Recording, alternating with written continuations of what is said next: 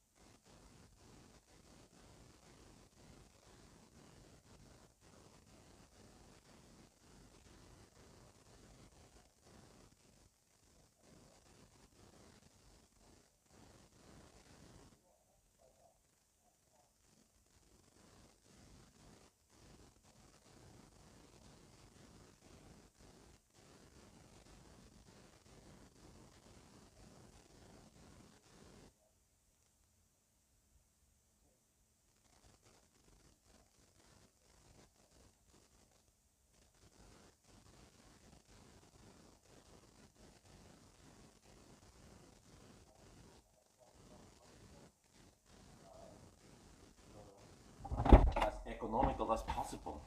Oh yeah, look at this. So, you see, we are here in Yes Home, and we're gonna drive first over to Ringebu. We take the regular route, kinda, and then over Venebygdsfjället. I don't see too much details there, huh? Man, the map is kind of scarce when it comes to waypoints.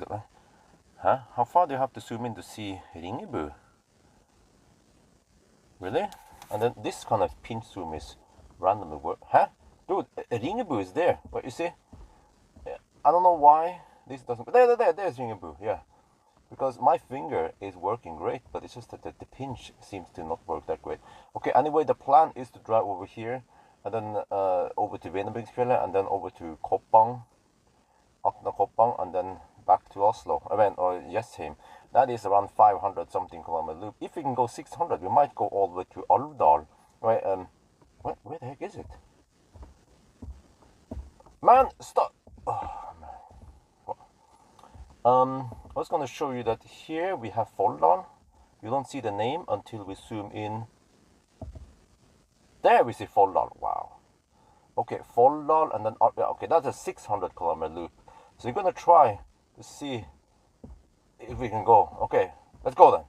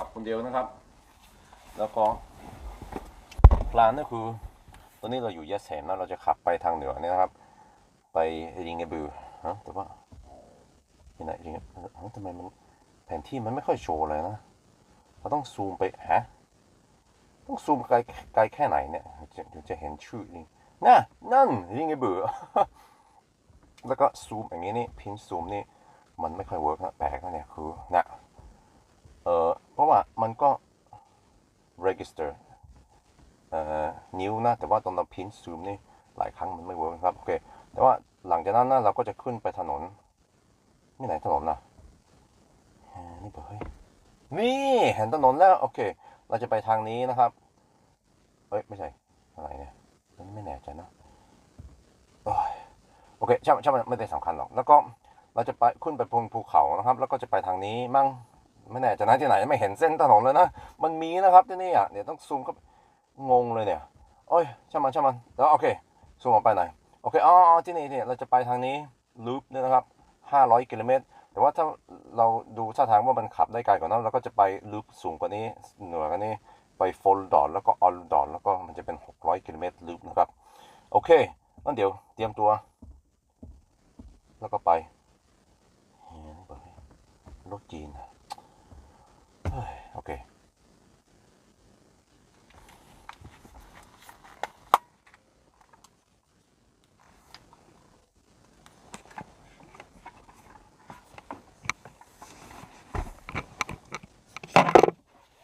Let's see. All right.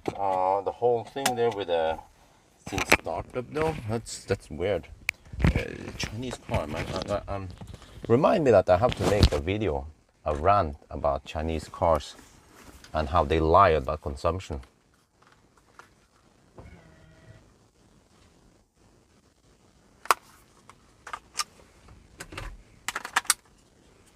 No fans is better than only fans. We have no fans right now. Okay, let's get going. Man, that took some time, but we are ready now.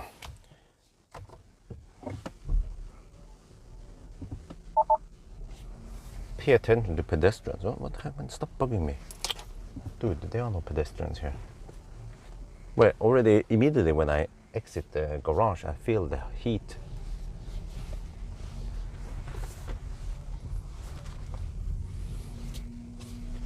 Oh, I see.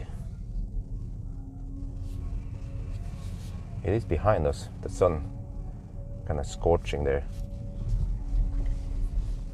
Well, the car claims 435 kilometers, but it's dynamic.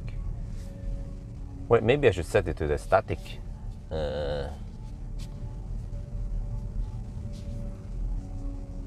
the heck was it again? Under charging or some shit?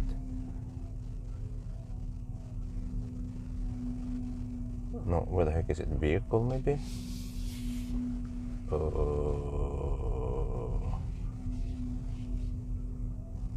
General?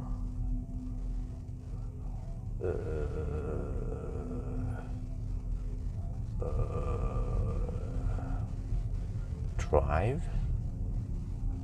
Oh, we have to use eco mode.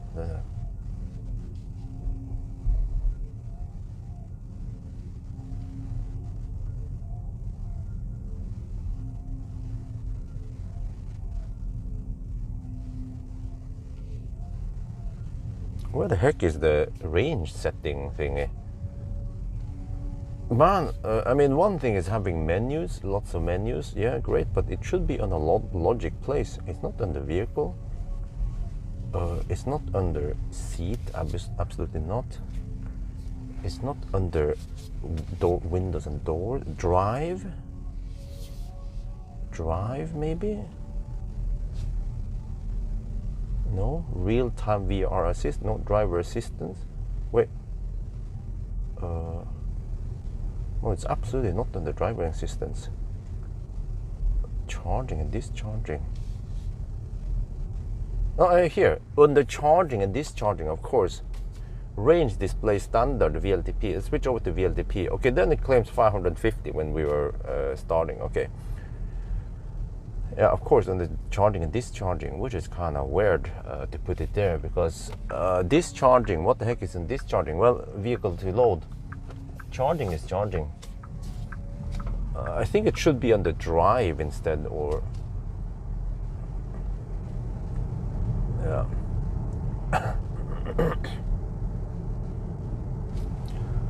Okay, so we're just going to drive as eco as possible. Wow, it's 18 degrees Celsius. Why do I feel hot already? I may crack open the windows a bit.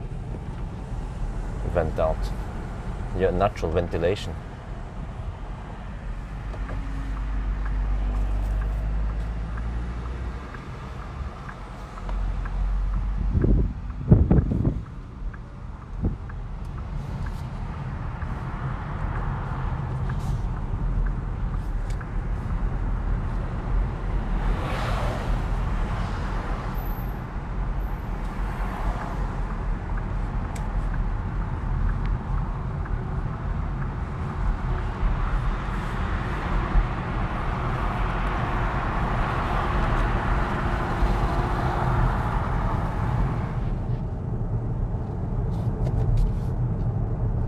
right, slow poking.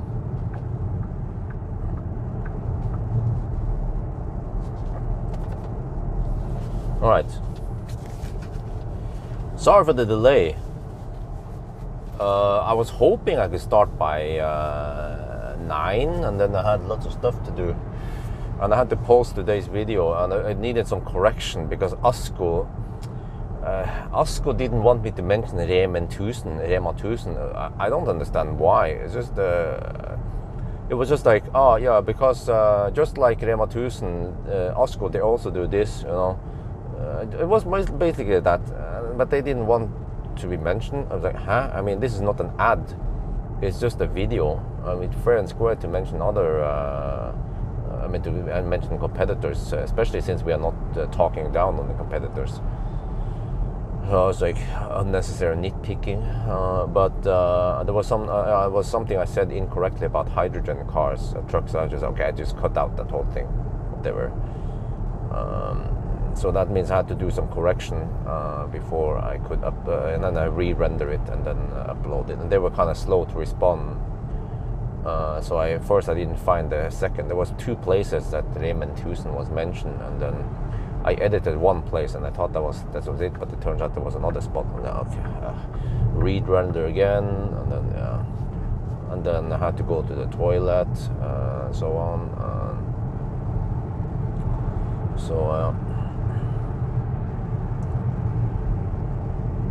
So we will just take the regular Shell Roa. No, why slow down here? Gee, man, freaking annoying auto steer. Holy shit balls. I mean, we're driving so slow now. This car better not slow down in the damn curves.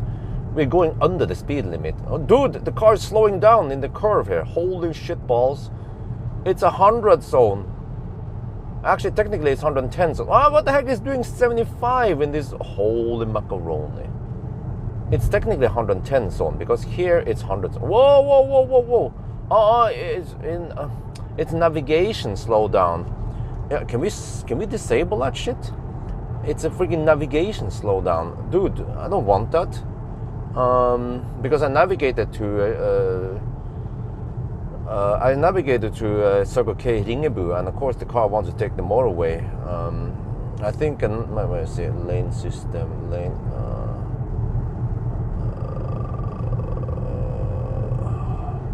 okay, it's gonna slow down in every damn curve. I need to maybe input the waypoint. So there's okay. Let me try to input the waypoint then. Dude, I don't know what's wrong with my fingers, but I simply cannot pinch zoom properly. Dude, it's super annoying. When I try to pinch zoom, it just fails 90% of the time. In all the other cars I drive, pinch zoom works flawlessly, but here it just won't pinch. I don't know what's wrong, because it registers both my fingers individually, but not when I try to pinch zoom. What the heck is wrong with this car, man? Holy shit balls. There, okay, can I add a waypoint? S'il vous plaît? Generating route, okay, let me see. Sending data to China. There, finally, yes. Now we got the right route. Okay, I just had to input Shell Roa as a waypoint, and then suddenly you realize that, oh, we should drive via Gjøvik instead. Yes, alles gut. So I'm not sure when that video will be out, but VG, a couple of weeks ago, I shot a promotional video. I mean, I didn't shoot it. I was just an actor, yeah, for VG, for Schibsted. But VG, they, Xpeng wanted to make a promotional video, sponsor video, and they hired Schibsted, VG, a film crew. Well, actually, 2 guys, some teenagers. They were not that old, really. They were, they came to my place. We went together, and they mostly just kind of instructed what I needed to say, and like, oh, this car is wonderful. The stereo system is wonderful. And okay, that's the first and last time I'm gonna do that shit, man. I don't like that kind of shit. I just tried it, okay. Of course, I demanded money for this. Yeah, should have probably demanded more money. according to my partner, he said, whoa, that is way too cheap. I should have demanded at least 2-3 times more money than that what I requested. I was like, okay, whatever. If I could just get the car early, then I'll be happy. Yeah, which they did. They stretched far enough to get me the car ASAP. And that's why 1,000 kilometers was done already several weeks ago, but I haven't published it yet because because of embargo, or we want to be nice to the other guys so they can get the even start. Because now also the other media, they're also getting the G6. Yeah. But it was like, okay, can you say this? Can you say that? This car is not. Well, I didn't say that. It's more like, oh, I noticed that the auto steer was not great. It's doing some weird shit. It's jiggling, and but they're like, no, that's negative. We can't say that in the video. I'm like, the fuck, man. And some other stuff also. So I'm like, okay, whatever. Yeah, people, they're gonna find out anyway when they watch my channel. Yeah, that will just be a one-time thing I do. Yeah. Tesla killer. Well, nah, let's see.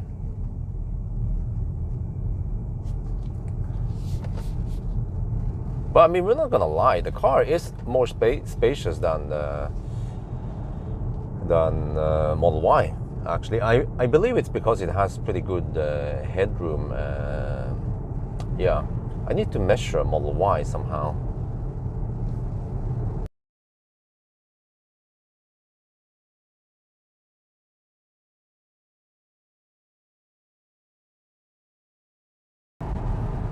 Well, the consumption seems to be correct right now. It's displaying 153 watt-hour per kilometer.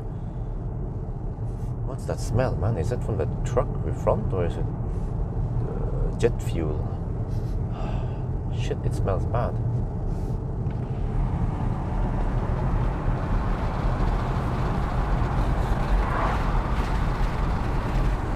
ID Tour, well, in terms of banana boxes, roughly. Hi Björn, is this auto latest software? Yes, well, 525, I don't know. The ADAS, supposedly it will come later. It's not ready yet. That's what I've heard from Xpeng.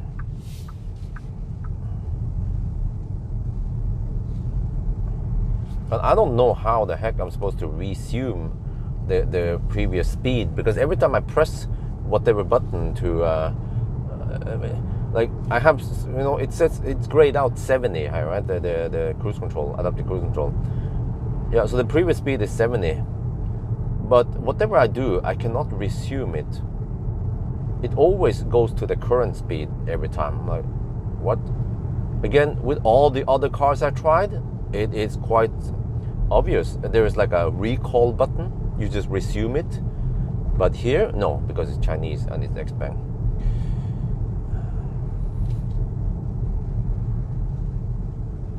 So, yeah.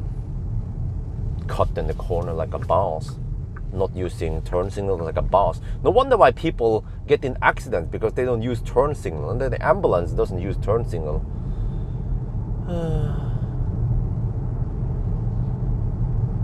Norway, I think around 500 and something K NOK. Which is roughly the same price as a Model Y. I think it sits right between Model Y long range and Model Y performance. And performance wise, it also sits right between it. It's a bit slower than Model Y performance. I measured 4 seconds 0 to 100. On spec is 4.1 seconds. Oh, there I use turning signal. Okay, great. It goes dog slow. I'm not sure if I want to stay behind this. It's super duper slow in the curves. But then in the straight though, I might not want to go that schnell. See, if I gently tap the down stop, yeah, then it goes to 50 kilometers per. What?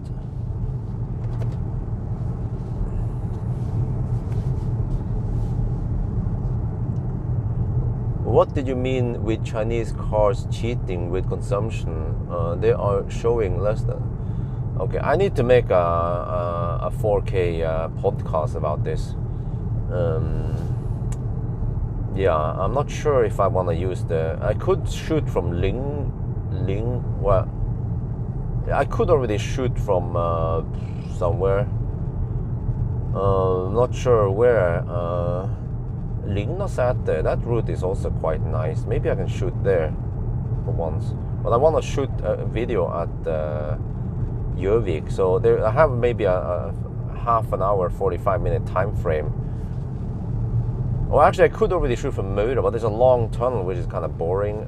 So at least from Roa, there are not that many tunnels. So from Roa, I could shoot the 4K podcast until Gjøvik. Well, actually, I don't think I have to stop at Gjøvik. I can just keep going. Yeah, okay, that's also an opportunity. Yeah, man.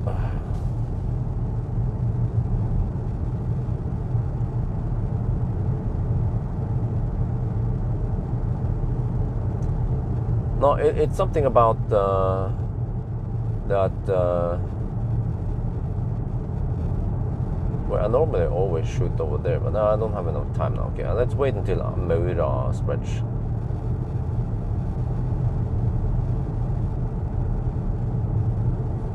Well, consumption is supposedly 145 watt-hour per kilometer right now. I think that's correct, but sometimes it doesn't reset properly. I believe maybe, okay, when you lock the car and unlock it, it's supposed to reset. It resets the time and the distance, but then the hours doesn't seem to reset. But I wonder if you have to lock it down more than a couple of minutes or 5 minutes and then come back, and then the consumption resets. But this is something that Xpeng didn't tell me, maybe because they don't even know. But it's really weird the way it works, man. The distance is just a distance counter that you can reset to A trip B. But that's it. You just reset the trip, the distance trip. But then there is a sync startup, which resets by itself if you stop the car, lock the car, and yeah. So I still don't understand why Chinese cars have so confusing and bad software. They in general, they make really good cars, good soundproofing, fast, you know. Now it's getting also faster and faster charging. They are brilliant in most aspects, hardware-wise at least. But when it comes to software, still stuck balls, man. Why can't they just have a regular trip meter like most other cars? I don't get this. G6 headlight, no, I haven't done it yet. I'm planning on doing it tonight. Yesterday night I was so damn tired. 2 nights ago I did a 90 to 10% acceleration test. And spoiler alert, the car loses power already at 70%. You get maximum power at 90 and 80% roughly. At 70% you start getting a little bit slow, and then it goes slower and slower. So that's a slight bummer. It's not that linear all the way to 10%. Today I did eco run consume, with Enya, okay. Well, you can always get lower numbers if you go downhill or in, or drive even slower than me, of course, or have tailwind. Because it's 18 degrees Celsius, sunny outside. Second best after Tesla. Well, good question.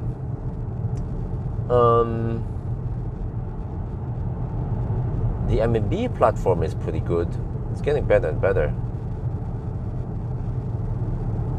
I also feel like BMW and Mercedes, they have pretty good software. Well, actually, maybe Polestar. You know, the Android-based cars. Yeah. I wouldn't compare them directly to see what is good and what is bad. But actually, no, maybe Neo. I think the Neo is quite well organized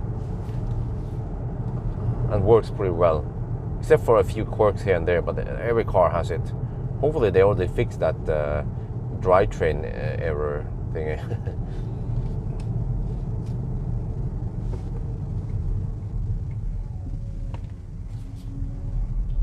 Tesla doesn't have blinkers.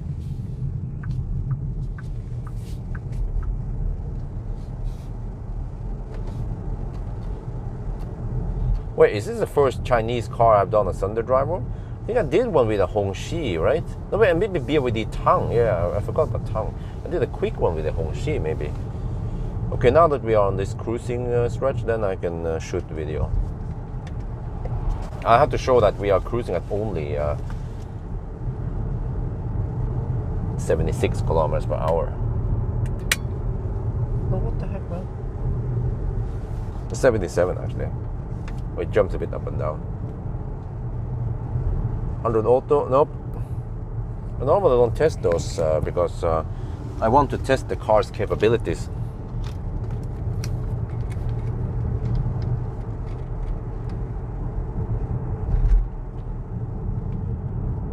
Alright, we're on the move, and as normal, you guys know the drill.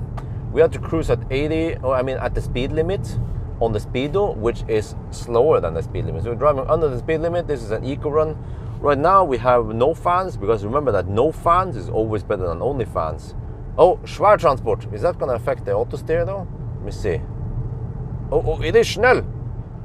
Ah! Okay, it was fine. It was fine. Okay. Because the LCC here might not be the best, but it's working okay. So yeah, you see the trip meter now actually shows correct. We consume 146 watt-hour per kilometer. It fluctuates fairly quick, but it's random because sometimes it doesn't work. You're supposed to exit the car, lock it, and then come back and open it again, and then it will reset. It tends to reset the distance and the time, but then the average is not reset, which is kind of confusing. Another confusing part is here. When you go here, there's a trip A and trip B, but the trip A, trip B here only refers to distance. Has nothing to do with what is here. And also, I have now set the distance here, remaining range to VLTP. But where do you set it? Okay, is it under vehicle? No. Is it under drive? No. Is it under driving assistance? No, it can't be. No, there's nothing to drive. No. Charging and discharging. But no, this is for charging, and this is power supply. Wait. Power supply. This is for vehicle to load. Okay, discharging. No, okay, it has nothing to do. Charging. Wait, charging? We have range display setting under charging. Why the heck is it here? It's totally unlogic to have it here. There is the dynamic and VLTP. Yeah, okay.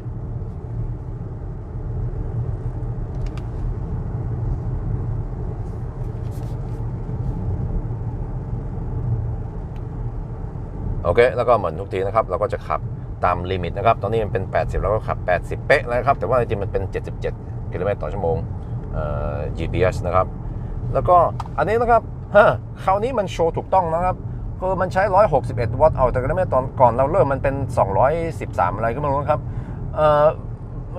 Xpeng เขาก็อธิบายแล้วว่าถ้าเราจะรีเซ็ตอันนี้นะครับเราจะต้องออกจากรถแล้วก็ล็อกรถแล้วก็เปิดรถอีกทีหนึ่งมันก็จะศูนย์มันกลายเป็นศูนย์แต่ว่าที่ผมสังเกตหลายครั้งนะคือมันจะรีเซ็ตเวลากับระยะทางแต่ว่ามันไม่รีเซ็ต consumption นะครับ มันเหมือนกับมันแฮงจากคราวที่แล้วแล้วผมสงสัยว่าเราอาจจะต้องล็อกแล้วก็รอสัก5นาทีแล้วก็ค่อยกลับมา unlock แล้วมันจะรีเซ็ตถูกต้องนะครับแล้วอะไรอย่างอื่นที่มันแปลกนะครับกับคันนี้นะครับตอนนี้เราไม่เปิดแอร์นะครับเราปิดเลยนะอย่าลืมนะว่า no fans มันดีกว่า only fans นะครับแต่ว่าอะไรอย่างหนึ่งที่มันแปลกนะครับคือตอนนี้นะครับเราปรับให้มันเป็น VLTP นะมันจะโชว์แบบ static range นะตอนเราชาร์จถึง 100% มันเป็น550กิโลเมตรนะครับแต่ว่าเมื่อกี้นี่ผมก็ยังเสาะดูว่ามันอยู่ที่ไหนที่เราเปลี่ยนนั่นได้นะครับ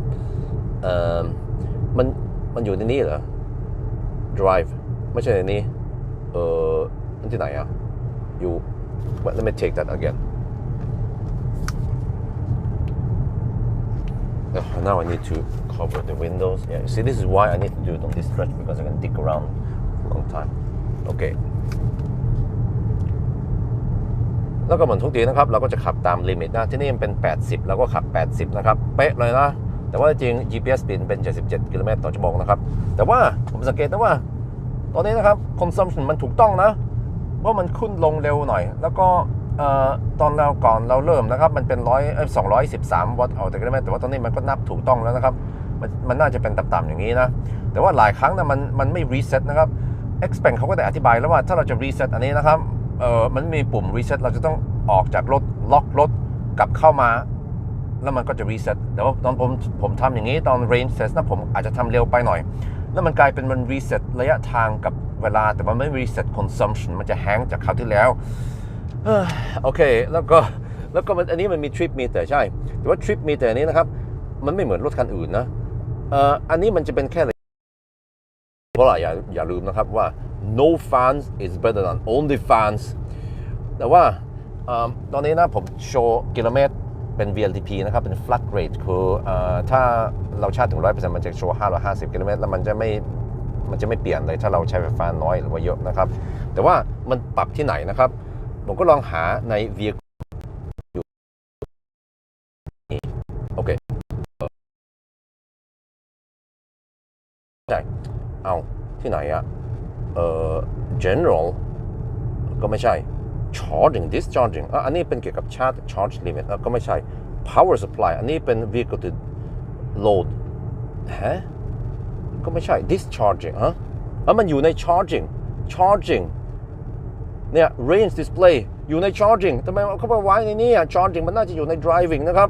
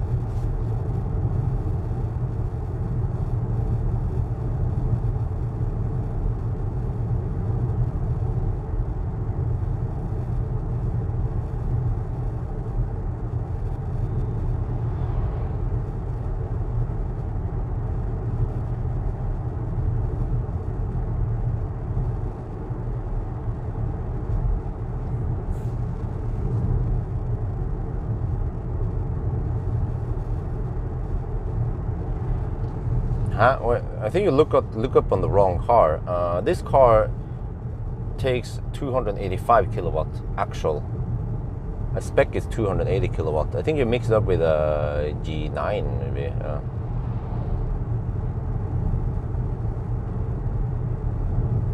Man, it's getting kind of hot already. Okay, I have to turn on, but with no fans. Yeah, only fans. I mean, only fans 1.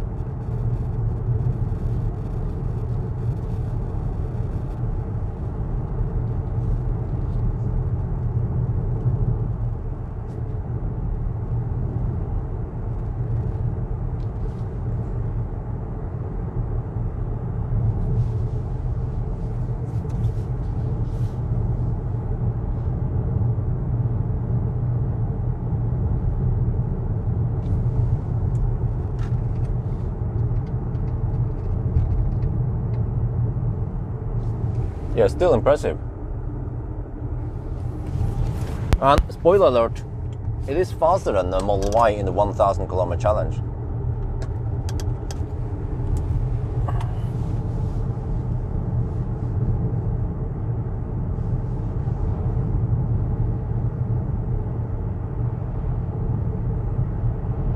Oh, that's a lot better.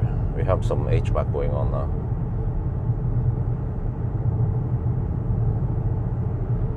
Let me see if anyone hammers or not. Oh wow, really? Impressive. The RV actually hammers. Wow. Also a van behind me. That's the way to go. Yep, Model Y long range, Model Y performance faster than those. Man, sorry for the shake. Not sure if I can do anything about it. Another svær transport.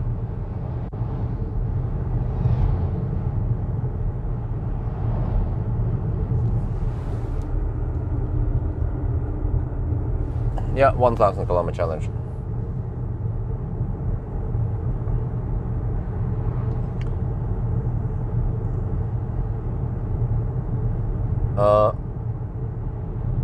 Model Y.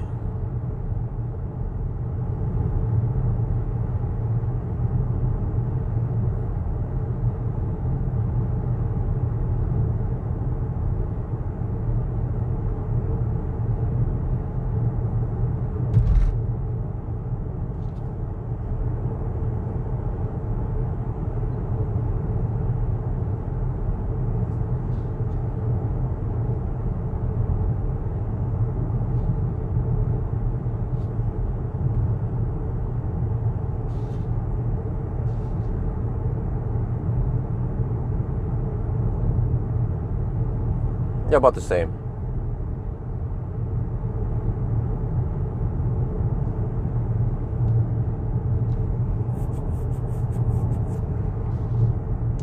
Well, really? Did Xpeng actually claim that it's gonna be a Model Y killer?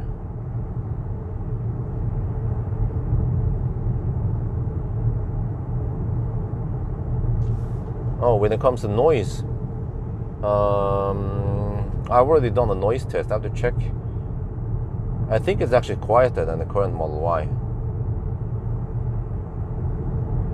Yeah, slightly quieter.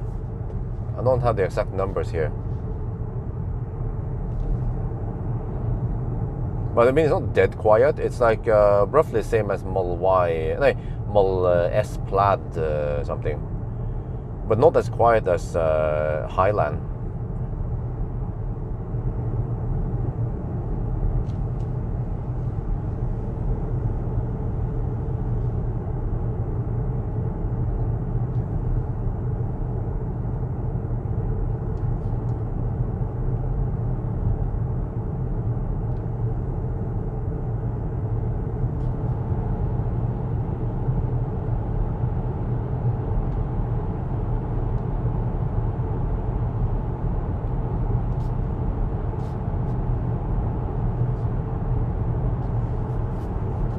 They're actually right on the same level as Lexus RZ450e and the Scenic. No, wait, my bad. It's actually better than Highland. Even beating the Highland slightly.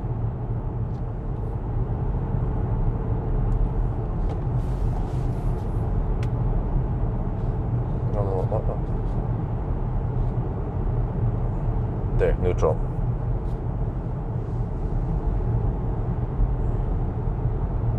Because now we're coasting. Consumption 180 watt-hour per kilometer. If we want to go 600 kilometers, we have to average around 145 watt-hour per kilometer. So there is a 600 kilometer loop that involves going via Folldal and Alvdal, or I can go a shorter loop, just Medavviksfjellet and then over to Atna. So usually, I mean, once we are roughly at the Gjøvik, I will get an impression of what this car is capable of. Because once we actually go up the valley, then we might have a slightly higher consumption than the end consumption. Lane assist, it's a bit nervous, left and right correction all the time, and it slows down in the curves, which is super annoying. So Tesla and the Germans, they are way better, way smoother.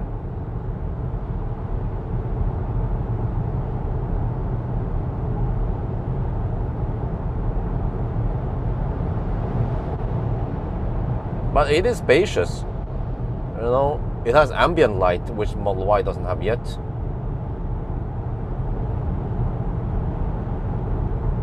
Well, so as long as you can live with the software, then no problem.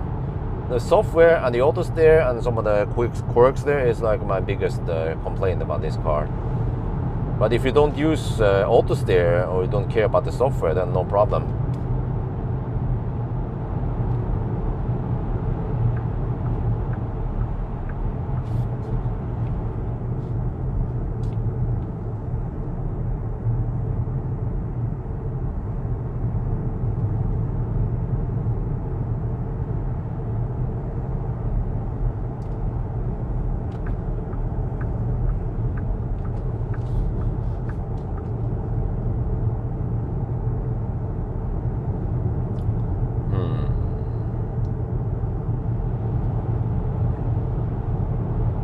Dude, that guy is with park lights. Okay, whatever.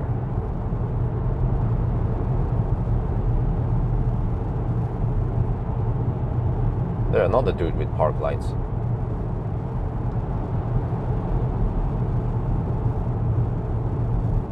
This is not ideal to drive around with park lights in the dark.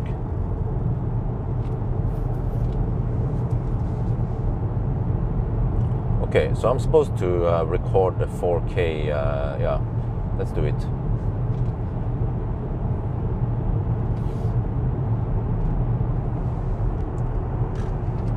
But it's a bit foggy. That's kind of boring.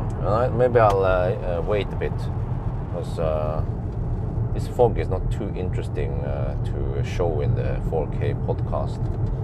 Maybe I'll wait until after Gjøvik then.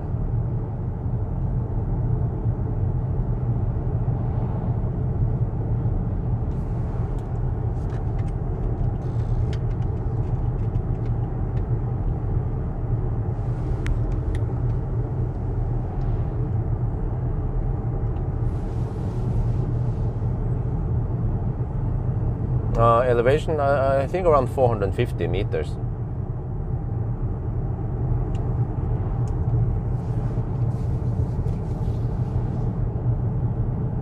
We are down to 93% now. Consumption is 159. So usually at Gjøvik we get an impression of what the end consumption will be.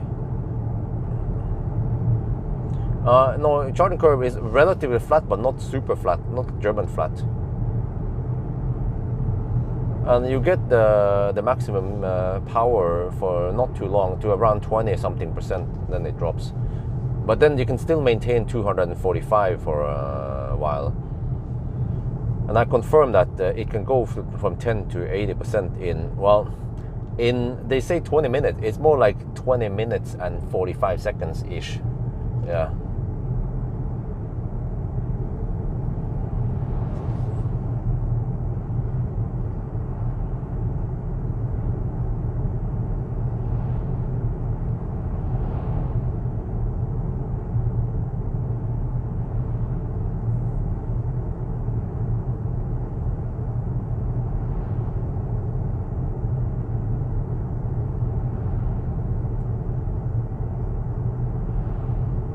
How do I change the route now? Dude. The fuck, man? Okay, whatever. I haven't found a way to change the route. No, is that with one stop? No. I don't want with one stop. No. Circle K, Ringebu. Let's try it again.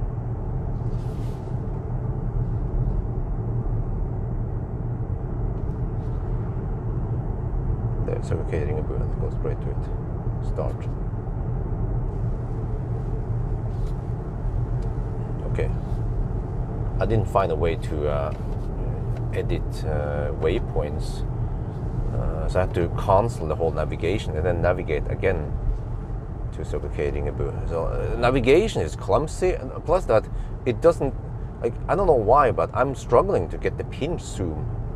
Most other cars works fine with pinch zoom, but not with this car. It just fails to register my pinch zoom. But it can register my left and my right finger individually. It is so weird, man. I think it's because maybe the pinch zoom motion has something that is similar. Maybe, yeah, you can supposedly tilt. So maybe the tilt is a bit, there's like a threshold for tilting is quite close, so it tries to register it as a tilt attempt. So then it doesn't, so then it fails to zoom and it fails to tilt, obviously. Something like that. That's my best guess.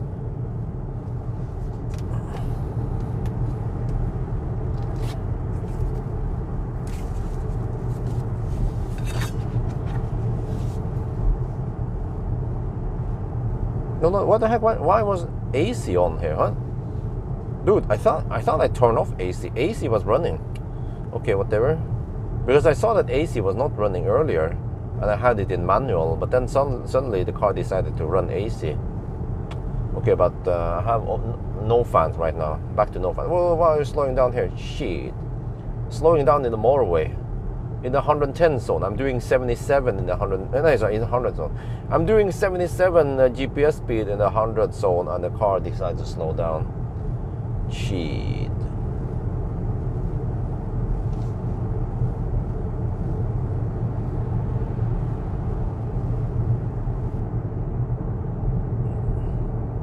I don't know why I have a freaking Volvo behind me, slow poking. Why are fossils slow poking behind me?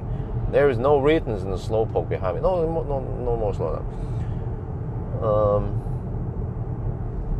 Especially fossils, they have unlimited range. They can just hammer it.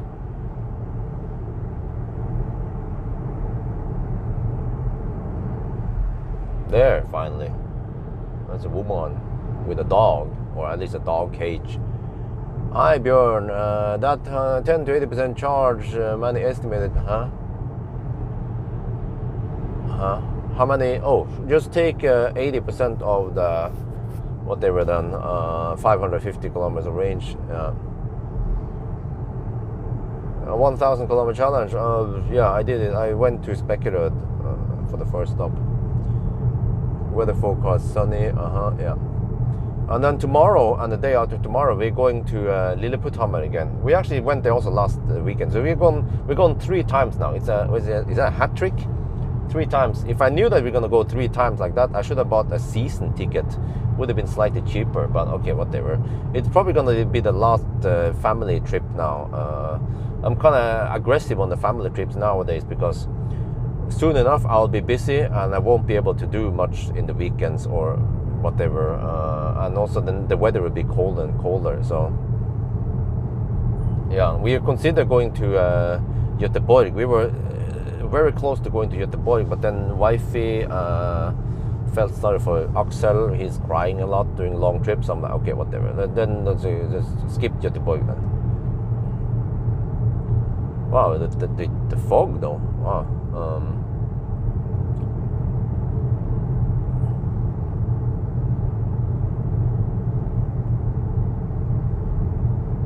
Well, we don't know yet if we can do the 600. That's what we're gonna find out.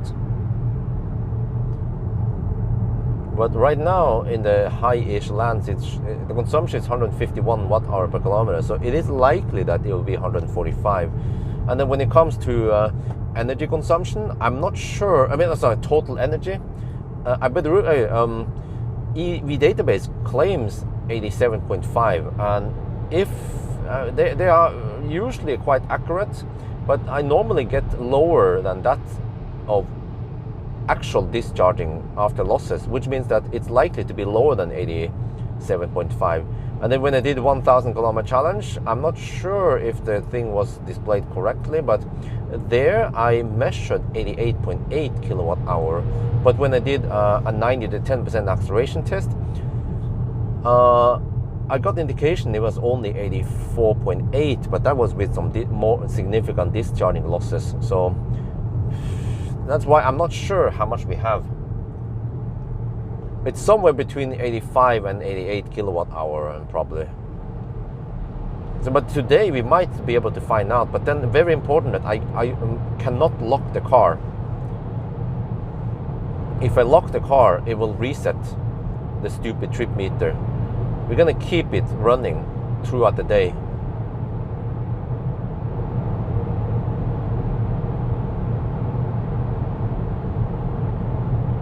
Which means that once we get over to Circle K Ringebu, I'll just quickly go inside and grab some food, and then come out again and then keep driving. And then at the thumbnail spot, that's where I'm going to pee, and then I'll hop out with swingen as normal.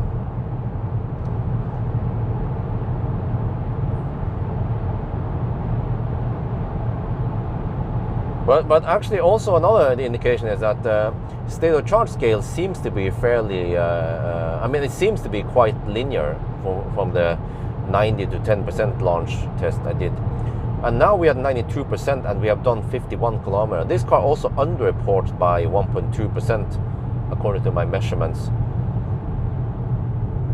So which means that we have done, yeah, once we are at 90%, if we have done 60 kilometers by 90%, then that's also a good indication. So yeah, buckle up, boys. There is a fairly high chance we have to drive all the way to Folldal and then Alvdal and then back again, and then I'll probably, if I can't make it all the way to Gjesholm, then no big deal. I can always bail out at Dal, even Nebbenes.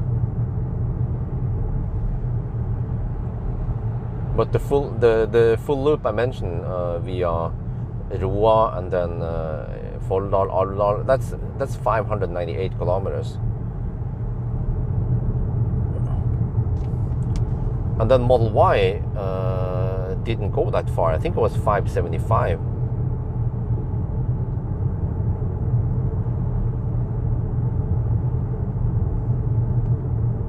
Because Model Y has smaller battery. So I kind of feel like the Tesla and also the MEB cars, they're kind of falling behind. Maybe they need to offer around 90 something kilowatt hour battery. Like the Pro S battery, you know, the 90, was it 91, 92? I think it was 91, or 91 kilowatt hour Pro S battery should maybe be the standard big battery eventually, and they can discontinue the 82 kilowatt hour.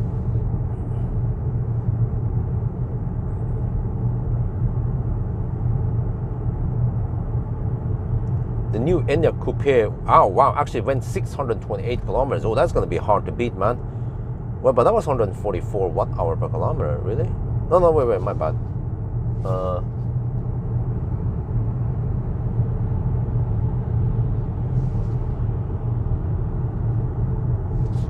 Enyaq Coupe did 618. Oh yeah, 124 watt hour per kilometer. Okay, I don't think I can match Enyaq Coupe's consumption.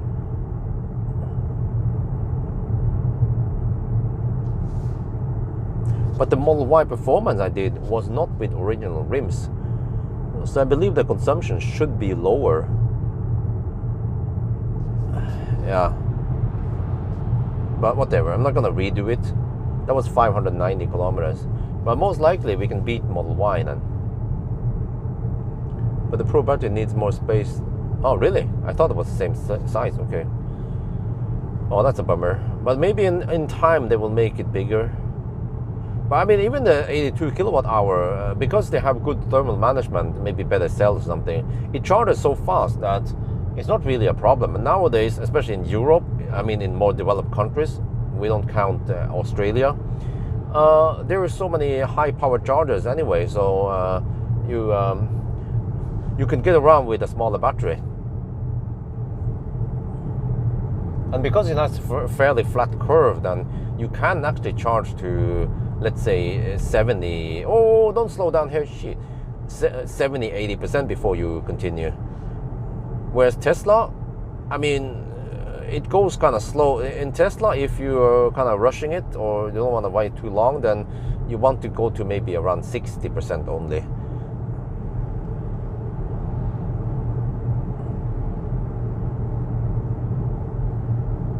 LCC, I'm not sure about ACC, but I want to use LCC, of course. LCC activated.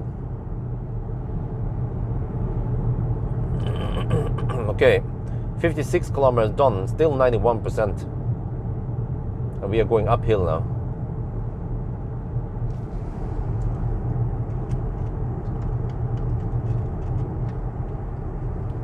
Not sure if fog increases consumption or not. Never tested that.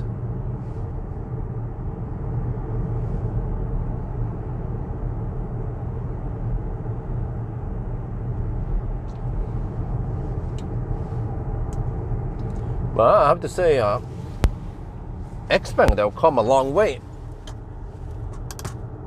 I mean, just not many years ago, I was testing the G3 and it was freaking horrible, man. CHAdeMO charging, 45 kilowatt charging speed, super annoying software, not that much space. I think it wasn't that efficient either, or maybe I couldn't figure out because the software was so silly. And then G9 came, and now G6.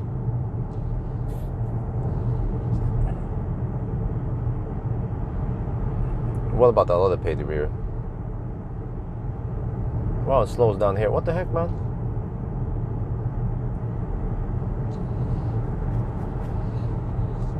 No, don't slow down here. Shit. ID7 is more silent than Xpeng G6 on higher speed. Well, let me look up here. Since you guys don't want to look up yourself. Noise, I don't remember, but okay. ID7.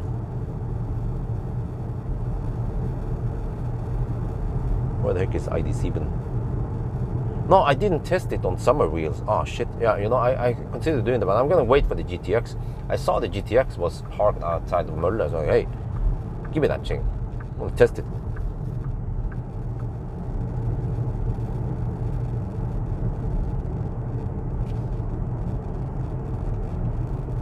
There. ID7. But it was with summer tires. Oh wow. We are up here in Tynnlufta and it's actually clear the fog.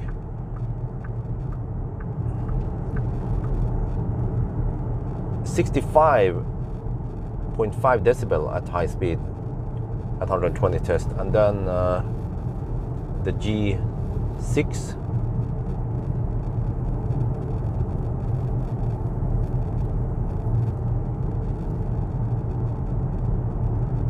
where the heck is G6? There's G6. G6 at high speed. No, what the heck, man? Shit.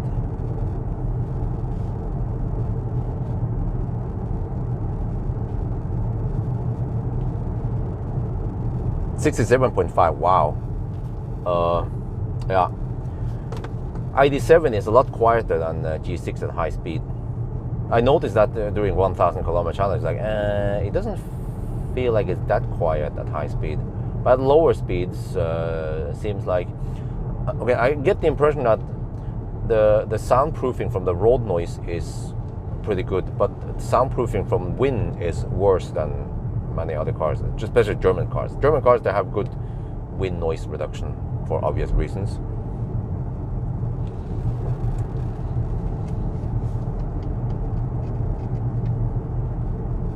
Okay, we're down to 89% and 61 kilometers done.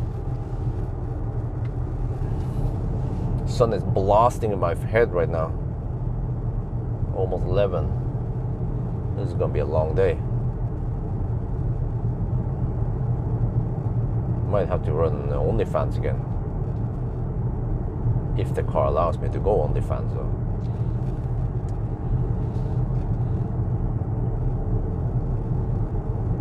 But the navigation claims there is a 4-minute Stau ahead. Really? 160? Why so slow? What's wrong with 250 kilometers per hour? That's what I did last week.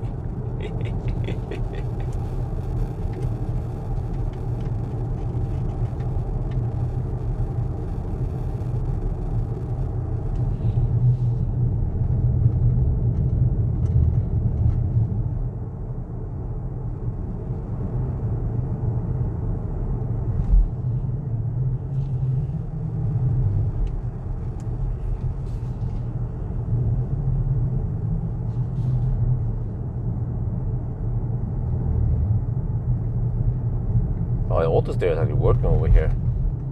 Impressive. They copied Tesla. Nice. They copy Elon Musk.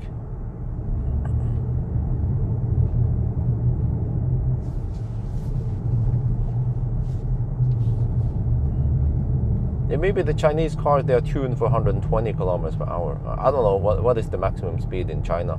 Probably 120. And then over there, the Chinese people, they don't dare to speed because then you get thrown in prison and your social security score goes to 0. I mean your social score, not the social score, yeah. Oh, they're making a new Autobahn over here.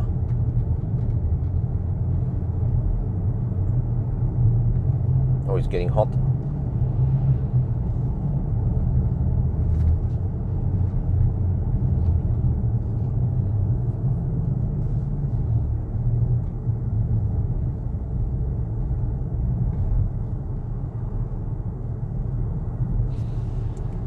welcome to Lyngnasäter.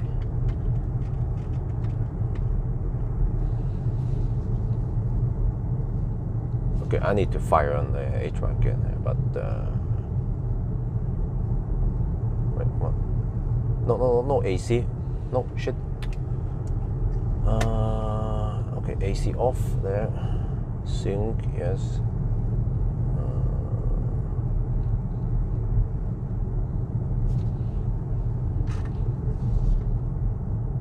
Okay, now we have all the fans, supposedly. Yeah, okay, good. Kinda need it right now. It's getting hot.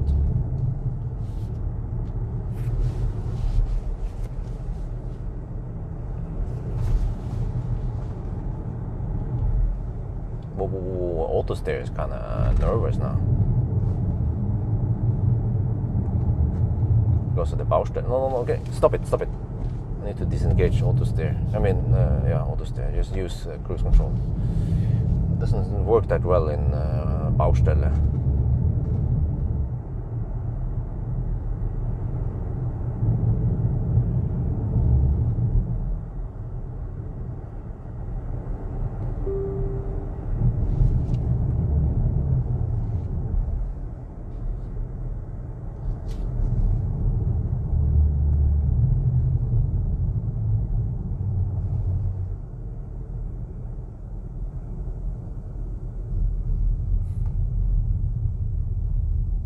No, this is, it is spot on then. Well, it claimed 4-minute wait time. Let's see. EV6 pulling a trailer. Oh, nice. Is that the 750 kilogram trailer?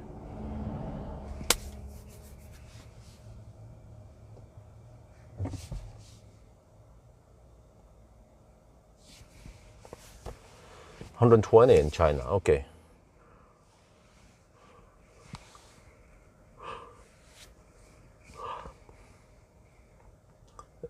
This live stream was sponsored by Løten Mølle AS. Yeah, a mølle, which is a grinder. You know what is it? A mill, Løten mill, which is probably for grain, right? So they're grinding shit. And then windmill is a wind power mill, which grinds shit. But then when you have a wind turbines, they generate electricity. Windmills, they grind shit. So people claim that windmills, per definition, doesn't create electricity. They just grind shit. Well, this is actually a long wait time.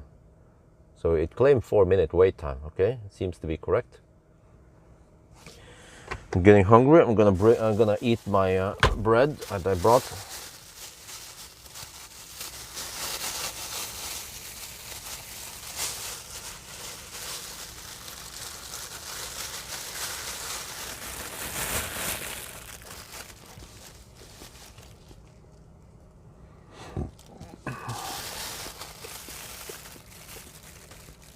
Well, I heard it that in China, it is freaking crazy over there. That if you've done something bad and your social score is low, they will publicly shame you on some screens with full name. Like, really? Huh? And then human rights over there? No. GDPR and stuff? Privacy over there? No.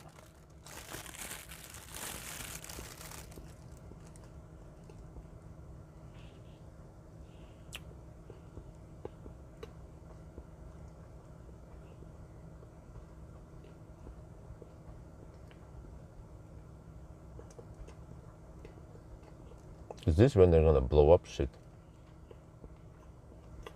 Well, that's fine. I'm having my lunch break now.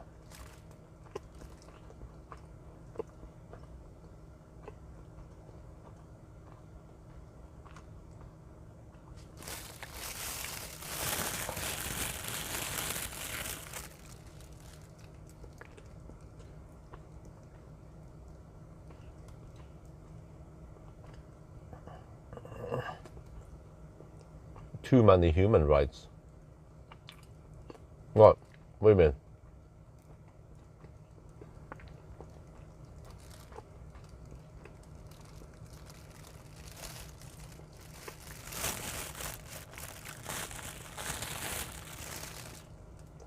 Well, some laws are just silly, like the speed limit ding dong on cars. Xpeng, they even made a pop-up.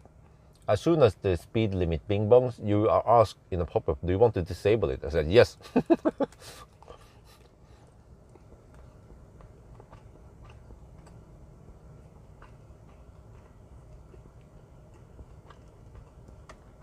Oh, how good is the heat insulation? It is pretty good. I don't feel any heat from the wall, and the sun is quite high now,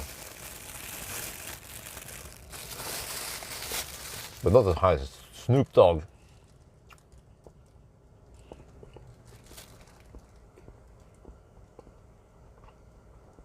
Oh, this was longer than a 4-minute stop. Yeah, Michelin EV summer tires, yes.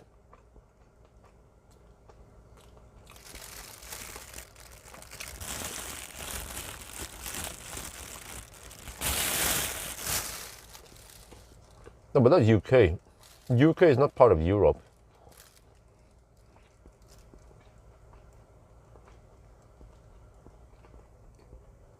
Exact distance, 66.1.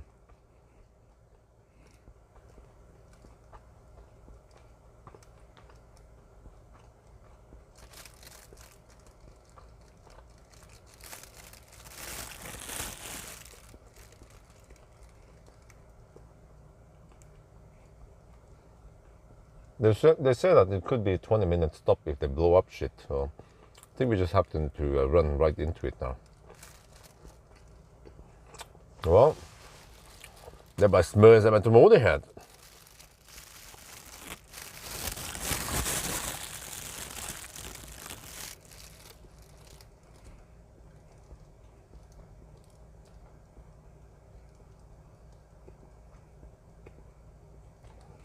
Is this when I go out and pee? Wait. Are we gonna go already?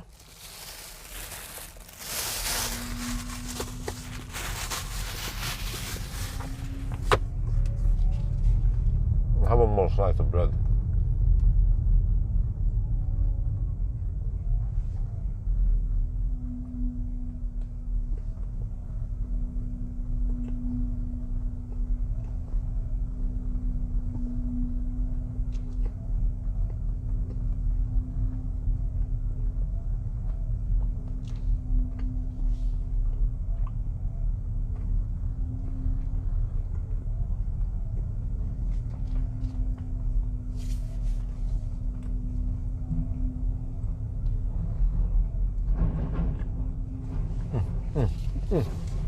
At least we get to test the suspension now. You know, the car feels quite soft, but it has that dip.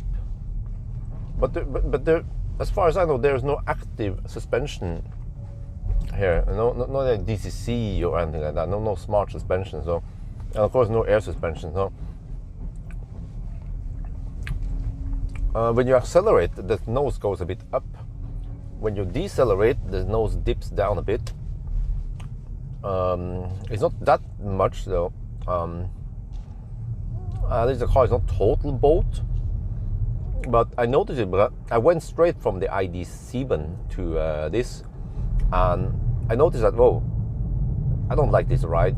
ID7 was even better, and the ID7 didn't even have a DCC.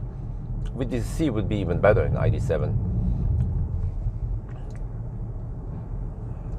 And they have to choose, of course, a middle. So harsh bumps will feel harsh. Where sometimes the car also feels a bit bouncy.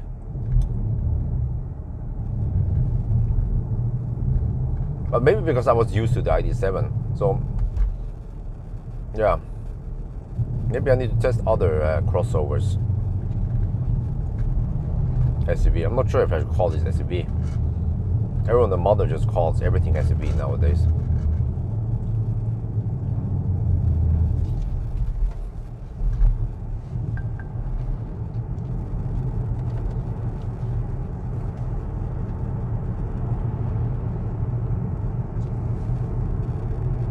1.2% under. Okay, I I also mentioned measure 1.2% in the Rudshøgda loop, the 182 kilometer loop.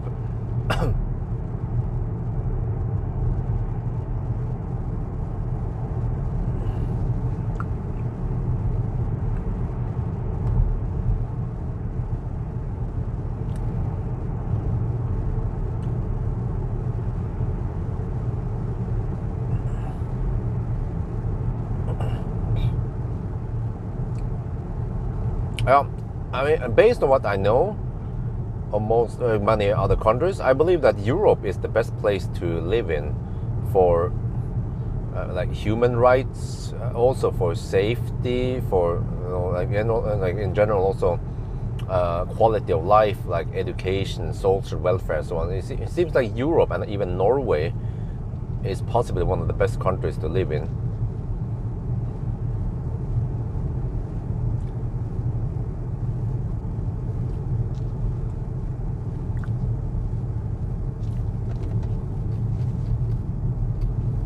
Okay, let's stick to EVs.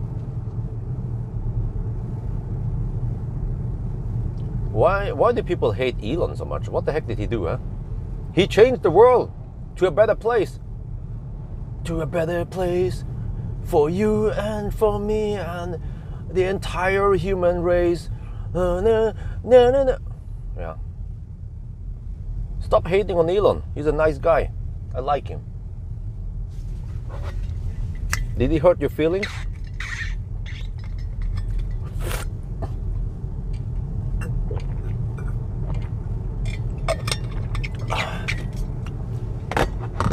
And I'm not gonna go. They have the protection from the Chinese government. They are invincible. But what happened to Hi-Fi? Why the heck did they die?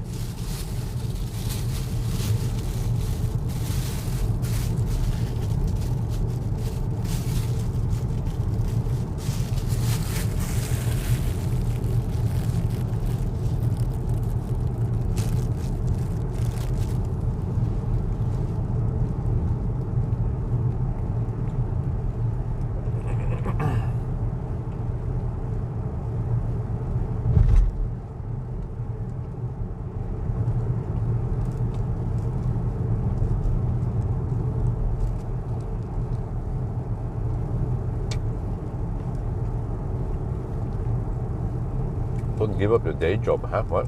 What are you talking about? Why are we driving so slow now?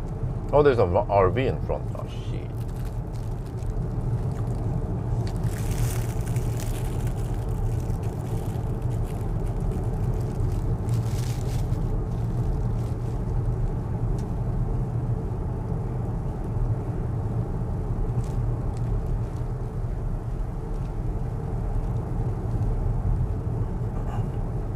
Oh, there's a sheep over there.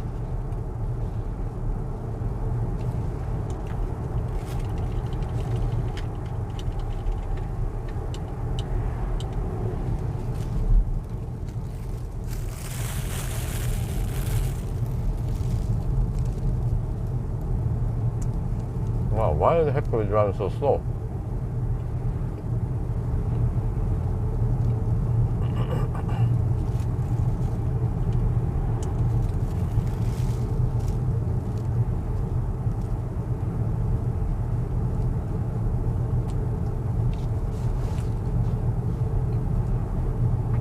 Yeah, another thing we considered Göteborg this weekend is that it's going to be 30 degrees Celsius outside. That's a bit too hot for me. Plus, it could be too hot for Isabel and especially Axel. Lillehammer is nicer. But I bought the ticket for Lilleputthammer for Sunday, but I realized that, oh, the weather changed. So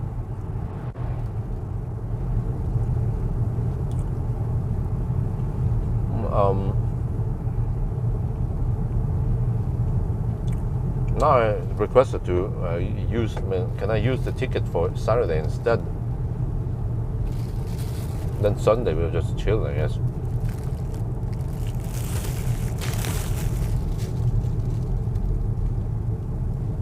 Holy shit balls, these guys are going slow.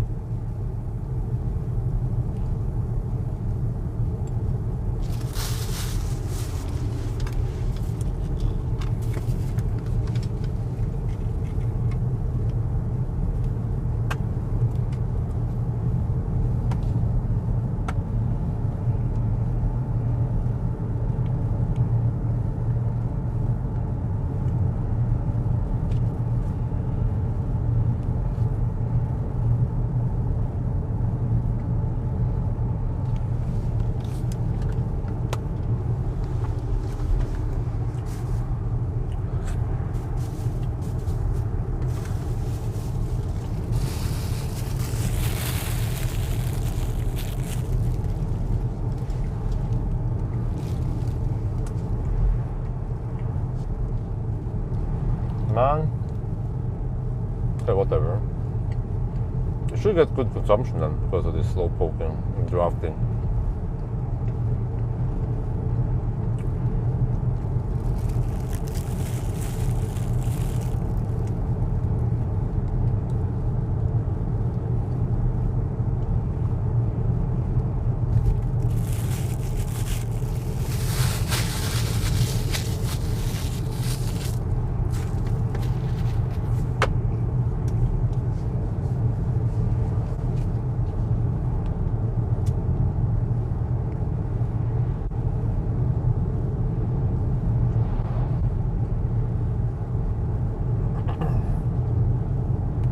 Maybe I should increase the.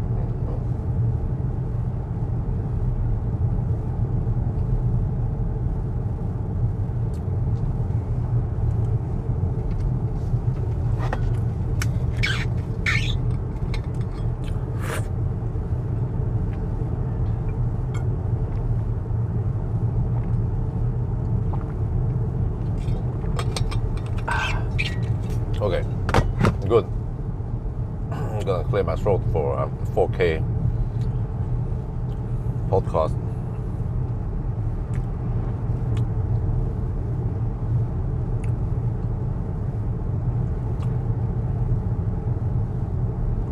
Can I hold it though? The pee.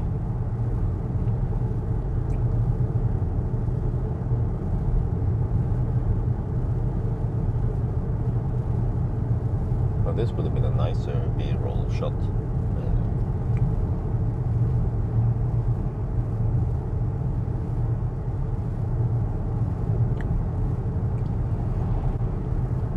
Or maybe over here. We'll try again. No, wait.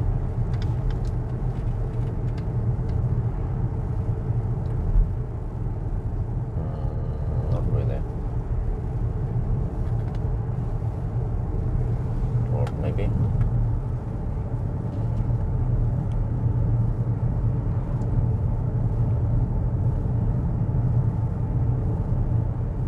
No, nothing with them.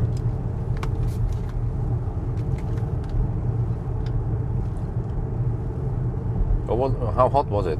It was freaking hot yesterday, 26 degrees Celsius. I wanted to jump in the pool, but I would clean the pool. There's a problem nowadays with the pool, is that we get lots of frogs dying in there. Tiny little frogs. They are roughly the same as a finger. Tiny frogs. I picked up maybe 20 frogs now. And they're, yeah. I don't know how they get in there and drown. Well, probably the chloride kills them. So I have to clean it up weekly. Maybe I should do it today also, before the weekend.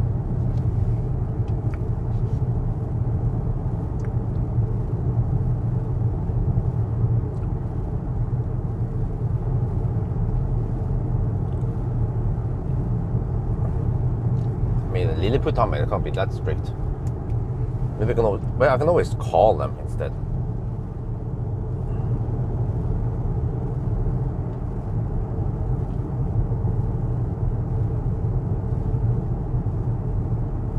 I thought there was a number here I can call.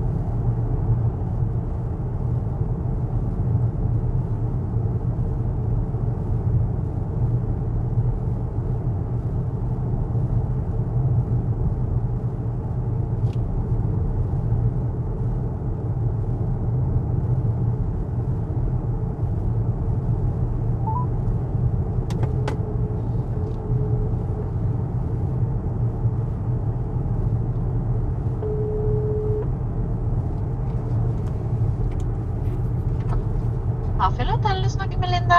Ja, hei, det Bjørn Jylland til deg. Hei. Du har kjøpt billetter til Lilleputthammer for søndag. En gang til, nå hørte jeg det veldig dårlig. Ja, det var rart. Hører du meg bedre? Det skurrer veldig. Ok, hører du meg bedre nå, eller er det fortsatt dårlig? Ja, litt bedre. Ok, men jeg har kjøpt billetter til Lilleputthammer for søndag. Ja.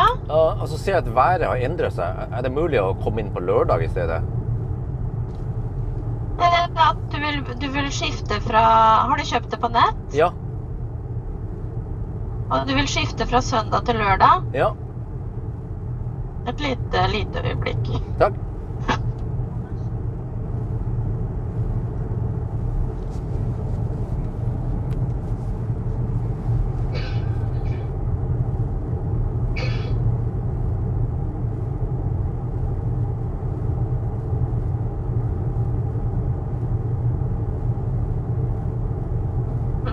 Et lite øyeblikk bare. Ja, ok.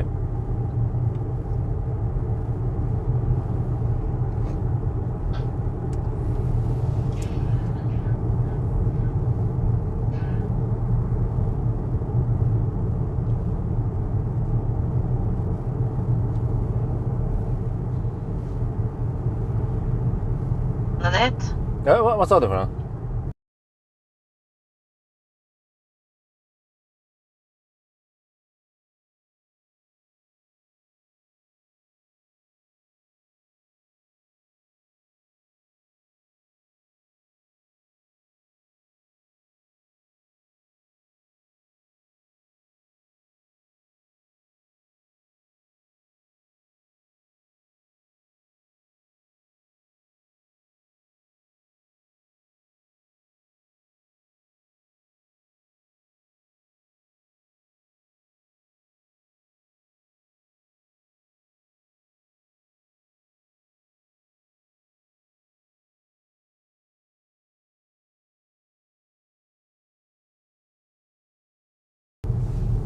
Driver og skal prøve å komme seg inn på nettet, men det går litt tregt. Ja, ok.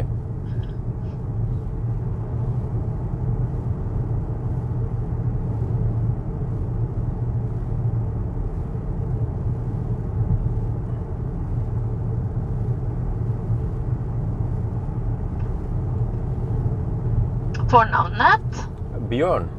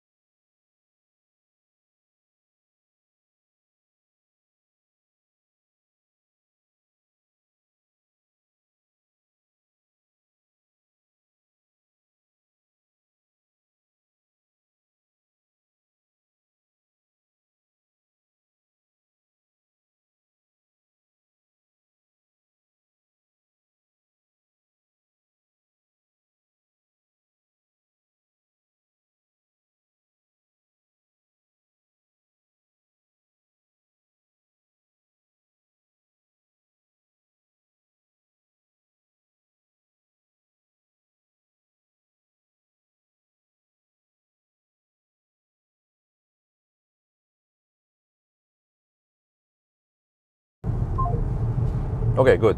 I changed the ticket. Lilleputthammer.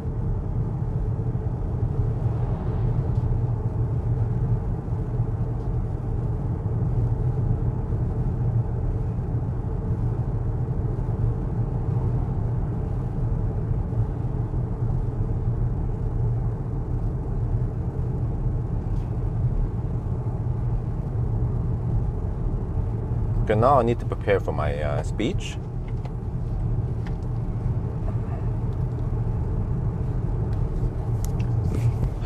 my 4K speech thingy. Maybe I want to have some distance to the car in front so I can get nicer views. Wait, huh? Wait, dude. Seriously? Maximum distance. Oh, 5. Huh? That was so strange. Huh? Dude, it adjusts so slow. I have to hammer the button to adjust it. If I just click it, where you hear the click, you hear the click, right? Then it doesn't adjust. It misregisters my clicks. Wow. Seriously. The Model Y killer got killed. Ugh, shit. No, I haven't tried the voice command.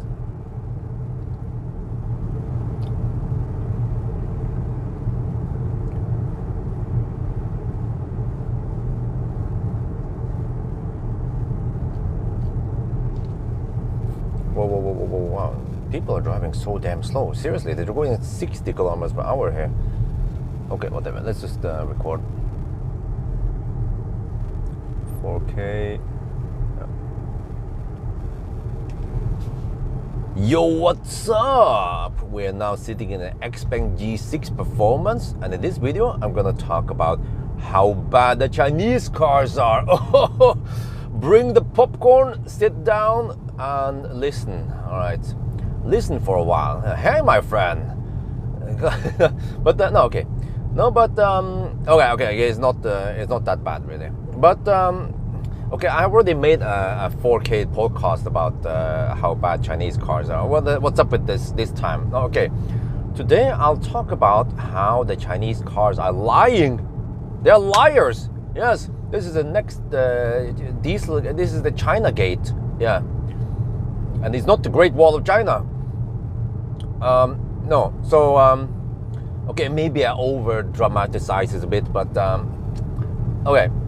Where do I start? The Chinese cars, they don't always show you the correct consumption numbers. It's misleading, confusing.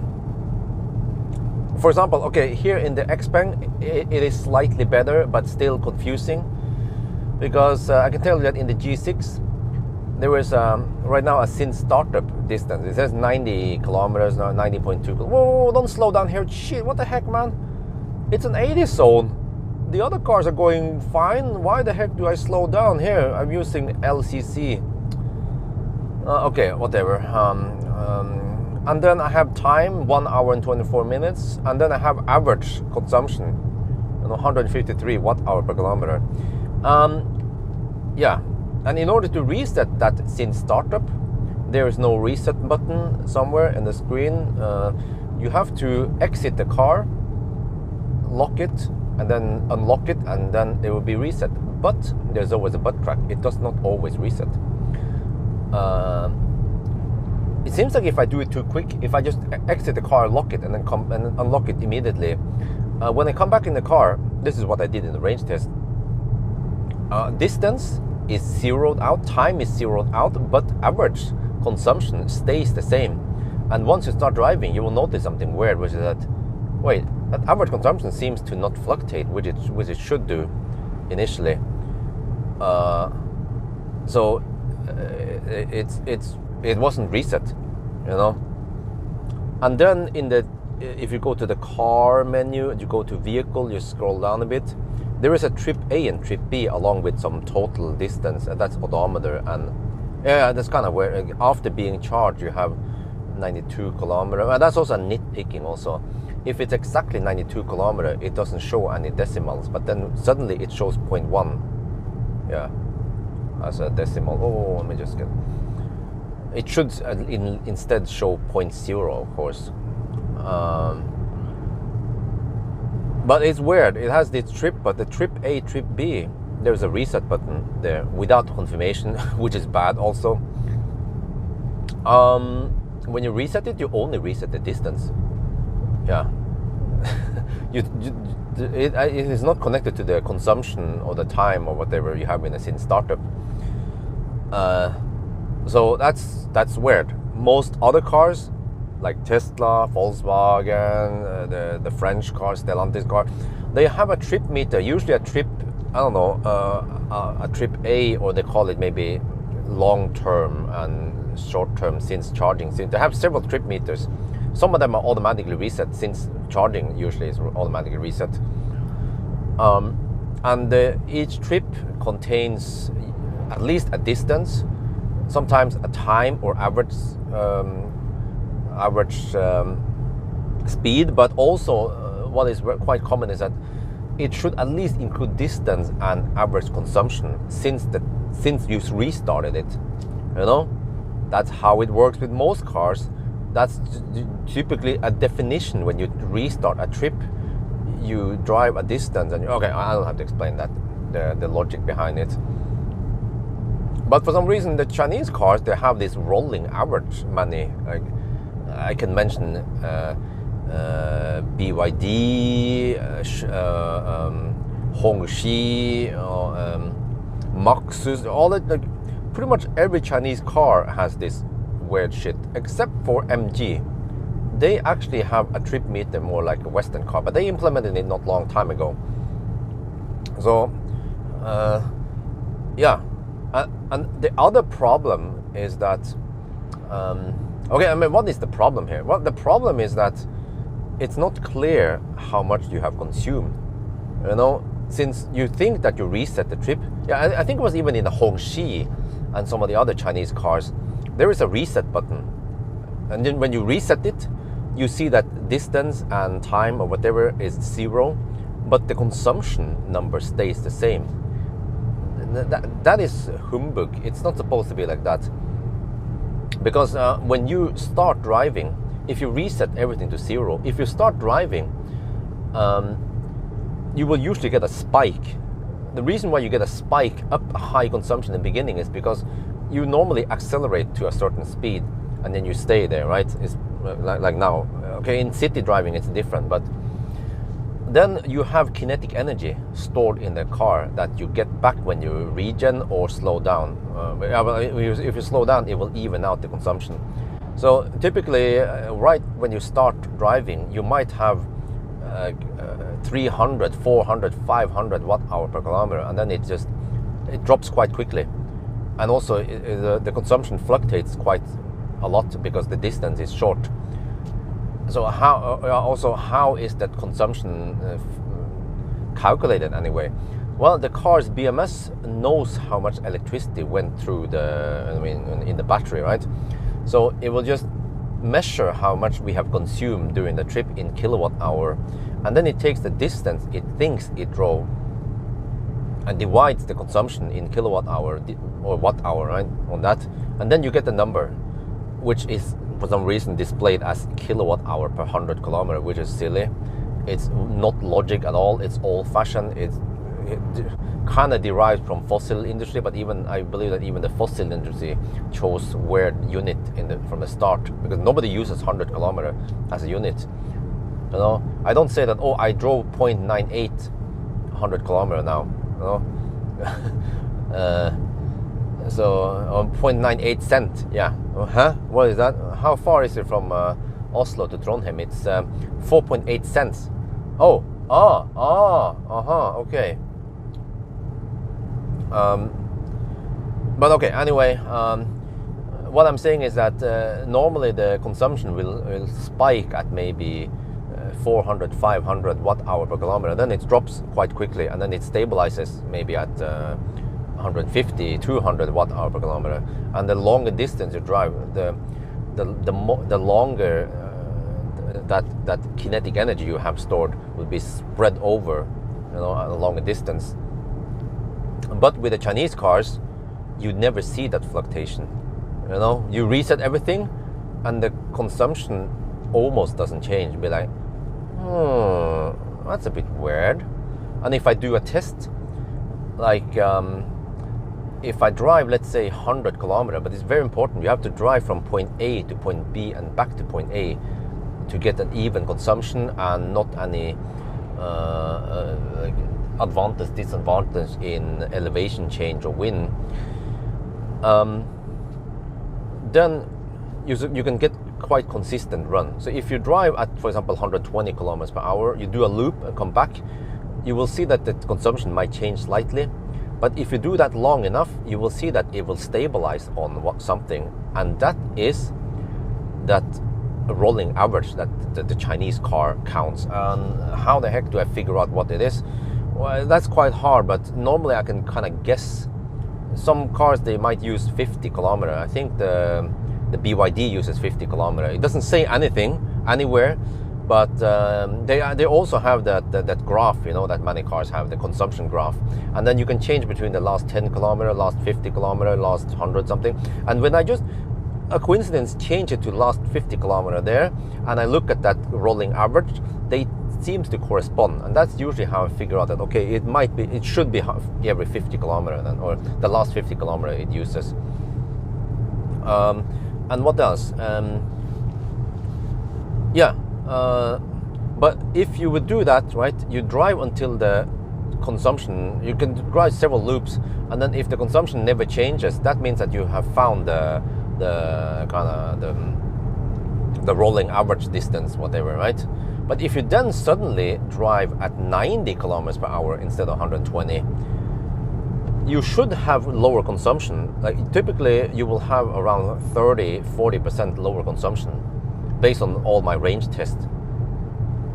But it seems like it doesn't change that much. But if you keep driving that same loop over and over again, eventually you will see that it stabilizes at a lower number that is roughly 30-40%. You know, that's how you can figure out how it works. So this is misleading, because it means that if you hammer it, or if the consumption is higher for some reason, it doesn't show the correct consumption. I believe that consumers have the right to know what the correct consumption in the car is. I mean, why is it like this? I believe it's just sloppy implementation from the Chinese.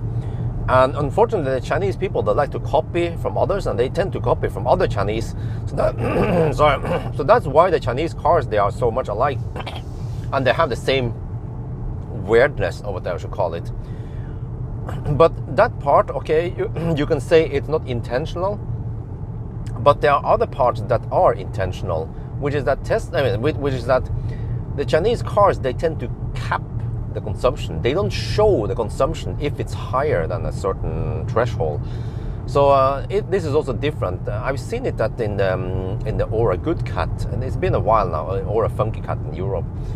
It's been a while since I tested it, but I believe it was 200 watt-hour per kilometer. So it will show in the display 20 kilowatt-hour per 100 kilometer, and it will never go higher than that number. But But if you drive slow enough, or if you drive downhill for a while, suddenly it will pop below 200, right? So it means that internally the car already counts and knows the actual consumption, but it doesn't show you if it's too high. Is that because of sloppiness of implementing? No, it's because they intentionally want to lie about the consumption. Because some cars, they might have a limit on digit, which is still kind of weird. Some European cars, maybe like German cars, they might show 999 watt-hour per kilometer as the highest, right? But then not many cars have that high consumption over time. So not long after, it will stabilize, and then you at least see 300, 400 watt-hour per kilometer lower, right? But Tesla even shows over 1,000 watt-hour per kilometer if it's needed. So what the heck, man? Why is it so smelly? I think I have Dieselgate in front of me. It's an Audi. Shit. Wait, let me recirculate, man. Shit. There. So, yeah. So, I don't know. I mean, why do I know this? Because I have tested those Chinese cars. This is not just empty claims. I've tested plenty of Chinese cars, man. Hongxi, like I mentioned, the Hongxi BYD, many different BYDs, MG, what again? Maxus, yeah, and pretty much all of them, they do the same shit. They just mislead the users. So how can you implement a trip meter? Well, one way to do this is, okay, come on, Chinese guys, take notes. You take a checkpoint, this is actually similar to what Scan My Tesla app is doing. You know, the OBD tool, whatever, for Tesla. You can make several trip meters, and it will just take a snapshot of current variables, and then you can even close the app, and it will just calculate every time you want to display this. Unlike some other systems, I'll come back to that soon. But so the way it works is that you need to check the current odometer, just write down or save it what the current odometer is, and then save the current discharge energy, and then also save the current charge. And then at a given point, after driving a certain distance, you just check odometer again, and then take a delta between that current odometer versus the reset point. And then you take the energy you have spent versus the reset point. But you also have to take in account the charge energy, which is then regen. But by doing that, you divide it by the distance you think it has, then you get the consumption. And this is why I always correct for consumption when I do the distance correction, because distance is not always displayed correctly. There might be a couple of percent error. Why is the error still there? Why is the error there? Why don't they just make it dead even? Well, it's because you can have different wheel sizes, and even the law allows you to have some different wheel sizes. So the wheel size could vary up to 1 to 2%, which directly translates to 1 to 2% error in the distance. But you should not confuse that error with speed error, because all cars have been designed so that when you think you're cruising at 90 kilometers per hour on the speedo, your real speed is always lower, like 88, typically most cars 87. Yeah, that's why you see in my range test, when I cruise at 90, I have to cruise at 93 on the speedo to match the 90 GPS speed. And Tesla is the most correct there. Usually Tesla, when you cruise at 90, you have 88 or 89 kilometers per hour. Many times actually 89, so they're spot on there. Whereas some of the Korean cars, they are really bad. Like you cruise at 90, but the real speed is 84 or 85. But the error there, you see, is a lot higher in percent than the distance error, which typically is around plus or minus 1%. The worst I've seen was Jaguar I-Pace. It displayed 2.7% too little, which means that if you think you have driven 100 kilometers, you actually driven more than that. It's 102.7 roughly. So yeah, so that's why, you know, that's why the car knows how many kilowatt hour it has consumed. It doesn't change based on what wheel you use or what tire pressure you have, but it divides it by the distance it thinks it has driven. So that's why I need to correct for this in my test to get the most accurate consumption numbers. But anyway, so that's how the trip meter is supposed to work. Yeah, but there are some butt cracks. What if you consume electricity while you're stationary, right? Then the system needs to not count that. But it depends how it is, because many German cars, they count stationary consumption, which I disagree with. Stationary consumption, it depends what situation. If the car is in park, especially, the trip has ended, but they still count the consumption up. But of course, if you are in drive and you're in auto hold and you are stopped at a stoplight, then technically the trip is still ongoing. But it's easy to figure out this, to distinguish between them. Wow, the consumption is 137 watt-hour per kilometer. Yeah, you see, this seems to be correct now. But a couple of days ago, actually yesterday when I tested it, the consumption number was not reset when I left the car. Wow, it means that this car can possibly go over 600 kilometers. Oh, I will see. Yeah, I'm also live streaming now.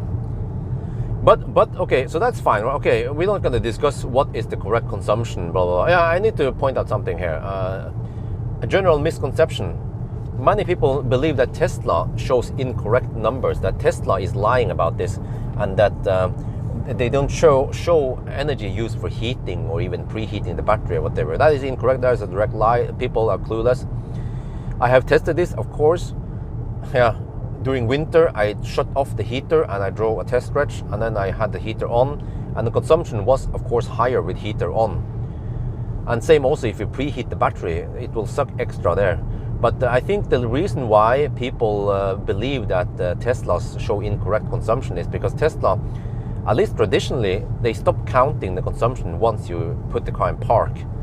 But I think lately they even changed it. I think that happened already a couple of years ago, that even when you're in park, the consumption number still goes up, and even the time and whatever still counts in park.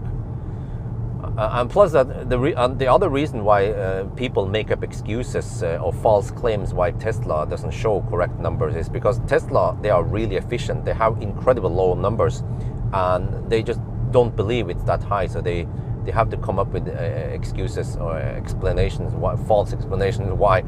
But I can of course verify that. There are plenty of ways to verify things. You know, if the car is lying about something, you can always figure out things. For example, also in the BYD, I tried BYD Seal and the Seal U and those cars. Those cars, they actually work with a car scanner. I can poke into the BMS and I can see the numbers that the accumulated charge and discharge energy. And based on those numbers, I could then figure out how much energy we have spent.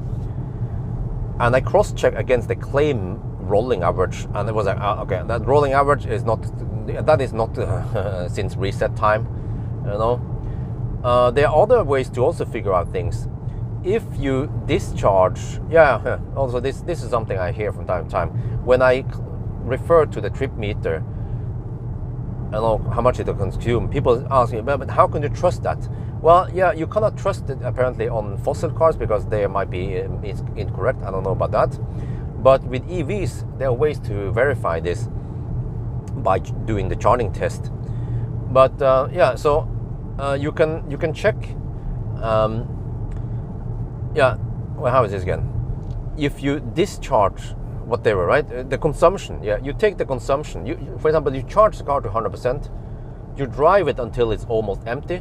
And you look at how many kilometers you have driven, and you multiply that by the consumption, and you will then get the kilowatt hour you have discharged. But then there will be a discharging loss, just the way it works, the physics, that if you have higher power output, you will have more losses. Higher current means low losses. So usually this is also why, for example, in EV database, the net capacity is claimed to be whatever kilowatt hour, but when I do the actual driving test, I get a lower consumption than that, a lower kilowatt hour than that. And I also tested when I did some autobahn hammering that when you hammer it fast or accelerate hard or just have high power output when you're going at 200, 250 kilometers per Stunde, you have more heat loss and you get less energy out of the battery. You know, this is just battery. This is how the batteries work. It's not something I made up. It's just the way batteries work. But okay, so based on all these things I mentioned now, you can verify things by doing that discharging test to figure out how much energy you have. And then you can do a charging test to figure out how much you put into the battery, right? But if you use DC charging as a test, DC charging could involve, usually involves cooling. It could also involve heating, and also charging heat loss. Because again, like I mentioned, when you discharge at high rate, you have losses. You also have losses when you charge at high rate. Why do you think cooling has to run? Because the battery heats up, and they also heat up in 800 volt systems, by the way. The whole 800 volt high, man. Oh, don't slow down here. Shit, man. Dude. Freaking Chinese cars. So sorry, a little bit back and forth here, but the best way if you want to verify things is that you could do a charging test on AC, because DC charging has too many unknown variables. AC charging has less unknown variables. At least you have only the discharging. You have the AC DC conversion lost in the onboard charger, which I measured to be around 8 to 10%. But then usually when you're charging on AC, it goes so slow that you don't have that much heat generated, and the battery doesn't cool or heat up normally. So based on the charging test versus the discharging or whatever, I could figure out the energy right? And then distance is also quite easy because as long as I have a well-known distance, I can figure out the distance and the energy, and then I can figure out the consumption. But it is clumsy the way the freaking Chinese cars are implemented, that they don't show this correctly. They lie about things, they cap shit. So I have to find my own ways to calculate how the consumption is. But I mean, okay, I can usually figure out because I'm some experienced EV driver. I test cars. But what about the average consumers, right? They don't know, right? They don't know about this. They don't know how thirsty that Chinese car really is. Or yeah.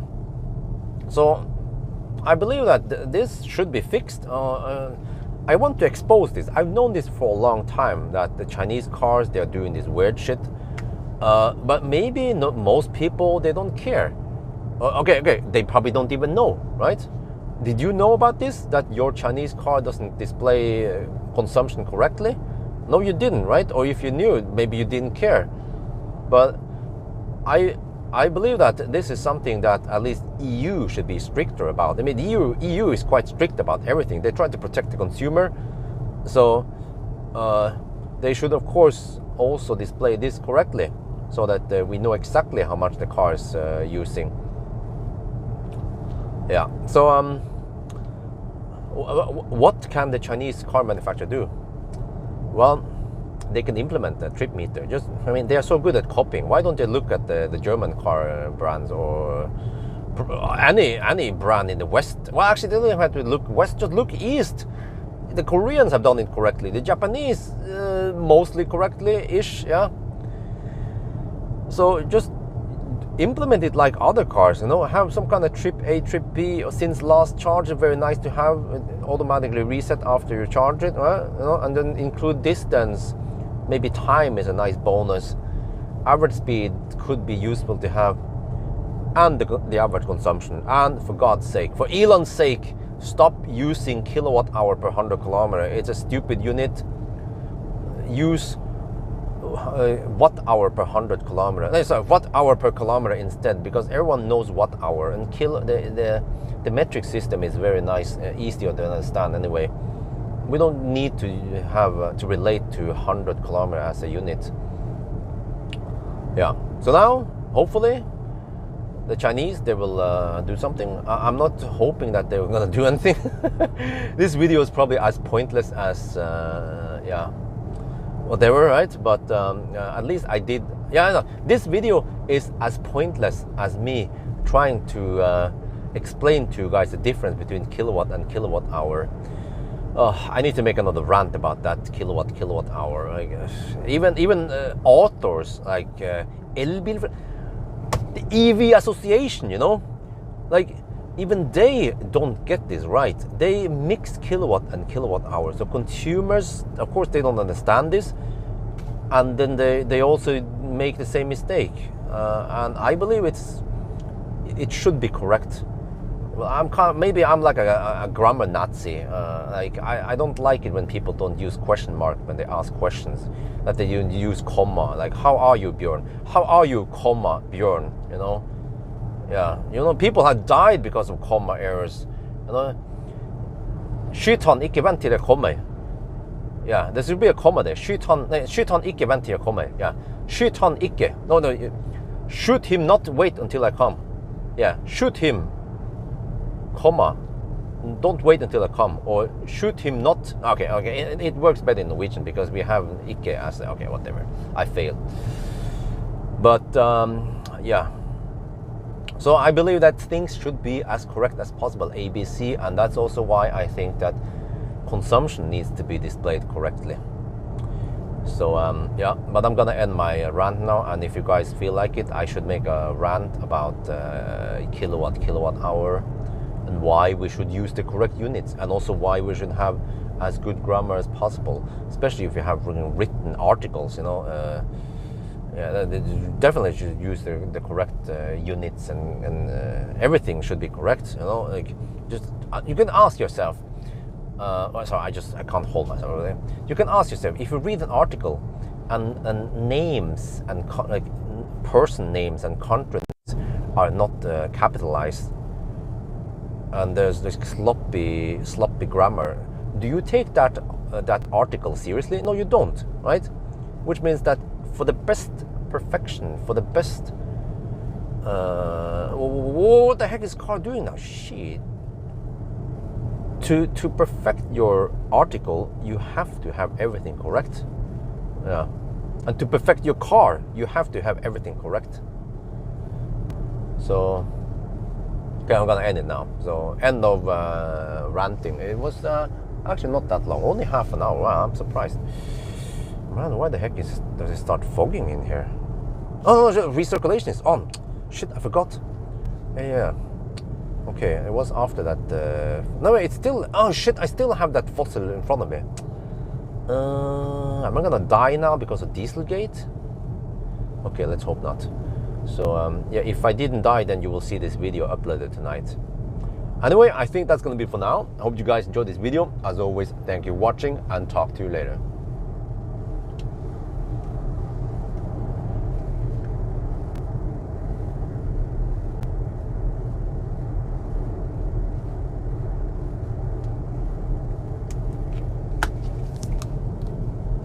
Oh, missed donation. Okay, sorry.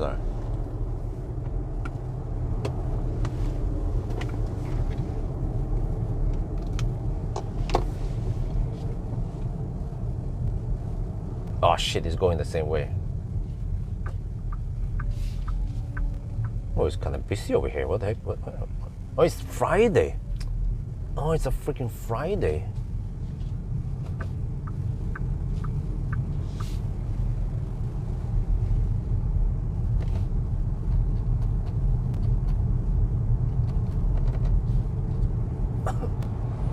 Okay, let me see.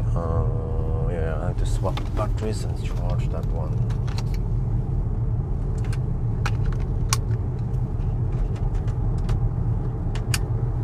No, it's funny. I have to drive the same distance here tomorrow, same stretch. Okay, missed a donation. Let me see. Tesla Droop donated $16.67. Thanks for the good test. Have a good trip. Oh, thank you very much. I'm testing the Tesla Killer right now. Oh.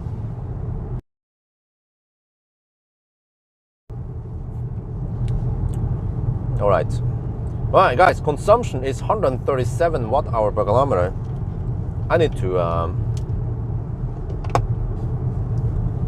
shoot a video now. Oh, another message. What? Dude, freaking! I order an Apple product and I get spam with SMS, right? Okay. Anyway, if we assume we have 88 kilowatt-hour divided by 137 consumption, well, actually the consumption is even. Hey, Neither, can you do a distance check?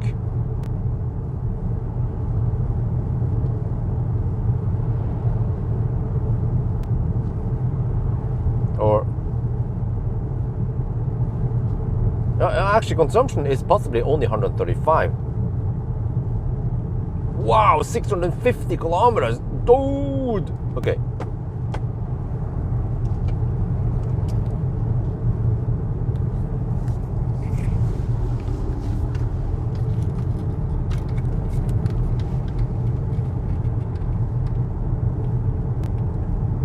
We've been driving for 2 hours. We're getting close to Beatty now.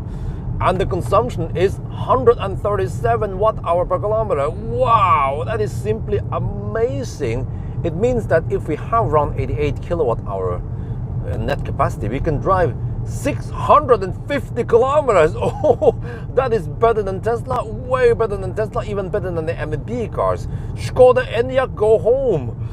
So buckle up, guys. We're gonna go all the way to Folldal and Alvdal now.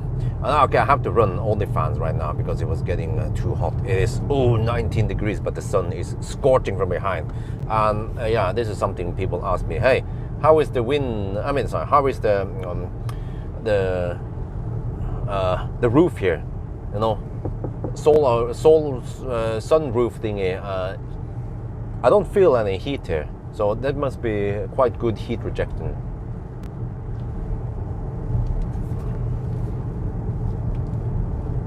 เราขับไปได้สัก2 ชั่วโมงนะครับแล้วก็ตอนนี้นะครับเราใช้ไฟฟ้า 137 วัตต์อเวอร์ต่อกิโลเมตรโอ้โหแปลว่าถ้าเรามีประมาณ88กิโลวัตต์อเวอร์ net capacity นะครับเราจะวิ่งได้สัก650กิโลเมตรแล้วนะครับโอ้ว้าวอันนี้มันดีกว่า Model Y นะครับยังดีกว่า MAB cars นะครับแต่ว่ามันไม่มีที่เมืองไทยก็แปลว่าเราคงต้องขับไปถึง Full Dor นะครับแล้วก็ All Dor ต้องขับ600กิโลเมตรลูปเลยนะครับโอ้โหแล้วตอนนี้เราก็ใช้ OnlyFans นะเพราะมันร้อนไปนิดหน่อยนะครับแต่ว่ามันก็เป็นแค่19องศานะแต่ว่าที่หลายคนอาจจะรู้นะครับคือกระจกนี่แหละมันเป็นยังไงนะตอนนี้ก็มีแดดส่องมาจากข้างบนนะแต่ว่าอันนี้นี่เย็นสบายนะแปลว่ากระจกนี่นะมันคงจะมี heat rejective coating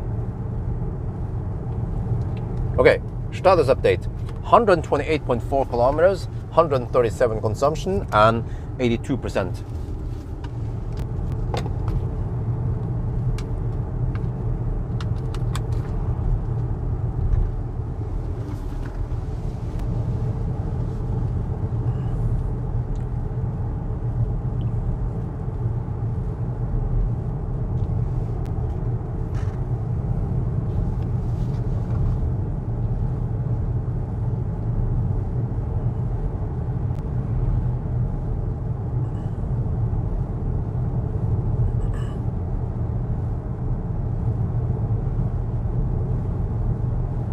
Yeah, what do you guys think about the 4K rant, 4K podcast? It was only half an hour. I was mostly bitching about Chinese cars not displaying things correctly.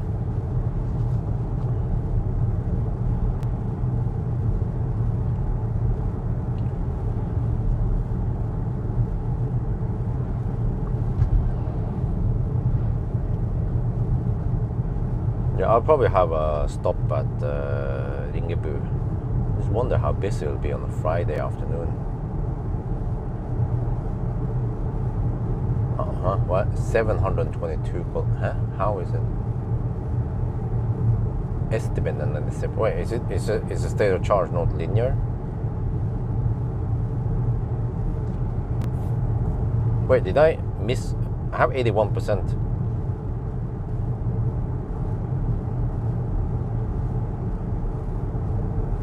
I must have said something there. Maybe I said 91%.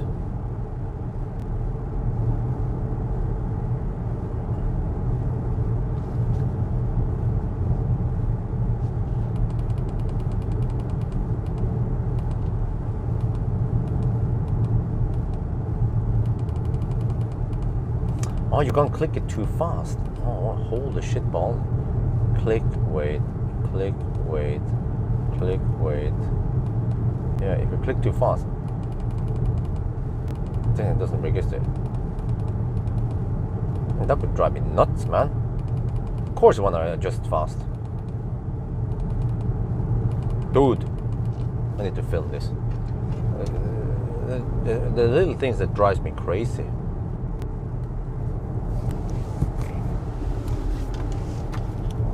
With this car.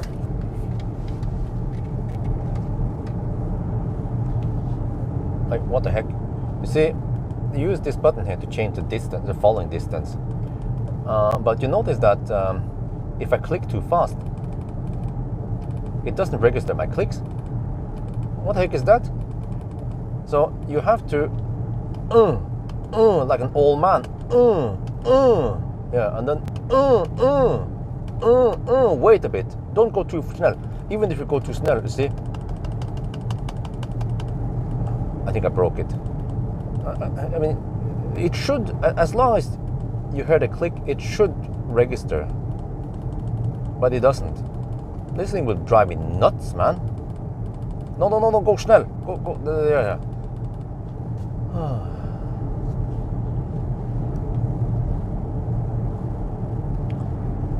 แต่ว่าเนี่ยตอนเรากดปุ่มนี้นะครับที่จะเปลี่ยน following distance นะมันบางทีมันไม่ทำตามที่เรากดนะเราอาจจะต้องกดแรงนะกดเหมือนคนเฒ่านะครับกดแรงอะไรแห้งๆมันก็จะเปลี่ยนหรือว่าเรากดเร็วไปแต่ว่าเอาเนี่ยถ้าเรา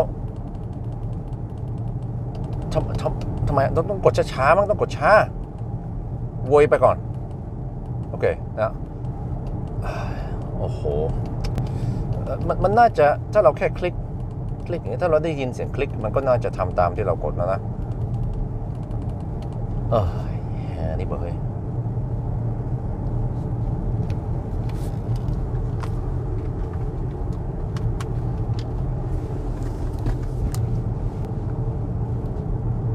okay, it's probably non-linear.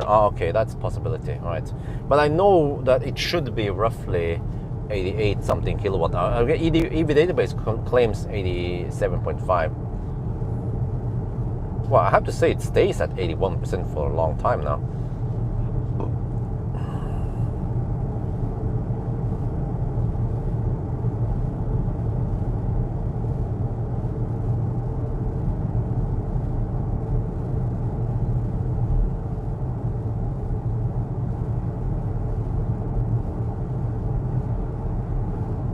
No, I don't remember you.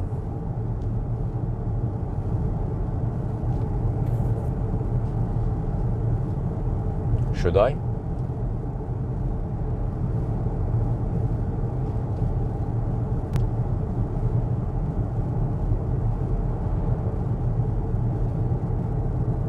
Okay, so there 80%, but 80% could be 80.5%. Well, okay, 80%. Let me check myself then. 135.7 times 138 divided by 0.2. No. It's non-linear at the top at least.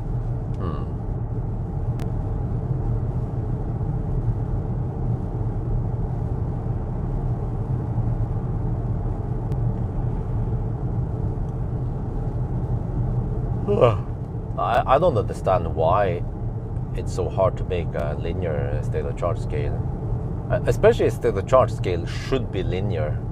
Otherwise, I mean, what is the point of having a percent scale that is not linear, right?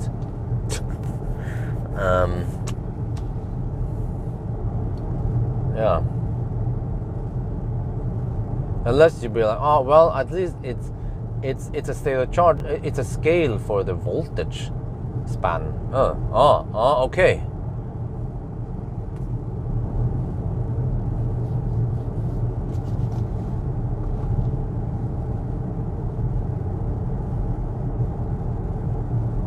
Oh really? Okay, cool. When did you subscribe?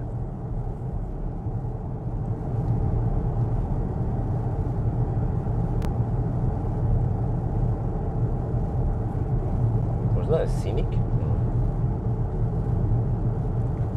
Oh, this is going to be a long drive.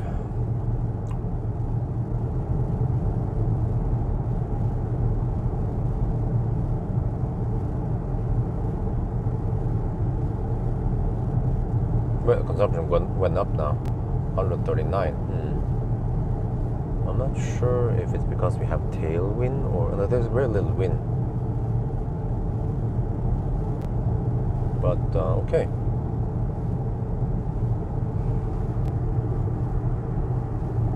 Early 2018. Oh, okay, but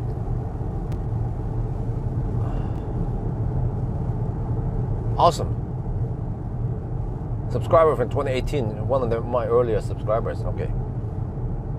Thank you for subscribing.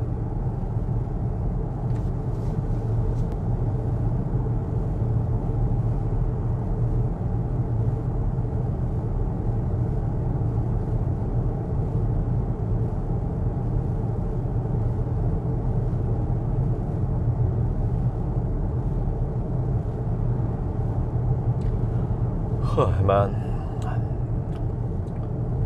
I slept a lot yesterday because I was so tired. 2 nights ago I was out hammering. I did a 90 to 10% launch test. I started 2 at night and I finished around 5-ish at night. The car actually has pretty good range. That's why it takes a while to hammer down the battery.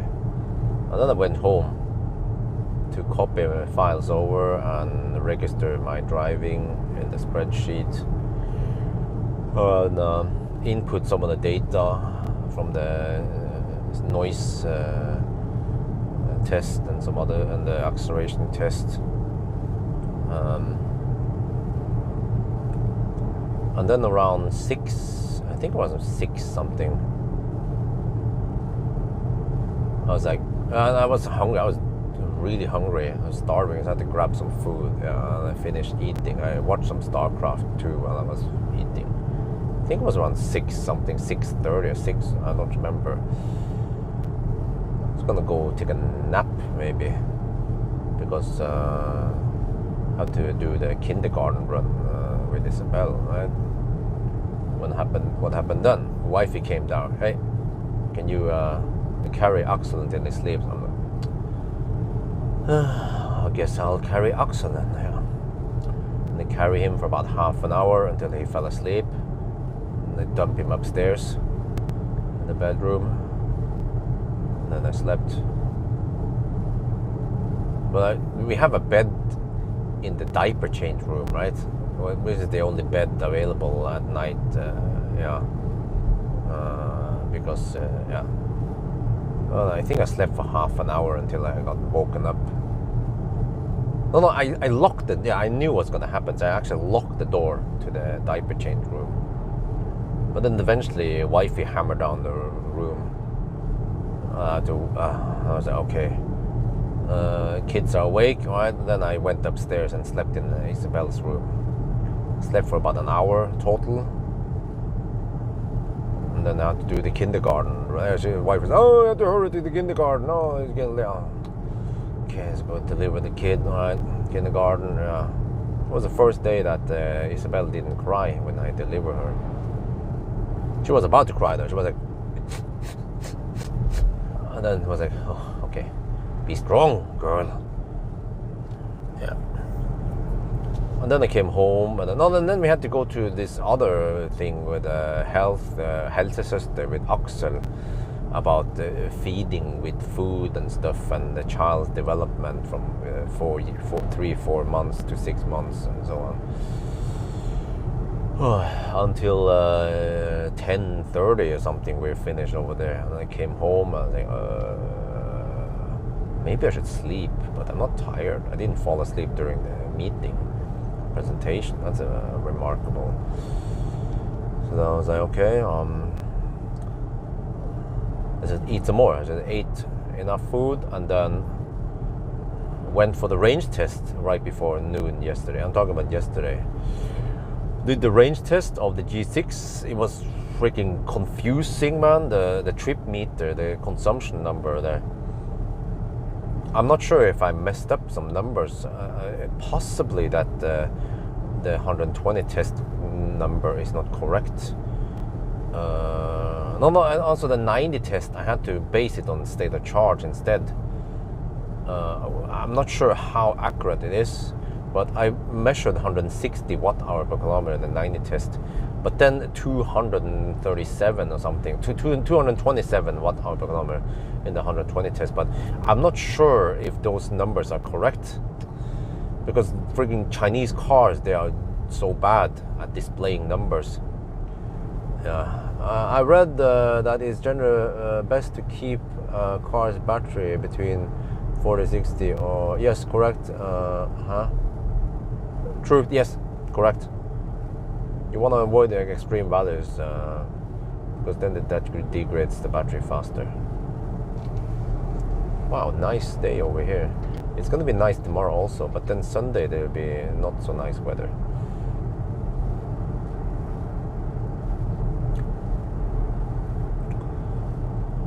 Yeah, so I did the range test, took some time, and then I did the charging test right after the range test. So I was busy. I came home at 5, I think. Still quite efficient to test all that stuff. Because I actually didn't measure the whole battery, because I wasn't sure how the heck I'm supposed to measure the battery capacity, net capacity, with the damn Chinese cars. Then came home, and the grass was a bit too long, so I had to mow the lawn. Took a little while. Yeah. Oh, and also they cleaned the car. Yeah, I had to clean the car because it was full of bugs. And then it was just evening routine. Didn't get any work done because it was just children and stuff. Still haven't finished the 1,000 kilometer challenge on the Xpeng yet. What? The display speed limit is incorrect. The car claims 70 zone here. No. This is 80 zone. Yesterday, I think I fell asleep around 10. Isabel, for some reason, was really hard to settle down, and then wifey had to help for once. I'm like, okay, whatever. And then I actually slept roughly from 10 until 7:30. Yeah, and then wifey was kind of, well, she wasn't complaining. She was just mentioning that, oh, Björn, he's been sleeping a lot. I was thinking, do you have a problem with it? Because I had to drive a lot, it's all about safety. There's a reason why it is illegal to wake up truck drivers when they are asleep. Even if a truck driver blocks a charging station, you are breaking the law if you wake him up. Which is a good thing, because those truck drivers, they need sleep. It's all about safety. Okay, I don't count myself as a truck driver, but for certain drives, like a Sunday drive, man, holy shit balls, and also 1,000 kilometer challenge, it's all about getting enough sleep so I don't freaking fall asleep while I'm driving and crash into a moose or a tree.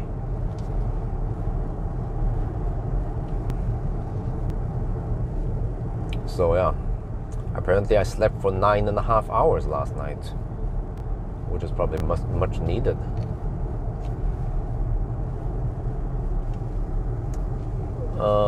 Tesla, huh? Whoa, what the heck, man? What's up with the grammar here? Holy shit, no punctuation. I don't know, we're still waiting for Elon.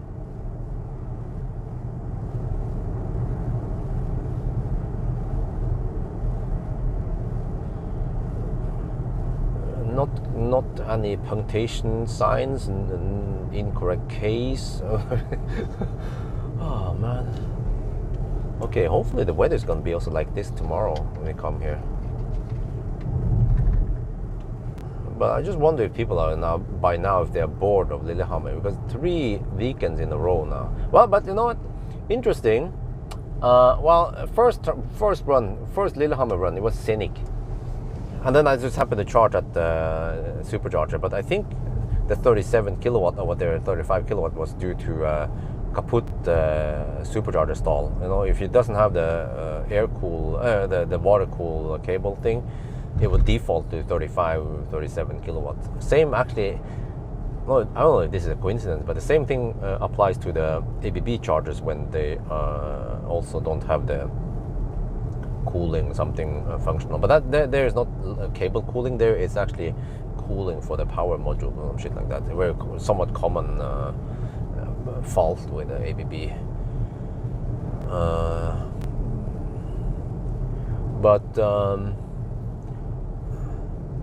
Yeah. But the Scenic seems to have better range than the ID7, or I'm not sure. I had headwind with ID7. I think I had tailwind with the Scenic. But okay, and then with ID7, what I noticed with the ID7, the optimizer, is that it can preheat, which is wonderful. You can manually preheat, but then they will say that it is in optimal temperature, right? Well, is it? Because when I was at a year with 50% battery, it claimed that, no preheating is needed. You cannot preheat anyway. But the battery I saw was at around 25 degrees Celsius, and when I plug in, I got only around 80 kilowatt. I believe that when the battery is nice and warm, you should get way more than 80 kilowatt at 50%. It should be at least 120 something kilowatt, which leads me to believe that the MEB cars, they function similar to the Korean cars, is that they will heat up the battery to 25 degrees and that's it. So even if you plug in at, let's say, 50%, right, with a ID7 EV6, if the battery is too cold, it will only heat it up to 25 degrees and then stop heating even while charging. But ideally you want to have higher temperature than that, maybe 40 degrees or whatever, right? Not 25. So yeah, but Tesla is probably the only brand that actually heated up hot enough to actually receive the maximum speed. So if you of course preheat a Tesla at 50%, it will figure out that at 50% you probably need 45 degrees, 50 degrees before it stops. Well, actually Tesla will kind of heat it up quite high anyway, regardless. So it will be interesting because tomorrow I'm coming back here with this car, and I think maybe I'll do it as a test. I mean, since we already had it for the third time, let's just go over to Ionity then with roughly 50% battery or whatever I have once I'm here, and then see how many kilowatt we get. I should be able to go there in the evening. Yeah, I probably cannot sweep over there while we have the whole family, so probably sometime in the evening hours, just do a quick run, more like I don't know, just top up for 5-10 minutes. Let's see how fast we charge. Maybe we can beat the Germans. Or maybe we can't, because if the battery, when we start from 10%, even in this car, by the time it hits 50%, it will probably be at 40-50 degrees Celsius. And then I will plug in at around 20 degrees only. So that'll be interesting.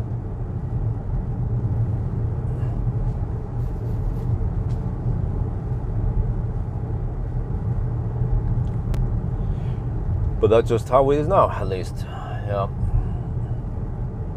And then next weekend, there was a new car that popped up.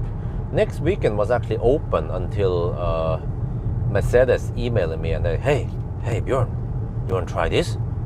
It's a Mercedes EQE. What the heck was his name again? A Mercedes EQE. Wait, I misspelled here. It's called EQE 43 4MATIC Plus SUV. It has almost 700 horsepower. I'm like, what? I guess I could do a range test of it. Wait, when do I have time for range test? It must be on that Friday. Well, okay, or unless we gonna go to Lilleputthammer again next weekend. That will be the 4th time in a row. But then the following week I have Mini Countryman. That's too small, man. Oh, that's too painful. But the EQE could actually work as a family car. But interesting, with the Scenic, I went to Lillehammer with Scenic, and wifey was sitting in the middle seat in the back there. You know, the back seat, the middle seat. And then Lynn was sitting in the left rear seat. And then in the rear right, there we had Axel in the child seat with the Isofix base. And it was fine. We didn't hear any complaints on that trip. But last weekend, with the ID7, wifey was complaining big time. She was bitching like a bee about the middle seat. It was horrible. She got a backache. It was extremely uncomfortable. And I saw it. It has like this elevated middle seat thingy. Plus that I suspect that maybe the back seat is not as wide in the ID7 versus Scenic. So I never actually did a Scenic interior view test where I measured the back seat width, which is a small bummer. Yeah. So based on the bitching, we can conclude that the back seat in the Scenic is better than ID7.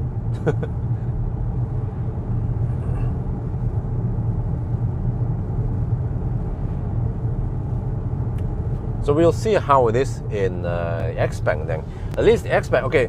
Xpeng, we don't have Isofix in the front, so there we have a slightly different configuration. We have to put Isabel in the rear right, where Axel sat last time, and then Axel has to be in the middle seat, but with a seatbelt strapped on, not with Isofix. But then entering and exiting there is slightly harder. Plus that it makes it also slightly harder to take out the whole seat. But actually the seat stays on for the whole trip anyway. And then so last time, you know, Isabel was in the front seat. This time Lynn will be sitting in the front seat, and then wifey will be sitting in the back unless they could change it up and have Lynn in the back and wife in the front. Yeah, but the G6 has very good leg room. It is remarkable. You saw in the banana box test, I could put a banana box horizontally, which is an indication that the leg room is really good. Also, when it comes to something else here, the G6 seems to be taller than Model Y. That's why it could take more banana boxes. So, can you guys look up how tall is Model Y versus G6? I can even feel it when I'm in here. I'm reaching out down to the floor to pick up the camera, whereas the camera is in the camera bag on the floor. I think I can feel like I have to bend down more here versus yeah, some other cars. So this is probably the trick to get, well, better headroom, which actually matters, because in the G6 you have good leg like seat height, but also good headroom. Normally other cars there's a compromise. You either have to get good headroom but then poor seat height, or good seat height but then poor headroom. Rear-wheel drive. I think it is in the upcoming, isn't it? Don't remember the date right now.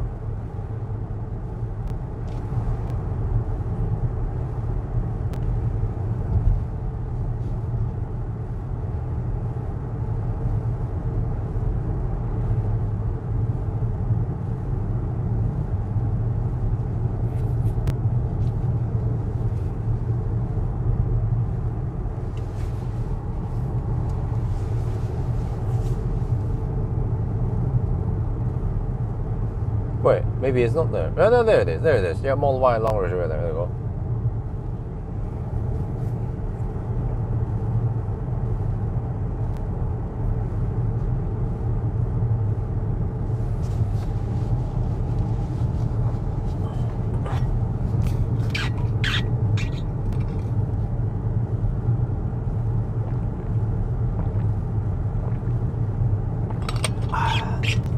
Okay, in about.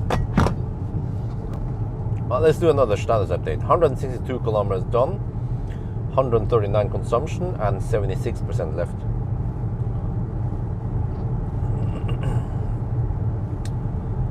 Okay, but yeah, I think we have to go to Folldal, guys, and then Alvdal. This is going to be a long ass drive.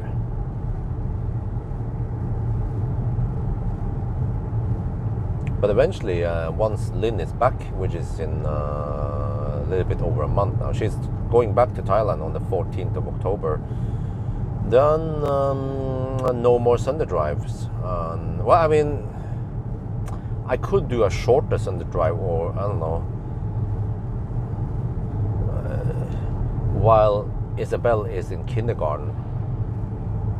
Or I can do like an amputee. What I can do is that I can go on a Sunday drive, a not so long loop, and then I have to come back and then pick up Isabel, because once we have 2 kids, well, no, wait, how the heck am I going to do it? Once you have 2 kids, then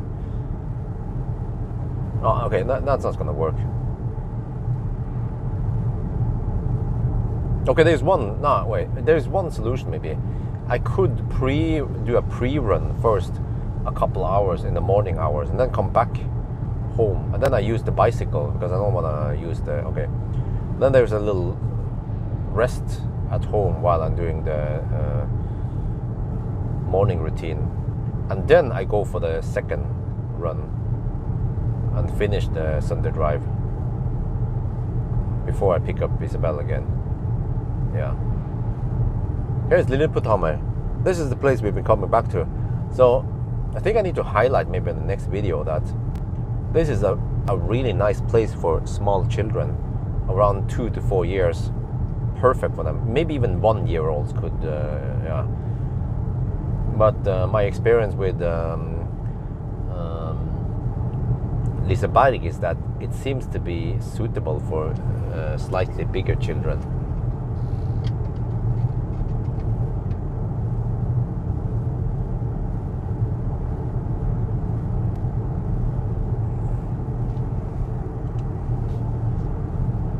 Seems like the camera is not properly aligned here. Yeah, so the estimated energy should drop and drop now.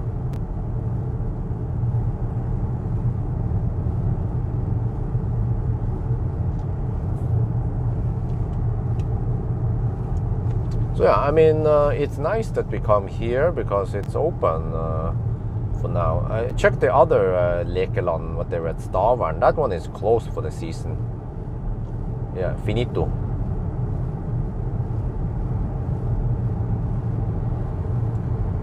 So, well, as long as there is a little bit left of summer, then we should at least have some summer, some family time together. It's family weekend. No, why slow down here? Shit, cars did a little phantom brake there. No, don't slow down here. Shit, man. Freaking Chinese cars, man.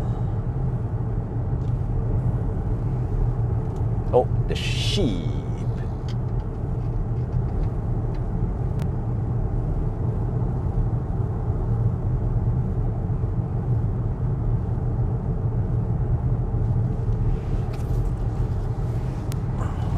Seems to be not properly aligned there. Maybe okay, it's slightly better. Oh well. Come on. Get in there. Get in the center. So let me see. I have to grab some food over there.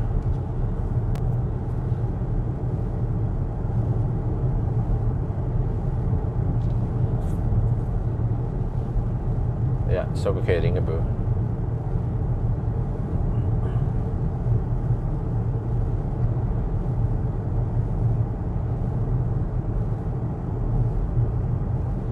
Wait, let me see.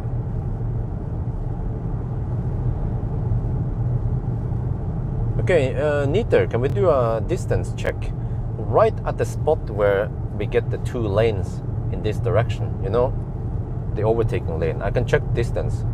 If you can pinpoint it to that spot and see what kind of underreporting we get. It's coming up soon. No, don't slow down here. What the heck, man? It's a 90 zone. Seriously, it's a 90 zone. The road has been curved good, okay for 90 kilometers per hour, and still the car wants to slow down in some of the curves.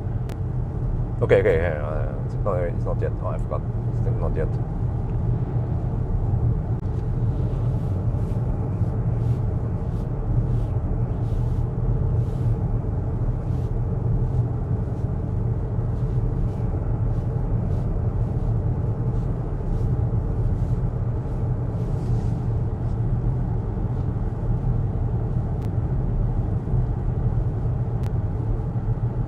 Degrees. Okay, before it gets too hot, then I'll get in the highlands. Then it's cooler over there. I have only fans running now, but it's not cooling that much.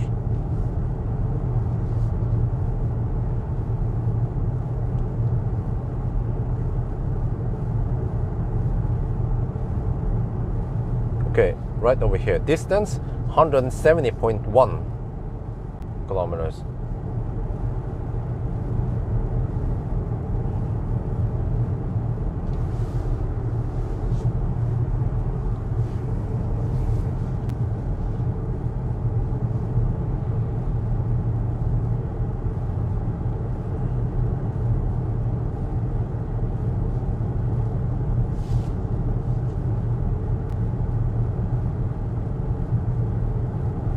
Wait, let me see. Let's switch to dynamic now because VLTP shows 411 kilometers, but dynamic should show another number.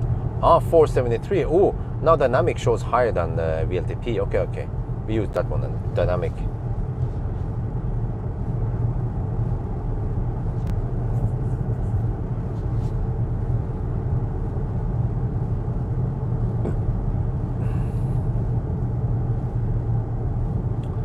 Oh, I see we have slight headwind, that's why.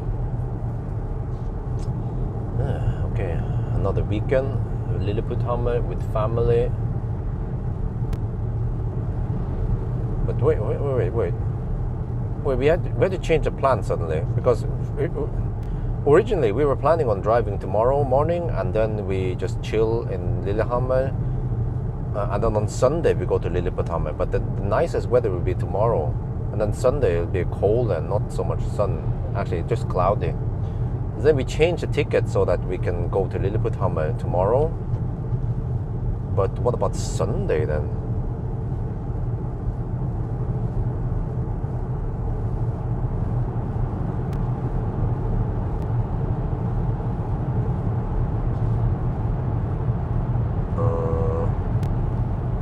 Where the heck do we eat tomorrow night?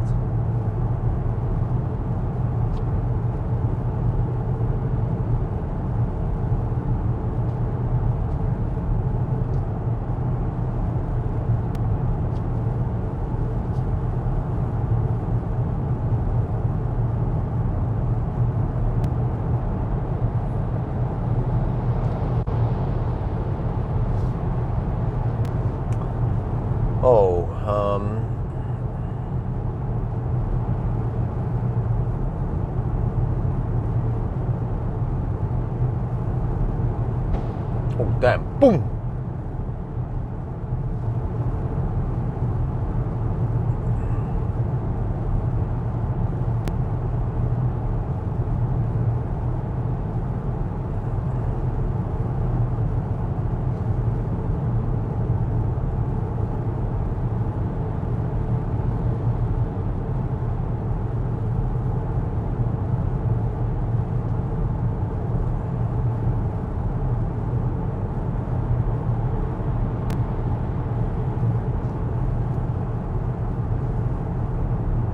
.4% underreporting. Okay. Well, all right. Because I know that my 182 kilometer loop, there might also be slight error there in the measurement, but at least there I measured 1.2%. Maybe we just have to keep measuring. Maybe okay. Next we could measure at Circle K Ringebu then. That should be over 200 kilometer total, 205 roughly. But guys, Xpeng invited me to go to Paris Motor Show, and then first I said, well, sorry, I don't think I can attend.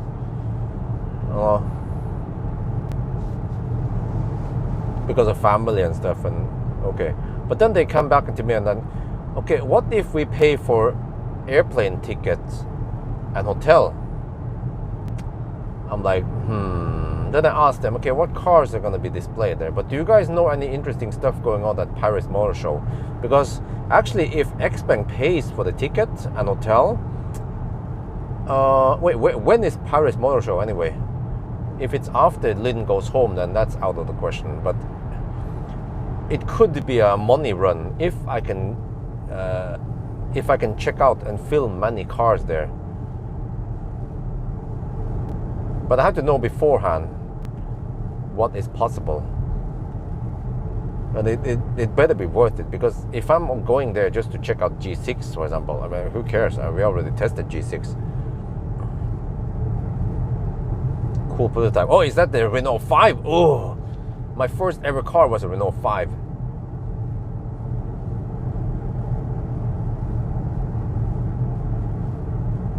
Or maybe we should say Renault 5. What the heck is this? Full stop? Ja, men i granskauen. No, it's full. Oh, it's road marking on that side. Oh, okay. Lucky that we are not affected by it on this side.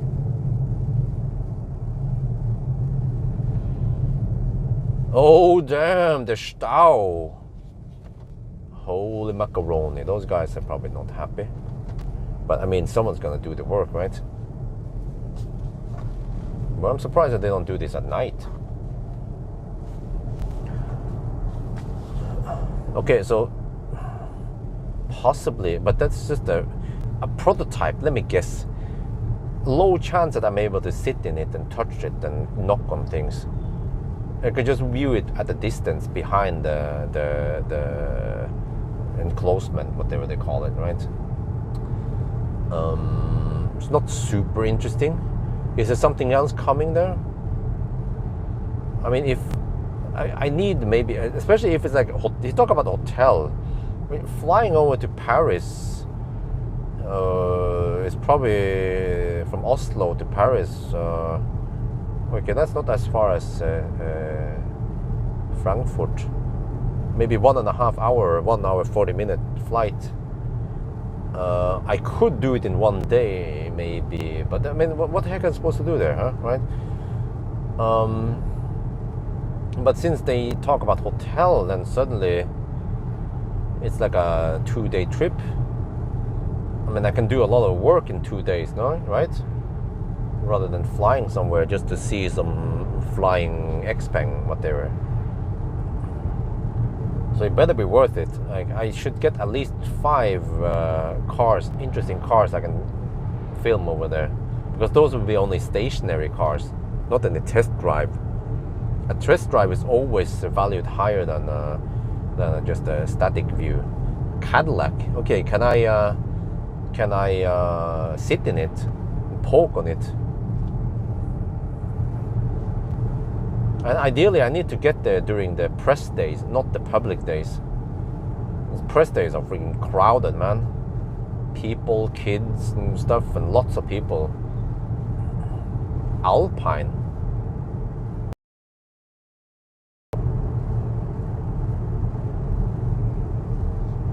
Wow, it is so still at Mjøsen today. Well, this is technically, it's Lågen. Gudbrandsdal Lågen.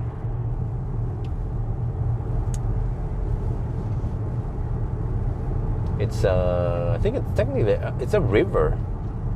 Yeah. It's a really big ass river. Could almost seem like a lake. Dacia. What? Alpine Renault sports car, yeah. It's like the Polestar, right? Or the Brabus.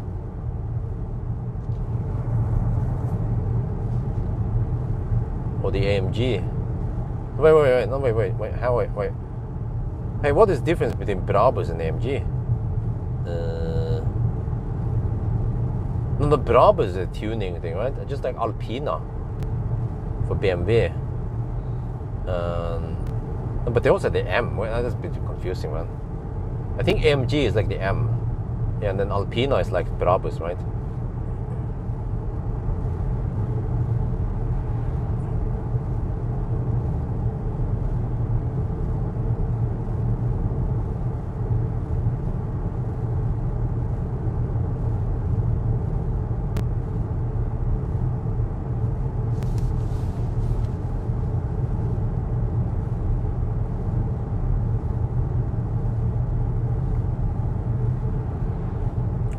But man, tomorrow night we are staying at the Hafjell Hotel, but there will be a wedding there.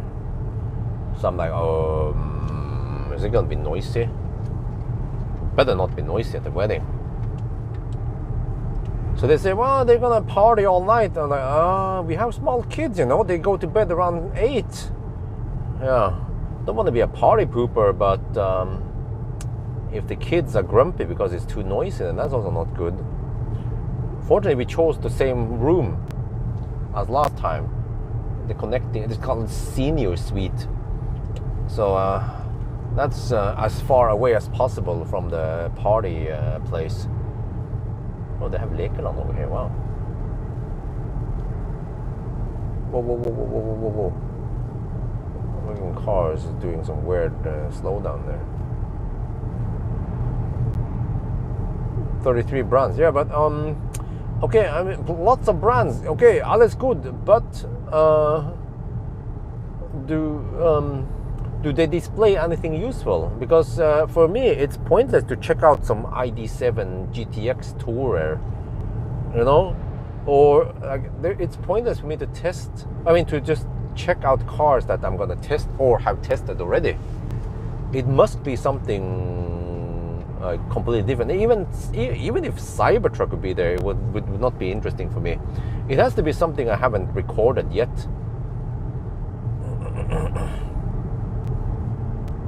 So I don't want to spend 2 days traveling over there and not film anything useful.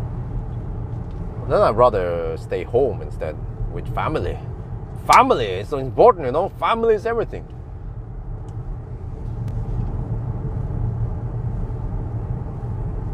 The site doesn't say how, you see. But I mean, I've seen this before. Like, it was some kind of motor show I didn't join, and then afterwards, all the journalists were like, "Oh shit, that car was there. That car was there. I touched it." Oh, I'm like, "Oh man, why didn't I go to that motor show? I could have gotten some nice footage of whatever, right?" Yeah.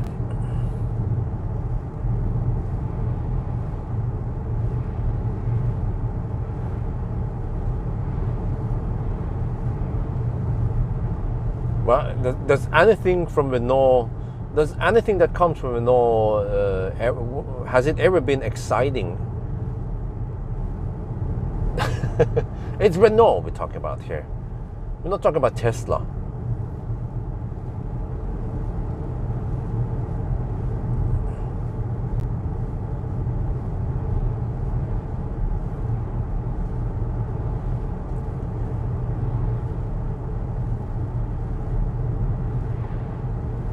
Huh.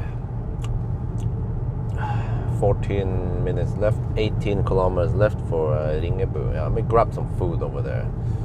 Just gonna grab whatever I can, and then off we go to the next destination.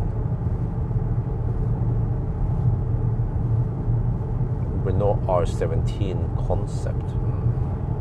I like those motor show in Lillestrøm because that's just right down my alley. And I could just go there and harvest lots of cars. Well, you know what? I suspect that maybe some of the similar cars will be displayed there, right? So maybe I'll just okay, whatever. I'm not gonna go there. Sorry, Mac. Thank you for inviting me, but plus, I just wonder if I dare to go to China, because I've said so much bad things about Chinese cars, and also this video that I recorded now. It doesn't matter that I haven't uploaded it yet. The Chinese, they are always watching. You know, all the data has been sent to China already. They'll be like, "Oh man, Bjorn, we have to take him down. He's complaining about Chinese cars and that they are lying about consumption." Yeah.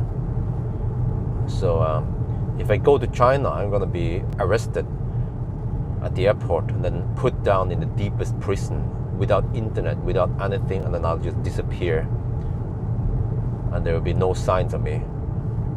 And even if, well, how the heck are they going to investigate? Even if FBI would try to get in there and investigate, or whatever it's called, CSI or whatever in UK, then there would be no signs for me anymore. So I better stay away from China. So if Xpeng or NIO or BYD invites me to China, I'll be like, I think I need to be close to family, so thank you very much, but no mercy. Because it's going to be no mercy if I go there.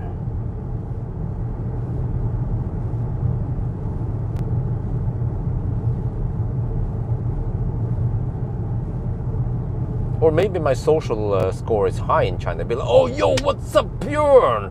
We love your videos, man. You know how many subscribers you have. Why don't you get on TikTok here, huh? Shit, you have so many. You have a big fan club in China. Tesla Bjorn fan club. Who knows? But I don't want to find out."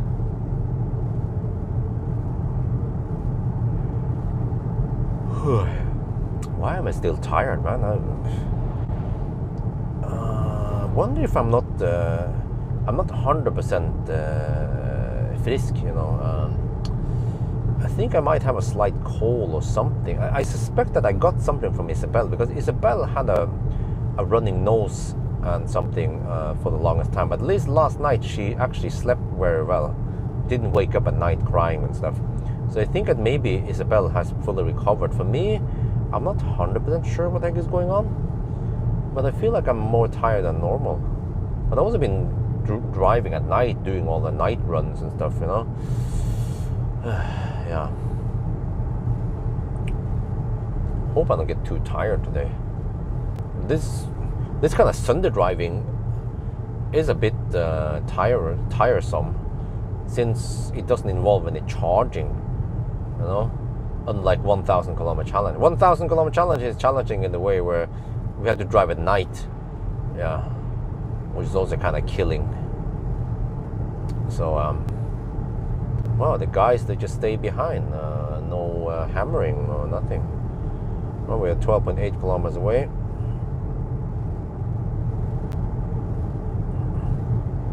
Just have to grab something. It's going to be a long day. Next time I stop would possibly be at the Alvdal for some more food. So I have to stock up on drinks and food.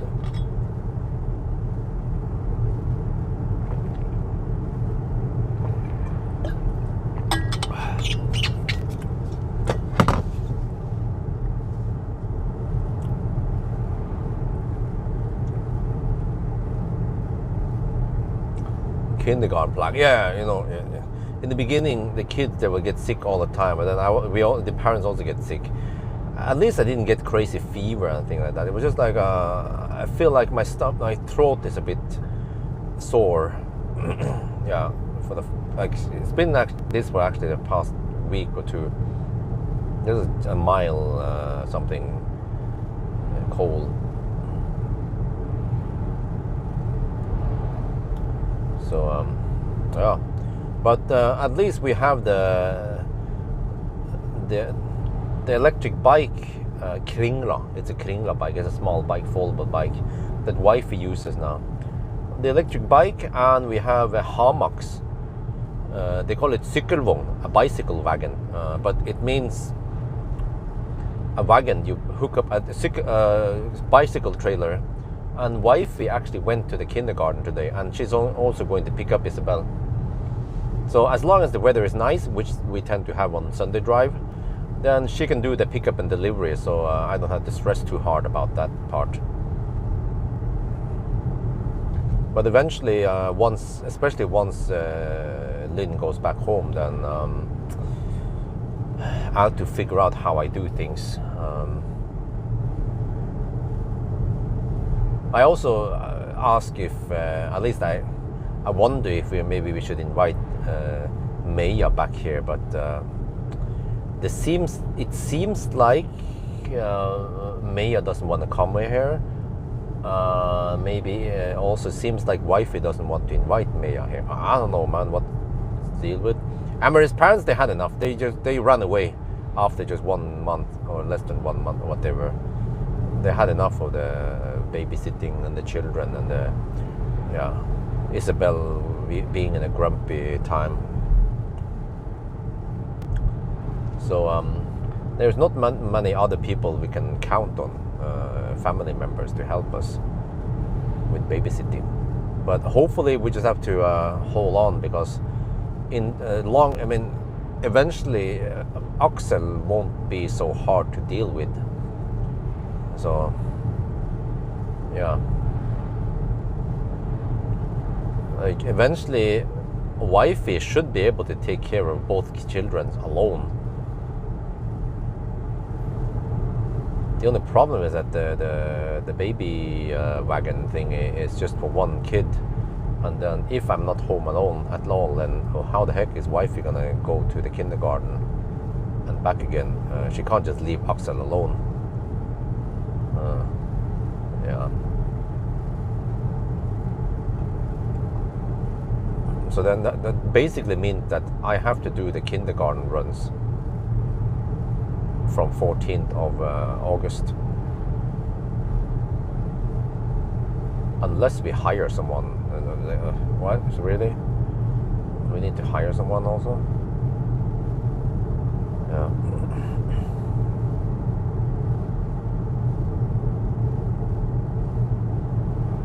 Huh? Wait.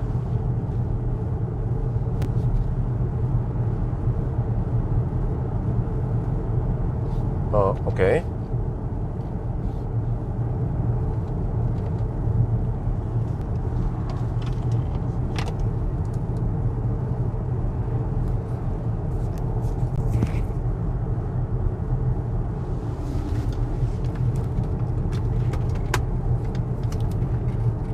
Yeah, no. Well, we ditched the bike. We already have a bike, but we actually got to borrow cykelbånd for free.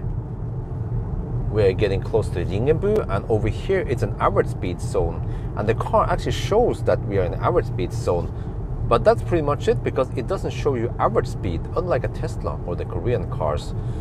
So yeah, it's strange. I tried to speed up to go faster than 80, but no, still. Yeah, okay. Right now the consumption is 140 watt-hour per kilometer. It has gone up a bit because we had some uphills. So yes, as usual, I would take my little break over here, grab some food, and go to the restroom.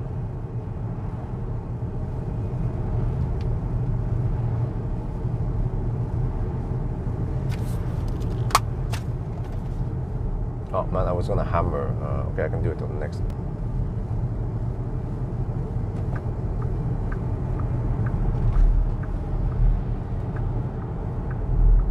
It was actually too smelly behind that sheet.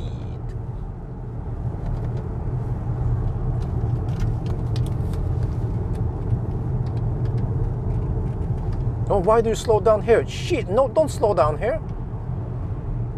เราใกล้จะถึงริงเอเบอร์นะครับแล้วก็ที่นี่นะครับมันเป็นความเร็วเฉลี่ยนะครับ average speed zone แต่ว่ามันก็แค่บอกว่ามันเหลืออีกกี่เมตรนะครับมันไม่โชว์ว่าความเร็วเฉลี่ยเป็นเท่าไหร่นะครับTesla โชว์ความเร็วเฉลี่ยนะแล้วก็รถเกาหลีก็เหมือนกันนะครับคันนี้มันก็ไม่ค่อยมีประโยชน์หรือว่าไม่ค่อย ใช่มันจะขับช้าทำไมเนี่ยมันถนนมันไม่ได้แย่ขนาดนี้แล้วก็มันเป็น80ลิมิตนะครับคนนี้มันจะโชว์ผิดตลอดเลยไม่ใช่มันไม่ใช่70นะครับมันเป็น80นะครับโอเคแล้วก็ตอนนี้นะเราใช้ไฟฟ้า140วัตต์ต่อกิโลเมตรก็โอเคก็สูงขึ้นนิดหน่อยเพราะว่าเราขึ้นตัวนี่มันเป็น70ที่นี่รถตัวนี้มันรีพอร์ตผิดตลอดเลยนะครับโอเคแล้วเดี๋ยวเราก็จะไปจอดที่ปั๊มน้ำมันแล้วก็เข้าน้ำแล้วก็หาอะไรกินหน่อยก่อนเราจะขึ้นภูเขานะครับ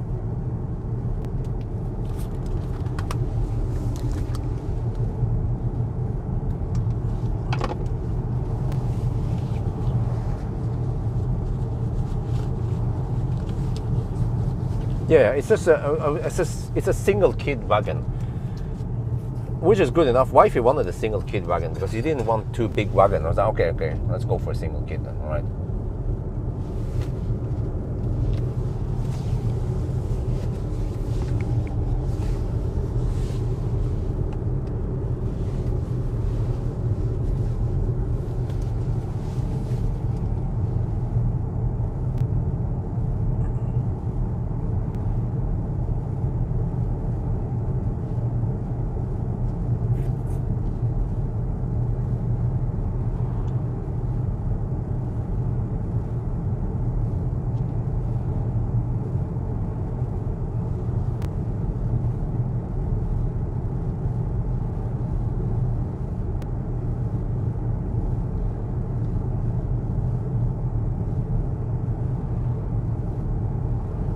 Let's hope the gas station not too busy right now.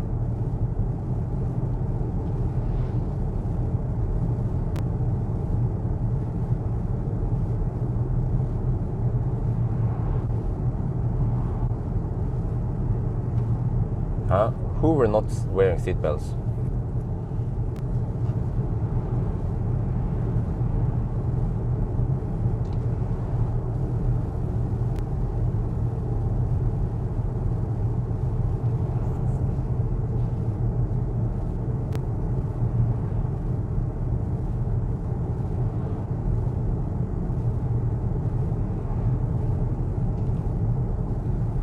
I wonder how it's going to be this weekend. Wife in the back there, she can recline. Well, I wonder if she has better comfort in the back versus the front. Well, she'll be close to Axel at least, and Isabel. I think that works best to have the mom in the back with the kids. and then Lynn in the front. And then, well, Lynn cannot recline too much because there will be a big ass child seat in the back. There, actually, the Sirona T, yeah.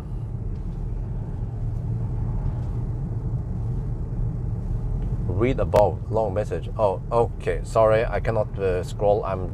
Scroll it. I'm driving. Especially over here, I have to pay attention. It could be kids over here. It could be animals. It could be Polizei. Who knows?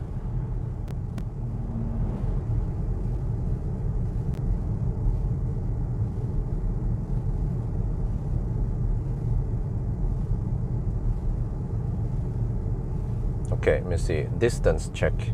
Okay, neither. I will just check the distance at Circle K Ringebu then.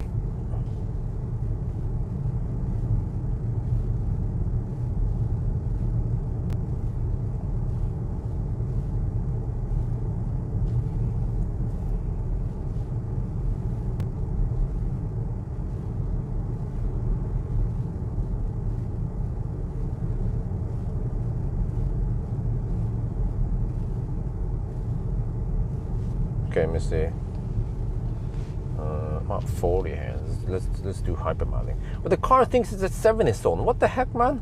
It keeps misinterpreting or ignoring the signs. I don't know, man. I have seen incorrect distance all the time now during this trip. Okay, let's stop here. Oh, it's gonna get a bit hot, but okay.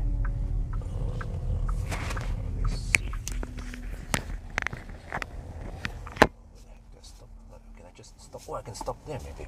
Under the... Yeah, I can stop here. Under the thing here. Under here. Oh, let's check. Okay. Yeah, oh, I get on the roof. Nice.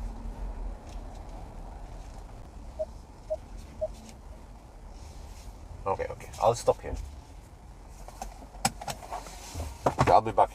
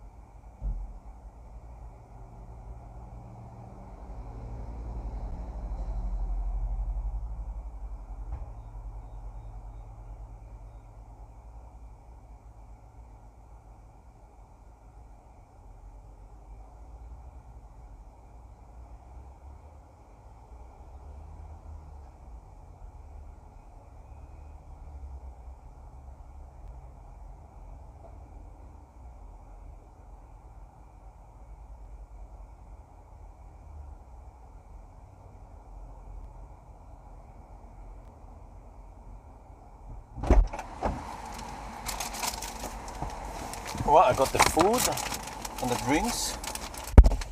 Now I need to keep it as cold as possible for as long as possible. Keep it in here for now. That should insulate quite well. Okay, I forgot about it. 104.3 kilometers, 139 consumption, and 70% left. And now I have to see if I can get out of here.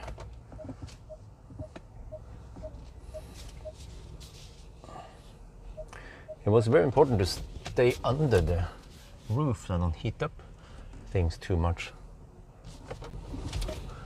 Now to get back on that direction.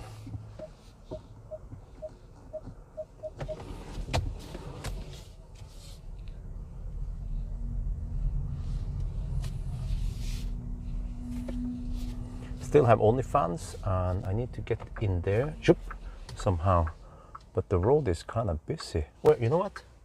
I could go the other way. There's like another ninja way. Listen, it's just gonna ninja like this. See? Like a boss.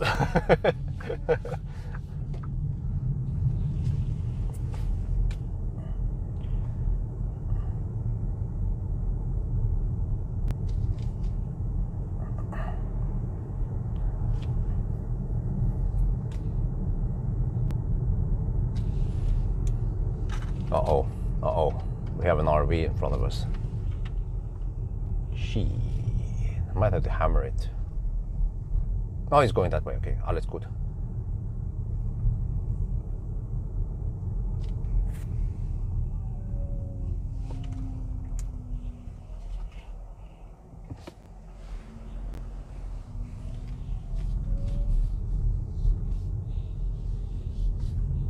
Okay, good. It didn't reset. It's very important for me that every time I stop, I cannot lock the car.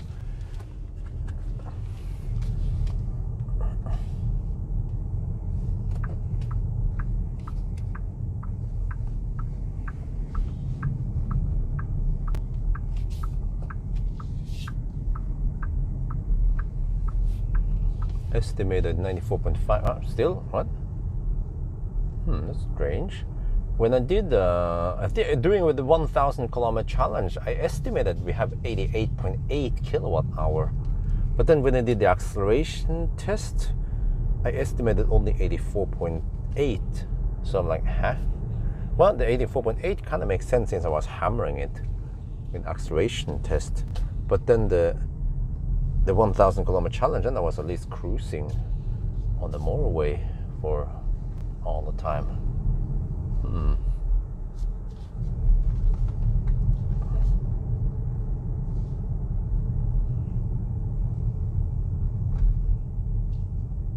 Yeah, nice day. Yes, of course. It's always nice in the Sunday drives. So now we get up here again. Yeah, feels like we've been here before a couple of times. Venabygdsfjället. I will do the thumbnail shot at the new spot. So there won't be any live streaming of 1,000 kilometer challenge because I've already done it. So and I've done the range test,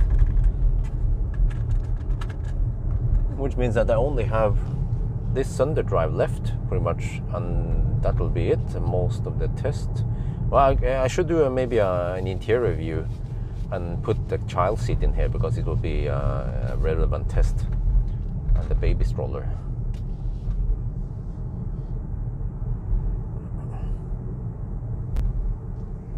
Let me see. Range test has been done. Acceleration noise test. Yeah, maybe I should do I should definitely do a driving impression at the very end, Monday night before I return the car, and have my strong opinions about this car versus the Model Y. This is the Model Y killer, right? Model Y comparison. Well, if I had a Model Y, yes, but I don't.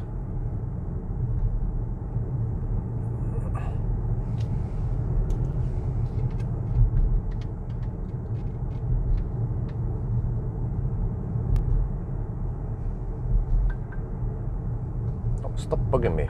No, what the heck? Shit, no. I thought I turned off all the bing bongs.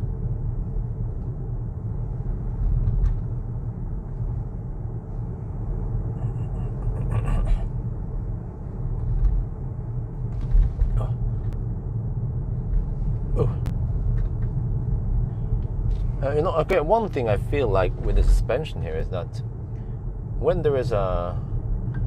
No, stop bugging me.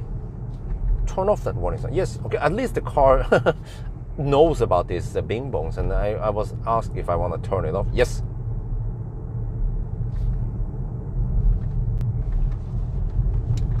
And you know what's funny? There is a drowsiness warning thingy, which is that if you feel drowsy, the car will warn you that maybe you need to take a break. And you can turn off that feature, but you cannot turn it off if it hasn't warned you yet. But you can just fake a yawn. You can just say, let's just do like, open your mouth, and then the system detects that as a yawn, and then you can turn it off. So it's not very sophisticated. It doesn't like feel your blood pressure or your beats per minute or stuff like that, or taps into your bloodstream.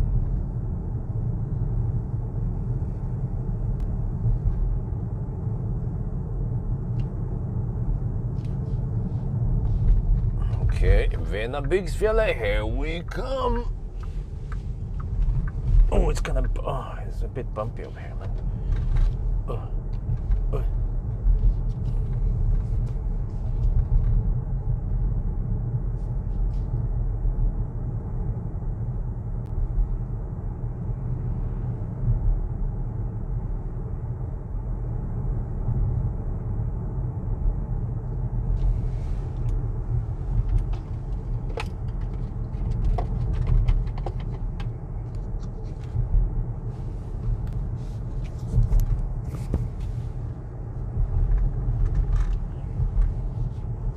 Now we're going up the mountains towards Venabygdsfjellet, and you can see that over here the road is a bit bumpy.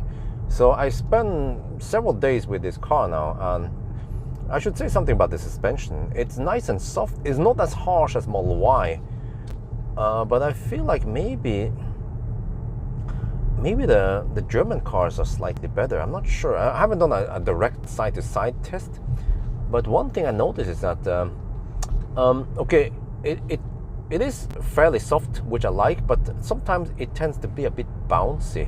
On the motorway, for example, I don't know, it feels like it bounces slightly too much for my taste, but I just came right from an ID7, but the ID7 didn't have DCC.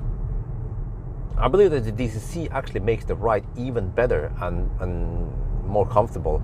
But however, so how did I experience this G6 then? Well, let me try to demonstrate. If I accelerate, the car dips. You know, I mean, the nose goes up slightly, and then if I decelerate, the nose dips down a bit, because this car doesn't have any active control over the suspension. It's not like a smart suspension or some adjustable suspension or like that, right? So I mean, it's not a big deal. This is the nature of crossover SUV. But one thing I noticed, for example, in ID7, not directly comparable, but with some of the nicer suspension, when you hit a bump, the ID7, the ID7's nose doesn't go up that much. The suspension is able to travel to absorb that. But here, I feel like when you hit a bump, especially a speed bump, the nose goes up more. So, yeah, just explaining to you guys how I experienced the suspension here. So, but it's still pretty good, and also in these bumpy, rough roads, it doesn't kill my spine, which is the most important thing.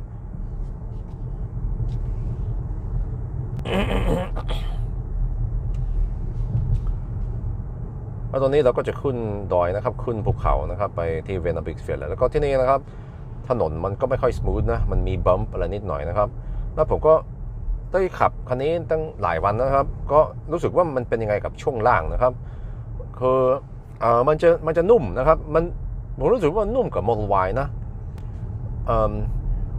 แล้วก็แต่มันยังไงดีอ่ะมันไม่มี active suspension มันไม่มีแบบ air suspension active suspension นะครับคือถ้าเราเร่งนะครับเนี่ยลองทดลองเนาะถ้าเราเร่งจมูกมันจะขึ้นนิดหน่อยแล้วถ้าเราเบรกนะครับจมูกมันจะดิฟลงไปนิดหน่อยนะครับมันก็เป็นอย่างนี้เพราะว่าอันนี้มันเป็น crossover SUV มันมี suspension travel นะครับ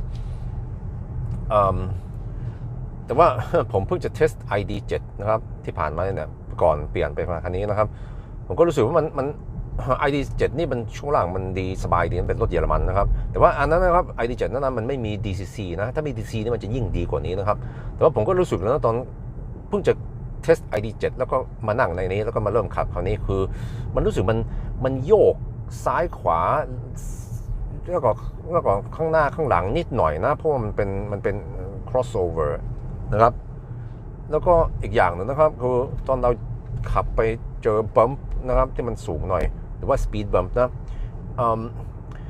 ถ้าเป็น ID7 หรือว่าไม่รู้ว่ารถพรีเมียมแบบ EQS อะไรโดยเฉพาะรถมันมีair suspension นะครับจมูกมันจะขึ้นน้อยนะครับเพราะว่า spring ว่านั้นนะ suspension มันจะพยายามแบบ compress แต่ว่าคันนี้รู้สึกว่าถ้าเราไปเจอบัมป์นะจมูกมันจะข้างหน้ามันจะเด้งขึ้นนิดหน่อยนะเด้งมากกว่าคันอื่นนะครับก็แค่แบบว่าอธิบายว่ามันเวิร์กยังไงนะมันไม่ได้แบบสุดยอดนะครับแต่ว่ามันก็ยังนิ่มกว่า Tesla แล้วก็คงจะเหมาะสำหรับถนนที่เมืองไทยเพราะว่าถนนที่เมืองไทยไม่ค่อยดี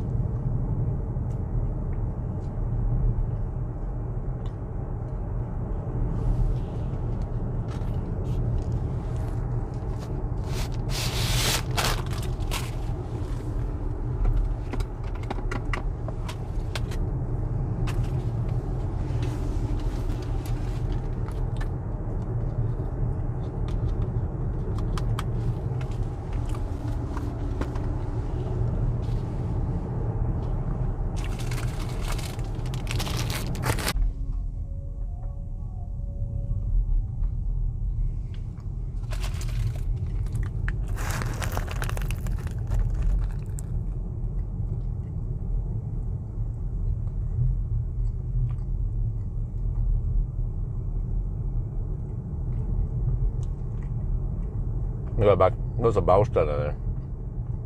With a LED light.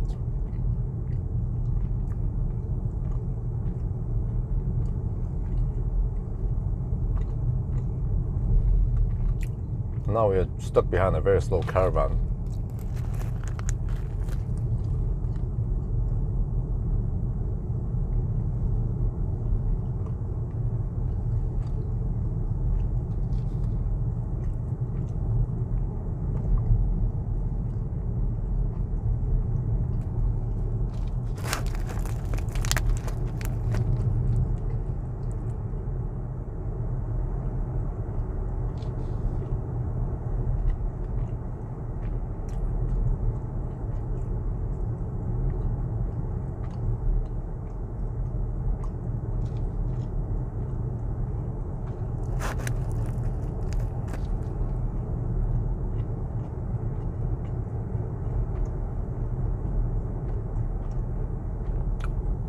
Well, nobody's hammering it. Well,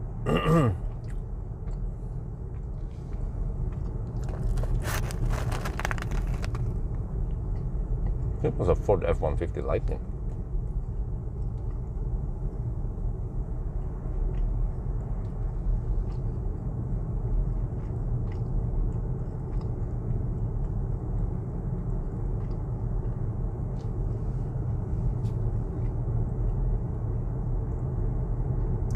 Now this is a bit strange. The lowest temperature you can set here is 18 degrees Celsius. Most cars, they have 16 or 16.5 as the lowest. And there's not even a low setting.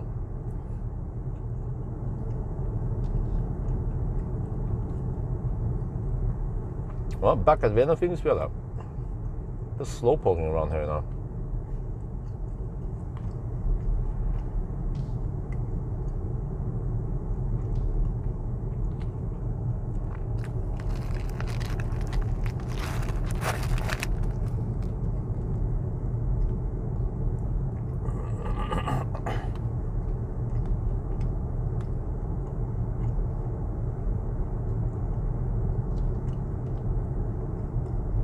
Could hammer them.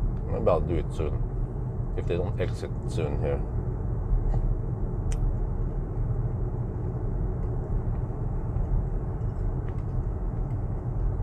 I'm not sure if I will take much more Sunday drive than this.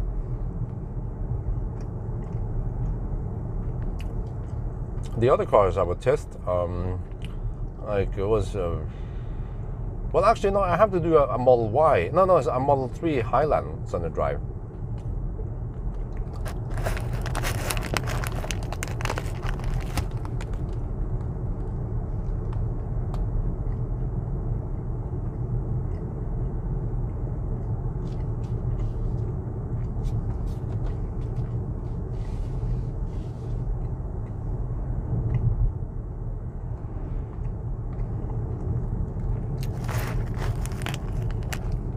But other than that,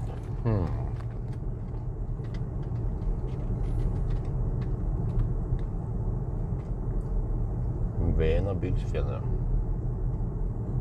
Lots of cabins. I wonder what they do over here. Is it a mountain? Do they go hiking? Maybe they go skiing in summer, but there's no downhill. It's just cross country.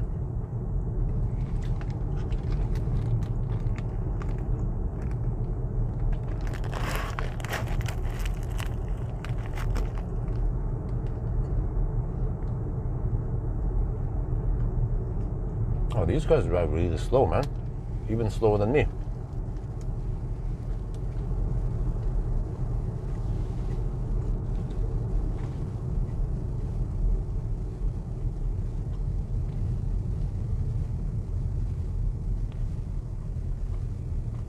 Yeah, there we go. Yeah, they all exit here, of course. This is why we didn't need to hammer yet.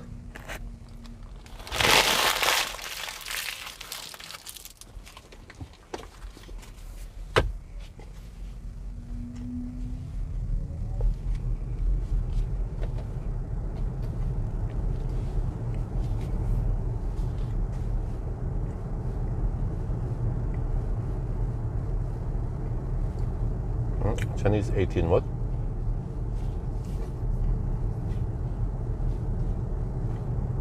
European 9, huh?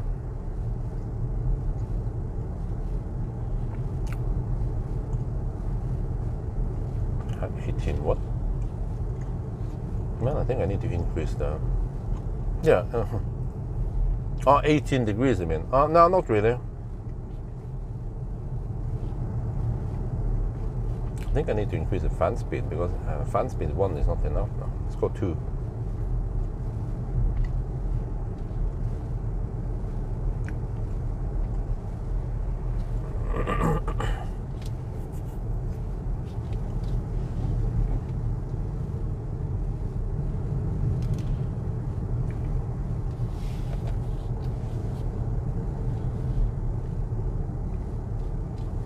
Venabu. Nice place. Wow, 21 degrees Celsius. Nice and warm over here. Not sure how warm the water is though. No, it's actually not that cold. 18 degrees is not that cold in the Chinese cars. But wow, if it's 21 degrees outside, and they won't get too much cooling here. I was hoping for, let's say, 15 degrees here in the highlands. I think we are close to 1,000 over sea level now.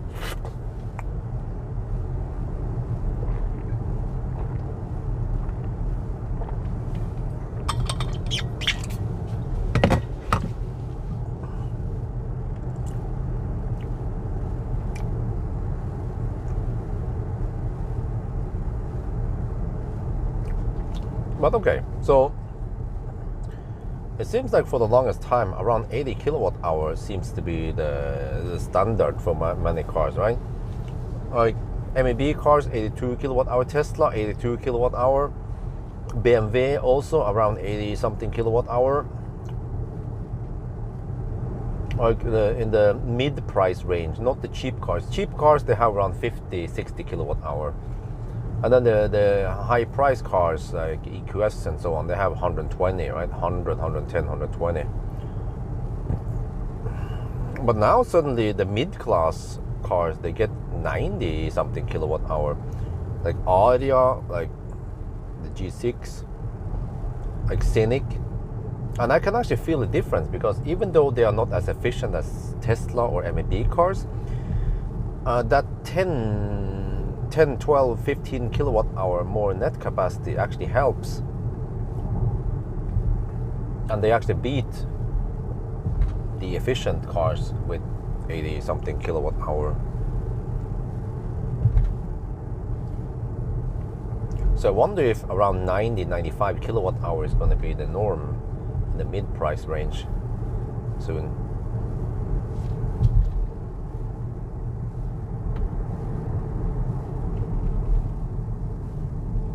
The slowdown happens in the curve, right?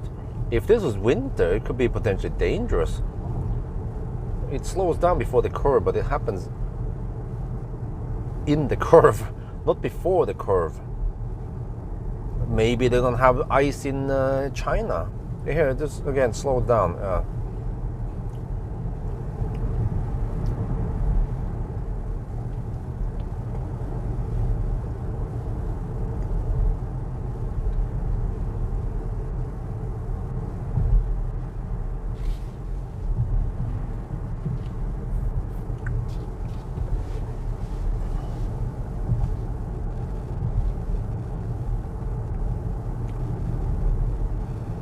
Welcome back to Vienna, Bixfjella.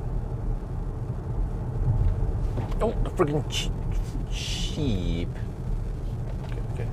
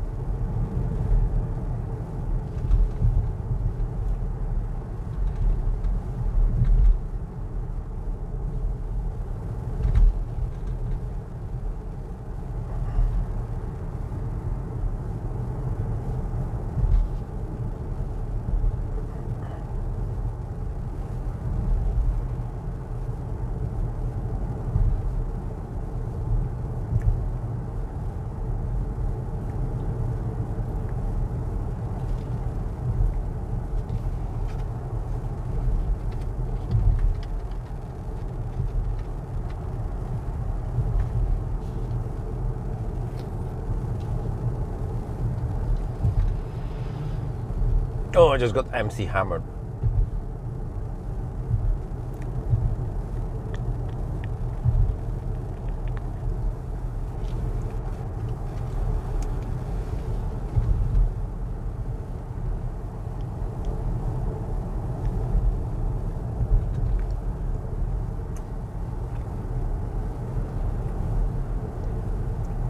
Well, are we still online? We usually drop out around here.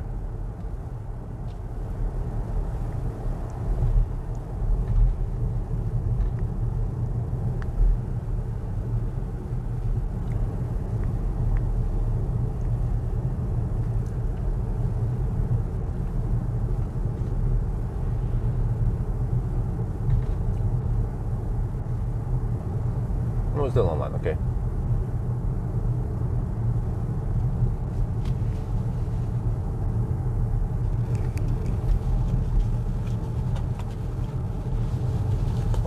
it is bearable with only fans, especially with the seat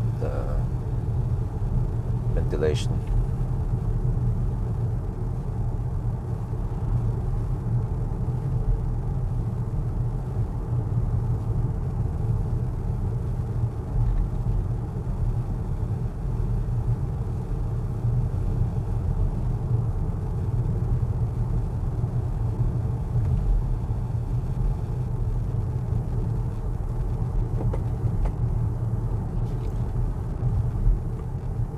Okay, I'm gonna stop soon and shoot my. Wait, is it this or is it the next one? No, I'm not sure. No, I think it's the next one. No, it's not this.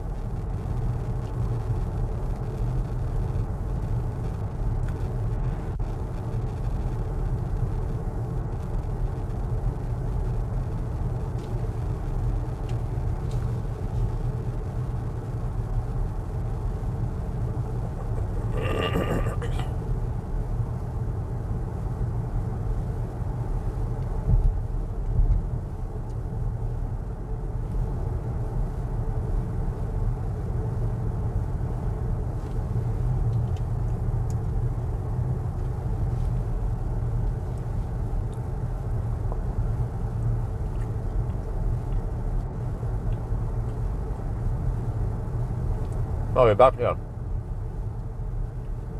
At thumbnail point, we were offline, so I was there a couple of minutes to shoot video.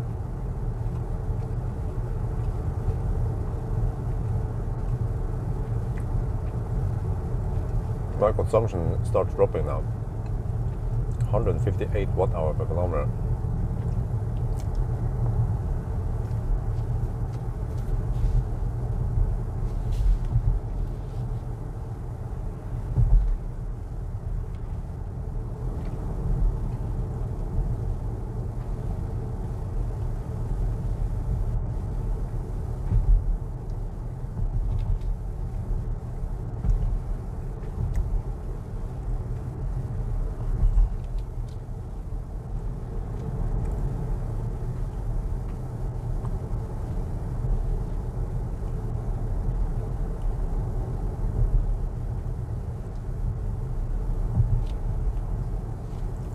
I've been running OnlyFans all day.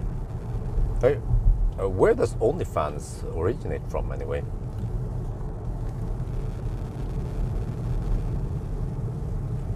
I mean, initially it was like just a regular website for people posting their hobbies and creations, and then someone just figured out they want to take their creations to the next level.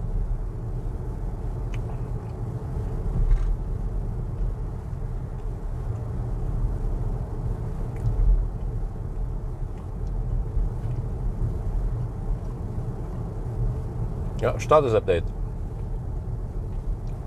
240 kilometers, 154 consumption, and 60%.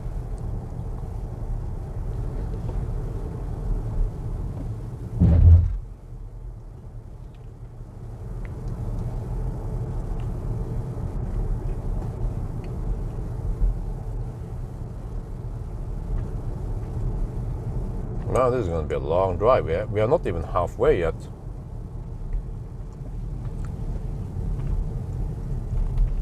We might be halfway at Alvdal.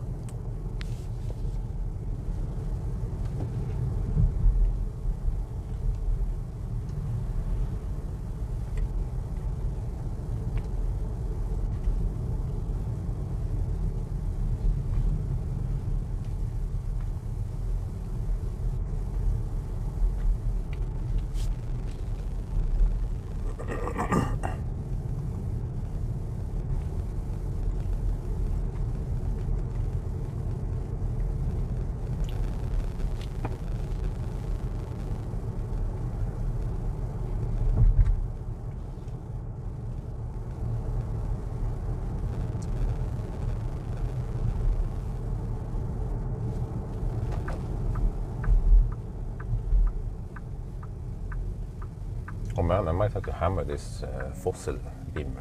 Go, go, go. It's clear now. Dude, how long do you need to think?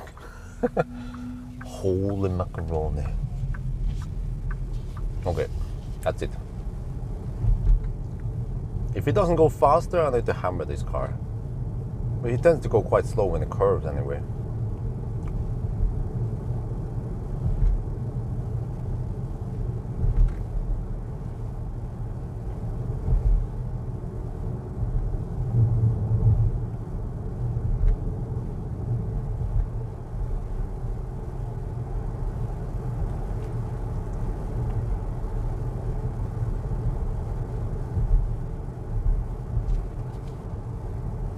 All right, let's go.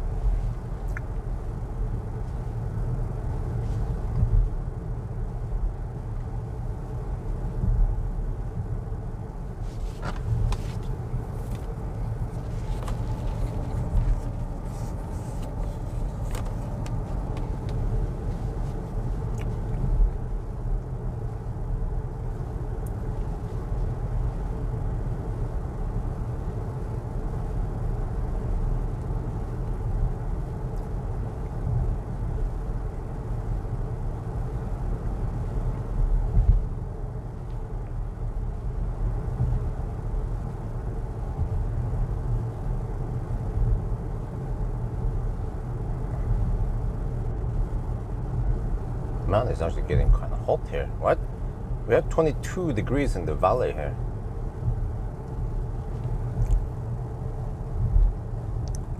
Wow, but winter is coming. The leaves are turning green. They're turning yellow. They're not green anymore. Winter is coming. Already? Summer went by way too fast. It's because the summers in Norway, they are so short. Spring wasn't very long. We had the winter all the way until May, and then suddenly it turned into summer instantly.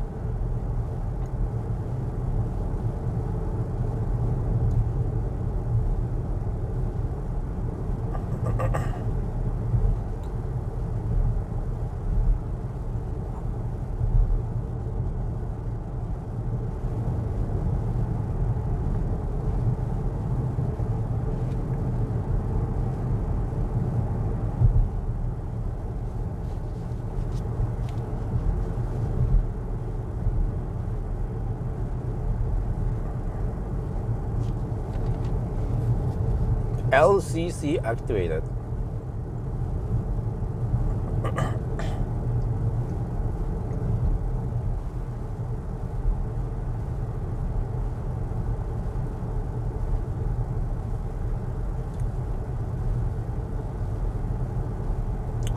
Yeah, I mean, interesting to see that, at least for now.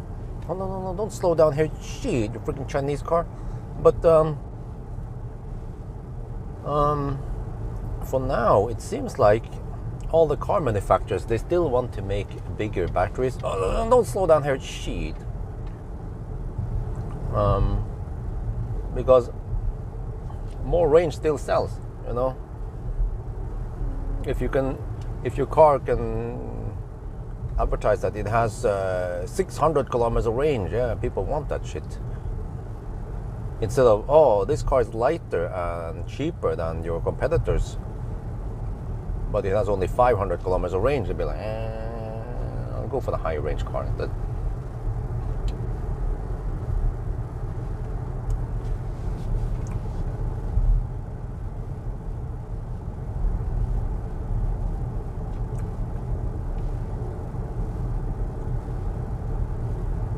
Here it's going to slow down, I can feel it.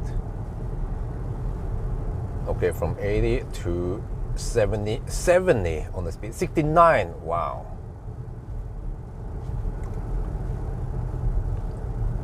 It's not really that sharp. I'm going at 77 only on the GPS speed, so 18 brua.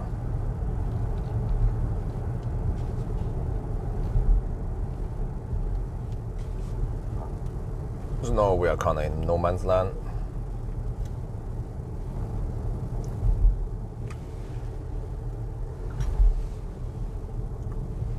Oh, your wife is in Cyprus. Oh, okay.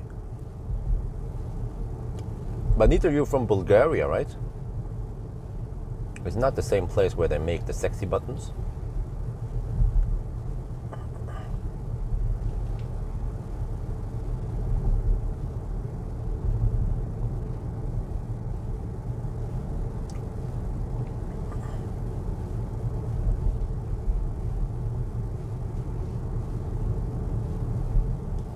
Man, it gets kind of hot in here. But the OnlyFans is helping. Maybe I want OnlyFans 3 right now. Okay, let's try that. Frequency. And I want to divert it towards me. No. Okay, there we go. Slightly better.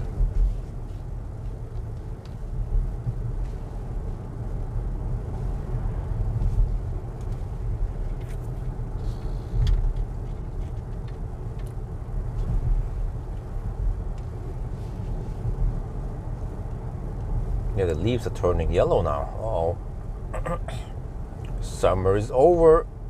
Shit. The hair is gonna slow down from 70 to 60 to 50 to 50, 49. What? This is a performance car, and it slows down from 70 to 49 kilometers per hour in that curve. Wow. Maybe it drives like a typical Chinese boy.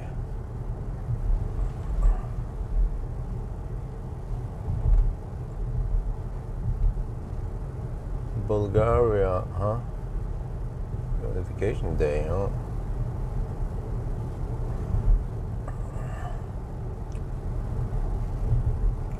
OEM's target efficiency, huh?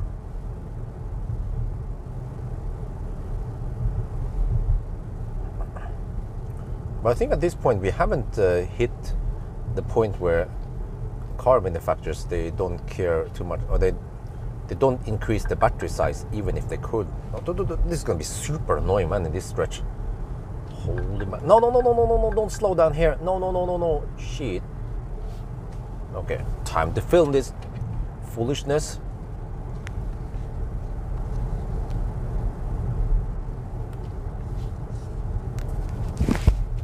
What? The LCC cannot detect the lanes. What? I mean, it's clear as day that the lane is there. No, it fails to work here, LCC. Oh, that's a fail. Come on, there. Okay, it's active. Okay, let's film.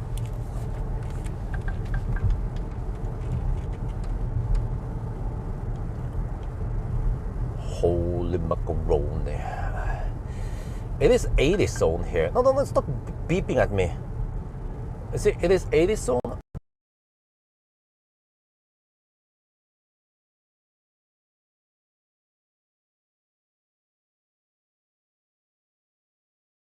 Like a kilometer ago, and then it turned into 80. Now it's 60 over here. It keeps reporting wrong speed all the time. So, all right, okay, at least in 60 here. This curve here is not that sharp. Come on, there is no need to slow down. Okay, at least that's not happening. Let's try again. I have to wait for the 80 zone. That's more action.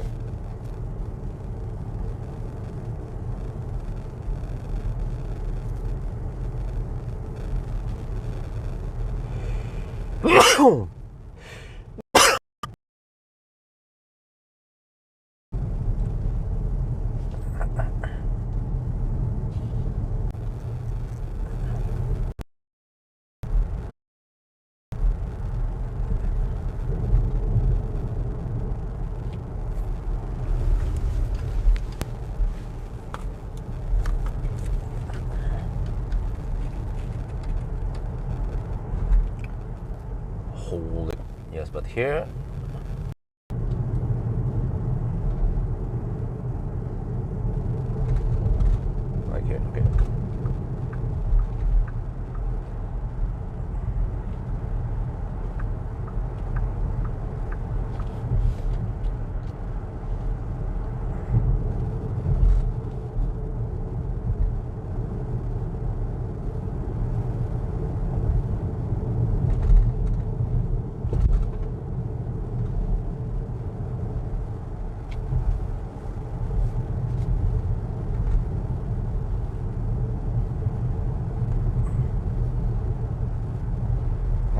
22 degrees Celsius. It gets hotter and hotter now.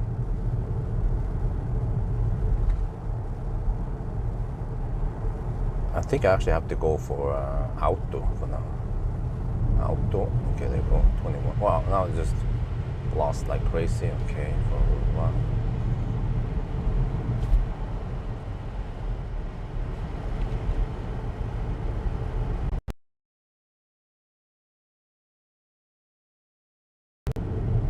Okay, I might have to overtake that kind of car.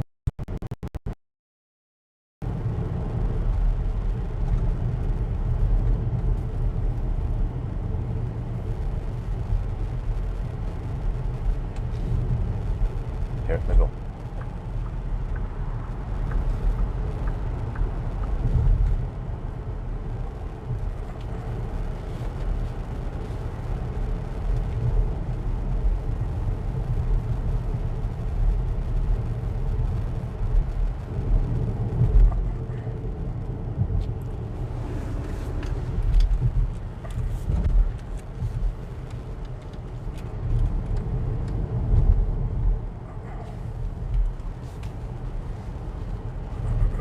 It's 7 GPS speed, and the car slows down a lot in the curves. Depends, of course. There's the next curve coming up here.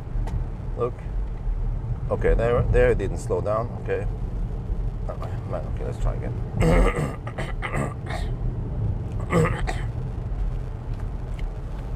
Holy crap, the car's annoying. It slows down.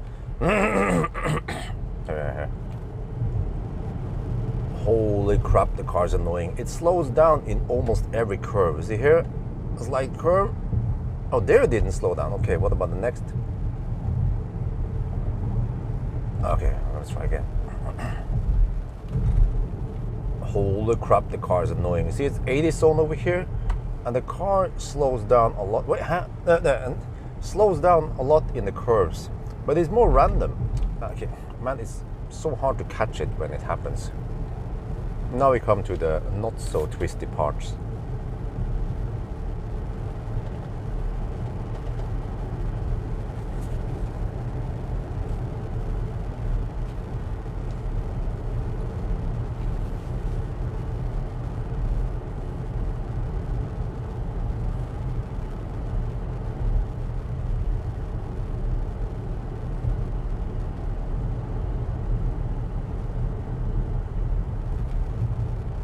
Wow, look at this.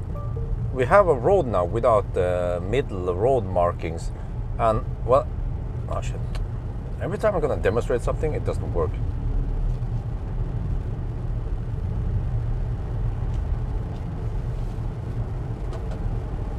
Come on. No, come on. There. No. Come on. There. No, it disengages all the time.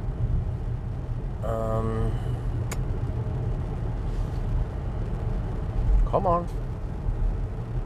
Okay, I cannot rely on it. If it keeps disengaging all the time, then it doesn't work properly.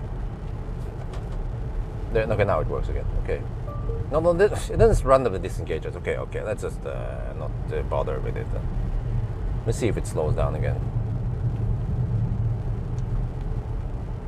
Man, it is quite hot over here, 23 degrees Celsius. I had to fire up HVAC, I mean AC. Okay, now it doesn't happen, the slowdown. I want to catch it. Seems like it's not going to happen over here.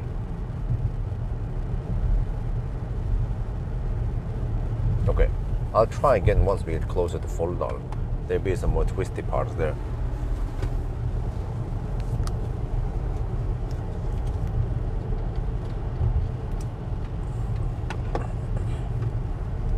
Wow, but 23 degrees over here. It's getting hot. I think it's going to be quite hot also in Österdal.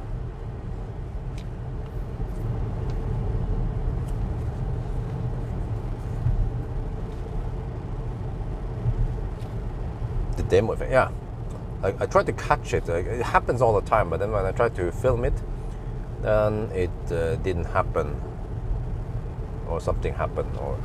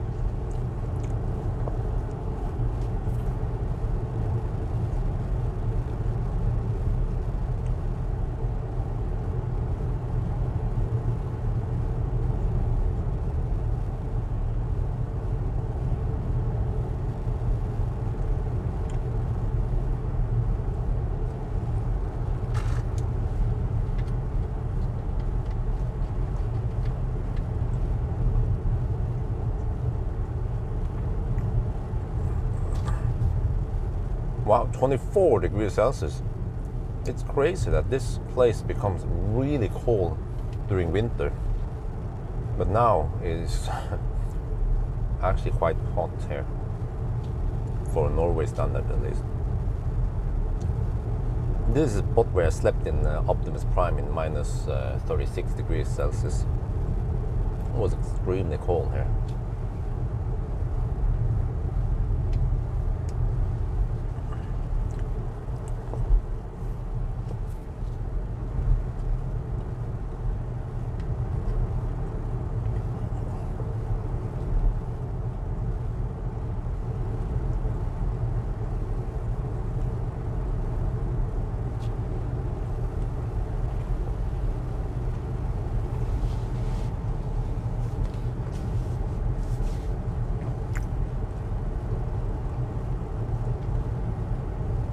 Yeah, nice place.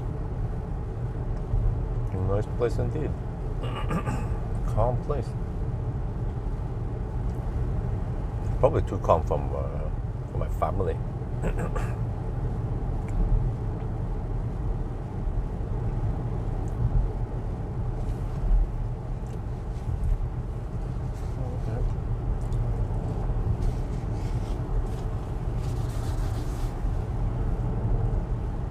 Yeah, family time in Lillehammer then tomorrow and Sunday. Well, tomorrow is going to be the most important day since we have the Lillehammer tickets.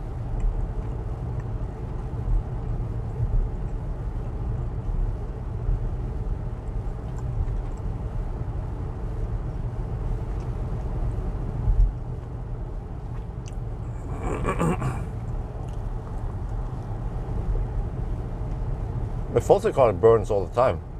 It will be all over the news every day then. Yet another fossil car caught fire in the news.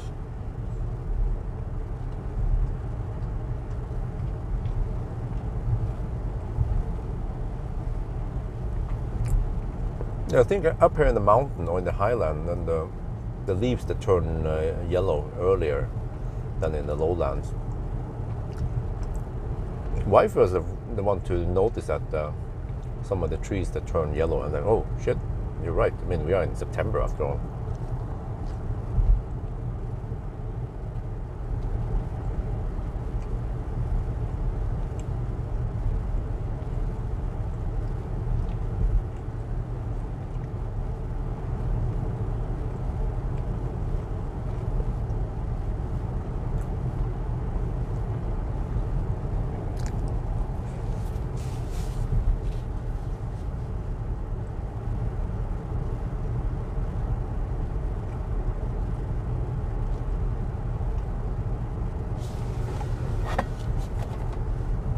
Oh, LCC activated.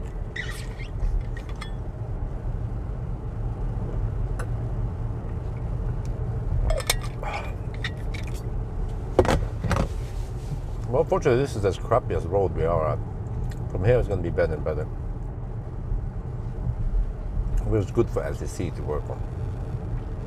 No, then suddenly this disengages. Man, I mean, at least Tesla worked longer than this. Come on, LCC. No. What? Okay. It doesn't really work then. Yeah, in Oslo it's still fairly green. I don't remember where Wi-Fi pointed out it was turning yellow. If it was around Yesholm or somewhere else. And also, what the heck is going to happen this winter now? Now we're leaning towards that we will go to Thailand possibly around 1.5 months.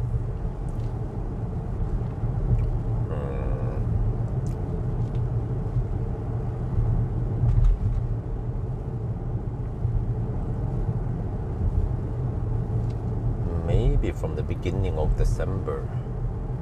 Let's say from 1st of December to 15th of January. Nah. Second half of December and January is quite depressing in Norway. I just hope I don't have to burn too much money, man, while in Thailand. Plus also the money I have to spend on airplane tickets.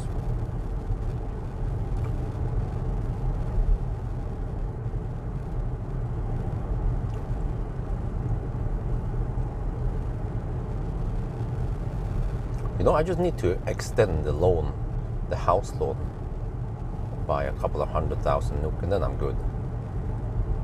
Just wonder if I can do that next year, if it's possible to do that or not.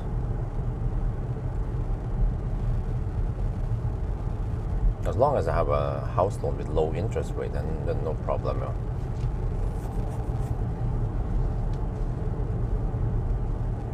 I can always ask next summer, next spring, what is possible.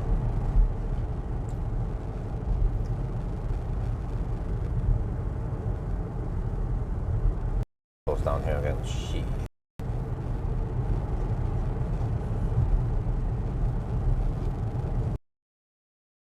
Wow, what the heck, man?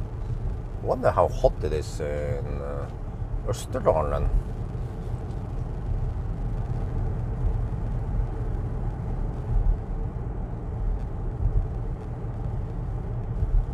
You know, the last hot season, and then we're gonna have rain next week.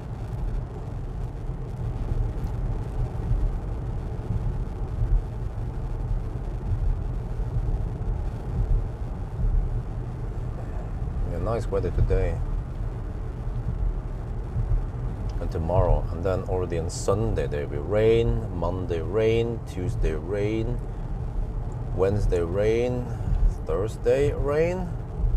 Wow, I will have rain when I have Highland, which means that I can't really do a Sunday drive unless I may be driving Sweden or somewhere. Friday, oof, but cold, getting colder also.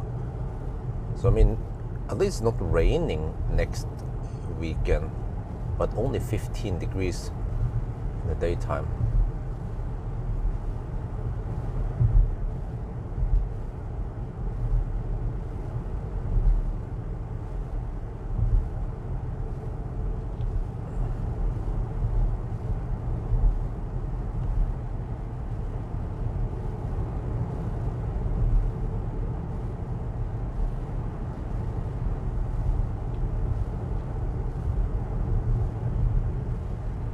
Oh no, what is that phantom braking? Shit, man.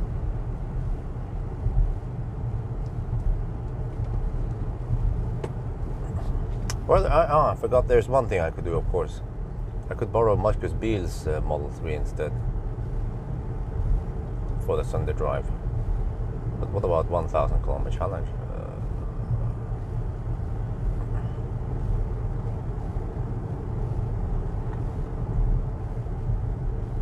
Oh, that guy is in bodies and it's 24 degrees outside.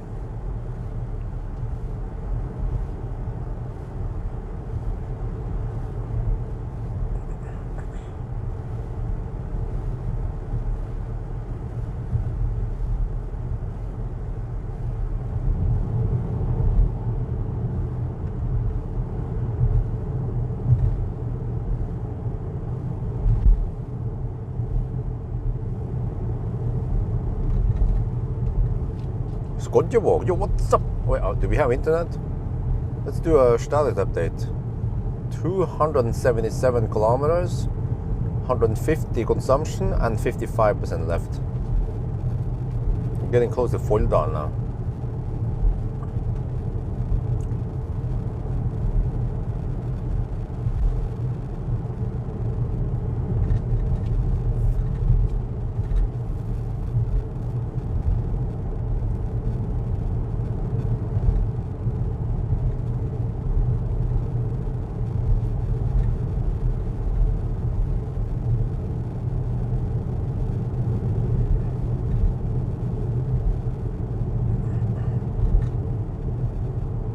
you see the estimated kilowatt hour keeps dropping and dropping. Okay.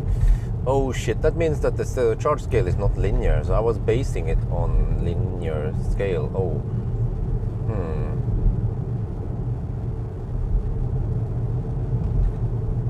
Didn't actually check based on kilowatt hour.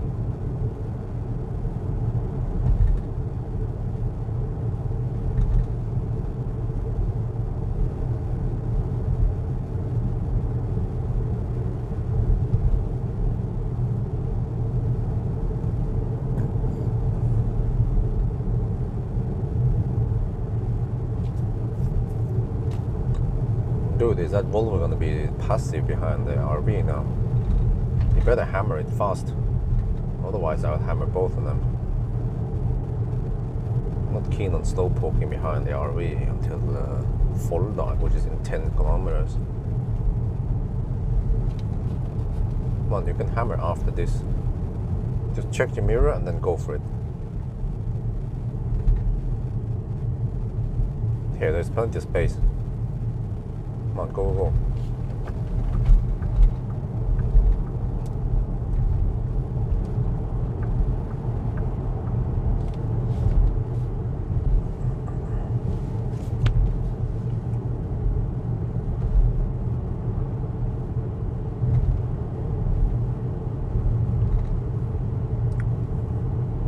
Yeah, so I'm supposed to take the Q6 to Bodø, talk to my mom and everything, but it's gonna happen in October. And mom was like, maybe snow has arrived. I'm like, oh shit. Well, maybe there's a opportunity for me to go to Bodø earlier. I mean, it doesn't have to be any car, as long as it's not rain or crazy weather in the north. I could even do it with a mini Countryman, but yeah, well, at least I wanted to take the Q6 because I feel like I have tested a lot with the Q6 already, and it just there's no need to retest absolutely everything. So the Q6, well, I mean the SQ6 that I'm gonna borrow, I think it has more power, right? But at least the low trim Q6, then I'm not sure what the heck I'm supposed to do with it. Just do a range test, but I don't feel like I need to do a 1,000 kilometer challenge with that one also. So then instead of that, I would probably, and also I'm probably not gonna go on a Sunday drive on it. So then I can go to Bodø, which will take 2 days.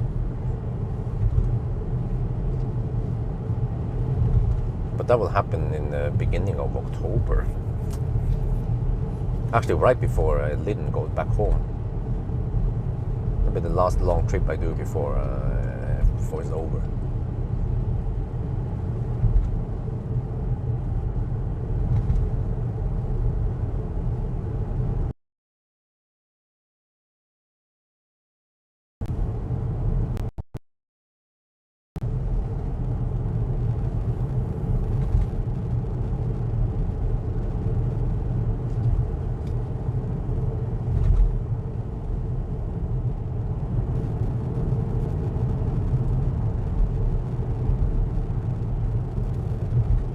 Slows down in the curves where it's not really needed.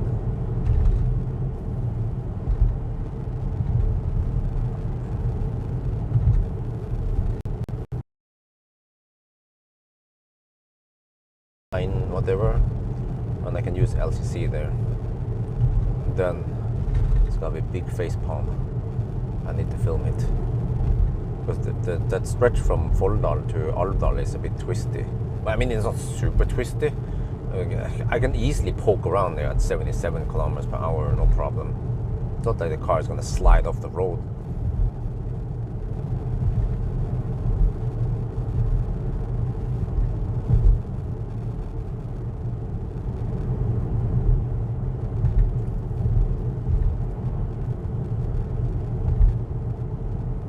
Wow, even up here, consumption is 149. Oh, all right, very good.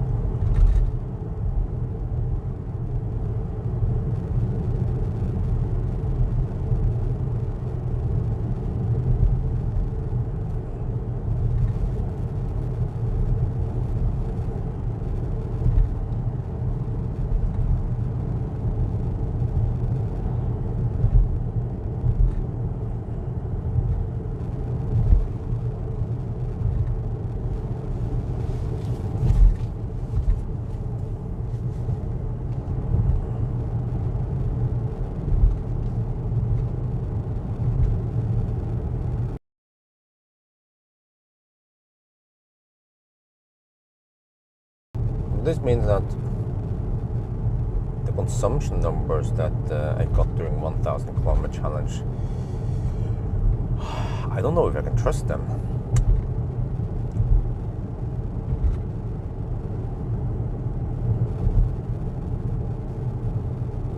Yeah.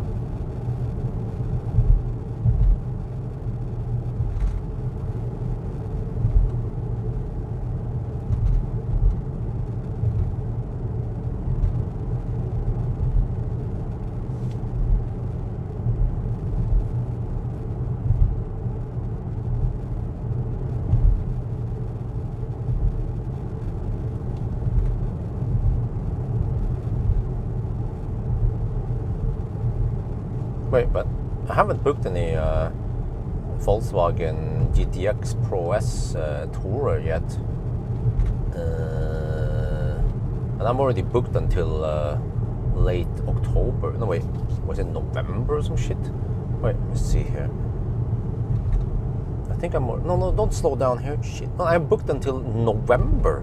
What? I mean, eventually I have to stop booking more in case we're gonna go to Thailand and shit. So, well, I'm not sure. Maybe beginning or mid-December we might leave. But I mean, do I have enough money at all?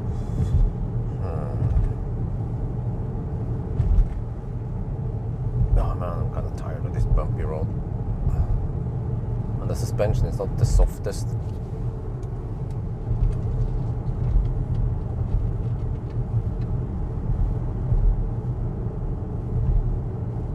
Welcome to Folldal.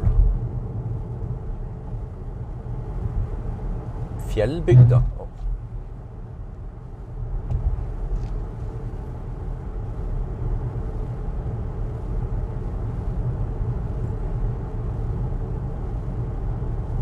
Yeah, it's supposedly over here, but also there's a place near Trysil that gets really cold. And Trysil is actually closer than Folldal for me.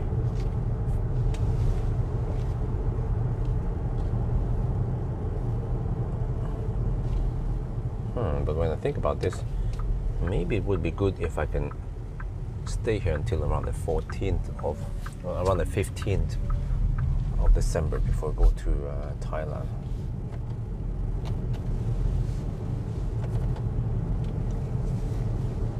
In case there be a cold period in December.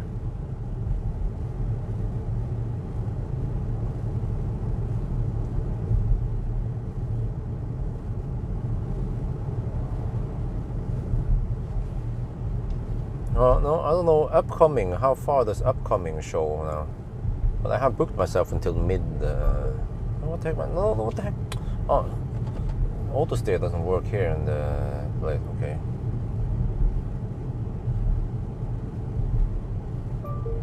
Oh, it just stops working suddenly. But at least it notifies me that it stopped working.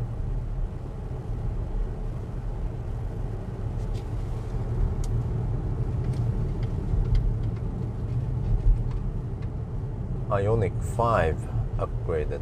Yeah, okay, those are the ones. Yeah, those are the last ones. There's also an EV6 with upgraded battery and 204. No, wait. Was it 260 kilowatt charging? Oh wow, then you test that. Even bigger battery, but they at least they kept the efficiency on the Korean cars, EV6. So that would be interesting to test.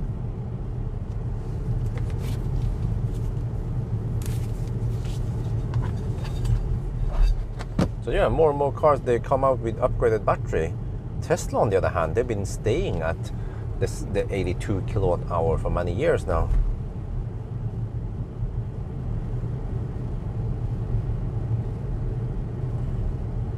And then Stellantis, they just have a slight upgrade from 50 to 54 kilowatt hour. But also, Volvo Polestar, you know, they went from 76 to 82 kilowatt hour.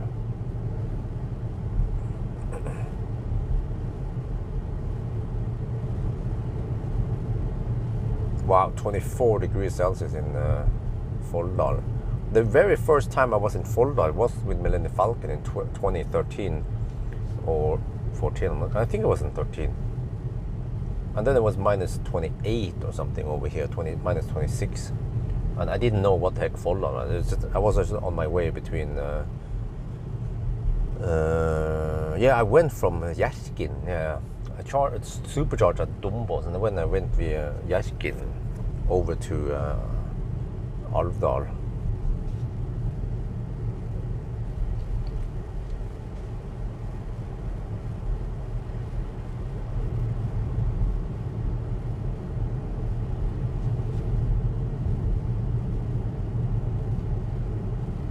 I feel like I need to take a pit stop at Alvdal. Wait, or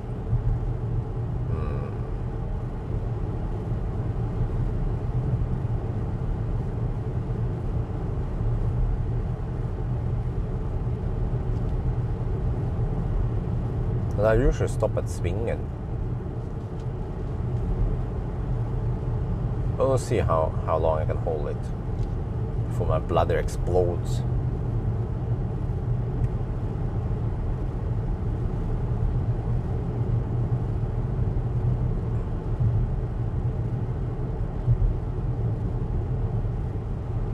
No, there's lots of cars I need to test.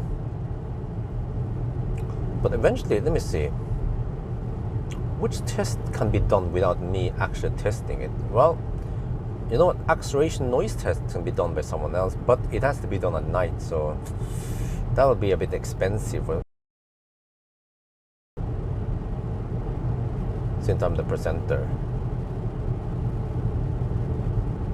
So it just boils down to the pickup and delivery of cars, and that can be done by someone else. Also, editing of videos can be done by someone else. Yeah.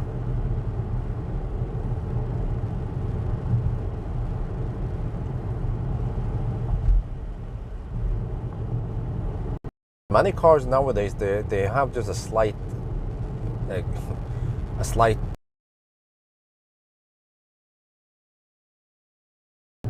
so it's a bit overkill to retest almost everything, which means that I could double book myself. I actually done it. I double book myself on the week where I have the i5 touring along with the EL8. Let's hope I don't get too overworked there. Because the tourer just needs a banana box test, maybe an interior view. They don't take too much time. A range test, of course, but I don't have to do a charging test. But then what about the 1,000 kilometer challenge? Possibly, but I'm not sure about the Sunday drive.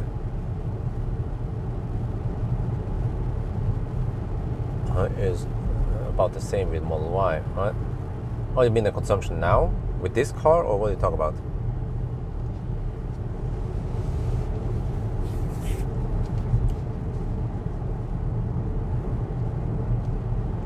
Well, that's a coincidence right now. I thought I would have middle road markings, but I don't, so I can't use auto steer. So then the car actually doesn't slow down that much. I believe that the EL8 and because with the EL8 I kind of need to test everything. Range test, banana box test, interior view, acceleration noise test, headlight test. It's basically a full week, but if I wait, I don't want to wait too long with the EL8, and it was available early, so I was like, oh shit, okay, let's just kind of amputate the i5 test slightly then, or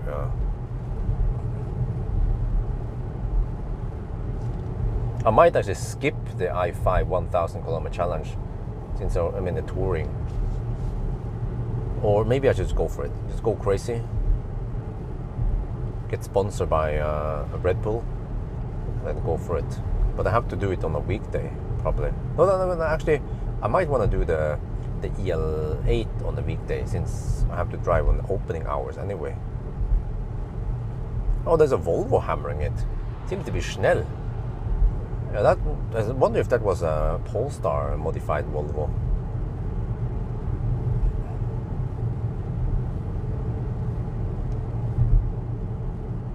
Didn't even catch the license plate before it disappeared.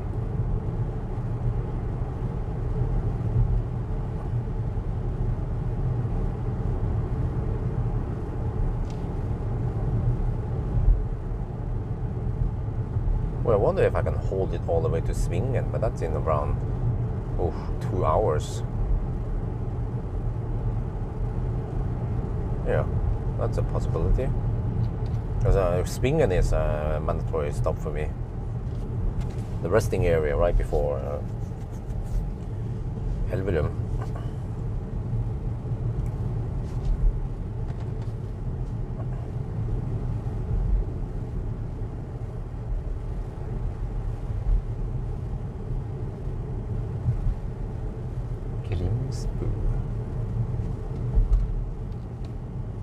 Huh? This is so strange. Wait, are we offline or what's up? What's up?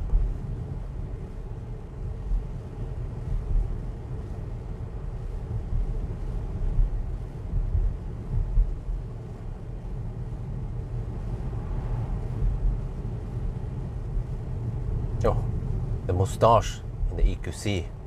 We are online. Okay, that's weird. Because Alex asked someone about something, and then I just asked him what he meant, and then he just went silent. So I was like, "Huh? Are we offline?" Apparently not.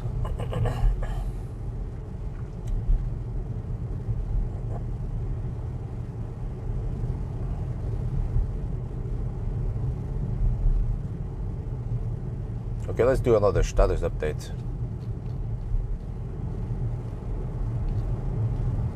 300 kilometers, 146 consumption, and 52%. We should be roughly at the halfway point then. Well, actually, 300 kilometers. Wait. Yeah, I think we can go around 600, right?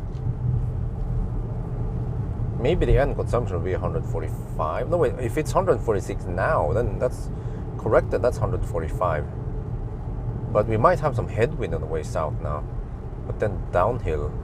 Ooh, okay. Okay, I'm still guessing around 620 to 650.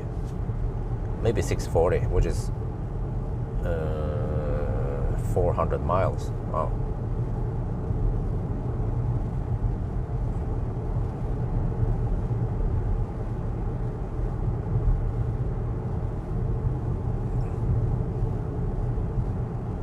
But yeah, I remember passing by here during winter, during the freaking cold weather, right?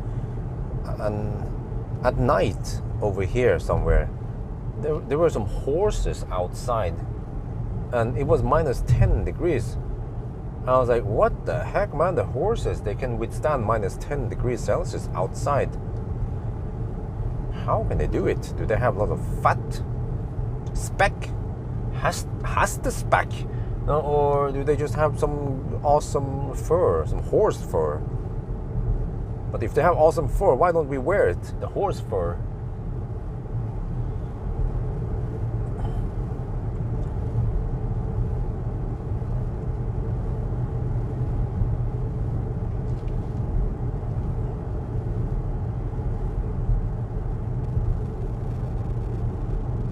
Oh, I'm gonna get sun in my face soon. That's just the name of the game.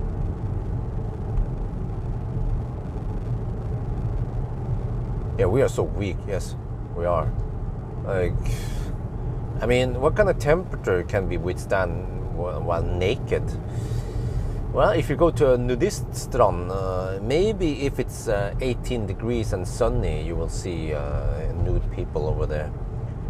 But yeah, maybe in Africa. In Africa, they don't wear clothes. In the savannah. But then if it's too hot, then that's also not good. So we can, without clothes, we can maybe withstand around plus 20 to plus 30 degrees, right? At plus 40, that becomes dangerous and we can die out of heat stroke. So we only have 10 degrees Celsius window where we function. Otherwise, we have to wear clothes or use air conditioning. What about you think? What do you think of the new A6 e-tron? What about it? It looks nice. I like it.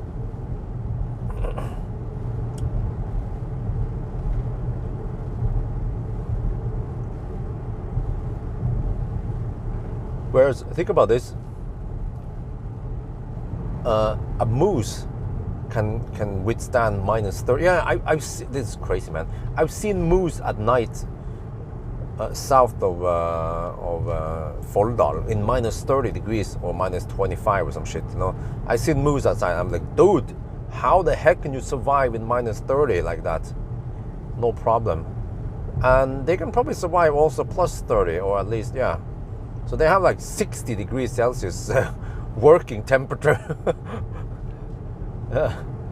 Really robust compared to you weak sauce humans.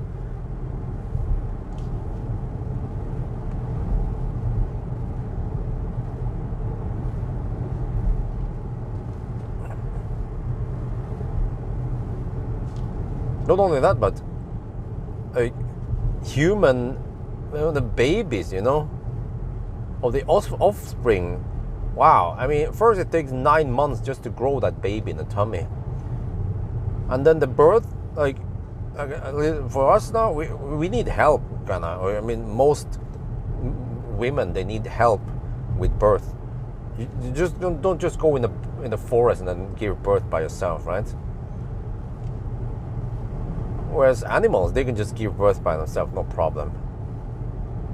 And then, and then it's not over. Then it's just barely started. Then you have to babysit that child, the baby, until, I don't know when they are supposed to be able to survive by their own.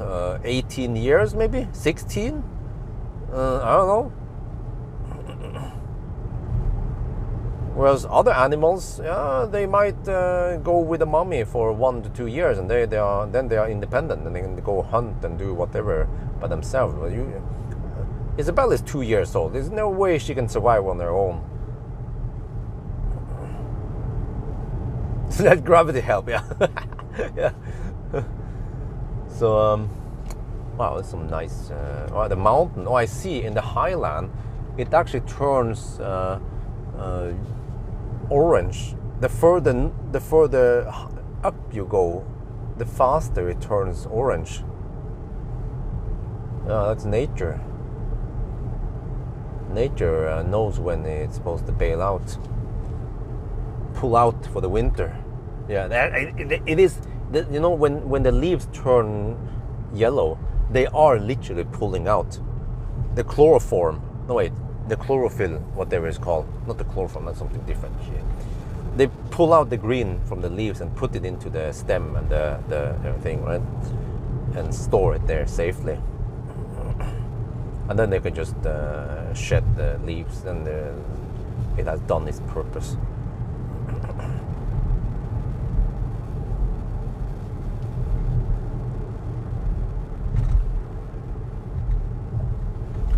Yeah, circle of life, circle of the year again.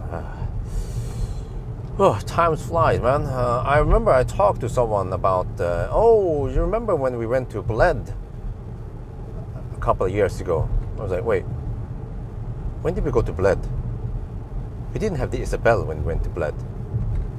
I think it was actually right before we knew that wifey was pregnant. Wait. Isabel was born in 2022 and Axel 24, which means that we must have went to Bled in 2021. Huh? 3 years ago? So that what? We haven't been on a road trip in 3 years. Wow. I'm hungry for some road trip, man. I mean, it was nice. We went there, you know, we had, typical road trip with wifey. It's never going to be the same again, the road trips, because you have to bring family with us.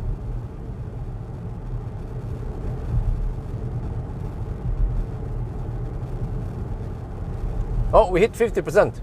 Okay, 310 kilometers, 146 consumption, and 50%.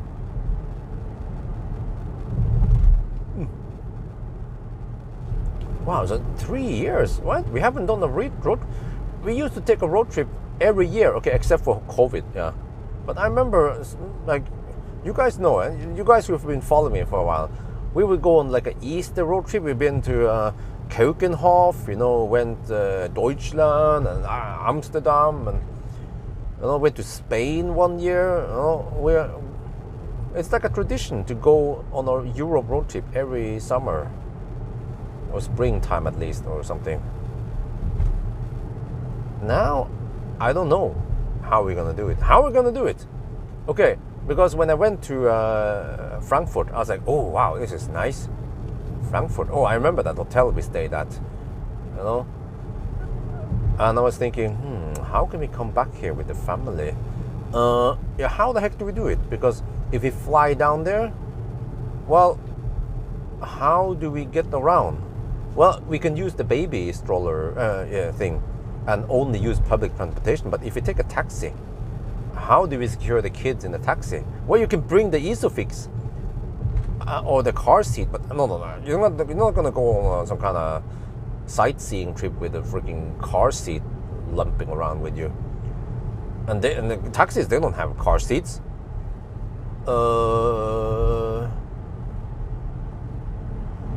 Okay. I can travel alone then with a car. I can drive all the way to Frankfurt alone, and then wifey can fly down there. Wait, alone with 2 kids? Are you crazy? Do you know how much hassle it is to travel with kids on an airplane? You don't. So, So I tried to find a solution. Maybe go to at least go to Göteborg then, another country. Nope, that's too far. Axel, he cries. He complains big time when sitting in the car seat, unless he's sleeping. But then he doesn't sleep that long. So I'm like, oh shit, man. Finnmark. Oh. North Cape, that's way too far, man. It's actually shorter, faster to go to Frankfurt than the North Cape. But actually, I'm not sure if it's shorter, but it is faster. It goes incredibly slow in the north with all the slow roads and the ferries. No. So hopefully next year to Lillehammer. Oh shit, man. I don't know what's wrong. He's not hungry. He's not hurt. He's not too hot. He's not too cold. He's not tired. But he just complains when sitting in the car seat.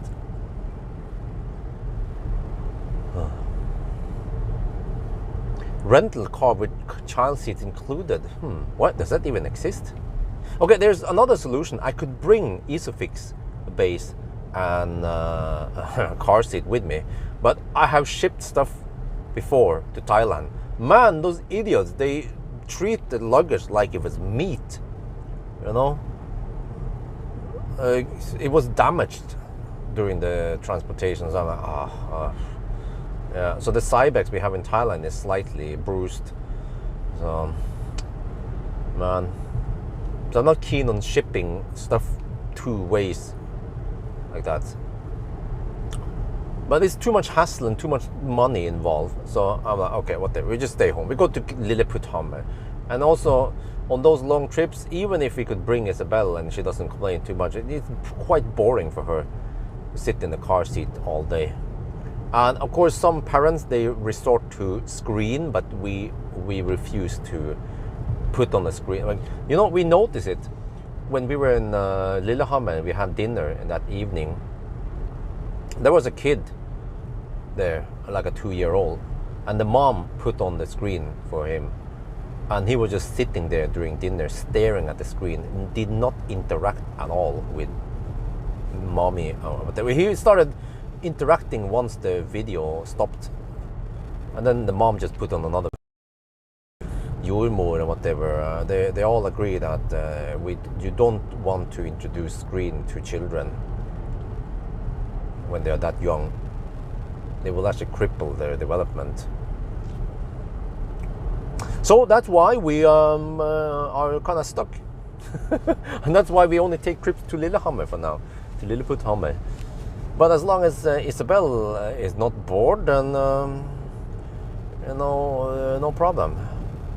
It seems like at least wifey has accepted that she will do whatever is best for Isabel and Axel. you know, she doesn't care too much about what she wants. Woman, dude, there's a freaking dude driving in the middle of the road. I had to flash several times at him. Old man was having problems coordinating his big ass car on the road here. Yes, home Frankfurt is 1600 without the ferry to North Cape. It's okay, but I'm pretty sure that I can get over to Frankfurt faster than you can go to North Cape. Even with a modern car, North Cape.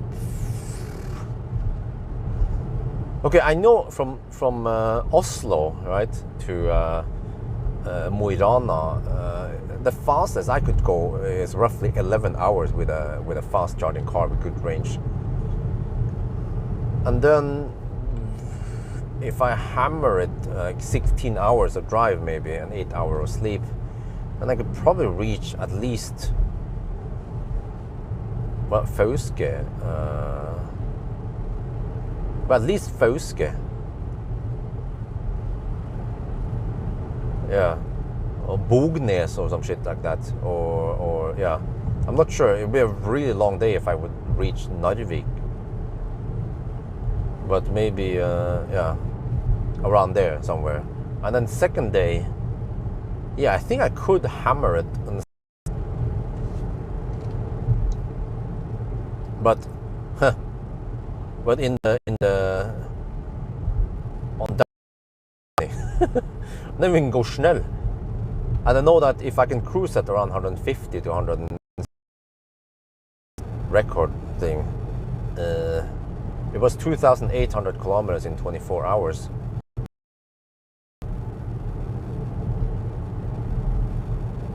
Dude.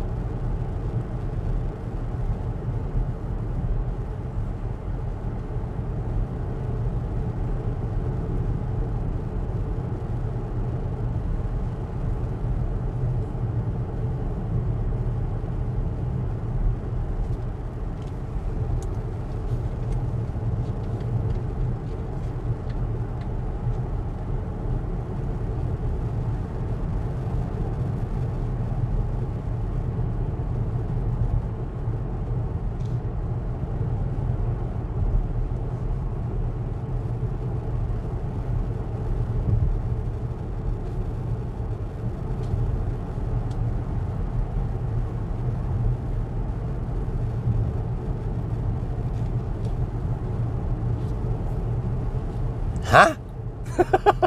What?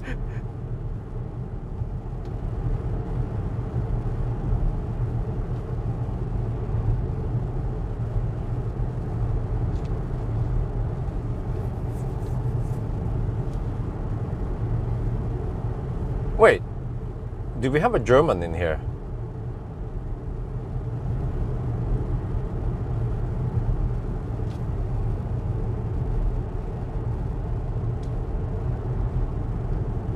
There's supposedly a Yesheim in Germany also, with a double S.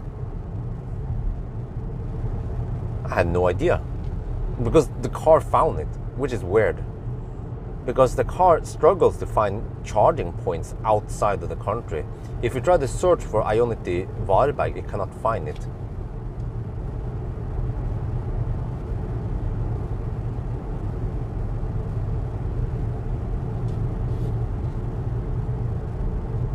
But it can find Ionity, let me see. But does it have it in the history now? Yes, it does. Ionity.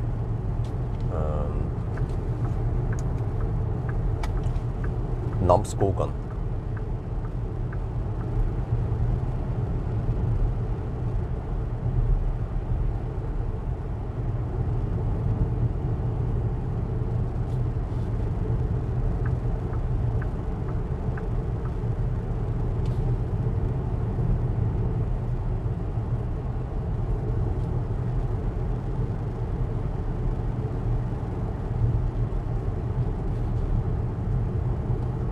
Yeah, the house, the V3 house, yeah. Yeah, but there is a Yes Home, you know, with a double S that looks like a B, but yeah, the German double S. So there's a Yesheim in Deutschland. I didn't know that. This is weird. But yeah, the car struggles to find charging points outside of the country you are in. But if you are in Sweden, then supposedly it will find charging stations, charging points in Sweden, but not in Norway.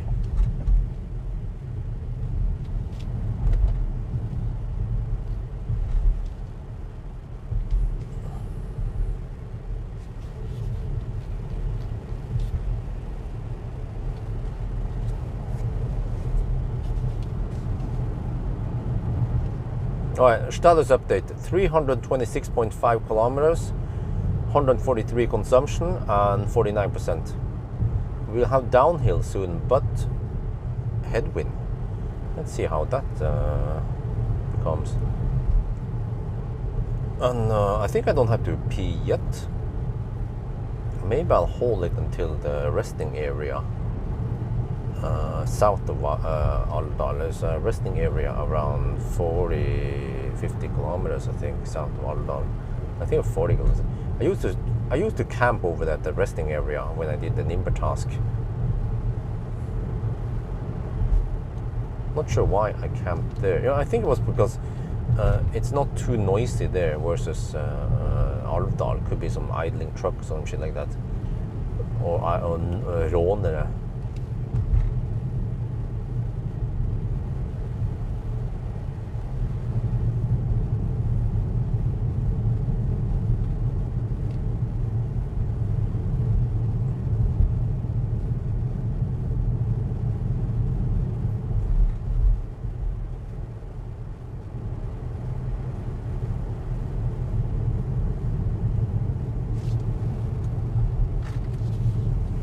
Now get sun in the face. Yeah. Welcome to Elf Valley.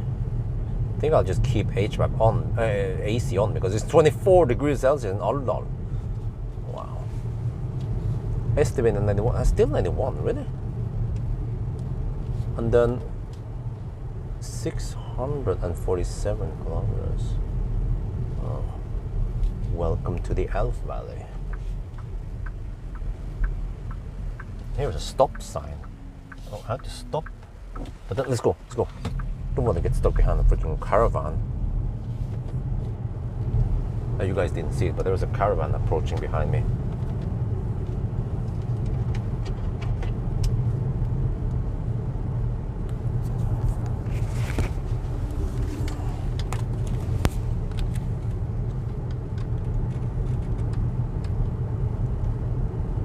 We are now in Alvdal, and wow, it's like being in Thailand, you know, because you see that everything just looks a bit hazy. Yeah, I'm not sure why, maybe higher moisture or something, but it is 24 degrees Celsius over here. Huh? 24? Wow. In winter it could be minus 24. But the consumption right now is 142 watt-hour per kilometer. Wow. And we are still in the high-ish lands. So you're going to go downhill now, but we'll have a bit of headwind on the way south. But I'm going to show you something funny, which is that if you click here and you click on Yesheim, wait, come on, Yesheim, sending data to China. Did you know that there is a Yesheim in, wait, why is it so slow now? There is a Yesheim in Germany, but it's with the German double S, but it's Yesheim over there. And then it disappeared. What the heck, man? And then it goes like this. Yeah, but also, so it can find addresses outside of the country, except for if I search for Ionity Varberg. Charging points, it cannot find it outside of the current country you are in. See, no result. You know, it's not. First I thought, oh, it was because we are too far away. No, it's not, because Varberg is not that far away. But if I search for Ionity Namskogan, which is quite far up there, then it will find it. Okay, now let's just enjoy the nice ride in Österdal.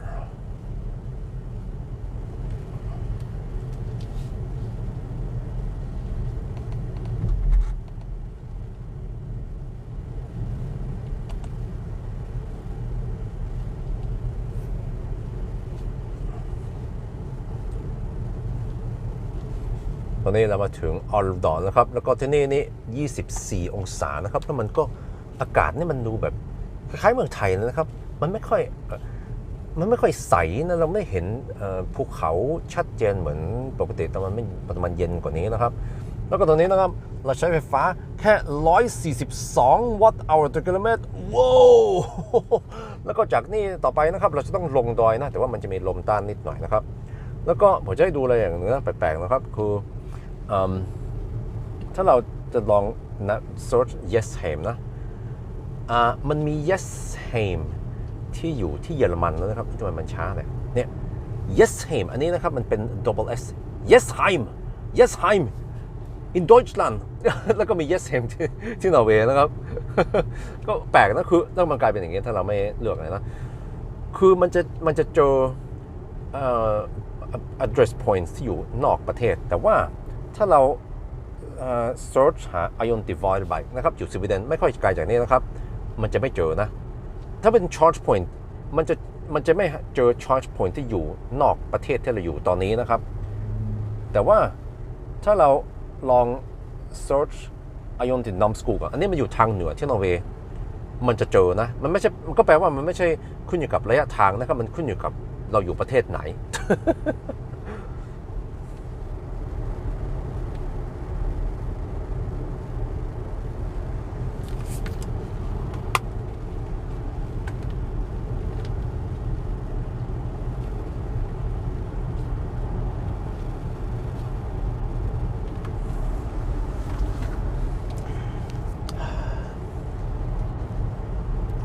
What I already done a 4K podcast. Plus, it's not suitable to do it now because we get sun in our face. State of EVs. What is that? What am I supposed to say then? Is it about the range, sales numbers of yeah.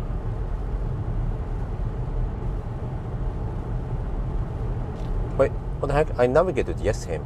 Wait, I didn't click OK, I think. Nope. Tomorrow and Sunday we'll have family time. I have already done 1,000 kilometer challenge with this car. It was done several weeks ago, but it was under embargo.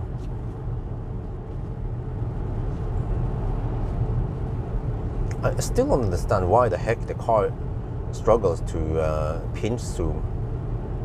Well, I mean, my best guess is that it wants to tilt when I do that movement. Okay, let me try to coast now.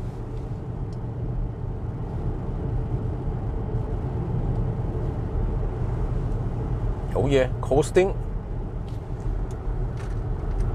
Oh, but at least we have nice roads on from here all the way home. We have this kind of B roads, Bundesstraße or whatever it's called, and then we go Autobahn.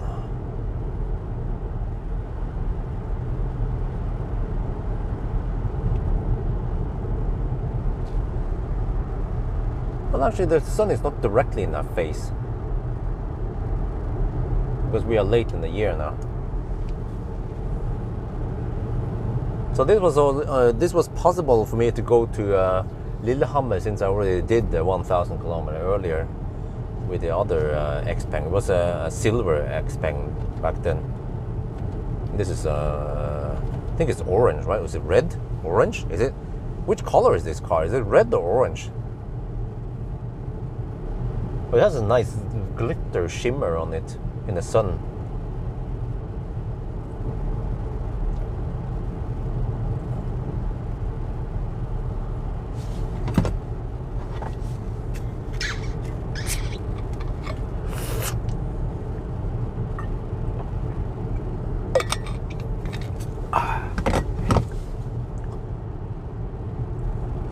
See if I go to drive and then set region to low, what's going to be then?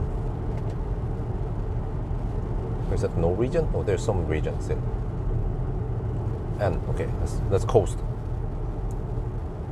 The N word. Neutral, I mean.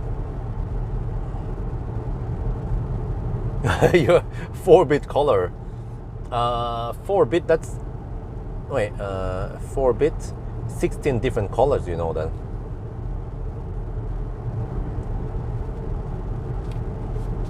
Isn't that the EGA graphic? EGA was super primitive.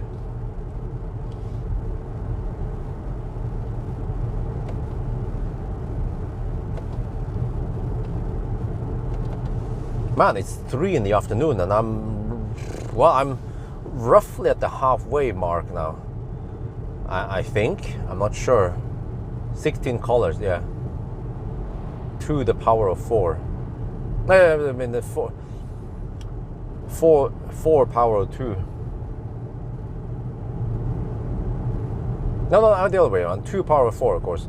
2 multiplied by 2, multiplied by 2, and then yeah. So it's a 2, 4, 8, 16. That's 4-bit. Yeah, 3, which is quite insane. Like I remember games that would run on VGA. I was like, wow, this is nice. It was in the 90s, you know. And actually, my very first video, road trip video, was shot in VGA graphics. Maybe I should remaster it. I can always upscale it and it will look okay. But I have to change the music there because I use some copyrighted music. I wonder, maybe I should just do that for fun. There would be people who want to watch that, right? It's a road, my very first road trip in Norway, and oh no, I think I need to sub it. I think I was in Norwegian. Yeah. What? It slows down here. What the heck, man? Why is the car being on such a pussy cat? Dude. The road is... No, don't slow down here. What the heck? Dude, I need to film this. This is foolishness.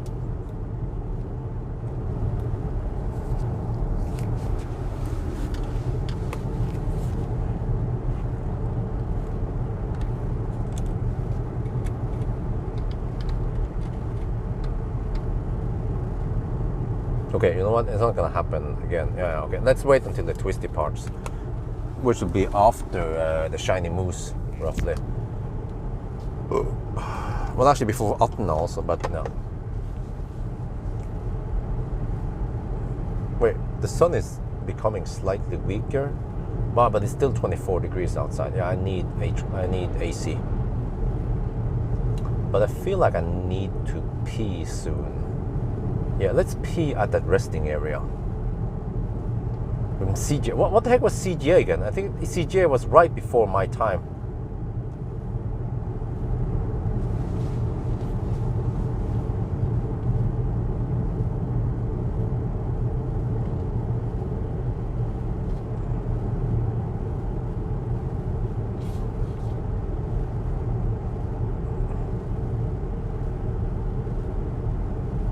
There are lots of downhills here. I can coast.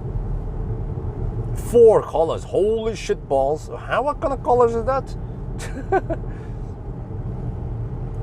4 colors only?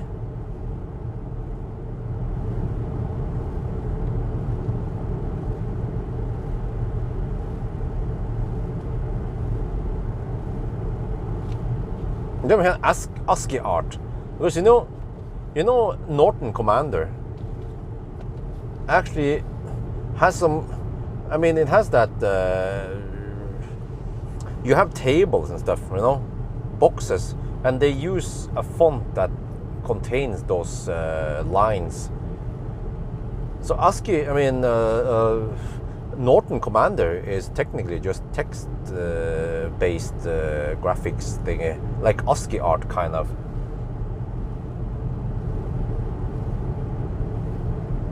And it is quite awesome that you get that kind of interface in Norton Commander, because if you don't have that, like alternatively, you have to use the shell, Bash, or I mean, actually not Bash. It's called DOS shell, which is super primitive. But with Norton Commander, you can select files, you can copy it to the other side, You can F whatever to view files, delete the file, go into different directories quite quickly, just with the arrows up and down. So Norton Commander, man, is like king for file management. I even prefer Norton Commander or Total Commander over Windows File Explorer. The File Explorer is actually very primitive, the way it has been designed and work,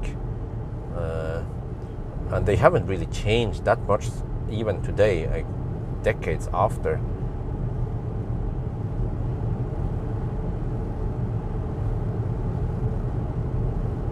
Midnight Commander, yeah, I remember. That was in Linux. 160 times 100, wow. I mean, when you have RS-232 communication, then you don't need that much high. You can't push to high resolution for stuff you want to display. Or, well, actually, back then, man, you would have. I remember. You have COM port, you have RS-232, but you also have the printer cable, which actually supports a whopping 364K kilobit per second. But display, no, I mean keyboard, yeah. Keyboard in the early days, it was not PS2. You guys remember, right? Eventually, keyboard and mouse became PS2, the smaller ones. But in the really early days, the keyboard plug was a fatter, a big round thing. I don't remember what the heck that was. I had one of those in my first computer. Then eventually I got PS2. And then mouse was not that common back then. They just had the terminal input thingy device, the keyboard, the 102 key keyboard has existed like that for decades, hasn't changed much. And then the mouse was introduced later, which made things a lot easier. But in a DOS world, who the heck would need a mouse anywhere? I think it was Apple. I don't know who the heck invented the mouse. Was it Apple? But Apple, of course, with Mac OS, and then eventually Windows came. Then it would make sense to use mouse. But then games also started using mouse. But in the really early days, you would play Wolfenstein with keyboard, of course. But eventually, we could use mouse with Doom, and holy shit! Then people really advanced. You could just kill your opponent if your opponents was still using keyboard only. There is no chance they're gonna win over you when you use a mouse. Oh yeah, the DIN plug. Oh yeah, man. Oh, I remember that.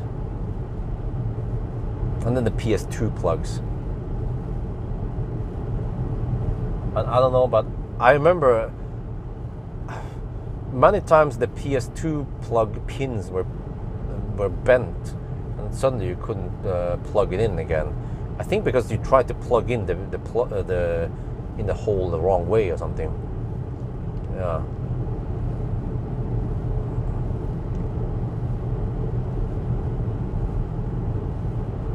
Are you going to do a range test of Xpeng? I've done it already.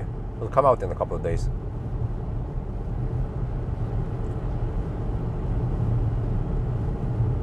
But man, the dark ages of computing. And of course the VGA cable. Yeah, the analog VGA cable that you connect, and then you have to adjust the screen. Yeah, because it's analog. The screen, the CRT screen is analog, and I could never get it perfectly sharp.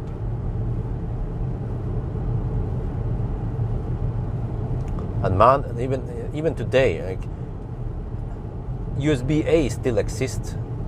Yeah. Wait, well, let me see. We closed here. But man, USB-A is the devil, because trust me, every time you want to plug in the USB-A plug, the first attempt, you can't plug it in, but it was actually the right way. but for some reason you couldn't plug it in, and then you flip it around. You need at least 3 tries to successfully plug into the USB-A cable plug. And USB-C is just so much better. Hallelujah.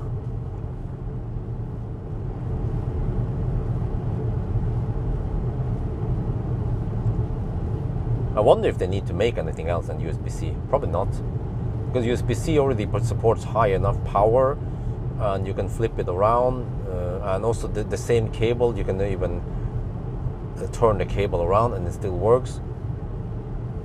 This is brilliant. So I use USB-C for most of my devices, but I'm still stuck on USB micro on some devices. Like Draghi is still stuck on USB micro.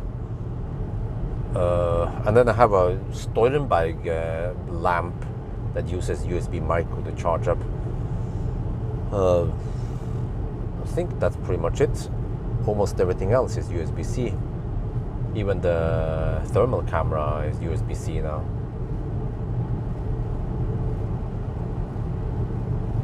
Uh, 45% left. Oh, now I get sun in my face. Yeah, okay.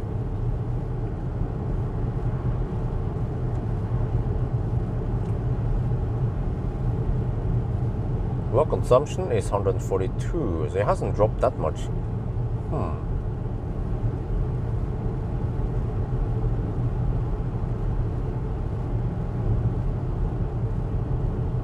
The warm data, yeah. Oh man, that USB-A is just so stupid, man, compared to USB-C. But there were also there's so many variants of the USB. You know, the USB, there was like a squared USB variant that works on printers, and there's a USB micro, and there's a USB mini, and there's a jungle of different USB variants out there.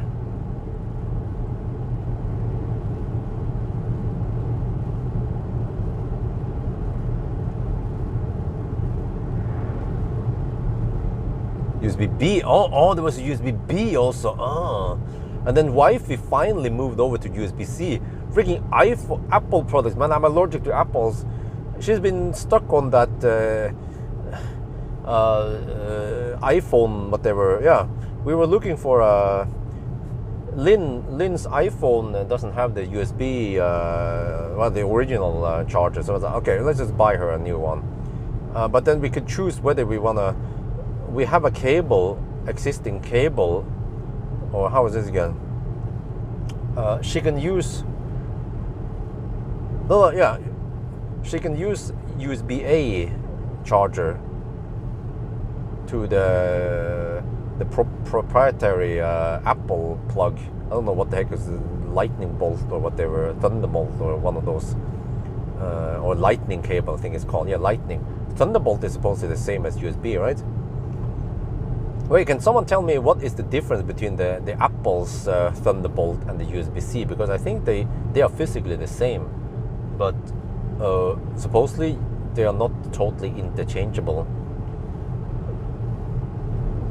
Oh yeah, so I got her a USB-C charger instead with a USB-C cable, because with USB-C, like most cars nowadays, they come with USB-C. Some of them have USB-A. Mostly Chinese cars for some reason, I don't know why. But USB-C is more and more common now in cars I test. But only a couple of years ago, then it was totally different. Then most cars had USB-A. But what I noticed is that most cars, they don't have high enough power. So I forgot my charging adapter when going to Stockholm for the ID7 event. But I had a USB cable with me. But when I plug in the USB cable in the ID7, it didn't charge. So I was like, huh?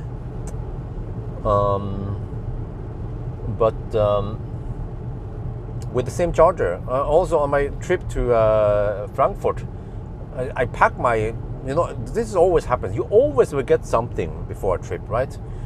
I thought I packed everything. I went over to the airport, and then I realized, oh, I forgot the charging cable to the laptop.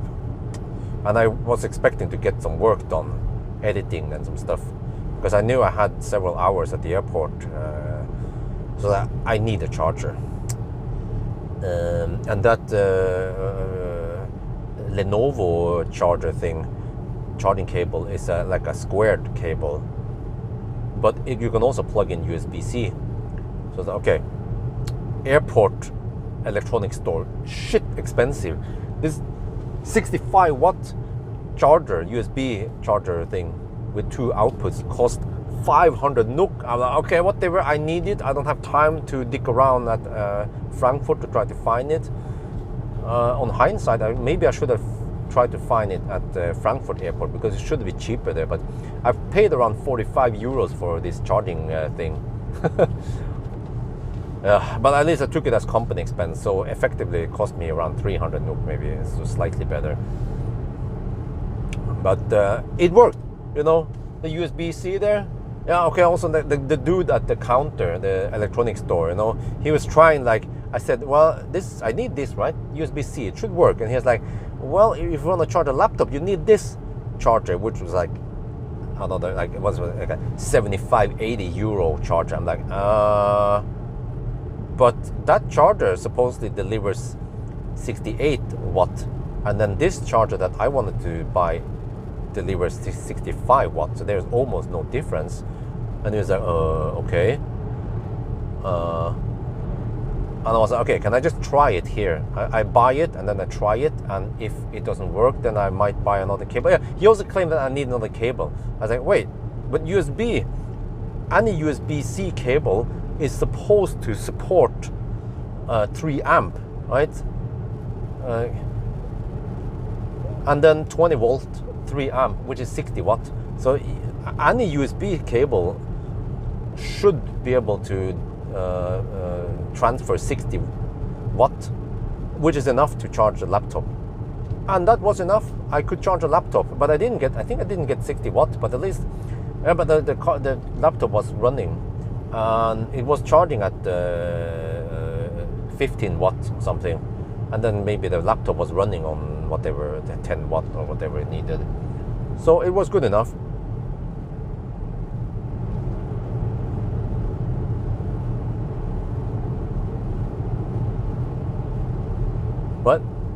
What different voltages?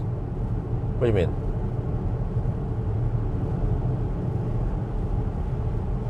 Oh, you mean, okay, wait. So USB, so not all USB-C supports 20 volt, is that it? But 5 volt is of course mandatory.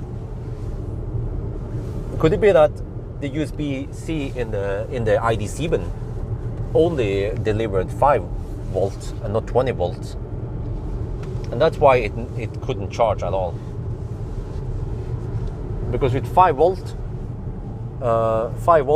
3 amp, you get 15 watt, which is sufficient for charging a phone, but probably the laptop will refuse. Or maybe the laptop, the laptop cannot take 15 volt and charge the laptop. It needs 20 volt. No, don't slow down here. Shit, man, dude. Freaking Chinese cars slow down like a Sunday driver. We're getting close to the resting area where I'm gonna take a leak now. We could do another status update over there. But wait. What is the possible highest power you can transfer via USB? Because I've seen some of those USB cables, they're freaking thick. Wait, does it mean they can take more than 3 amps? And those phones supposedly that supports 100 watts? Wait, that means 5 amp then, right? 3 amp is not going to cut it.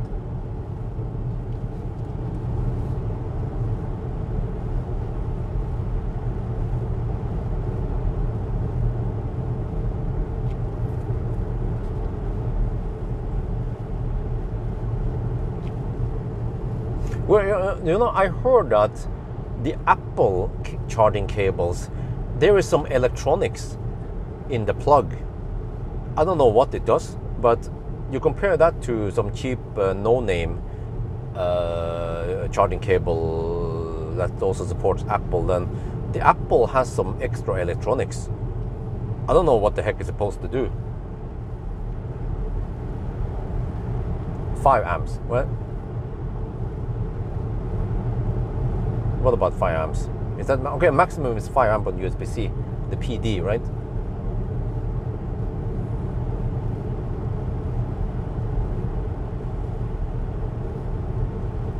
At 48 volt, you can have really? What the heck? Can USB-C really go that high? Whoa! I had no idea. 48 volt. Damn, that's like a electric bike. But I mean, if you want to push 240 watts through a cable, it better be thick enough.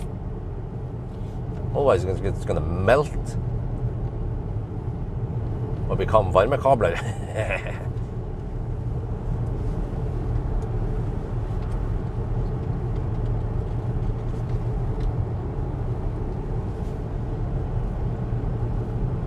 But man, I mean, with 240 volt, 240 watt, you could run an electric kettle, or I don't know, whatever that works on around 200 watts. Okay, I'm gonna stop over here and pee.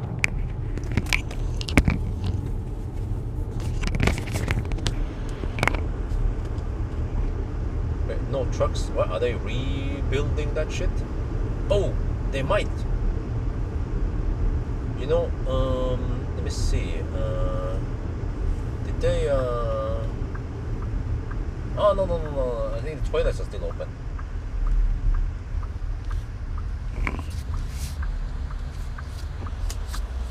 Yeah.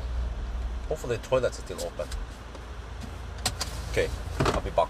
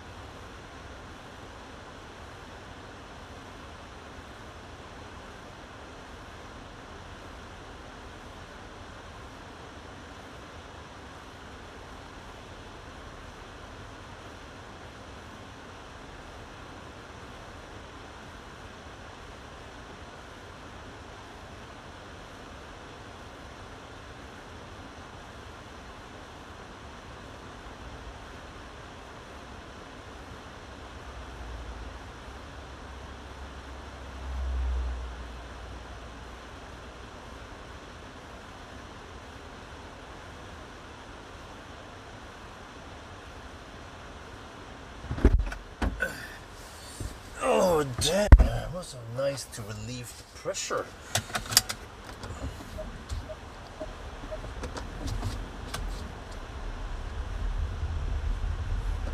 Now I'm gonna be slow poking again.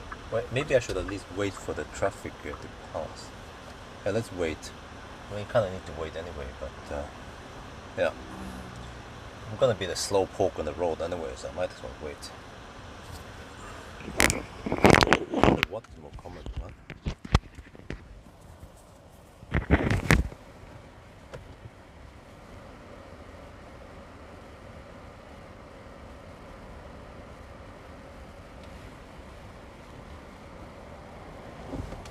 Okay, let's go.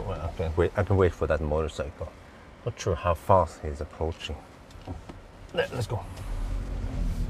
All right, let's slow poke. Man, I slept so many nights on this resting area here when I did Nimber task. Okay, status update: 365 kilometers done, 141 consumption, and 42% left. GOM claims another 260. Really?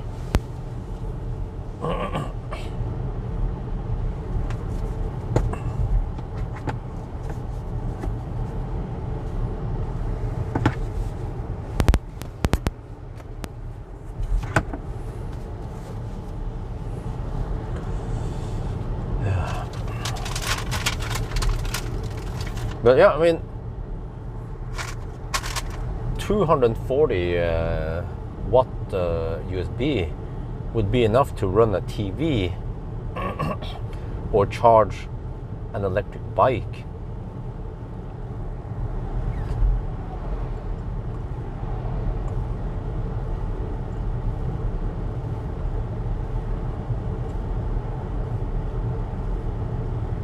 Oh, there you go. Estimated 88.4 now. Interesting. Suddenly it's a big leap. It's not a bit strange.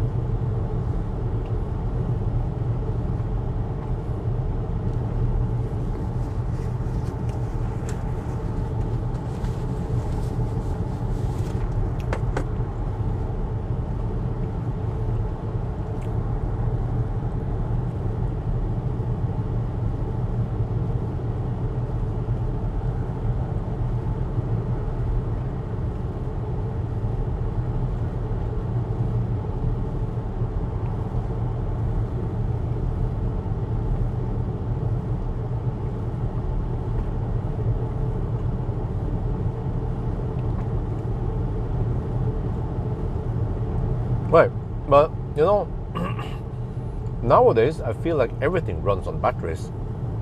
You have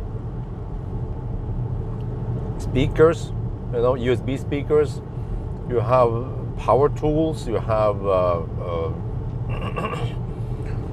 electric bikes. You have, I don't know.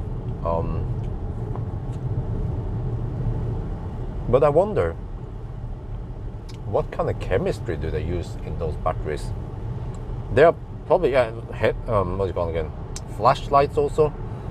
At least the flashlight is quite clear because you can take out the cell and it's an 18650 cell. But what kind of chemistry do they use? Do you use NCM11 or do they use cobalt in there? I believe that in consumer electronics like that, then cobalt is not really needed because they don't need a high energy density or high C rate. Thunderbolt is a proprietary Intel Apple stuff. How is it with backwards compared to USB-C? Oh, so you can charge on it, right? Oh wait, wait, what is Thunderbolt used for? Is that MacBook stuff? I know Wi-Fi has a Thunderbolt USB, a Thunderbolt drive. What do you call it? Portable hard drive that has Thunderbolt interface, and it is blistering fast, faster than USB-C. Oh, lithium. What is that? CO. But it is cobalt free, right?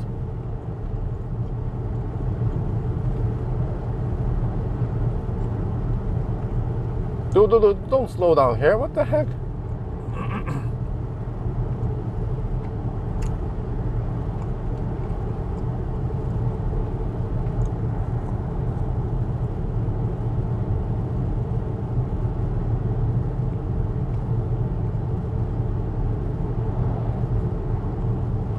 Well, I wonder why LFP is not more common. Because I would accept to have a slightly lower energy density in the device. Well, it depends what it is. If it's cheaper.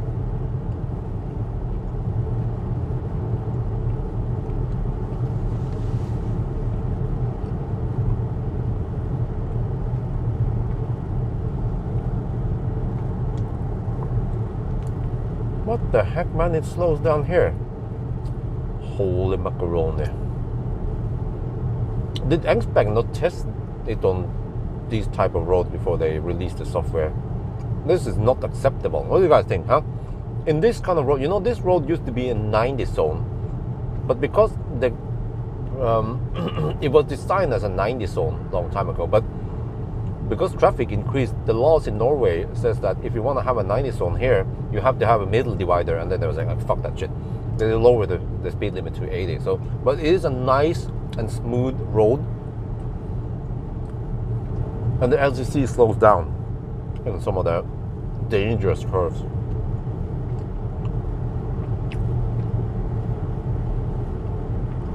Well, but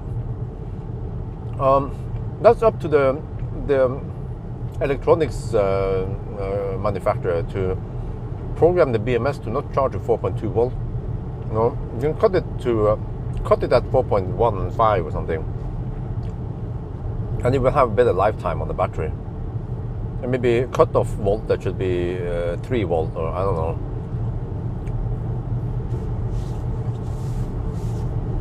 I slowed down by a couple of kilometers per hour, but I mean that's enough to ruin the nice and smooth ride in this car, right?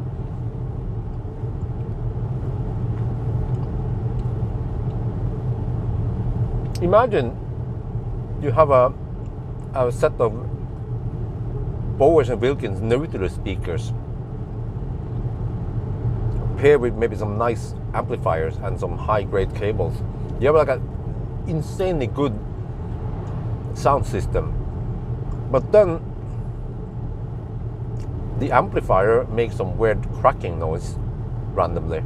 You know, it's something like that. You know, have a good system, like the car is nice and smooth, quiet, but it's just like, you know, I'm exaggerating a bit. It doesn't go smooth in the curve. It kind of jigs a little bit in the curves.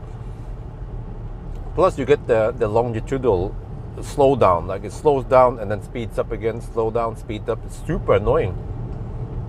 It ruins the whole impression of the car. Wait, is that another slowdown? Seriously? Dude, how many times do I get...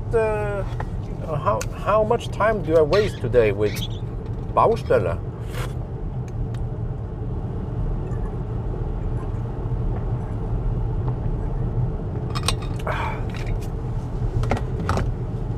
I thought it would be a nice, calm Sunday drive. Apparently not. We're waiting for green light. Well, LED light. Oh damn! On the other, oh, we just missed it. Oh shit.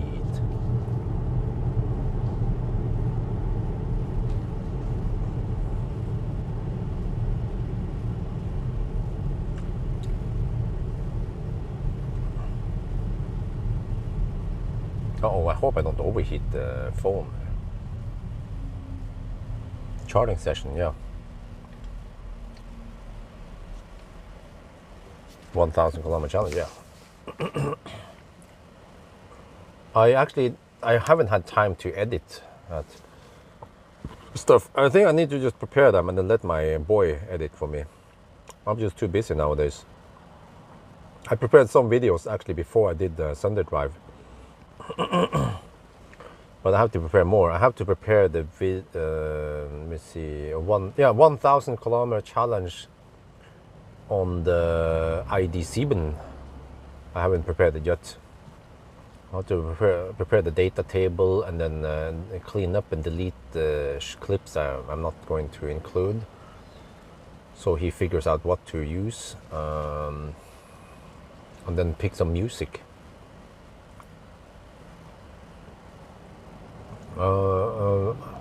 Well, I know, because I did the tests, I know whether it beat Tesla or not. I can say that it was faster than Tesla.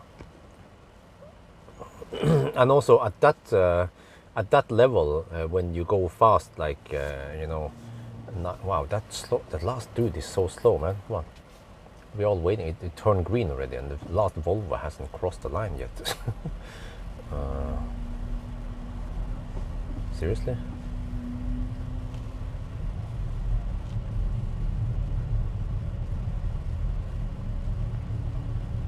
But I mean, when you are like in the 9.5 mark, or even below 10 hours, it actually takes a lot of effort, like a lot faster charging or something, you know, to improve the time by 5 minutes. But if the car does it in 12 hours, it doesn't take that much more to improve it by 5 minutes there.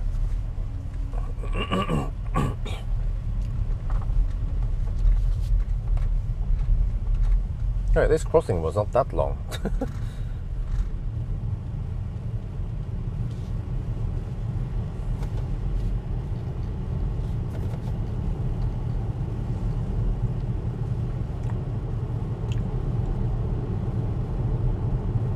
You don't like the LG batteries? Well, you know what? I agree.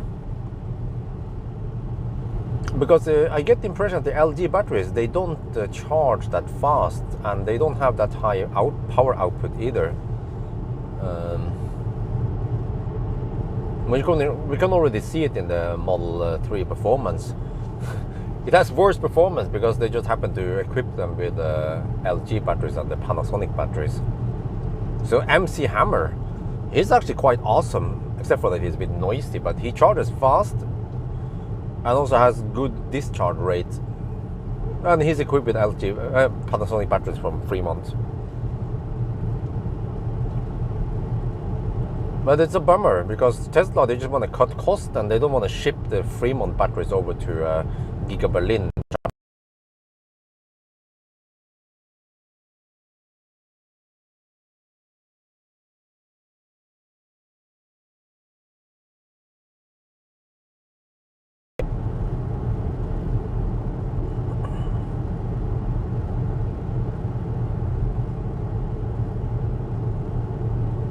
And also supposedly the Panasonic batteries, they can maintain 250 kilowatt longer. Whereas the LG batteries, you get a brief 250. Sometimes you don't even see 250 and then it drops. So we can only hope that the fat cells from Tesla will be better there. Because Tesla, feel like they're kind of lagging behind. In the beginning I thought, oh, but the fast charging on cars, they kill the batteries. But I mean, really, is the whole car industry killing the batteries by charging too fast? I think they just choose better cells that can maintain that speed without killing it completely.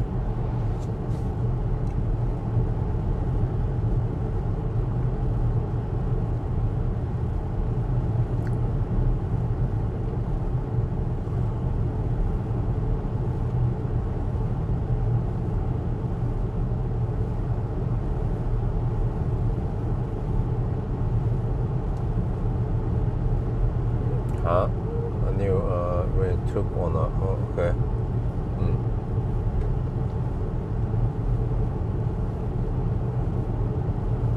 That'll be in the future. What? Only for Cybertruck? Huh? What? That sounds like a bad idea because they should eventually simplify and only use one cell to rule them all in every electronic, even the Cyber Quad or whatever. Well, they're not going to make their own Tesla for kids. What, is that another slowdown? Yes, it seems like it. Wait, or is it? Yeah, there's another one. What? Really?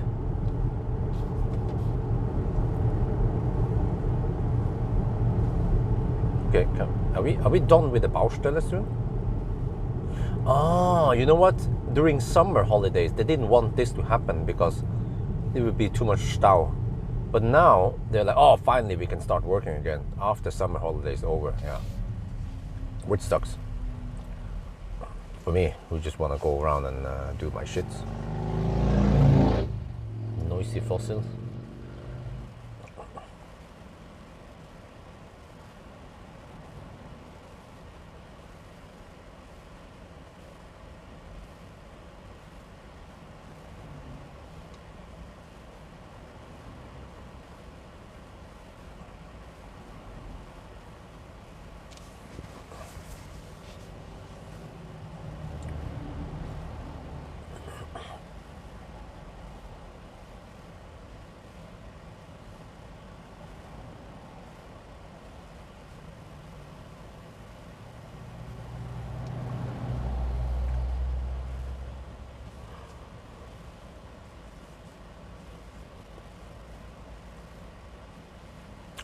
Well, did you notice that Tesla, they don't usually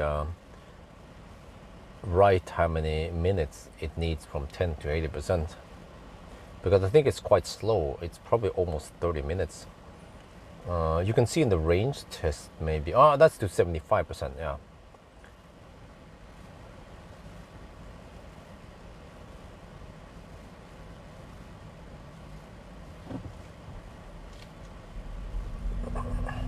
Come on, go. We don't have to be that slow. There's a lot of cars behind us.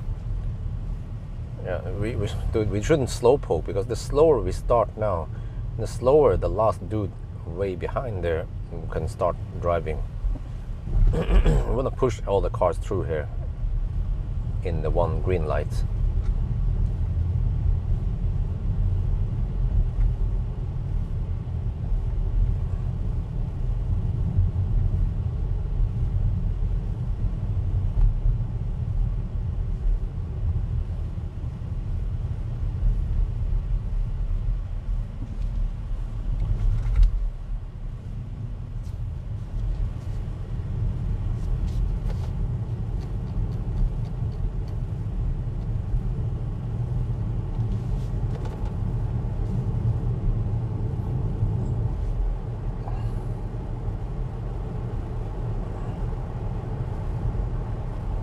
Okay, so at this intersection here, this is usually where we would join with the main road if we take the shorter loop, the shorter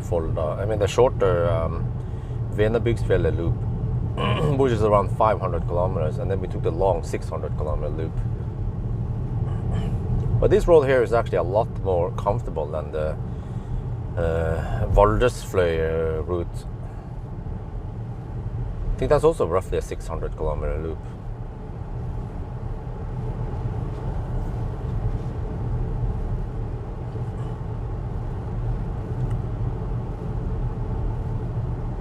Yeah, MC Hammer was really fast, man. I remember at 50% I was still receiving around 130, 140 kilowatt, which is quite insane.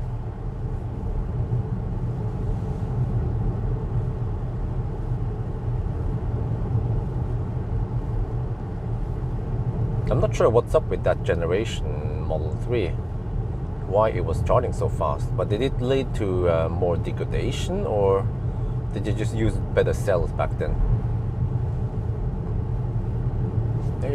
Turn now, go.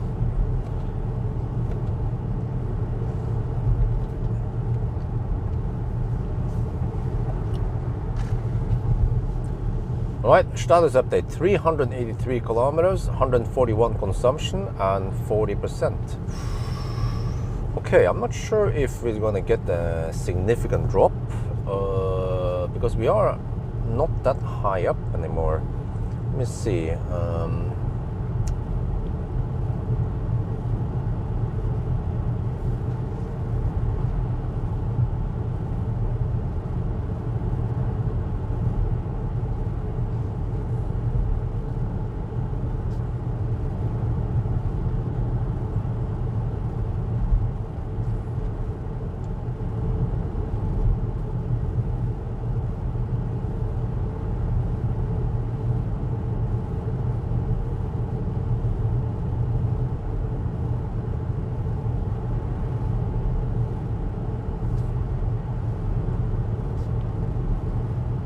Estimated 89.9. Okay, huh? Okay, there must be some round off here.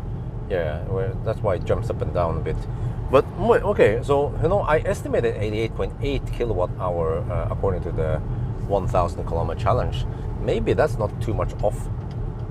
Yeah, okay, we are at 400 meters over sea level now, roughly.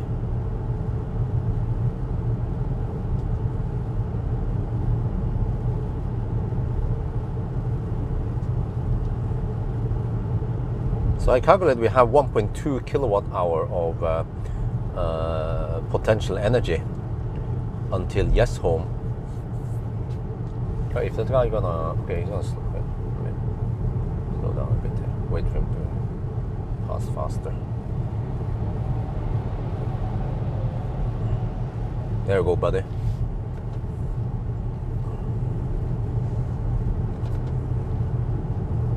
I don't know if he noticed that I slowed down to allow him to pass faster, because he might be limited on how fast he can hammer. And then I have a Polestar 2 behind me. He's not planning on hammering anyone, so Well, you just stay behind then. It's a Polestar 2. It has 400 horsepower. At least. Wait, is that the first gen? Yeah, that's the first gen. Yeah, that's 400. Well, no, actually, it could be the poor man's Polestar. Yeah, I forgot. Then he has around 300 something horsepower. Yeah, decimal in. Well, at least that part I think will never happen, to get decimal instead of charge. Because also you don't have that in phones. So I think for most people, just dealing with the percent is good enough. You also have promille, you know, promille, which is 1,000 of yeah, instead. But promille is not common. In Norway, we use promille as for measuring alcohol levels. It's so common that when we talk about promille, we talk about alcohol level in the blood.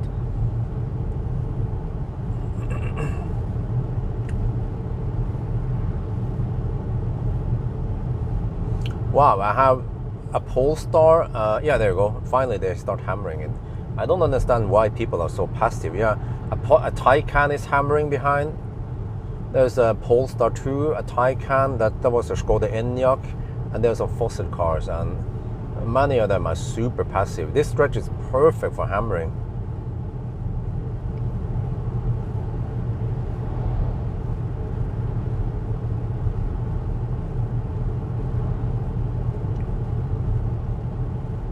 Would be easier if the Polestar would hammer me. Then it would be easier for all the cars behind to also get past.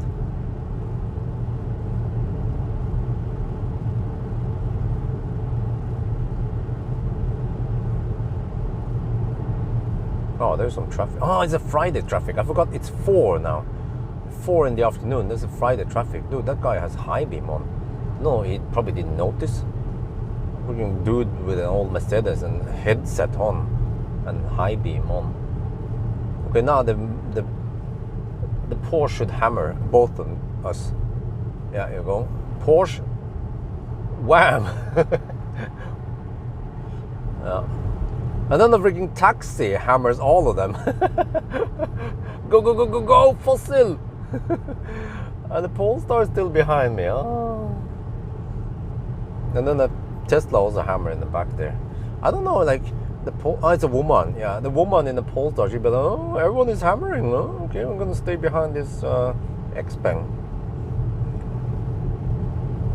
Well, whatever. I'll see how many I have collected at Xpeng. Well, actually, now that I have peed over there, I can hold it. Yeah, might hold it and not hop out Xpeng today. We'll see. No, that was a Porsche Taycan, a fat Taycan.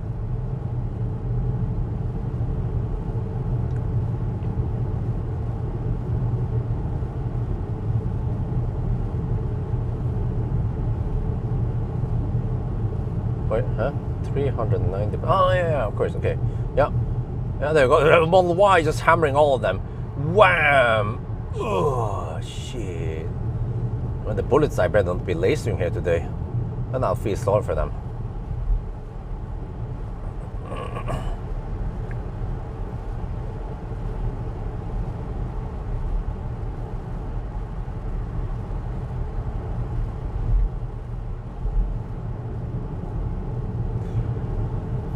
Okay.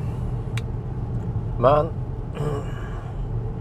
I have to get enough sleep because tomorrow we have to wake up early. Even though it's Saturday, we have to wake up probably at 7. Feed Isabel, get ready, pack our shit. Actually, I'm gonna try to prepare as much as possible tonight. Yeah, I'm gonna prepare in the car at least, so that I don't have to set up anything in the car tomorrow.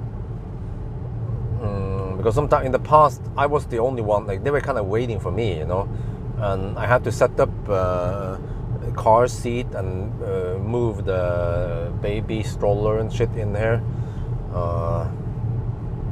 At least I was set up now beforehand tonight, and then we have to get out of town as soon as possible so we can play at Lilleputthammer for many hours. And then I think actually we have to go to Lillehammer for some dinner because the food options suck at Øyer. That's disadvantage of traveling around Norway is that food is generally not that great. It depends where you eat. Oslo, okay, is pretty good, but even Oslo is kind of poor compared to Göteborg.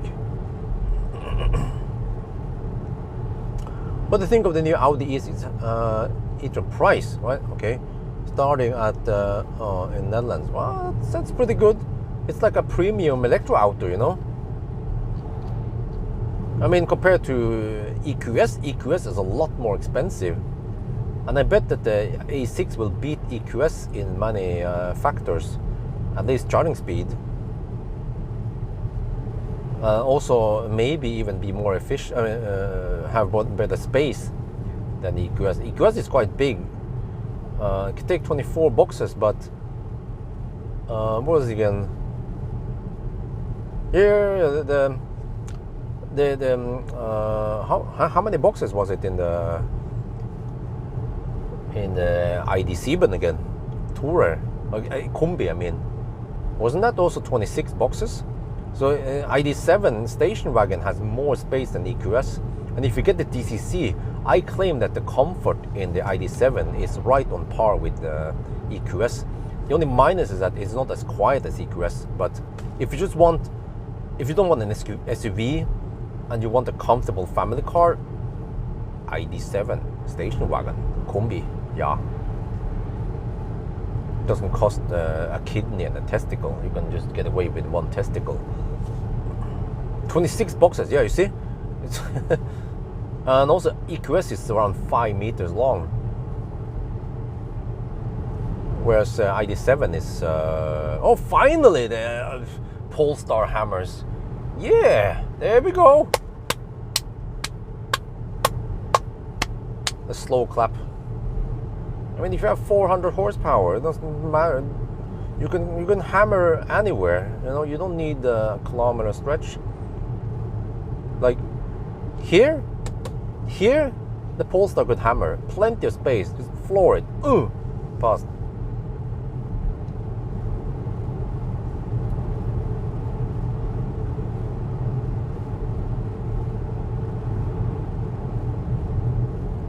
Wait. Okay, and 24 in the standard ID7. Yeah. Well, there's not going to be an EQS station wagon. I don't know what Mercedes calls their own station wagon, but as far as I know, they only have station wagon in the C class and the E class, right? They have they have a coupe or whatever, and those other ones they're not station. Those are actually sedan with the sedan trunk opening, the small sedan trunk opening. Yeah. So but station wagon, man, they get the work done. They have the most space without being a freaking SUV. ID7, 68k. Ooh, I mean, even the ID7 is a damn good car for the money. Good efficiency. Charges fast. Wait, are you talking about? Is that the 91 kilowatt hour battery, or is it rear wheel drive? Or if you say fully loaded, it better be GTX then, right?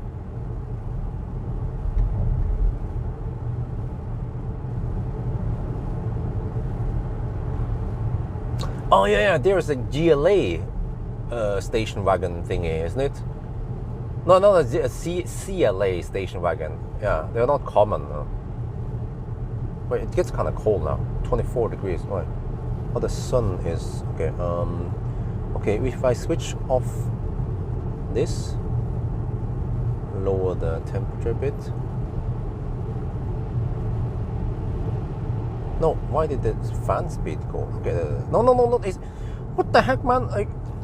The car, I switch off AC and then I start changing some settings and then it forced on AC again. Okay, AC is off. We are on only fans now. No, don't slow down here. No, you stupid car.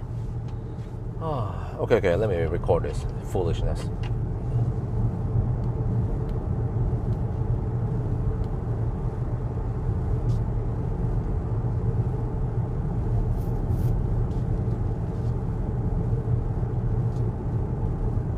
now it gets hot. If I turn off AC, it gets hot quite quickly. We are in the shade over here, but there are 21 degrees here in the shade. Okay.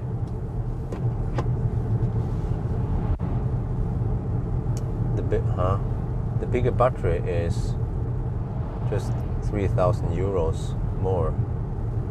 Oh.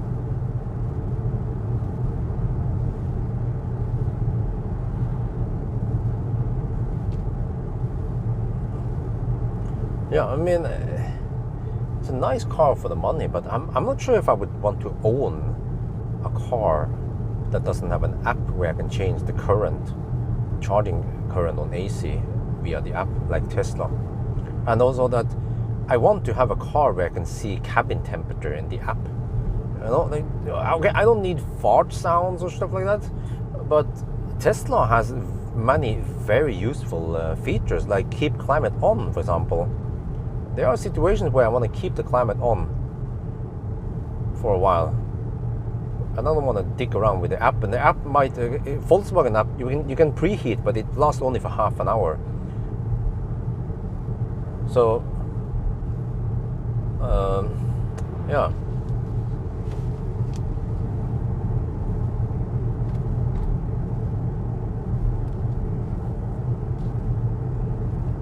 I'm coasting. Slow. Okay, the reason why I don't get too much slow down now is because I tend to coast in the downhills.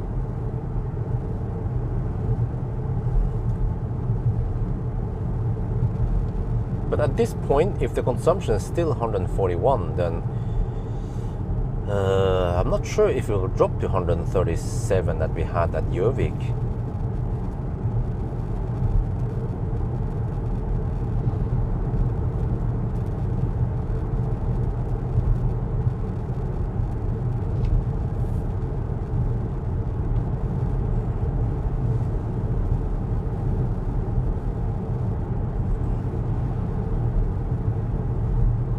But my Thai boy, he was a bit busy recently, so he couldn't edit, or it was a bit slow on editing my videos. So I had to do some of the editing myself, but at least now he says that he has more time, so that's good. I just have to prepare a bunch of videos. There's still a bunch of videos that has embargo that I have to not hurry too much. Yeah, the e-tron GT videos from Deutschland. The embargo is on 17th of September in wait, which day are we now? 6. Oh, right, this is only in 10 days. Okay, but I still have some time. I don't have to rush with those videos. Plus, I might want to edit them myself.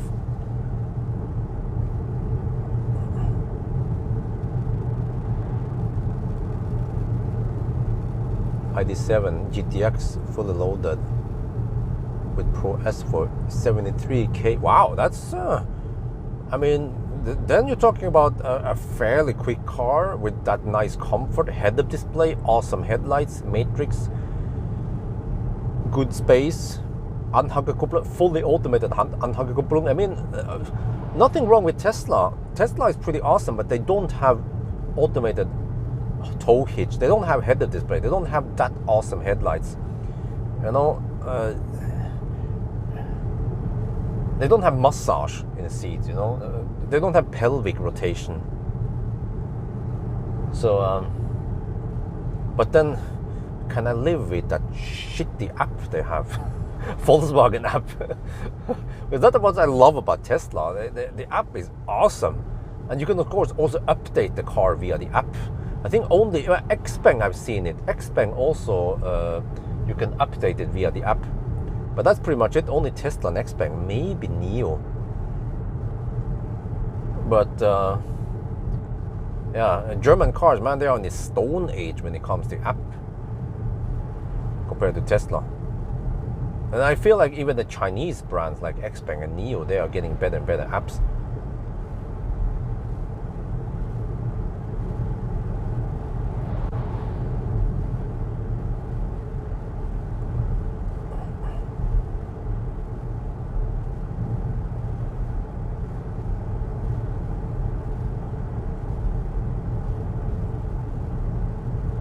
Now it gets a bit hot.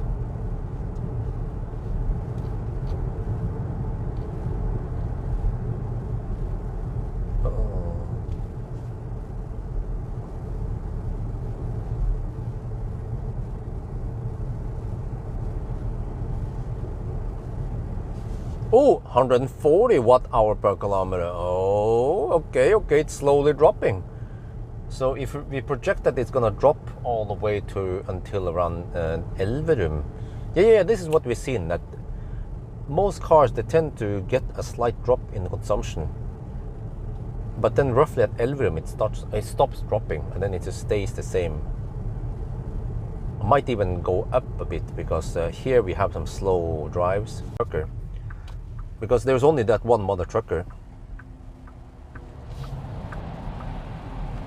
See? Want to be nice to the professional drivers. These kind of the truckers, they are really nice. They know how to interpret traffic and so on. Regular drivers though, Nisse, they can just hammer me if they want. But that truck there has some. He cannot just hammer me that easily.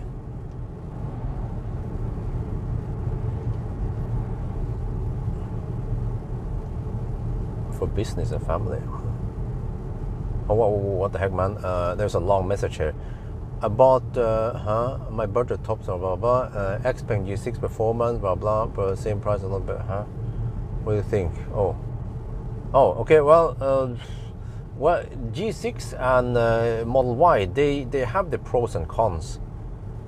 I would actually consider them equal in. If I would give a total score on both cars, right? They have the plus and minuses here and there.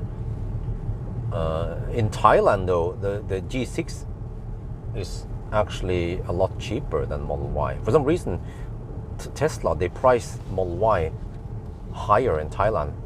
Because if I compare against the MG or whatever other cars, they cost roughly the same in Thailand and Norway, but not Tesla.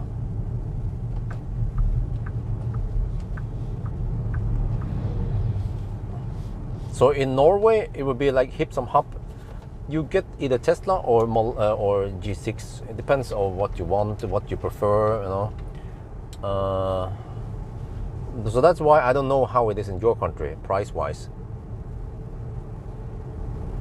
But for me, since I use AutoSteer a lot, and I also prefer, I appreciate the app. What the heck, man? It claims 80 zone over here. No, it's not 80 zone here, man.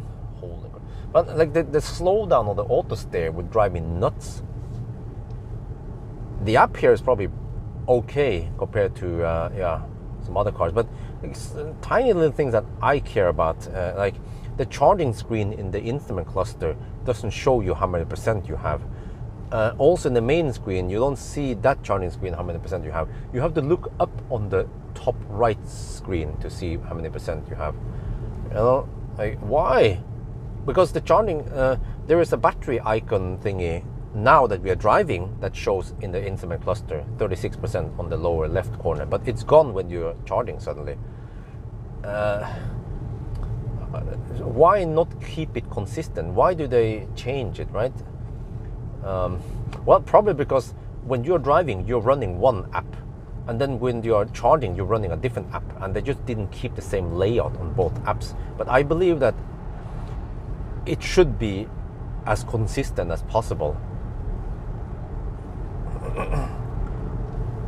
Because if you're used to something on your phone or your computer, like on your computer, at least for me, I have the clock and the taskbar on top. I think most people, they have the taskbar and clock on the bottom, but I always want to have it on top, because on top, that's where you already have other controls for windows, like to close windows and minimize, maximize, whatever. So it's better to have everything gathered on the top of the screen. But it would be weird if the taskbar or whatever Windows UI elements would change spots based on what application you're running, right? So well, it's just me. Maybe I'm just nitpicking. I'm the software Nazi. I mean, what is the deal? What's the big deal? You can always look up on the top right corner to see how many percent you have when you're charging. Yeah. Plus that when we are charging in the app, it doesn't show me how many percent the battery is at. It just has this little graph, a bar. You can see that it's half full, or roughly, you know. Again, weird why I can't see state of charge there. Model Y long range, dual motor, 4-5k euro, more expensive. Okay.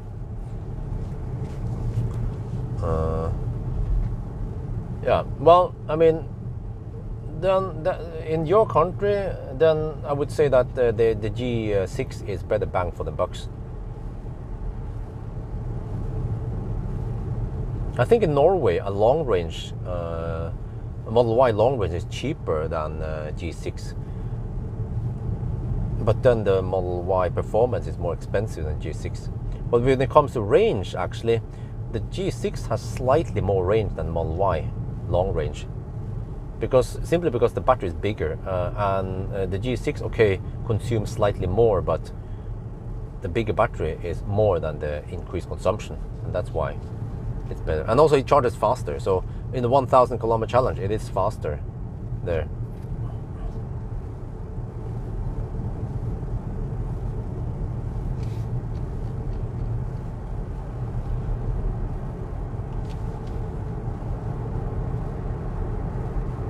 No, don't slow down that much. Shit. Just go. This is fine. Not that sharp. Mother trucker in front is hammering it, I mean, you know?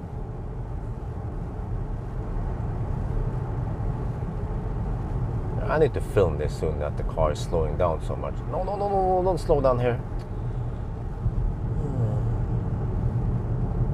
No, what the heck, No, don't slow down here. I granskauen.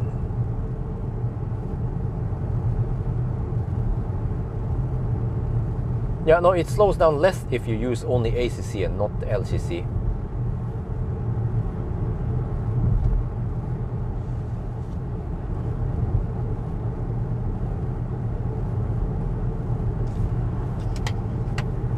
Okay, let me see if I can catch this.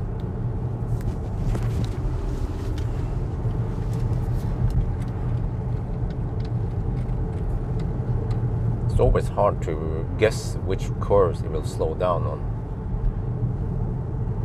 Oh man, this is so annoying because I think this curve is fine, but the next curve maybe.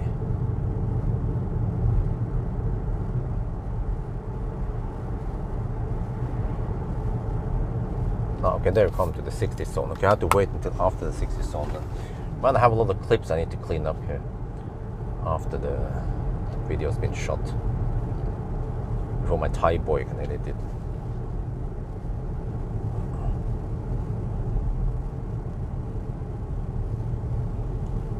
The interface should be simple. Yeah, it should.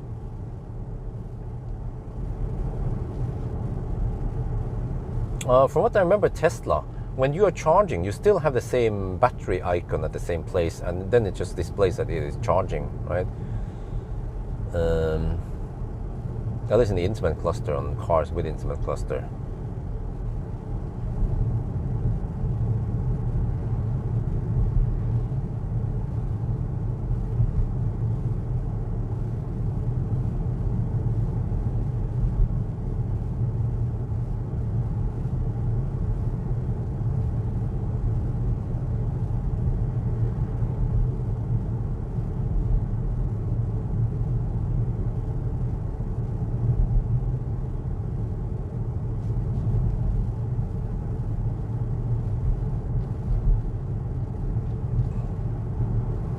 Well, 4 in the afternoon now. I think Isabel is probably at home by now. Wifey wants to pick up Isabel around 4, not much later than 4-ish. I mean, yeah. To me, I'm gonna chill. 4:30 is still fine. There's still lots of kids over there at 4:30. As long as Isabel is having fun, then why not? Why rip her away from kindergarten already at 3:30?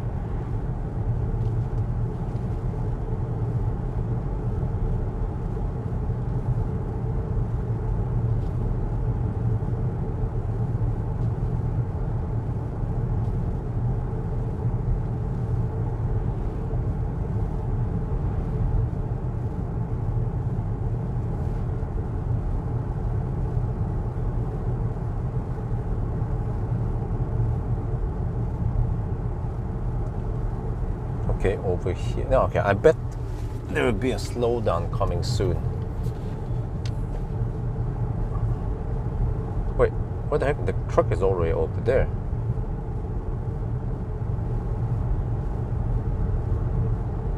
$800 blah blah. Gains advantage over 400 cars. Wait. Huh? 90 kilowatt hour charging. But you can always get 90 kilowatt hour. Just depends how long you're charging.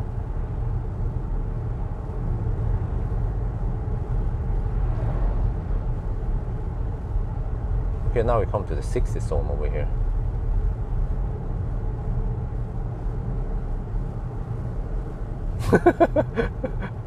He'd be like, oh, it was a typo again.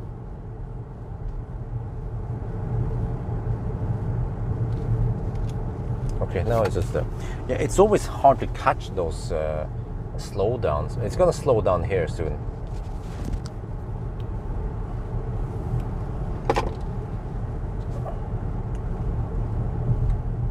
Yeah, slow down a bit, 2 kilometers per hour. I don't understand why it needs to slow down, because the curve is not that sharp. There are some places where the curve is sharp, then it tends to not slow down at all.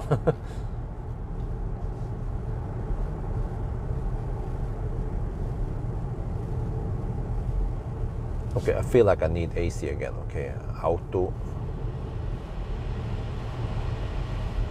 There, right. Oh, nice.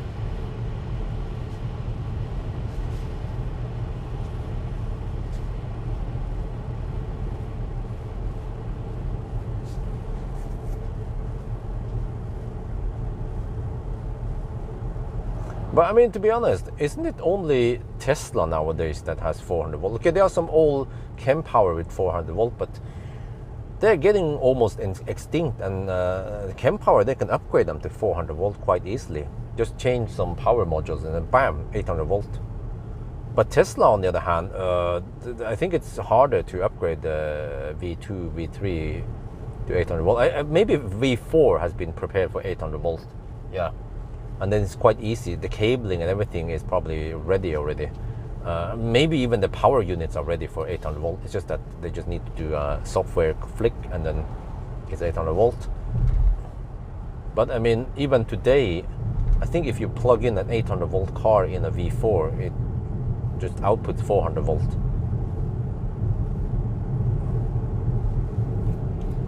Why the heck is this section 70 zone? Are they chopping wood or some shit?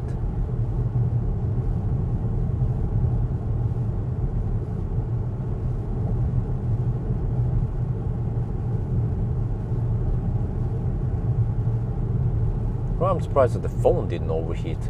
Probably because summer is over, winter is coming. Still 70 zone, what? Okay, over here we have some sharp-ish curves, but I have cruised around here at 88 kilometers per hour in the curve, no problem, but maybe a little bit uncomfortable for some people. But now it gets cold. It seems like the car is not compensating for that we are driving in the shade. I have to tap down the climate control to 24 degrees Celsius.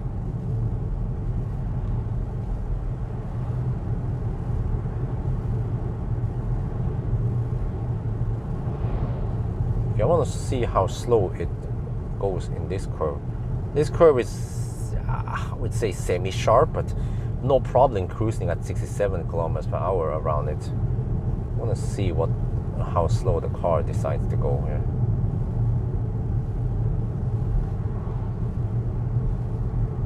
Oh, slows down, 65, 60, 59, seriously? It is a G6 Performance. It goes at 69, well, more like 65 kilometers per hour around that curve. What about here? Okay, here is no slowdown, that's good.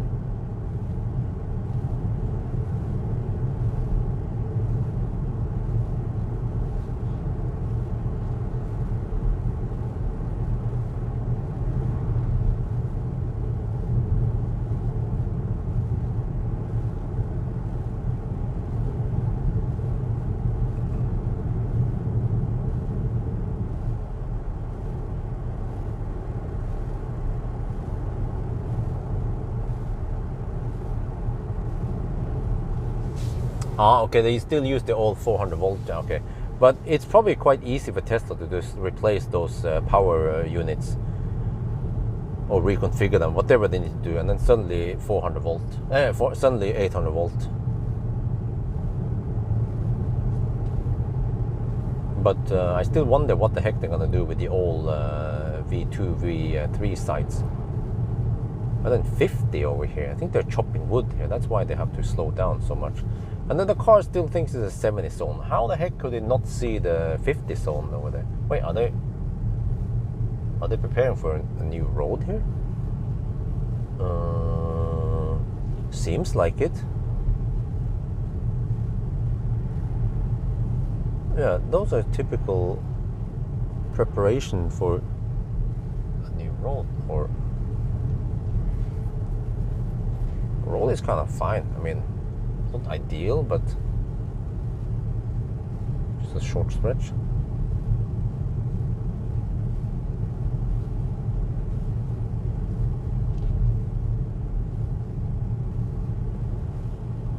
I'm not sure why the heck we have to go so slow over here.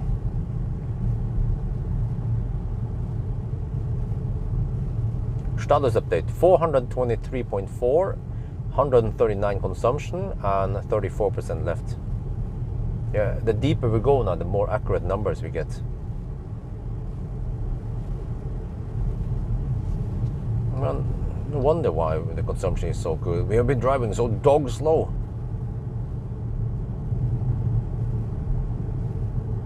Well, the car never gets the speed limit right. Now it thinks it's a 70 zone. It's a 60. Okay, but at least now it turns into 80. Let me see if the car understands that sign.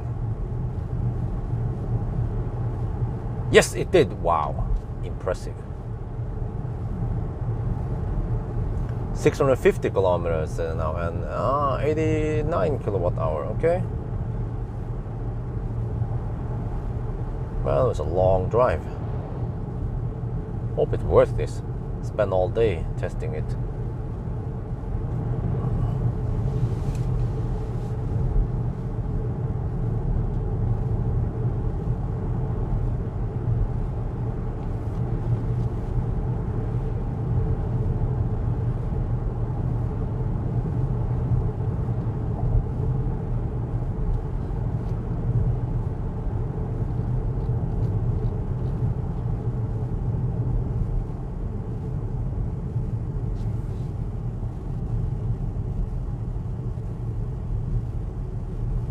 And then they have 50 zone here. Oh, don't drive with their cheat, man.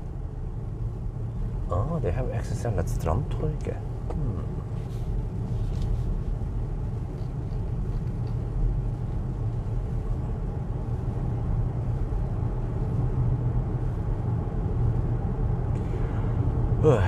Well, let me see. When the heck will we be back home? We've been on the road for 6 hours and 17 minutes. Yeah, that was basically the starting time at home. Yeah, it's been counting non-stop now, even with the stops we had. So I started right after 10, supposedly. Yeah. 10 minutes past 10, according to this. Yeah. And we're supposed to drive another 200 kilometers at least, which is going to take almost 3 hours, at least 2.5 hours. Yeah, at least the average speed from here on should be close to 77 kilometers per hour, roughly. 75 maybe, yeah. 16, 17, 18, 19. Oh, shit, I'll be home roughly at 7 tonight. Well, long day.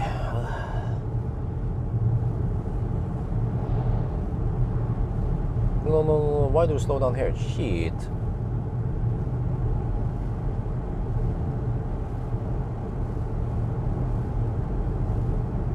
Well, I have two cars. I have a Toyota and a BMW fossil behind me. They can hammer if they want. XN36654. That is the license number on the Toyota. Yeah, it's a Toyota something.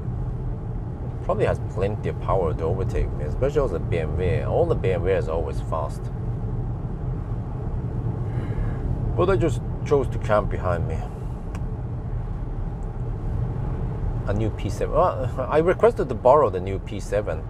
The new P7 supports 175 kilowatts. When I tested it, when was that again? Same day I tested the G9. It felt kind of similar. They changed it so that they don't have the big ass headrest anymore with the speaker there, which blocked actually it blocked its blind spot. Maybe they also realized that it wasn't entirely safe. Yeah.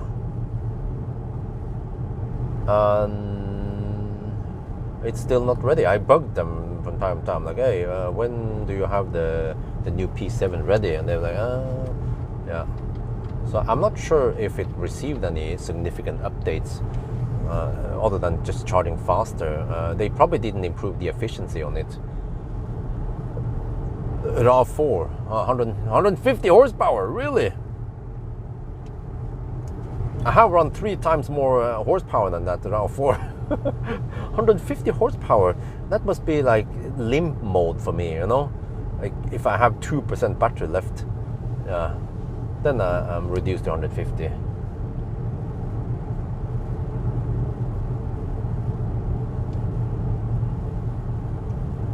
Well, I'm not sure if they would bother the P7. The P7, the problem with the P7 is that wasn't that the sedan opening? It didn't have that much space. It was poor in the banana box test. It was poor in the range test, poor efficiency. It was quite poor in charging. It was horrible in 1,000 kilometer challenge. So even if they improve the battery, the car itself already has a bad design from the start. That shape, or it's going to be hard to sell it, you know, to customers, especially now that they have plenty of other options to choose between. You could get a Tesla Model 3 even, which is a lot better in many terms. You can get an ID7, you can get Skoda Enyaq, you can get EQE if you care about that car, or plenty of other options. Oh, finally! Wow.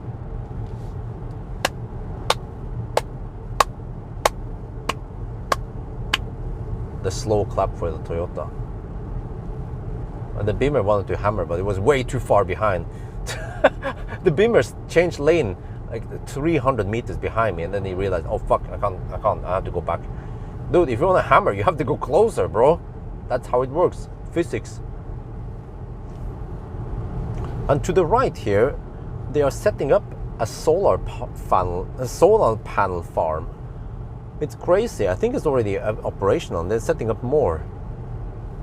So what? Solar panel in Norway? The fuck, man? How the heck? They better set. Wow, the solar panels have quite high, a steep angle. It's like 40 degrees angle almost. Yeah. I wonder if they have a steeper angle than further south. I'm not sure. Does it look like 45 degrees almost? Yeah. It looks like 45 degrees angle, which is probably optimal over here in the north. But I'm surprised that there is even a solar panel farm in Norway. Like, is that even gonna break even one day or not?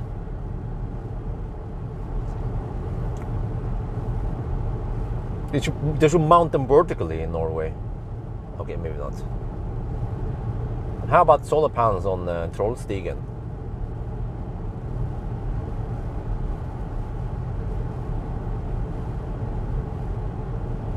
But yeah, I mean, we have so deep valleys here that I noticed that at Lilleputthammer, Hafjell, you know, we passed there earlier today.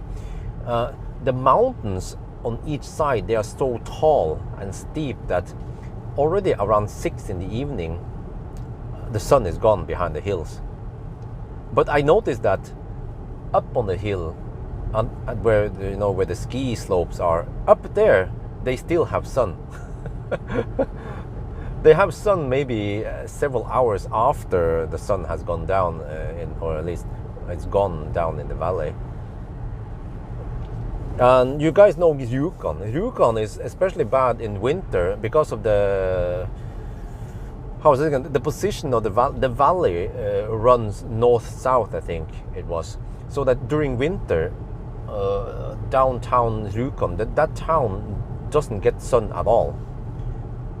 So they mounted some mirrors on the mountain top, so that you get sunlight down there. Yeah. And then one of my friends, actually Achtung Polizei dude, he sent me an email. There was some kind of satellite service with mirrors.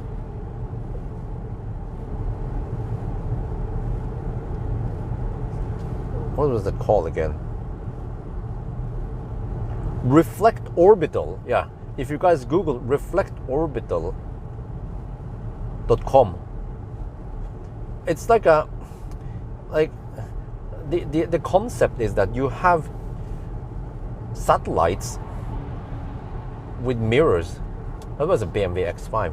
Satellites with mirrors that reflects down to a location you want. I was like, seriously? So if I buy that service, okay, I want to do 1,000 kilometer challenge at night.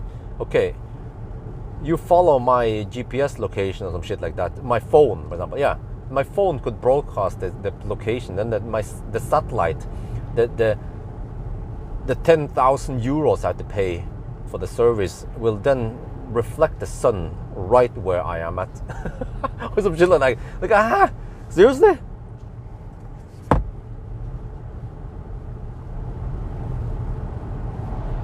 Yeah, it sounds like a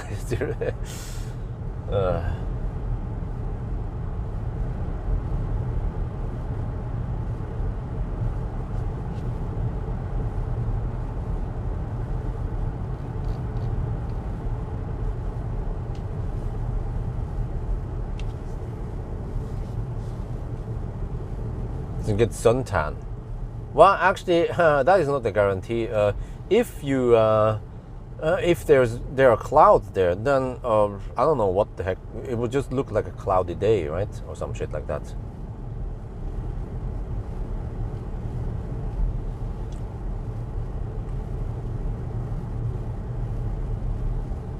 Maybe I should let that mother trucker pass, because it's just that one mother trucker, and trucks, they have a hard time overtaking me. Especially it's a big, long truck, heavy probably. Well, it's a Scania truck. Wait, can we check? Well, no, it's a foreign truck. Okay, I can't check the license plate. But it's a Scania something. Maybe it's 450 written on it. Not sure. Well, it should be powerful then. 450 horsepower, right? But there's no easy place for me to pull out for him.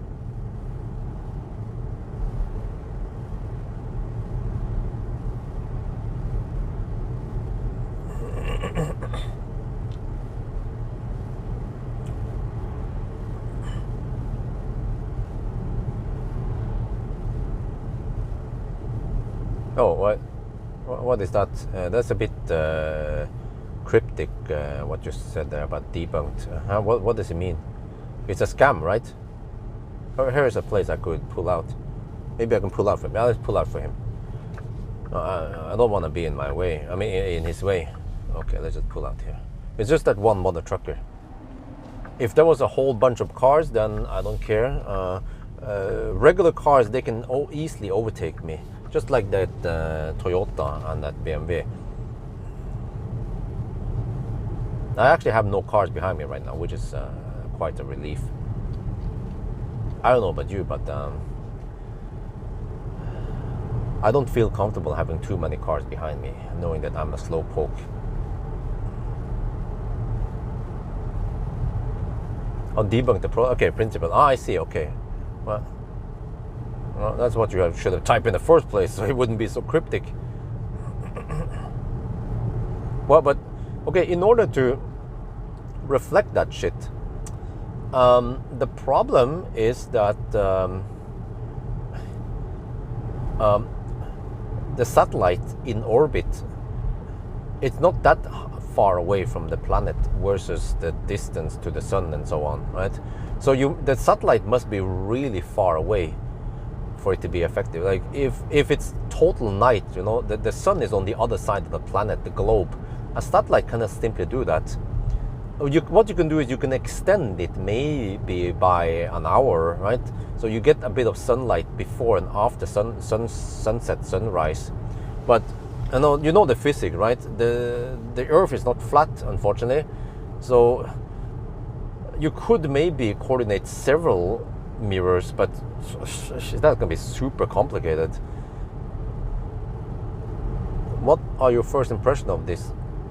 A good car but bad software and annoying auto steer.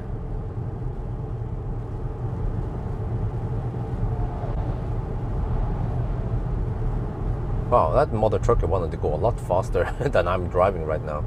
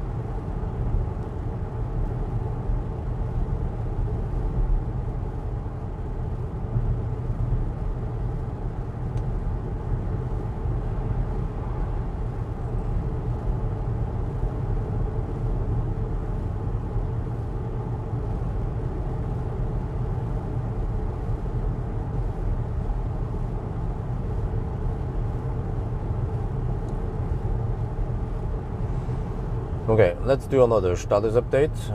442.7 kilometers, 138 consumption. Wow, and 31%. Ooh, so the consumption is dropping now as we go downhill. Wow, there is a possibility we can go 650 then.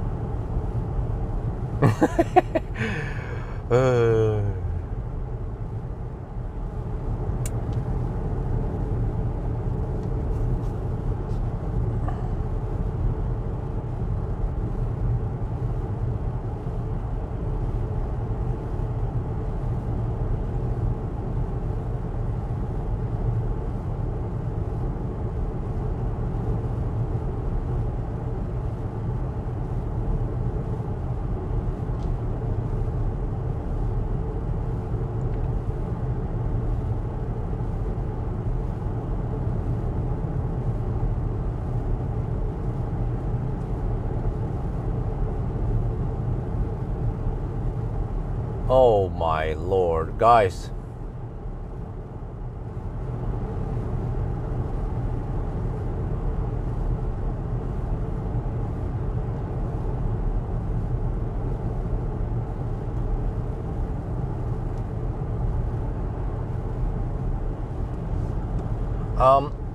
I've scheduled the Audi Q6 e-tron, SQ6 e-tron in the beginning of October, but then suddenly I heard now that they have a e-tron RS, Audi RS e-tron GT Performance. You know, the beast with 925 horsepower. They will get it from 1st of October, and they asked me if I want to borrow it. yeah, I need to move that unfortunately the Q6 e-tron gets pushed further and further back. And then it's fair and square because I already tested the Q6 e-tron, and the performance version is not going to be super popular anyway. Plus that the stripped down version, maybe I can just skip it. 250 kilometers per hour confirmed. Well, where do you get that from?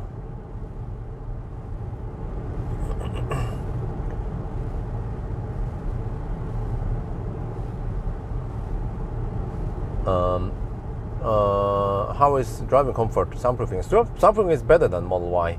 It's even better than Highland. So it is significantly quieter than the Model Y, at least. Yeah. And driving comfort, yeah, it is softer than Model Y, but it's also slightly more boat than Model Y.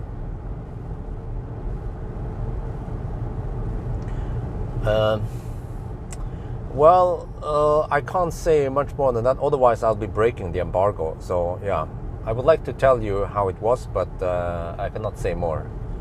I respect the embargo until the 17th of September. There'll be a video about some high-speed test and some high-speed stress test also, and some acceleration and stuff.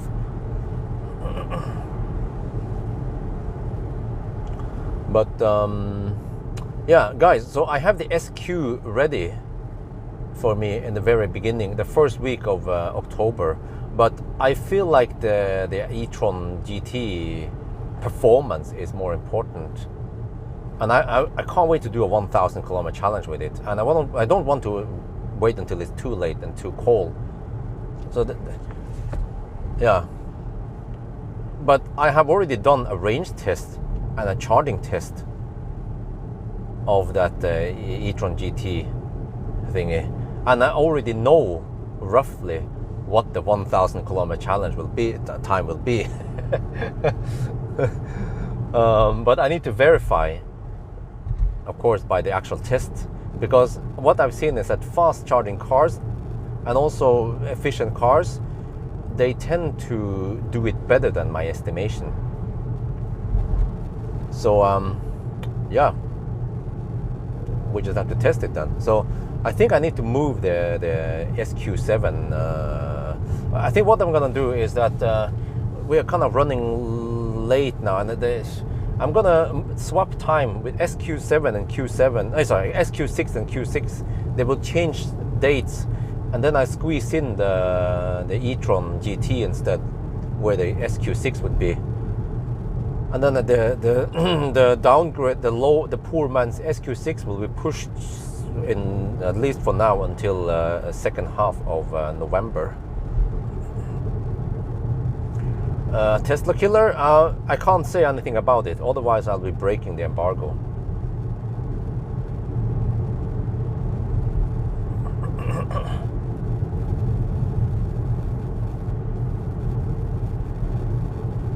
The embargo was so strict that I couldn't even make a vlog episode just showing the external of the car without even showing the interior, just showing the outside of the car. Even that Audi didn't want.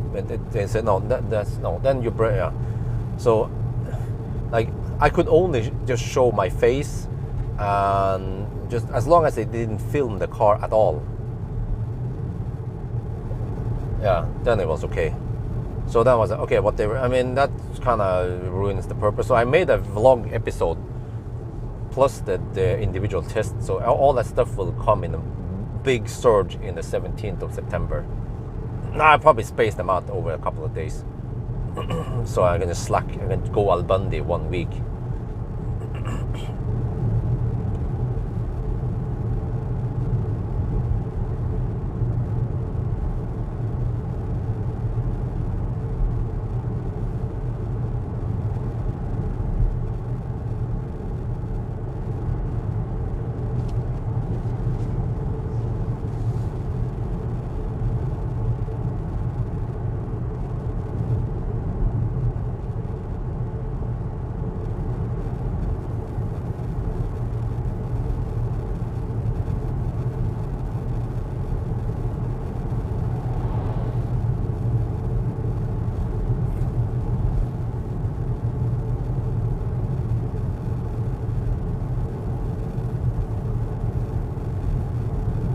Oh yeah, finally some hammering, an ID4.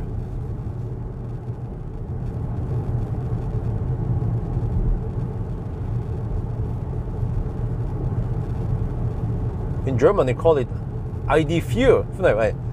Vier, right?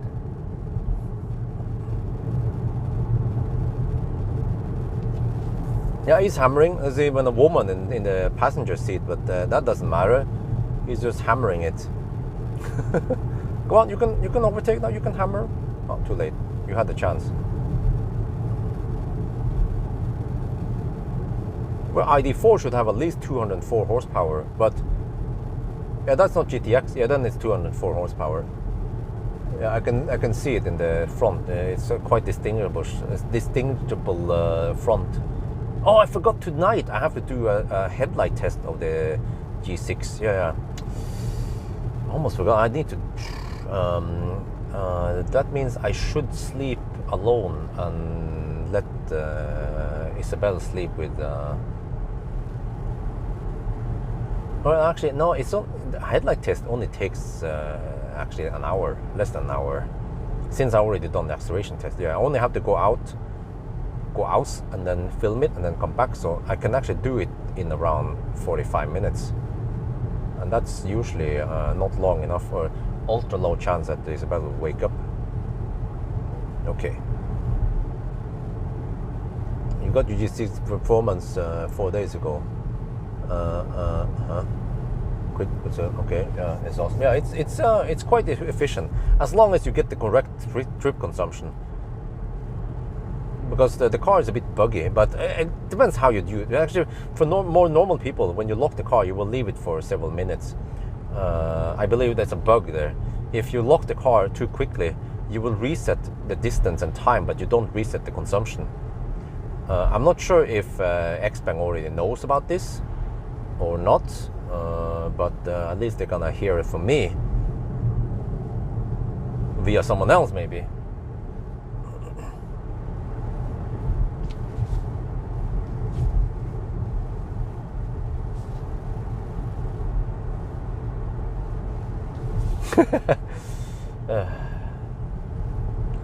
Well,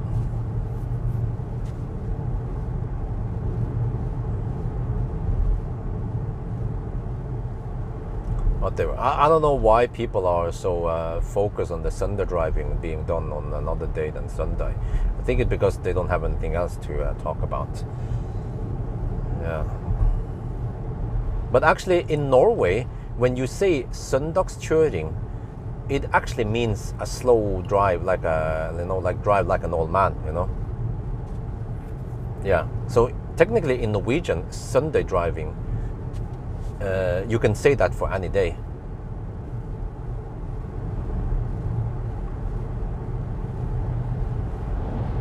But over here, the ID4 could hammer. If you don't hammer now, bro, you're gonna be stuck behind me in that non-overtaking stretch. This is your second to last chance for hammering. There is another stretch coming up soon. If the ID4 doesn't hammer soon, then you will be stuck. Oh, there's a train here? What? Where does that train go? It doesn't say. Røros, maybe.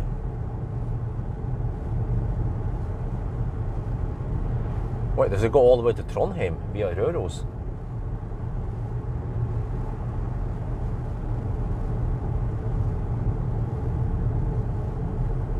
Okay, here, there's a hammer stretch. Here, and it's clear. Go. You can go now. Oh, shit, he's a passive dude. There's a 500-meter clearance here. You can hammer. He doesn't want to hammer. Oh. Okay, whatever.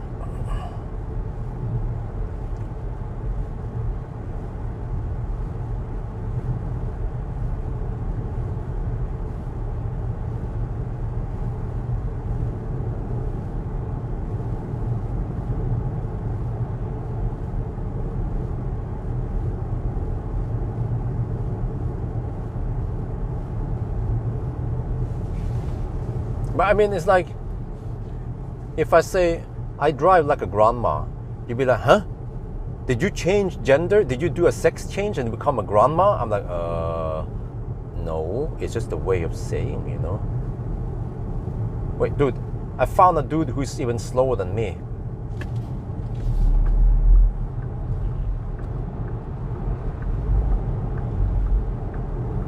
Holy macaroni. How can someone be even slower than me?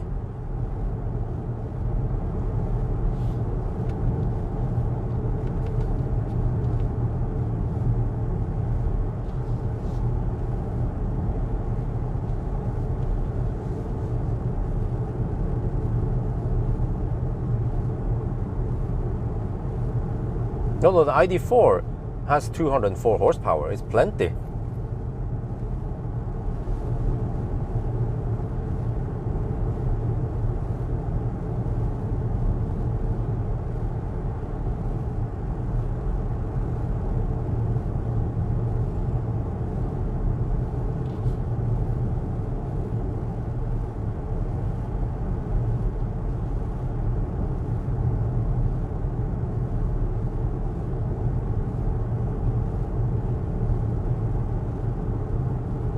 Oh, it's 5 already.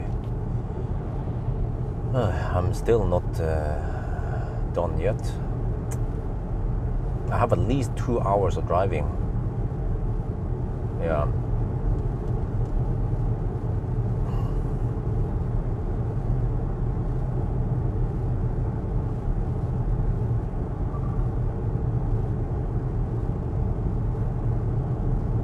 Opel Calibra, wow, those are old. That's actually a very nice looking car.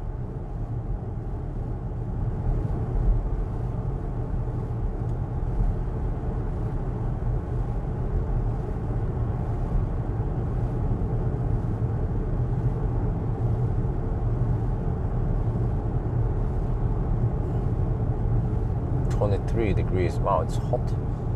Okay, so tomorrow is going to be a nice day. We just have to try to enjoy it. I need to get enough sleep so I don't become too tired. Well, I have to do the headlight test tonight. Also, I need to charge the car to full, but we have 3-phase charging. So I charge a 10 kilowatt, 10.5 actually, that is displayed. So I'll probably get almost 10 kilowatt into the battery, which means after 9 hours we'll be full. Yeah, there's plenty of time to charge. I'll charge around 8. I can charge. Yeah. So I don't need to top up on AC. I mean DC.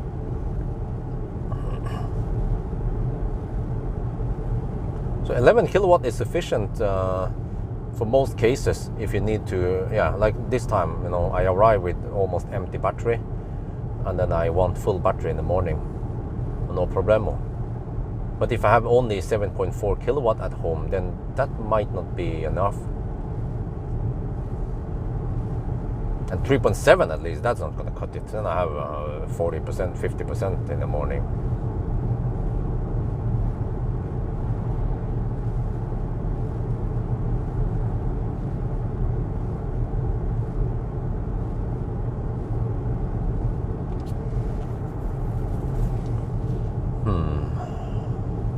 Okay, so once where I feel like maybe I want to stop at Xpeng. Yeah, I probably stop there anyway to pee, and I need to send an email. I'm not sure if they read the email now. It's past office hours and it's Friday, so she'll probably get the email on Monday. Möller about e-tron. Yeah, I need to grab it fast before someone else grabs it.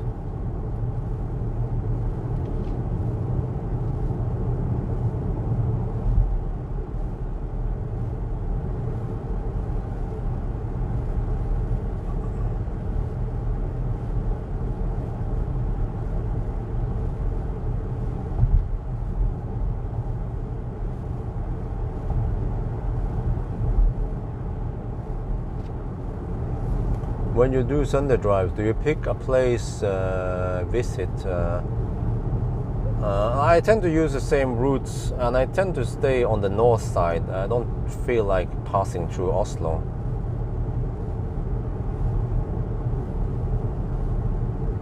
But just go some route with some nice places. It doesn't go, I mean, it's not too boring.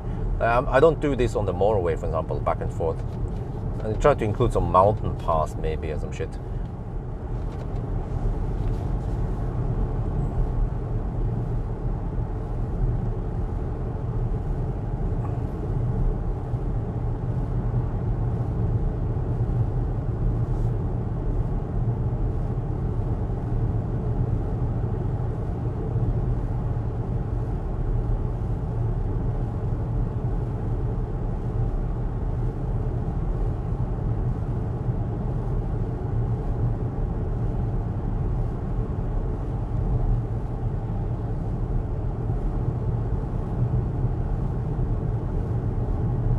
Right, so we are 120 kilometers away from Yes home, but we still have around 160 kilometers of range according to GOM. I have to drive past Yes home. I have to go the Clearage route then, but then I want to try to end up at home eventually. Just have to make sure I don't run out of juice because I didn't bring protection. Oh shit. Well, at least tonight, I might not have to wait until midnight or 1 at night anymore. I think it usually gets completely dark maybe around 11 now. So just have to stay up and get some work done and then go for the headlight test, and then I can go to sleep around midnight. Wake up at 7. Yeah. Huh? Much bus. What? Oh, you mean the Sunday drive? Yeah. Yeah, the Marcus run was a bit different than normal. Okay, Achtung, bicycle. I have to clear the side here. Oh shit. Oh, okay.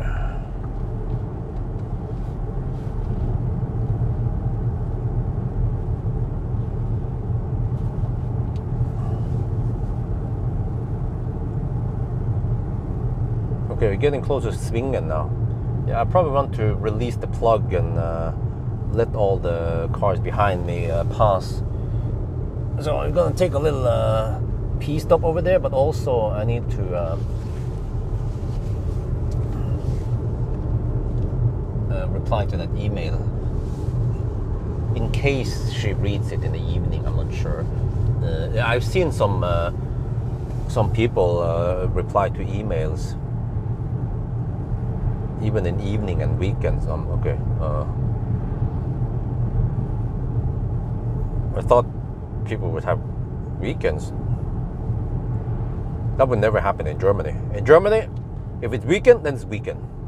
They don't reply on emails or reply on the phone or anything like that in weekend, unless the office is burning. Oh, I forgot. We're not at the Xpeng yet. We have this section first.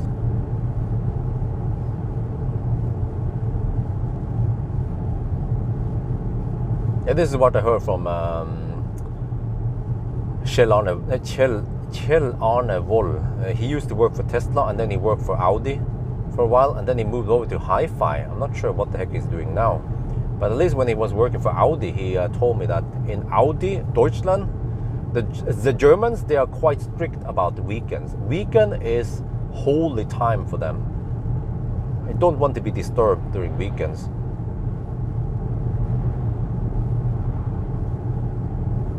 For me, though, I work in weekends, most weekends. But when I have family time, then that's family time, you know. So, yeah.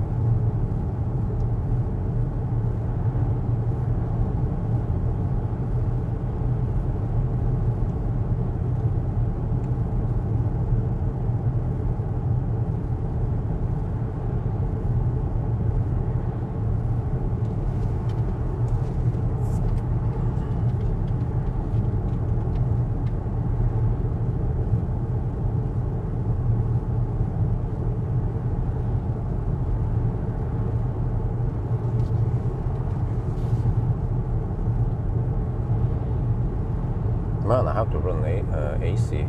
Yeah, I cannot run OnlyFans. It's 23 degrees outside. It's too hot for OnlyFans.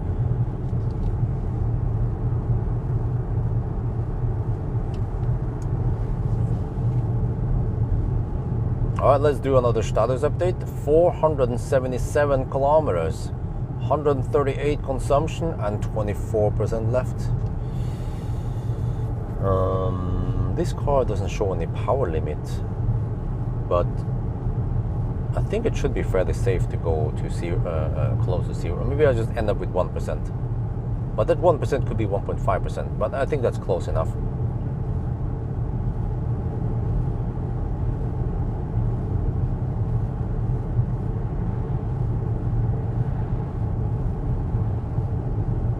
But I'll probably finish a little bit past 7, yeah, in around 2 hours. I'll finish. Let's see, estimated 86.5 now. Interesting. It seems like that claim, like I somehow measured 88.5 kilowatt hour. That must be incorrect. No, I measured 88.8 kilowatt hour.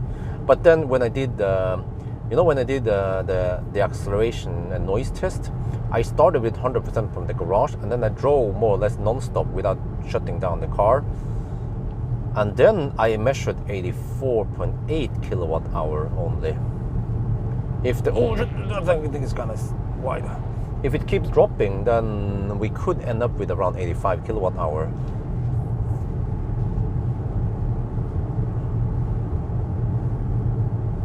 But I only discharged it down to around 7%. Yeah, it was 10 or 11% when I did the last launch, and then I drove straight home. And I actually don't live that close. I mean, that far away from home. So. Yeah.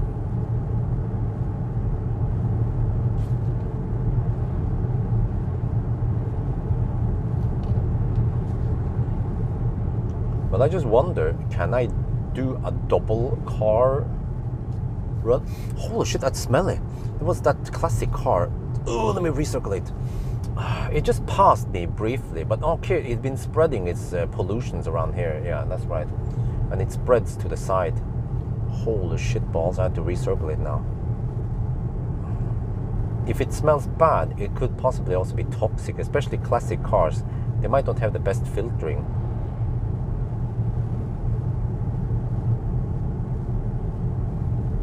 Versus modern cars, and of course EVs. Yeah, EVs kick ass for the Lord.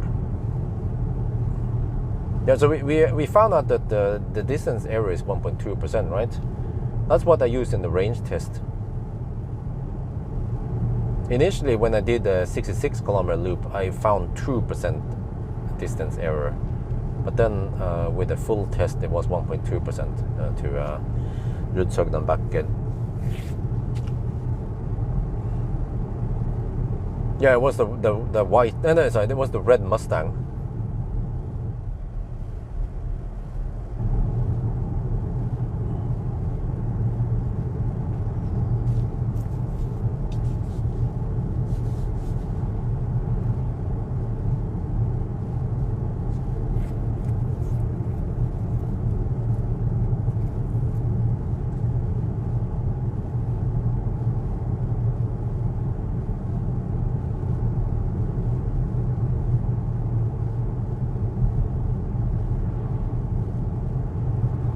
But yeah, I have to say, man, 138. Well, actually, I think corrected is 137, right? No, 136. Wow. Wait, isn't that even better than Tesla? But Tesla had non-original rims. Yeah, that's the downside of getting a car from Markus Bil.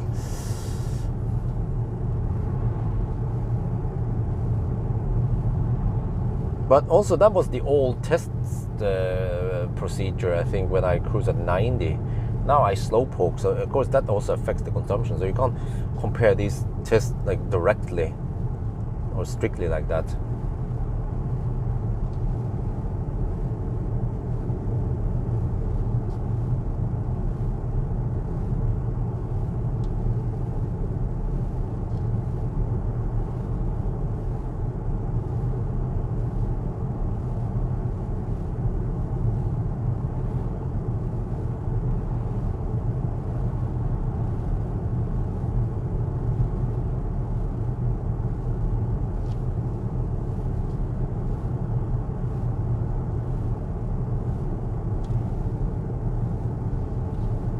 Well, Model Y Performance had 126 consumption. Oh, wow. So if that was just those 18-inch rims, I bet if I use Tesla's original rims, it could possibly be lower.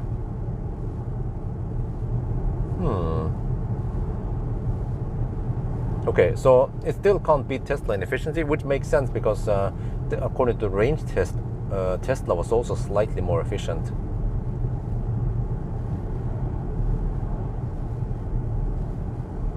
But still, it's still pretty good. Such a big, spacious car with lots of power, all-wheel drive can be this efficient.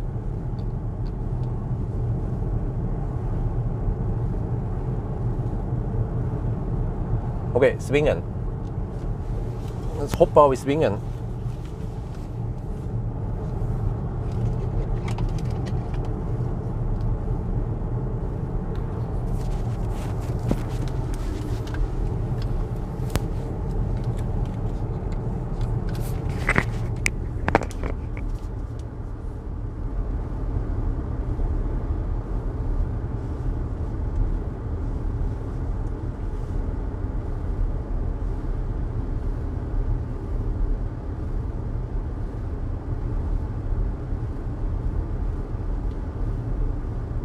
Right, as usual, I'm gonna hop over swingen. Now I will jump over here out on the motorway a bit. I have a bunch of cars behind me. Stack them up. I actually let some of them pass, but let's see then. How good of a job did I do? Okay, just get over here first. How many cars? 1, 2, 3. None of these guys over to. Well, the hammers on 4, 5, 6, 7. Oh, that's it. Only 7. Okay, all good. Now we're gonna pee over here, but before that, status check. 138 watt-hour per kilometer. Wow! I switched over to dynamic now. It claims almost 150 kilometers more. So that's more than 600 kilometers. Whoa! Okay, the trip ain't over yet until it's completely over. Okay, let's get over in the shade at least.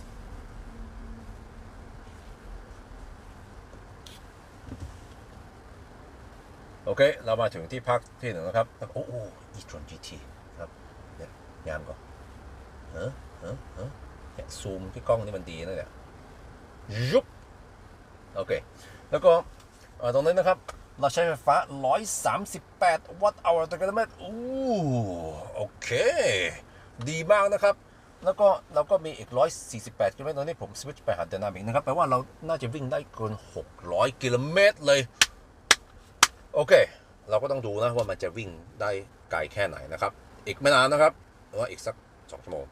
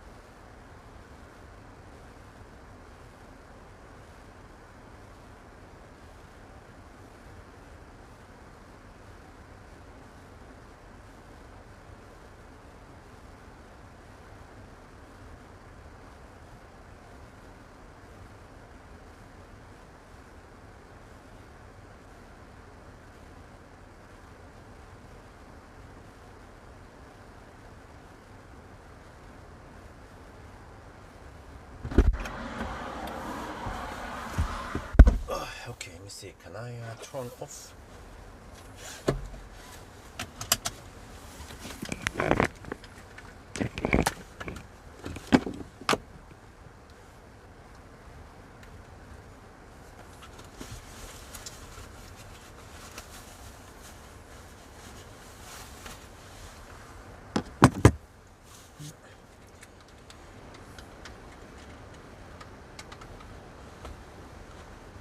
Okay, it's still 24 degrees Celsius outside, but I want to now turn off AC. I've been running AC for a while, but you see, this is kind of silly.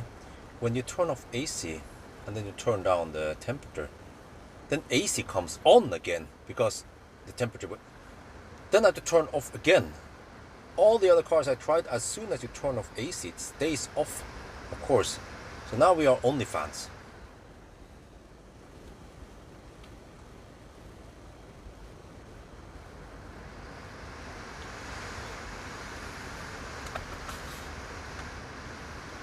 ตอนนี้มันก็ยัง24องศาข้างนอกนะครับแต่ว่าแดดมันเริ่มอ่อนนิดหน่อยนะครับแล้วก็ผมก็ไม่ต้องใช้แอร์แล้วมั้งแล้วก็ถ้าเราจะปรับนะครับปรับแอร์เนี่ยเราก็จะปิดแอร์นะครับแต่ว่าถ้าเราสไลด์อันนี้นะลดอุณหภูมิมันก็จะเปิดแอร์อีกทีหนึ่ง ทำไมเราก็ต้องปิดแอร์อีกทีนึงครับรถคันอื่นถ้าเราปิดแอร์มันก็จะปิดแอร์นะอันนี้มันเปิดเฮ้ยนี่บอกเฮ้ยโอเคเราจะน้องอย่างนี้แล้วก็เราจะใช้ only fans 1นะครับจะได้ประหยัดไฟฟ้า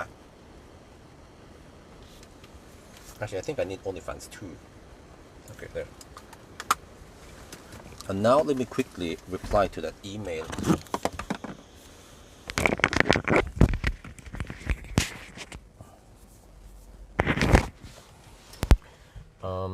let's see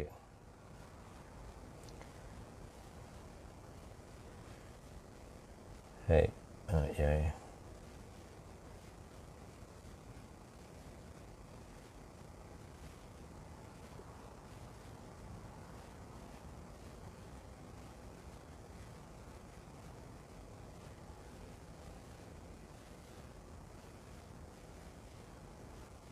let's see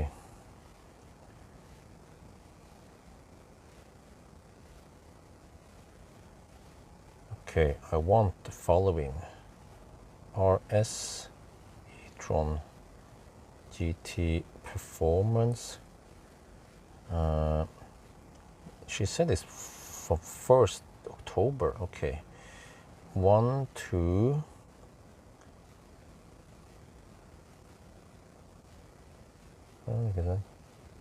oh okay I can switch it off a bit okay I can say 1 to 8 October then yeah 1 to 8 October then I want SQ6 e-tron from 8 to well actually 8 to 15 would be perfect if it's available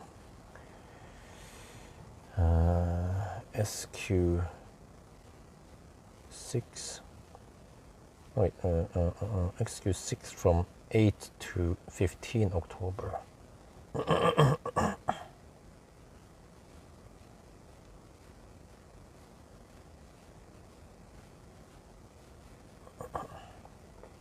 and then we move the regular Q6 e-tron thingy from 11 to 18. What, do I should skip it? I'm not sure what is the point of testing that car. I think we just say vanlig Q6 utgår.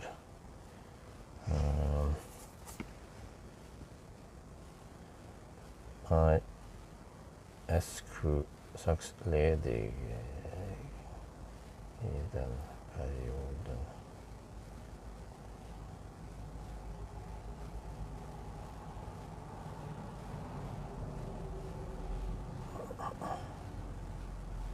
Okay, all right, let's see then. I requested now. I'll probably get a reply Monday morning. Wait, what the heck, man?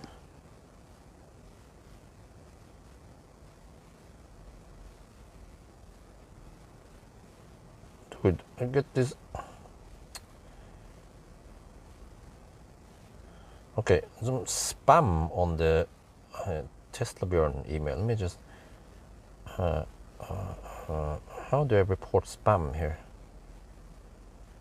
Huh? Can I not? Huh? Do I have to report spam? Report spam there. Okay, good.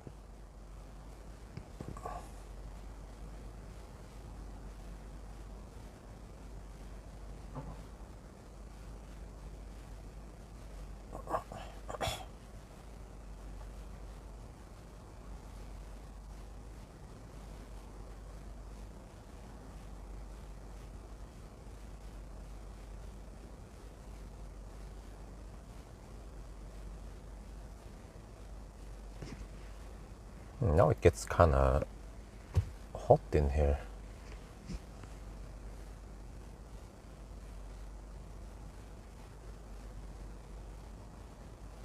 Oh, it's ready.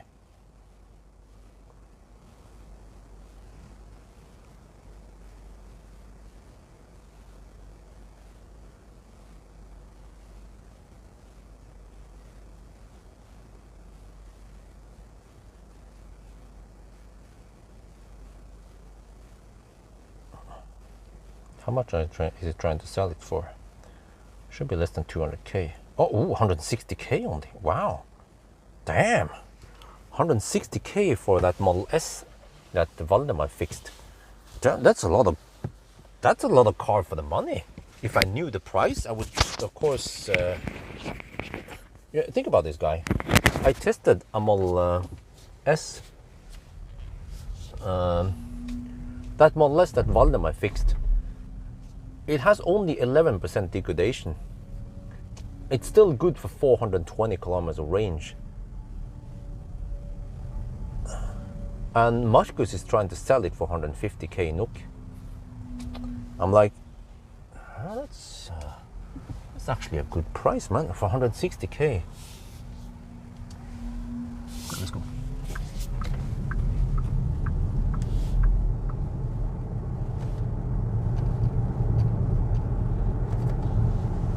No cars behind me for now.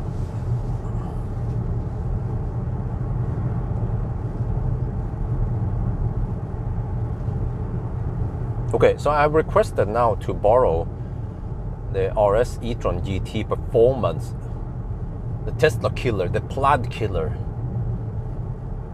in the very beginning of October, and then I requested to move the SQ6 to the following week. And then I'll just ditch the regular the regular Q6, which is just the lower trim Q6. I think it wouldn't be that interesting for my viewers to watch it anyway, but SQ6 could be interesting. There might be a couple of people who want the performance version of it. So, and I still have booked myself up until mid-November, and I want to make space there eventually for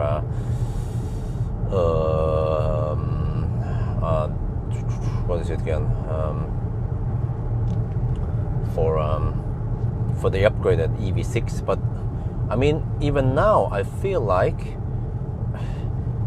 I want to actually book 2 cars per week and actually have both cars available at my home, so that I can choose which car I want to go for. While one car is charging, the other car will just be tested. But then I need to make sure I can do all the tests. What actually it means is that I have to do a 1,000 kilometer challenge twice in that weekend. I mean, I have to do a 1,000 kilometer challenge on Friday night, and then another one on Saturday night. Yeah, that's it, because Sunday night is not good because you end up on a one-way. Like the AMG EQE I'm gonna borrow next weekend. I'm not gonna do 1,000 kilometer with it. It's kind of a waste of time. We know roughly what to expect anyway. I will just do a range test, an acceleration test. Yeah, I might do the before they get winter tires on. I might do a 90 to 10% acceleration test. Since it's the beefiest AMG from Mercedes. Okay, let's see how it can perform all the way to 10% then. Other than that, I'm not sure what the heck I'm supposed to do with that EQE. I've tested several variants of EQE SUV now, so and I don't expect the view count to be super high, which means that people are not that much interested in it. And also because the car cost 1.4 million, I think 1.5 million NOK. I think I saw the spec sheet for that actual car, so like 130k euro car. Not gonna be super hot to watch. Yeah. If I could take it to the Autobahn, maybe. Oh, I would like to take. Well, would be interesting to take the RS e-tron GT Performance to the Autobahn, but I have kind of already done an acceleration test, so I think I don't need to do more Autobahn runs with it. Just have to do the Norway run, range test. I actually already done charging test with it, so I don't even have to do that test again. And I've actually done a range test of the RS e-tron already, but I guess I can do another one. But at least range test, 1,000 kilometer challenge, banana box test, interior view with car seat and shit, of course, and maybe Sunday drive. Wait, or do I? Oh wait! Oh shit! I go to Bodø with it. Oh shit! So, because well, okay, I have to do 1,000 kilometer challenge, but Bodø trip I should do it on a weekday anyway. So, yeah, it should take around 2 days. I have to sleep in the car. Oh shit! I have to sleep in the car. Yeah, I'm not sure about that part. It actually kind of works. I just have to put the car in neutral and some shit, then it stays on. Yeah. Yeah. Okay. I just have to quickly do my tests. They're not gonna take that long. So my test, and then I just have to set aside 2 days for the thing, and then also I have to do 1,000 kilometer challenge. Very important. Well, I could do, you know what? I could do a 90 to 10% acceleration test.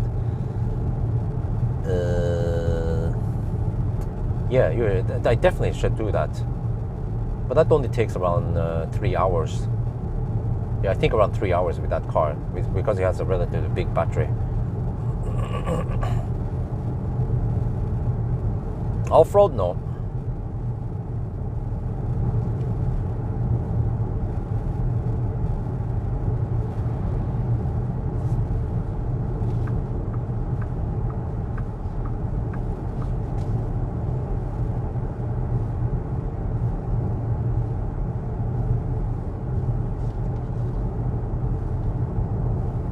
Oh, it slows down here. Okay, interesting.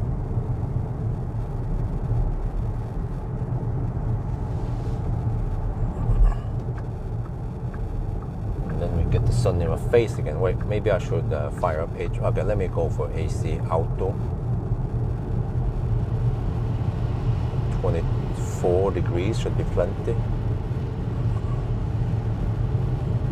Yes, it's gonna get sun in my face now.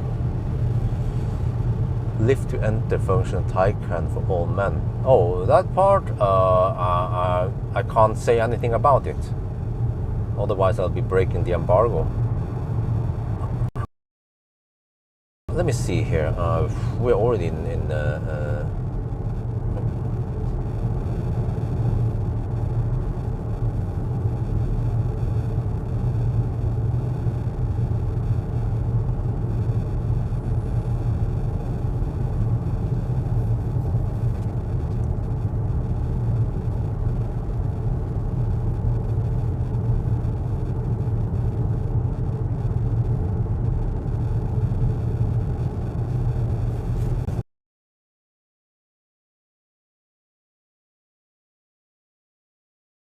I remember the EQS, I had to put the car in neutral, and then I was on a place where it couldn't roll, but I couldn't put on the park brake, which is kind of a little bit scary. Maybe I should put those, I should bring those, I'll bring a couple of rocks I could put. Yeah, that's the Valdemar style. Lithuanian park brake is just bring a couple of rocks and Just jam it under the tires and then it won't roll, hopefully. Yeah, I could go to Bodø next weekend with the EQE. Just pick it up on Friday and then on Saturday, Sunday, I hammer it there. Yeah, and then I return it. But then now I feel like I maybe should do a range test. But on the other hand, do people care about that? Do people even care about that acceleration test? Maybe they don't. But maybe if I go to Bodø with it, they'll be like, oh, cool. I trip to Bodø with a freaking fat EQE.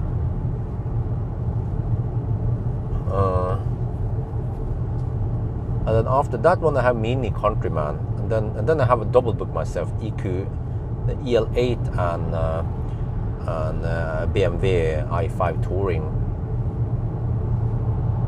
on the same week. Yeah. Wonder how that's gonna work out.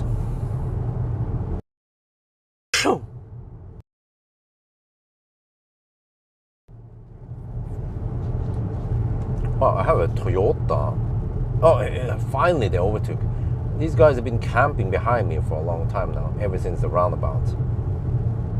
They're going for the kill. Oh, the guys are going shit. Oh, the woman rather. DK44038. What the heck is that? Yaris?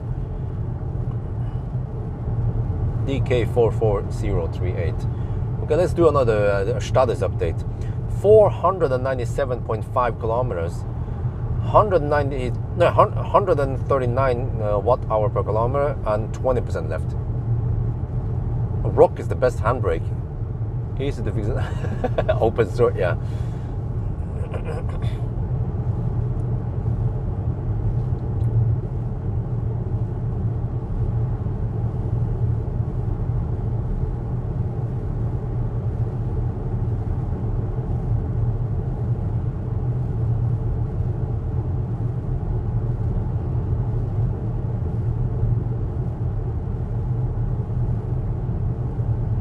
Wait, but if I take the freaking e-tron GT to Bodø, where the heck am I supposed to put the tires?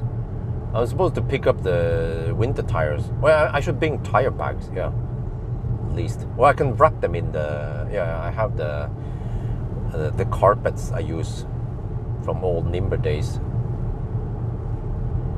The wrapping the protection carpets. Yaris Verso, what is that? It's like a fat Yaris, right? It's like a boxy Yaris. Estimated 86.3 kilowatt hour now. Interesting. I might need to adjust the range test data based on the available energy, because I assume 87.5 kilowatt hour, which is what EV database claims. 630 kilometers now. Okay. Well, the consumption should have stabilized by now. So yeah, it seems like it won't get 137 consumption. So it's 139 now. It's mostly flat from here all the way to Oslo. I mean, yes, him. But we have some headwind supposedly. Our Polish registered Golf is hammering it.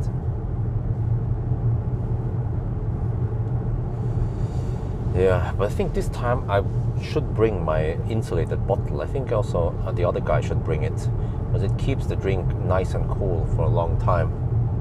Otherwise, it's after just 1 hour, the drink just becomes kind of sloppy and hot in the sun. But the Stormback bottle, man, insulated bottle, good stuff.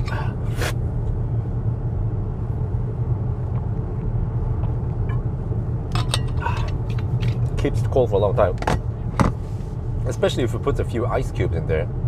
Then it will stay extra long cold. And also if you don't open it too often, because every time you open it, you let out some of the cold. Well, or do you let in the heat? Yeah. But the heat will, I mean, the cold will slowly escape out anyway, or the heat will slowly enter the bottle, even if you don't open it. But it takes a while.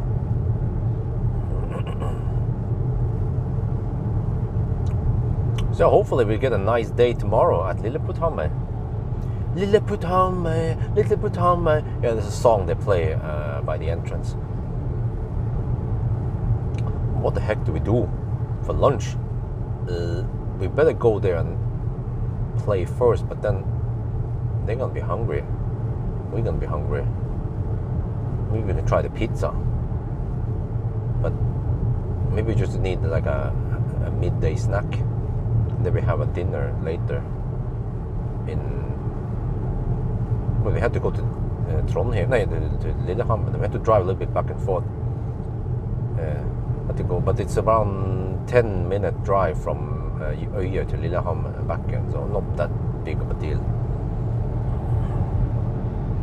And then, of course, it is an advantage that we have fast charging.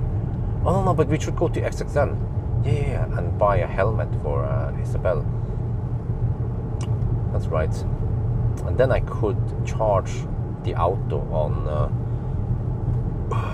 V3 supercharger, but I'll get only 100 kilowatt with this car. Not sure how the heck it does the conversion, but it's a so-called 800 volt system, but the battery pack is around 600 volt here. 600 volt times 500 amp is around, or let's say 550 volt-ish times, maybe 570 volt charging voltage times 500 amp is 285 kilowatt. Yeah.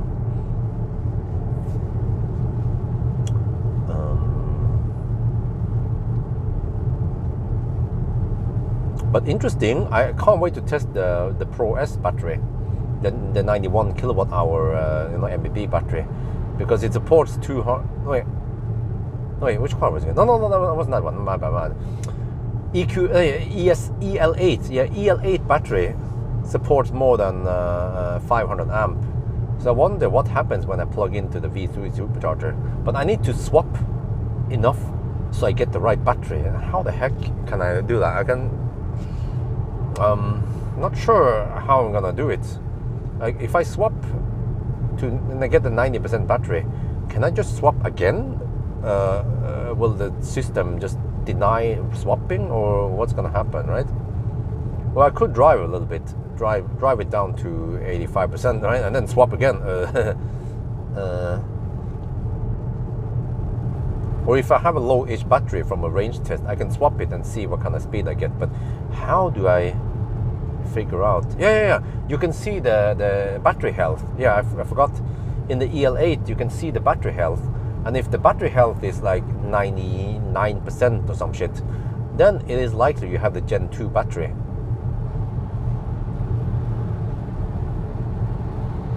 But if it's like 85, 88%, then you most likely have the Gen 1 battery. Yeah, and if I have high state of health, I can then test it by discharging it deep enough, and then test. Actually, if I just discharge it to around 70, 80%, or maybe 60%, I can then try to charge it. And if I get a higher charge rate than I'm supposed to get, then we have the V2 battery, or Gen 2 battery. And then we have to go to the V3 supercharger and test it. Just want to know how it is. But unfortunately, in the supercharger, we don't see any volts and amps. Oh, we see it inside the car. Oh, yeah. Chinese cars, they show volts and amps. Wow, I have a BMW i8 behind me. BMW i8. Let me see. BT6. Oh shit, he's too close. 62596. Yeah, try to look at the mirrored sign here.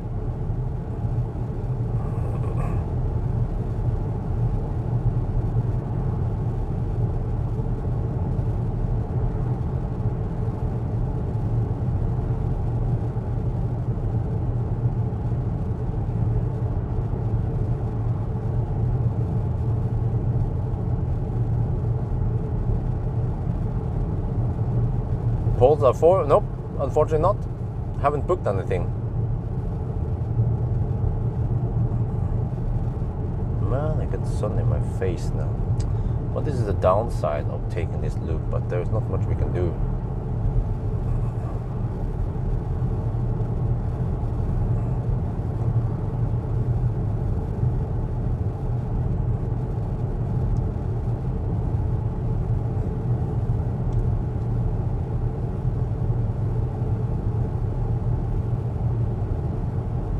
wonder how expensive it is to replace that i8 hybrid battery.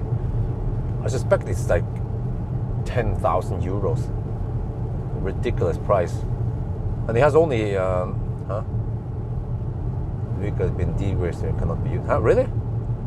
How the heck is it still in, what did we, okay, let me check again. BT62596, yeah. BT62596, yeah, I double checked and triple checked. BT62, I had BT625, huh? Wait, but deregistered, but what if the police checks it or Statens vegvesen? Will they find the same thing and they'll be like, hey, that car shouldn't be on the road?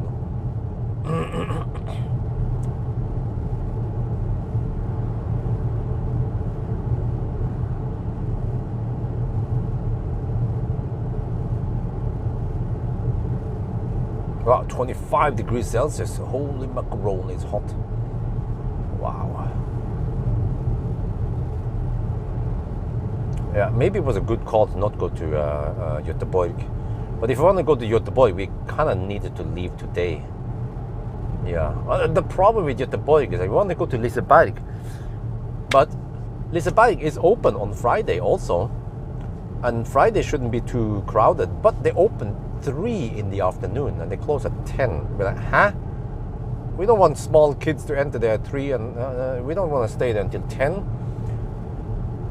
So it seems like Liseberg might be more tailored towards bigger kids.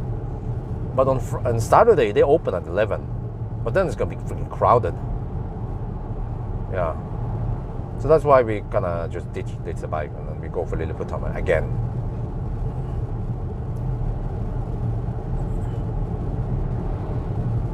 Wow, what the heck is this? Is this afternoon traffic? What? The office rats. Yeah, it's about 1 hour. Yeah, these are the office rats going to the cabin over there where they're going. Export. Yeah, but if he's gonna export it, well, shouldn't he be on red plates, temporary plates? Or can he actually drive that car? But because if it says that it cannot be used, why the heck is it driving around on public roads with it? It should be on a truck trailer, right? Or he should have red plates on it, the temporary. They call it prøveskilt.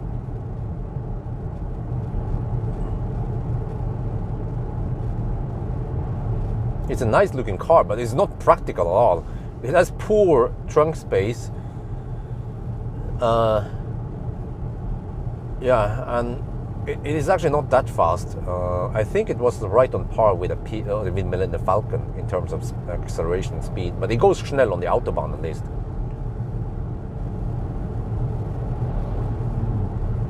Polizei should be informed. What can they do at all?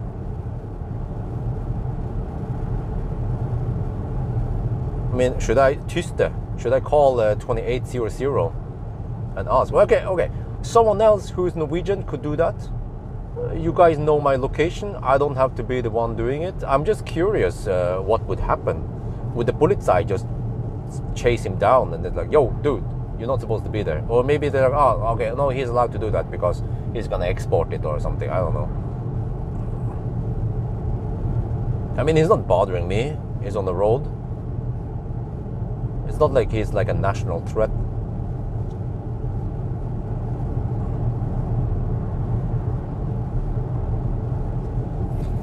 Maybe you can see him even. He's not that close, is he? Let me see.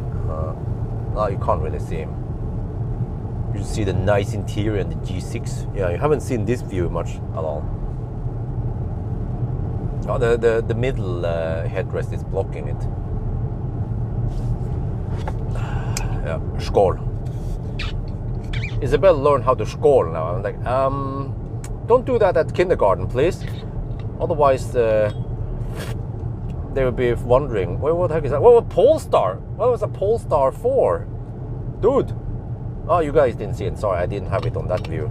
But the Polestar 4 has been delivered already. That was a Swedish register Polestar 4, I think. Also, Norwegians start getting it.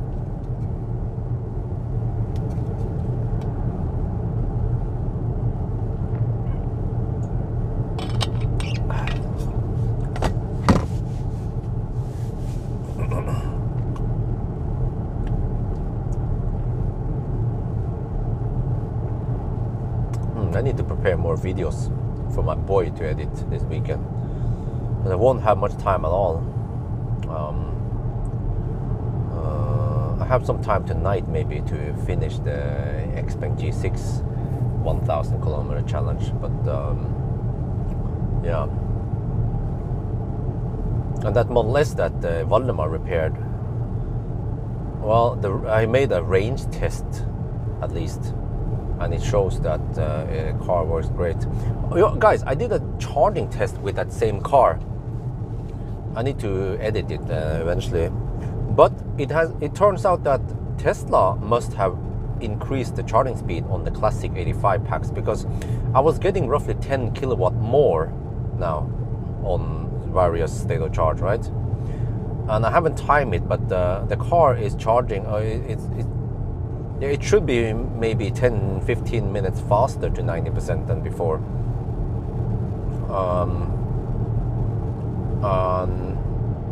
Yeah, I noticed that the battery temperature was at around 50 degrees, whereas previously it would stay around 40 something degrees. So they must have increased the battery temperature and allowed the car to charge faster. Maybe after many sessions they figured out that, okay, the battery is safe, we can crank up the speed, or we can adjust the speed up slightly, so we don't punish the old cars too much. Old cars drivers, I mean.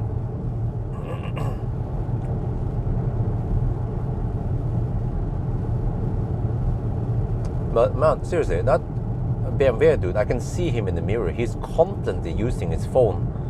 The hand is at the 12 o'clock position, one hand, and the other hand is constantly using the phone. Initially I saw him, when I mentioned him, I saw him briefly using the phone, but I noticed now that for the last 5-10 minutes he's been looking at his phone constantly, which is not safe.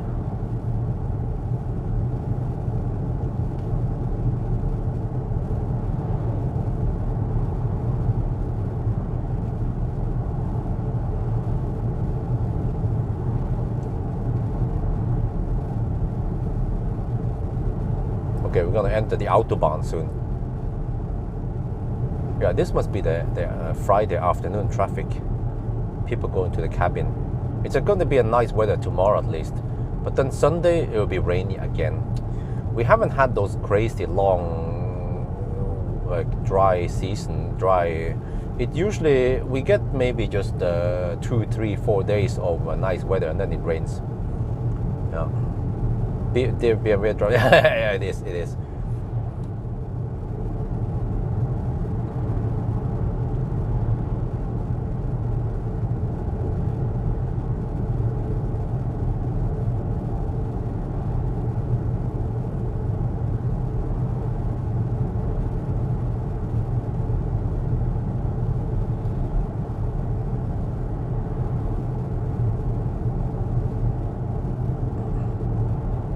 Oh, look at that. Tesla, Fat e-tron. There are so many EVs on the road. I totally understand, because most people, they don't live that far away from cabin or wherever they're gonna go. Maserati, wow. You see, ES8 even. So many EVs on the road. And also many people, they have electricity at the cabin, and they can even charge there. But even if you if they cannot charge there, they can always, or there's a high chance that you have some supercharger or supercharger or Ionity or something there. But at least supercharger and Ionity, because they are fairly cheap compared to a recharge and Circle K, right? So you can. Especially if that charging location is near some grocery store, and then you usually have to also, you can charge up while you're shopping for groceries for the weekend or some shit.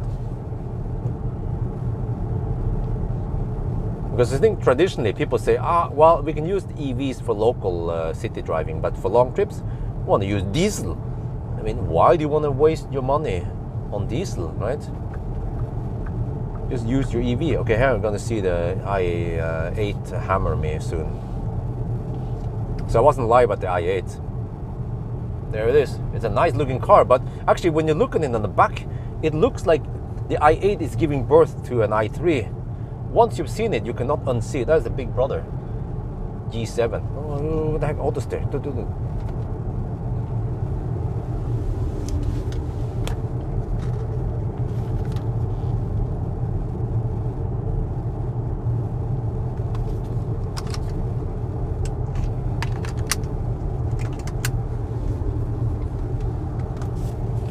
Right, status update. 523 kilometers, 138 consumption, and 16% left. GOM claims 103 more kilometers. We are now, if I can zoom here a bit, there, we are 67 kilometers away from Yes Home. Okay. Oh, it's almost 8. I mean, it's almost 6 now. That means possibly around 7:30 then I'll be home. Okay, let me tell wifey.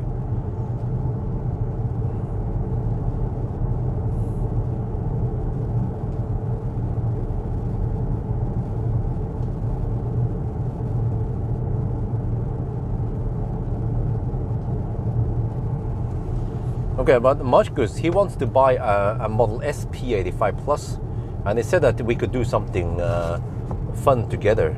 I said, how about a 1,000 kilometer challenge together? He said he's up for it. He hopes he has CCS. Well, okay, if you don't have CCS, then that's going to be a slight struggle.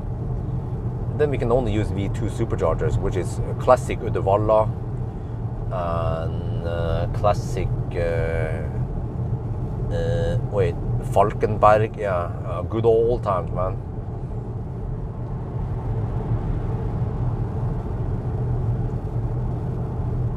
Wait, did I ever do a 1,000 kilometer challenge with? Yeah, I did with Melinda Falcon with the with a nerf, but now it was slightly unnerfed. So hopefully we can get a better time, so we can beat Kona at least.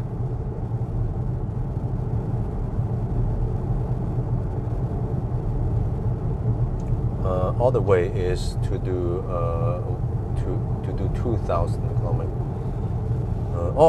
I'm not. No, well, I'm not sure if Marcus is keen on drive or. No, I think I want to be with him. Yeah, so we can alternate between who drives and who's not. Yeah, so, but I kind of need to whip him a bit, you know, because he might be slow poking in the left lane and shit like that. I'd be like, Marcus, chop, set the cruise control to 100 and beep, beep, beep, beep, you know, and then just leave it there, you know, at night. Yeah. Otherwise, he'll just be driving manual 100 kilometers per hour in the 120 zone, like in the left lane, and while he's talking to me, you know. That's usually how he drives when he's shuttling me around from A to B. I'll be like, well, I don't care, but when we're doing a challenge, then we need to go schnell. Yeah.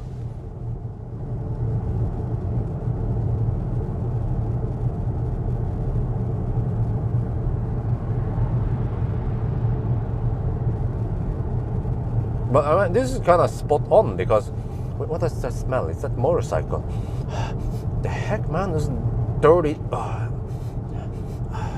Shit, I have to recircle it again, man. Okay. But this is almost spot on, which is that when I do 90 test, like the 90 test, I had 160 watt-hour per kilometer, roughly there, you know.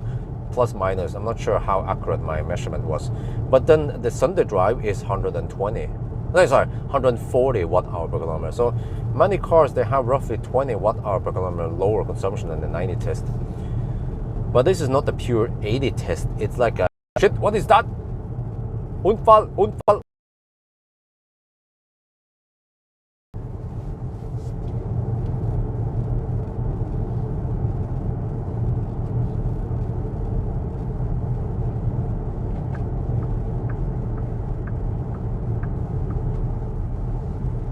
Yeah, the auto is kaputt. What is that? There's something broken over there.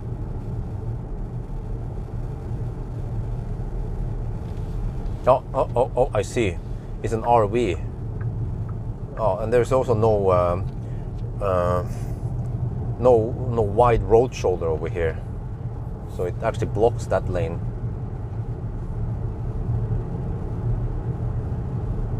Yeah, unfortunately the RV couldn't get over here, which would be slightly better.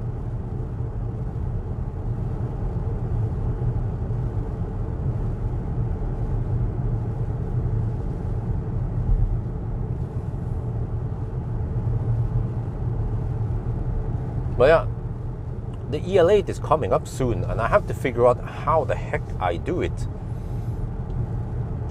Because I have to do battery swap, and I have to do it in daytime. From what I've seen, let me see, how do I do it? Do I swap at Inspiria? Because the swap actually takes some time. You have to park that shit and then do the swap. It might be better for me to just top up and then go straight to Kongalv, right? Yeah, the Kongalv is not that far off the main road. You have to exit and then go via roundabout and some shit, and then yeah. Wait. Dude, look at that. There's a Norwegian left lane hugger. How about changing lanes? No? Don't care about changing lane? You just want to hug the left lane? Okay. All right.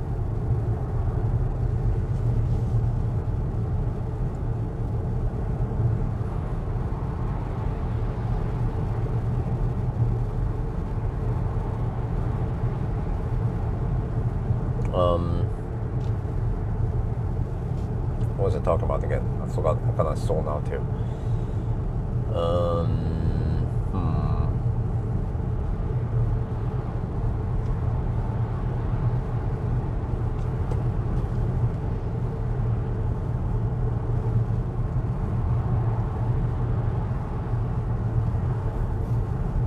Wait, what?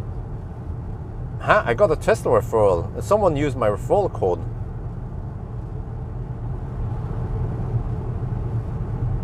There, huh? What do I get then?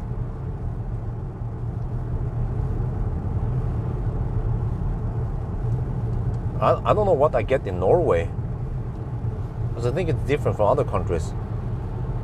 Oh, let me slow down here. Help that dude.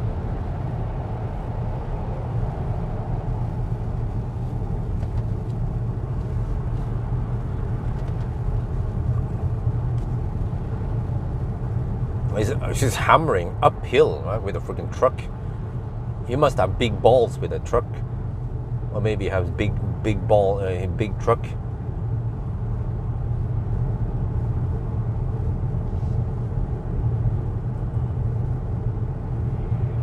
Oh, battery shop. Yeah. Sorry, I'm zoning out there. I have so much things on my mind, but. When do we do the EL8 thing? And what about 1,000 kilometer challenge with the i5 Tourer? I did the i5 in winter-ish conditions, right? So could be interesting to do the i5. Yeah, we need to test. Can the i5 beat ID7, right? The station wagon battle. Yeah, the Kombi battle. The Kombi-Krieg. Is the i5 faster than the ID7? Okay, so I should do 1,000 kilometer challenge with the i5 Kombi. But what about EL8? Opening hours is between 7 and 10. 7 in the morning and 10 in the evening. Does it make any sense to drive at night? Okay. The risk is that if I start late-ish, so that the last swap is at 10, then if I come too late, then I cannot swap it. I could start before 7, of course, and then drive, so that I arrive at Kongal by 7, and then do my first swap there. Yeah, but I have to look at the distances, because I think the EL8 might be able to drive almost all the way to Kongalv. No, wait. Wait. I now live in Yesholm. Yeah, I forgot.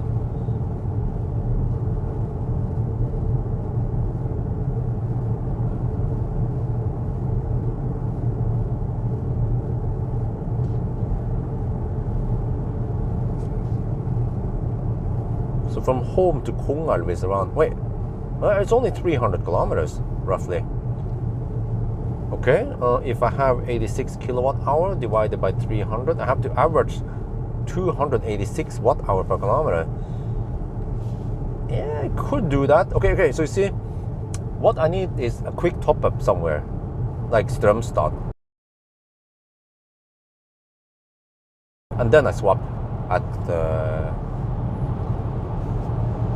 Kongalv.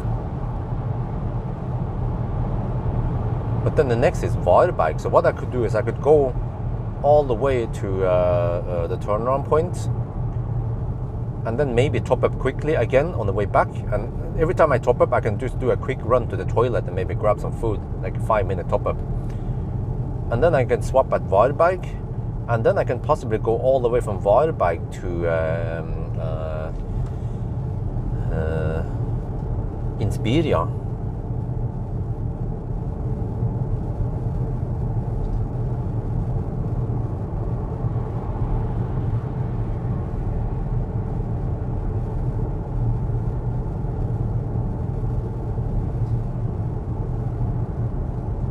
Yeah, Varberg Inspiria is 271 kilometers. That should be possible. And if I can't make it there, then no big deal. I can just do a quick 5-minute top up somewhere just to make sure I can make it there. But we will have relatively short top ups in between the battery swaps. But we'll have 3 battery swaps. What the heck, man? Dude! He's hammering with the trailer.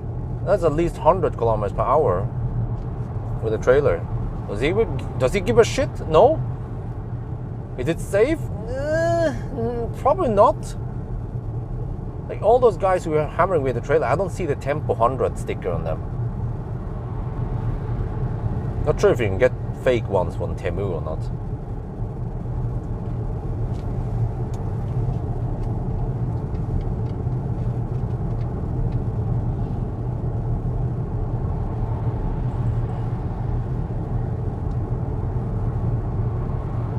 But yeah, at least the Inspiria is a Gen 3 swap, which is slightly faster than the Gen 2 swap stations. But I have to rely on Varberg and Kongalv. They are Gen 2 stations. But I think the swap process might also have been improved internally in the car and shit, or maybe even at the Gen 2 stations. So we'll see if we can shave off a couple of minutes here and there. That will also help.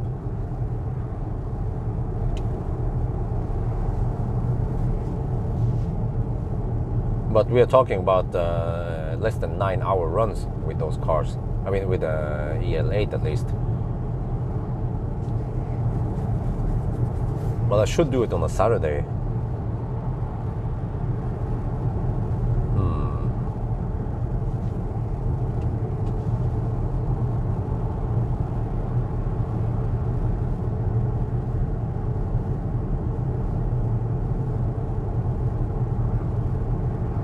No, wait. Okay, I know how to do it. I can head out on a Saturday afternoon then. Wait, so that the last swap is Saturday at 9-ish. No, wait, what if I hitched out? Could estimate so that the last swap will be around Saturday at 8 in the evening. So in case there are delays.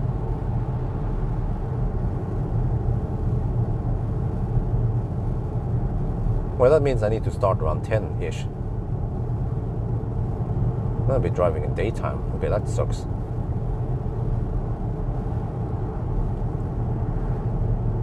Man, Why can't they just have it open 24/7 instead? It's already fully automated. They could just hire some Chinese people to reply in the call center or some shit, if in case they need to do something. I don't know how rare is the. Well, actually, I've seen posts. Yeah, some cars in Norway got stuck on the battery swap station because it just went brick or some shit. So yeah.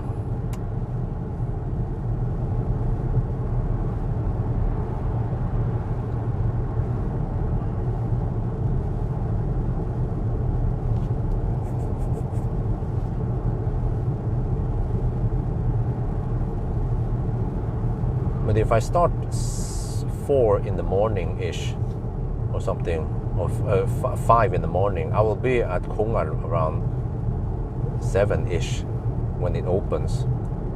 Yeah, and then I could hammer ish, and then yeah, maybe that's one way to do it.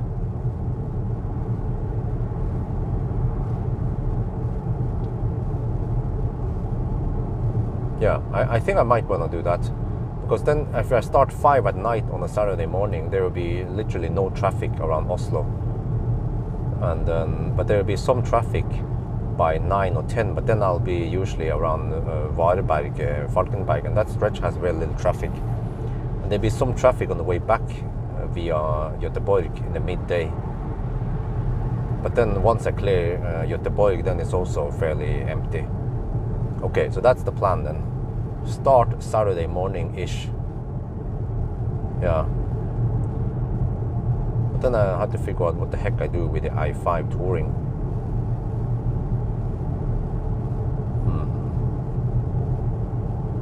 Do I have to do a weekday run again?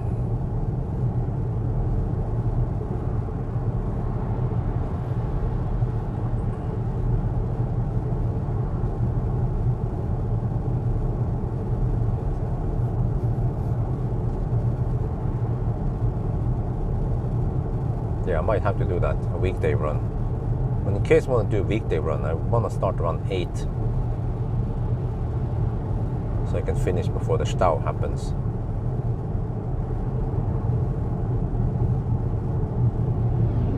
Well, the gas stations over here, yeah, well, the reason why they are not 24/7 is because there's not enough traffic on those stretches. It depends where it is, of course. But I can totally understand it. If you've been traveling around Norway, like some places are just completely empty at night. Okay, there are some truckers, but I think truckers alone is not enough to keep the cost low. I mean, to pay for the workers to keep everything open.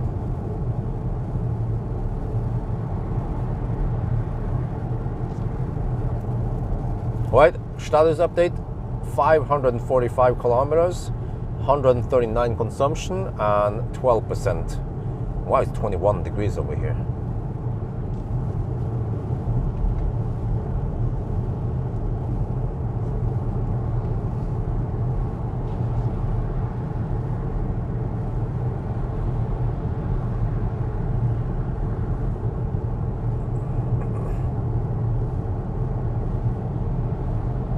Oh, I have to say the roads are kind of busy.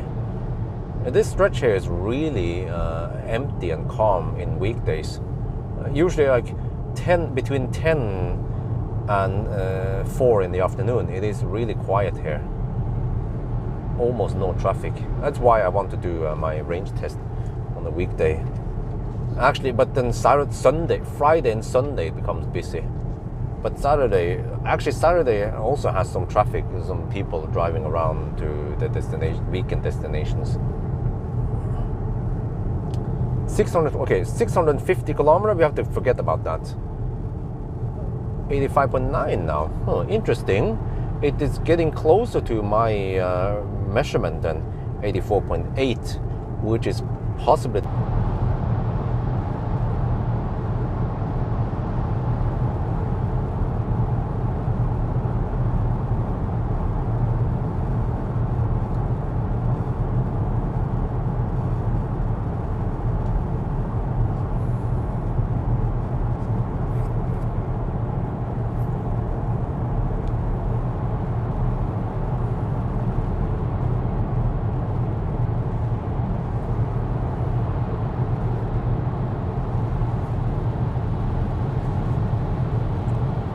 Okay, actually after I come home now, well, I'm not sure if I'm needed, but yeah, I should just spend that extra minute just to prepare some of the stuff here. Well, actually, maybe I should do it tomorrow.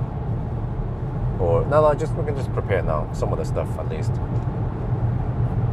The car seat, you can put Isabel's seat in here, and then clear some of the equipment that I don't need.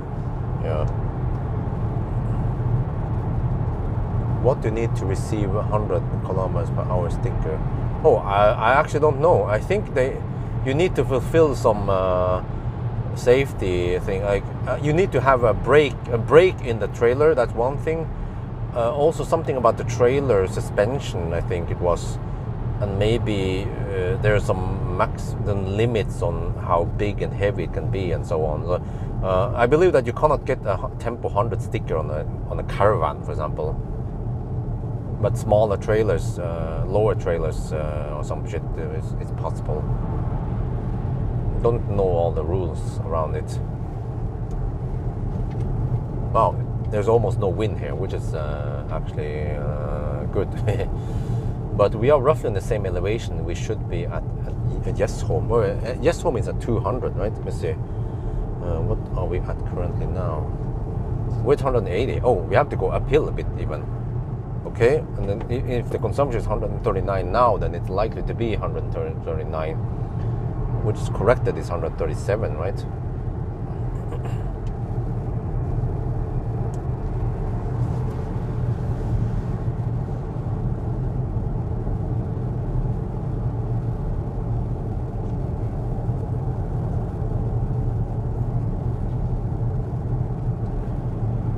Okay, GOM claims 74 kilometers left. And we have done 550, so at least we're not going to go 650. It will be a little bit over 600. Let's see, it's crazy because in just one day I drive over 600 kilometers, and tomorrow I will drive only around 160 kilometers from Oslo. I mean from Jessheim to Øyer. Lillehammer. Wonder if we're gonna eat Thai food tomorrow, or we can just go for Egon's. I think the family doesn't mind Egon's, and also, from what I remember, Isabel also likes Egon. I mean, it's not super favorite, but I think she can eat Egon's food.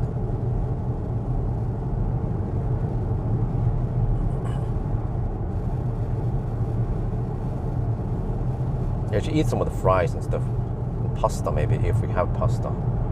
But she doesn't like too much meat for some reason. Like burgers? Nah, she's not. She likes to eat the bread from the burger. The bread with some sauce on it.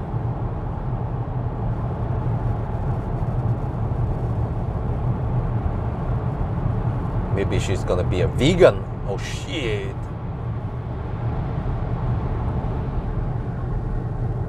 Oh, 20 degrees now.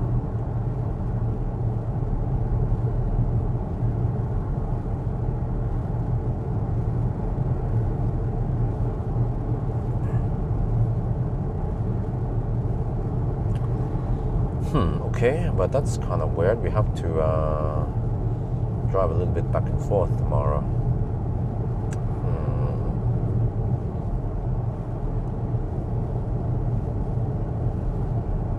But also, wait, the last day, wait, on Saturday night, Sunday night, I mean,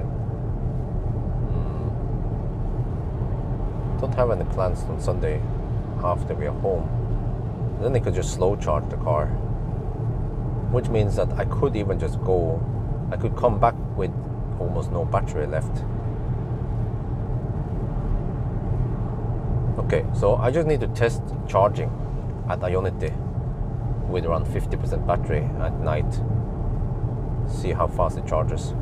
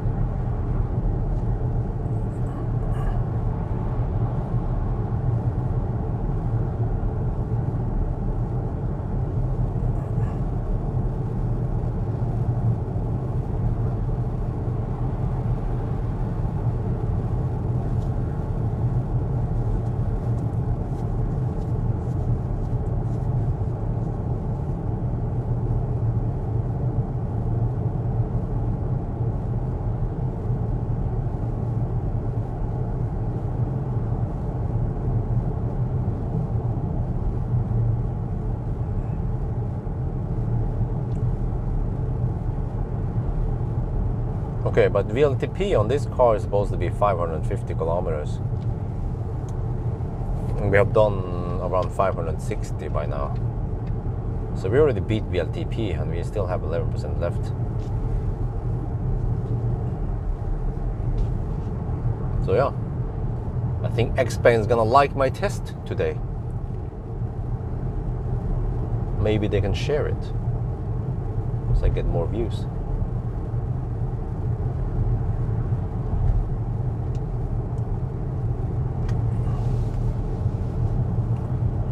Let me see, I have my plan here. So I'm 33 kilometers away from Yes Home, and oh shit, the sun is in my face now. Which means that by the time I am at Yes Home, I will still have around 30-40 kilometers left.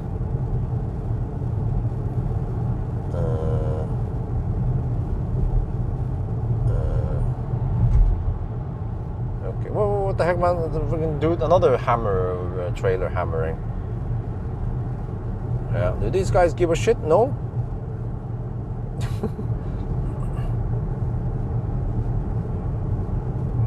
600 kilometers. Well, we'll see. It should be able to go more than 600. If you watch the status update, it's predicted 627. Oh, you mean the G6, the VLTP is 600. Well, I don't think the performance has 600 VLTP. That's probably the rear-wheel drive, right?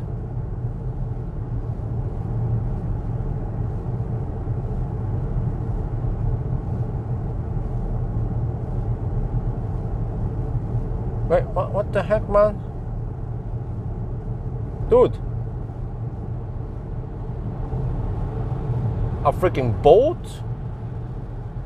Hammering it? Seriously?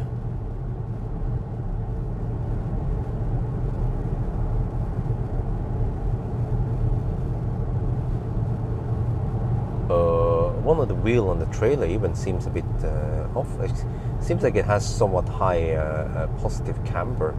Uh-oh, I hope it doesn't fall off while I'm behind it.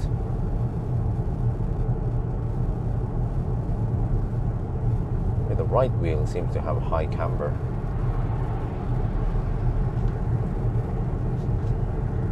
Now, what? Look at this traffic, man. Damn, 6 in the evening and it's so busy over here. Lots of left lane huggers. This is why I cannot do range test on a Friday. It'd be way too annoying.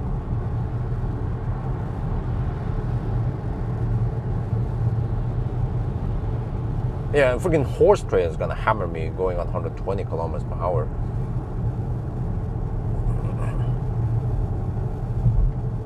Now, even when I drove around with a trailer with Optimus, I didn't hammer that fast on the like. I would cruise at 88 kilometers per hour, same speed as the trucks.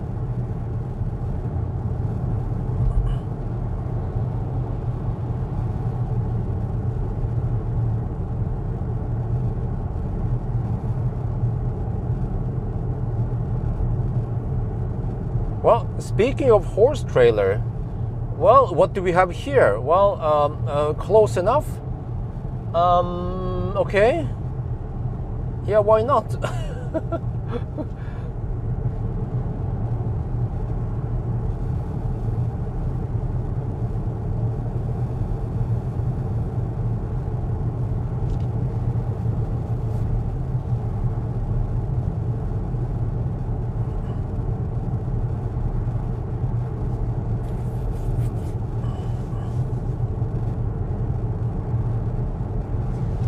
Okay, mother trucker is gonna hammer me. I'm gonna slow down for him. Okay.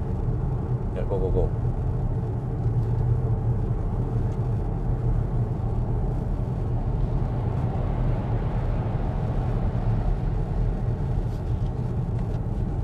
I don't know if he noticed that I slowed down, because the overtaking went way faster than he would expect. As I slowed down around 10 kilometers per hour and then I speeded up, so no big deal for me. But I know those trucks, they usually need long time to overtake because they cannot temporarily go 100 kilometers per hour.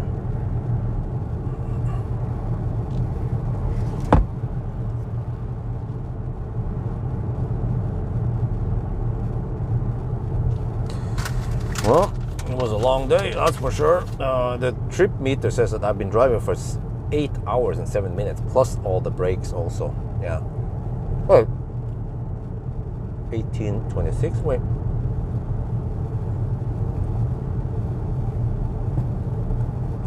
Could have sworn that I left 10 minutes past 10 according to the trip meter. Now it seems like I left at 20 minutes past 10. Oh, maybe that was it. 20 minutes past 10 when I left.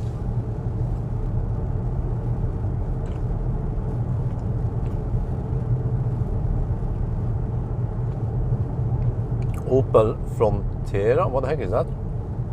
Is it electric?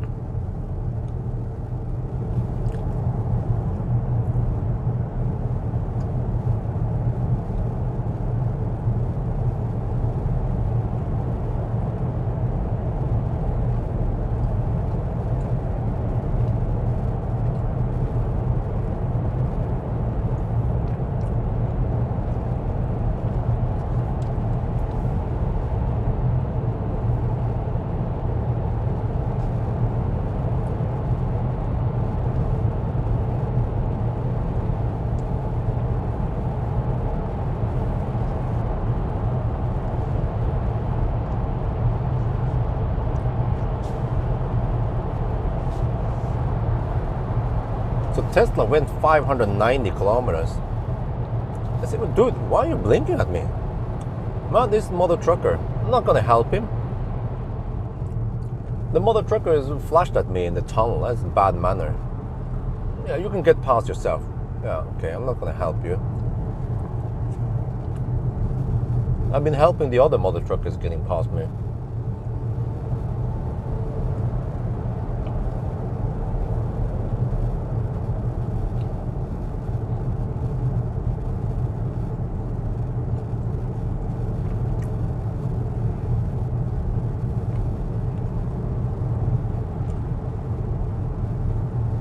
New Stellantis EV, oh, okay.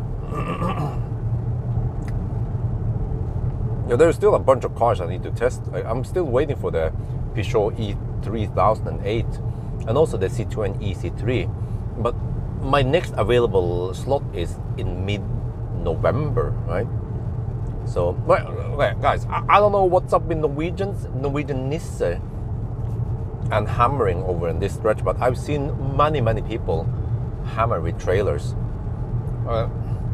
The police could have a heyday over here if they just look for trailer hammering.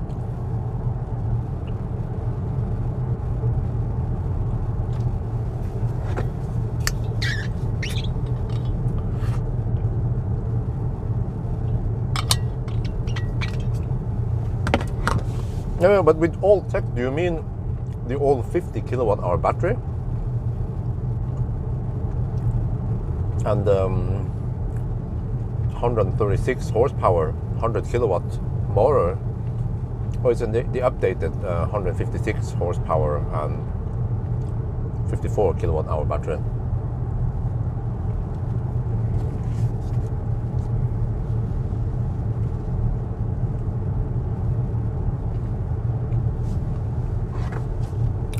Well, my mistake when I saw 10 when you started and counted. Oh, okay, I'm not sure.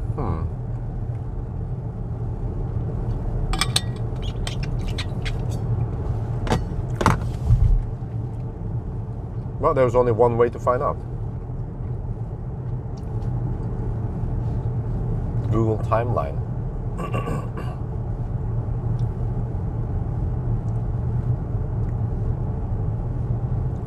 What? Huh? A Google timeline claims that I left at 9:55. It should be accurate, right? It means that this counter here is miscounting. There is like a... huh? Oh, maybe it's not counting while I was stationary. Oh, that is possible. That's quite easy to find out.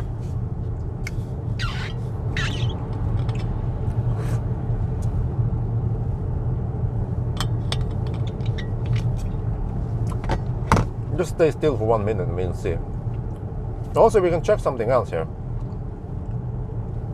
8 hours and 12 minutes. That's 12 times 8.2 hours.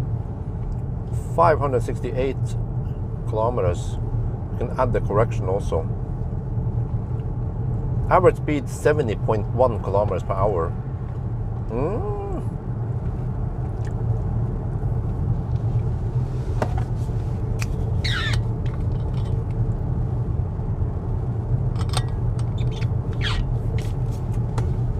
But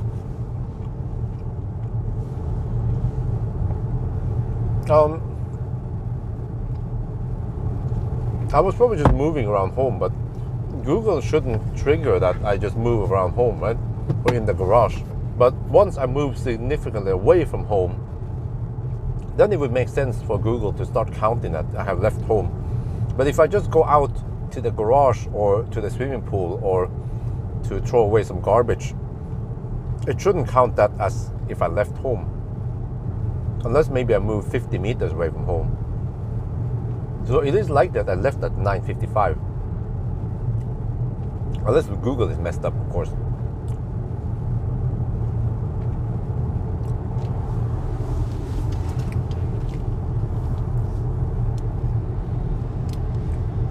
There's also another way I found out. We can check the first recording. Well, I have the time code, but it then depends on if the clock is correct. There's a time code, yeah.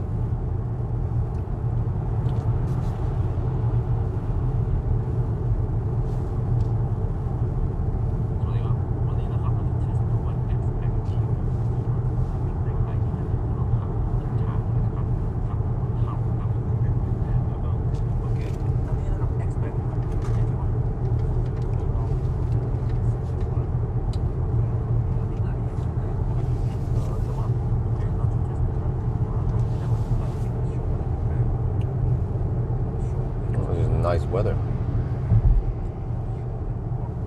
Hopefully we get okay temperature tomorrow. I can wear my shorts.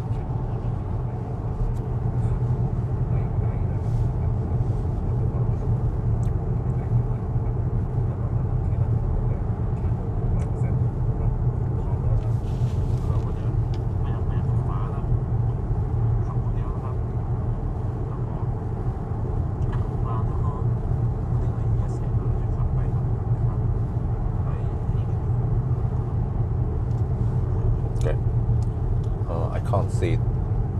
Not whatever, it's not too important. But normally, average driving speed is 70 kilometers per hour. That's, No. Was it that low? No, I believe the driving speed should be higher, maybe 75. But then with stops, it would be 70. What, did I really leave at 20 minutes past 10? No, I believe I didn't dig around for that long before I left.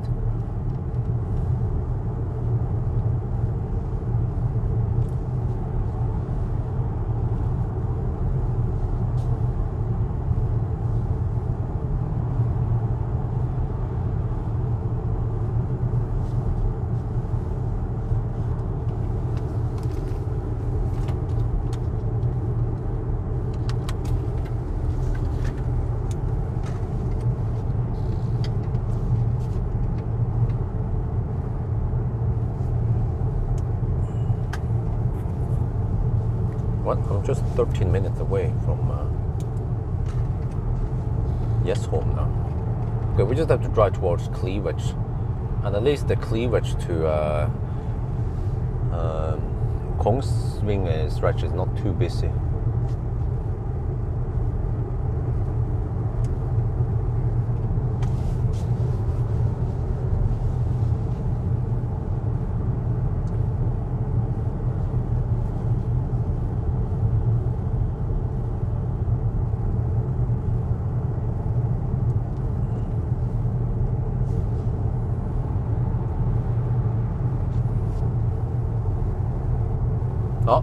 No Thai in here. I can't read Thai. Lots of people here can't read Thai. You have to type in karaoke Thai. Actually, not even that. You have to type in English.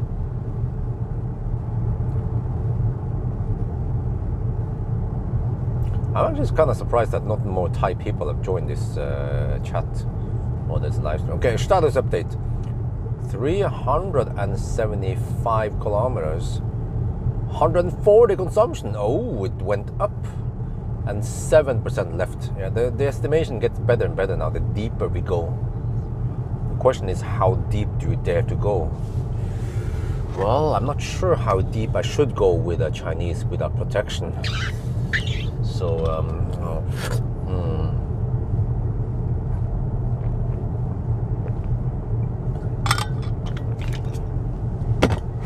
Hey Nita, do you have the spreadsheet nearby? How fast was the I-5 1,000 kilometer challenge and what was the temperature?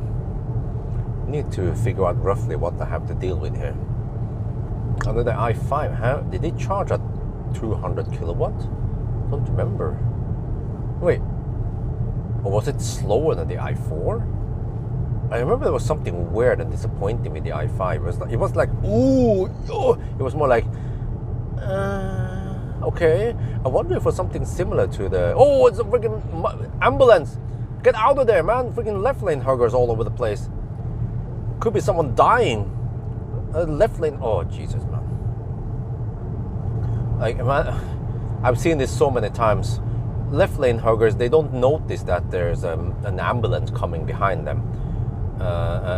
Sometimes, many times, the ambulance needs to slow down and wait for the left lane hugger to get the fuck out of the way. I'm like, oh, Jesus, man.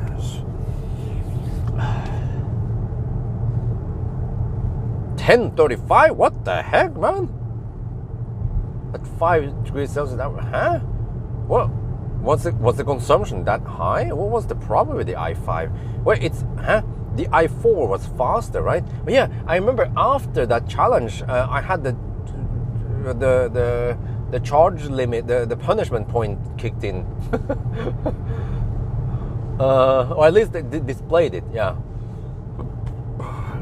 But i4 charges at 207 something kilowatt, whereas the ix is only at around 195. 288? What the heck, man? How could it be so thirsty? What? It's a sedan. It's not supposed to be that thirsty.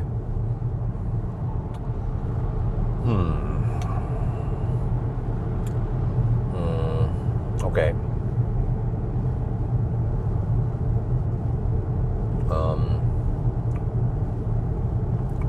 The heck do I do with I have to do a 1,000. Well, maybe I should. Should I do it? Yeah, I should do it, right? In a couple of weeks, in 2 weeks. So I have to do a weekday 1,000 kilometer challenge with the i5 then. Okay.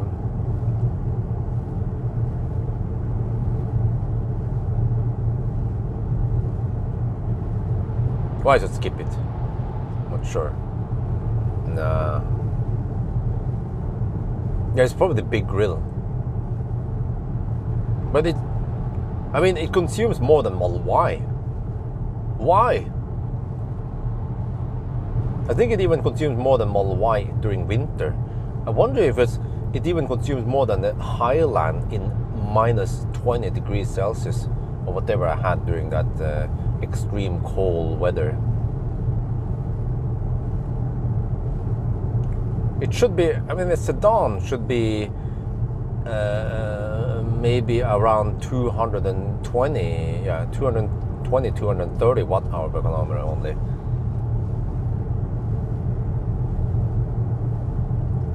Wait, did they ever do it with i7?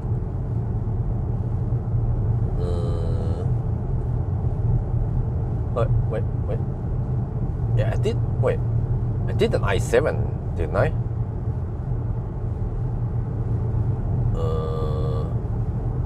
But I've done so many 1,000 kilometer challenges, I don't remember all of them. Was that Polizei?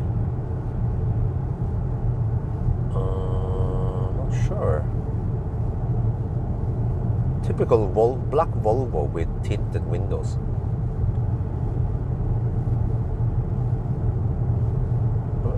Why do I have a Model Y behind me? There's a black Model Y behind me. It's poking around. I don't know if you can see it. No, you can't see it. Okay, I did an i7. Okay. Wow, I didn't know it was that busy. 6 or 7 in the evening on a Friday afternoon. Where you guys going, huh? Going to the cabin? Wait, so they left work, the office rats, they left work, they had some dinner or some shit, and then they are heading out for the weekend. Yeah. So similar to what we are doing, but we just compress it. Instead of heading out on Friday night, we head out on Saturday morning instead. So that means that they only have to pay one night at the hotel, or they probably have a cabin somewhere, right? Or I don't know. Or what the heck do they do? How is i7 less thirsty than the i3? i7 was for... Huh? What the heck, man? Oh, maybe the i7 has a longer hood, that's why. I don't know. It's longer. It's more aerodynamic. Oh, maybe the i5 had some wet roads. Yeah, that could be it. And the i7 had dry road. Yeah, but you see, i7 was 940, which is what it should be. So why the heck was the i5 so slow? I have to check the charging curve on the i5 now.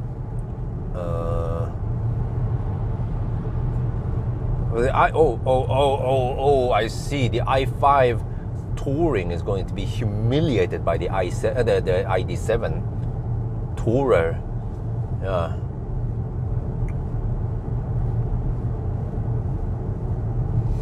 Well, okay, we need to document this. How shitty the i5 is then.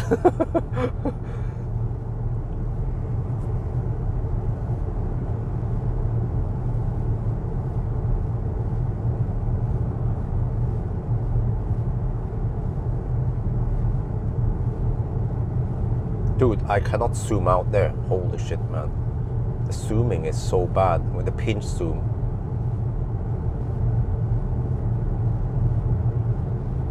No, yes, home doesn't show. The map really sucks, man, because you have to zoom so far in order to see the roads and see town names and shit.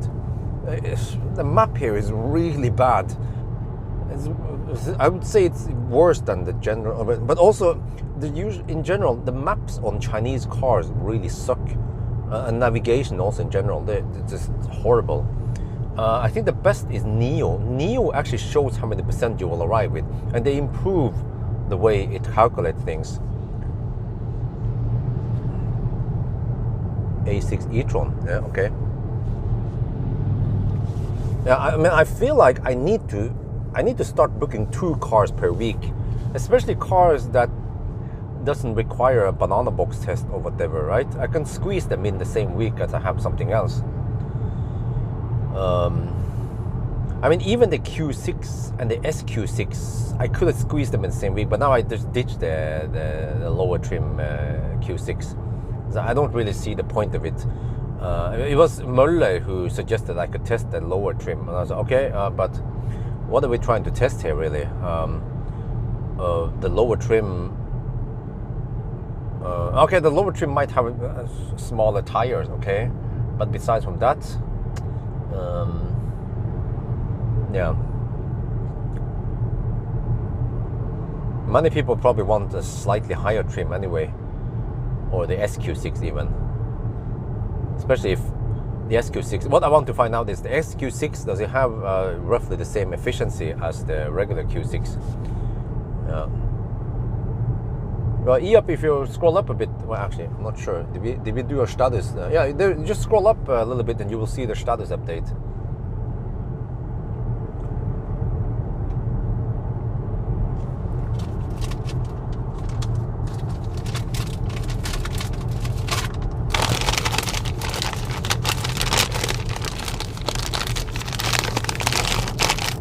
Why the heck is it slowing down here? Oh man, I think it's driving me nuts.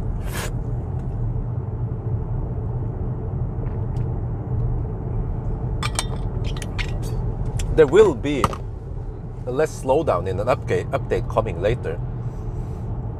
Yeah, but I just wonder, why the heck didn't they fix this from the start?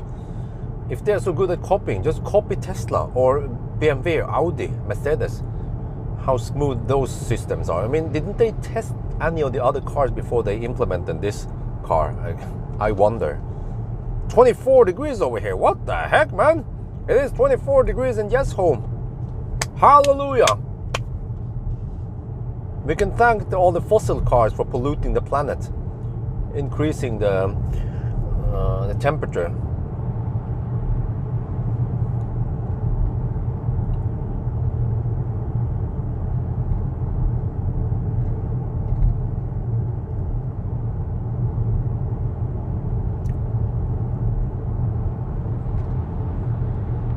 But somehow I haven't lived long enough in Yesheim that I feel like a strong feeling of being home out here. I mean, I've been driving around here a lot when I do my test. Yeah, that's true. But yeah, we live here for almost 1 year now. In a couple of months it'll be 1 year. September, October, November. So, yeah, in 3 months it'll be 1 year. But I lived around Alnabru for a decade. No, wait, more. I actually moved to Haugerud in 2001. No. That was... I moved to Oslo in 2001, yeah. Okay, so I moved to Haugerud 2017. No, 2006 or 7, yeah. So I lived in Alnabru around 15 years. Wow, that's still very long.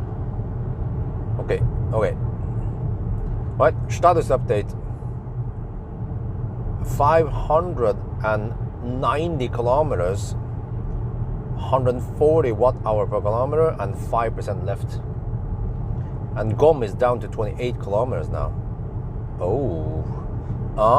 It is non-linear. It drops faster towards the end. Okay, I didn't go that deep when I did the acceleration test, since I stopped at 10%. Yeah. It was probably a 10.5, almost 11% when I did the last launch. Okay, still more than Tesla. We have done now around, what's it again? Yeah, almost 600 kilometers done. The road is freaking clogged over here with left lane huggers. That's the name of the game. Okay, let me see. 4% now. Okay, I can always bail out at the supercharger. I haven't tested it, but we're supposed to get 100 kilowatt at supercharger. But whatever, I just want to go home ASAP. But actually, maybe it would be interesting to just show the charging, because I think I haven't shown the V3 supercharger speed yet. Or if it's busy at cleavage, then I can always go to Gardermoen instead. Yeah, I could do that and just drive a little bit around there. And then wifey said that we need more diapers for Axel. You know, I was about to tell her, yeah, go get some, because she said we need more diapers for Axel. I was like, okay, well, you have the electric bike, and you live just 5-minute bike ride away from Riemen, Tusen.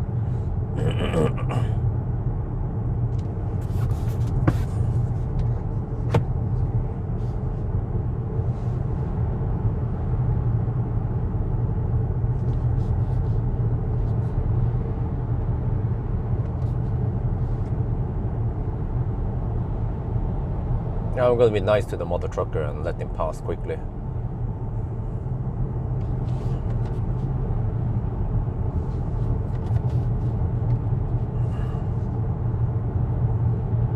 He did the left-right blink as a thank you to me, and then I flashed a couple of times. Because I saw that, you know, it was a freaking busy road here. So he just had to hammer it. I don't want to be in his way.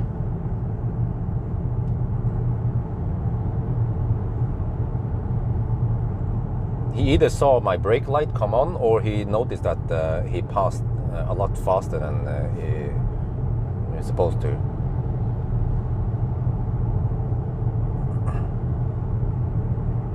Okay, down to 4%.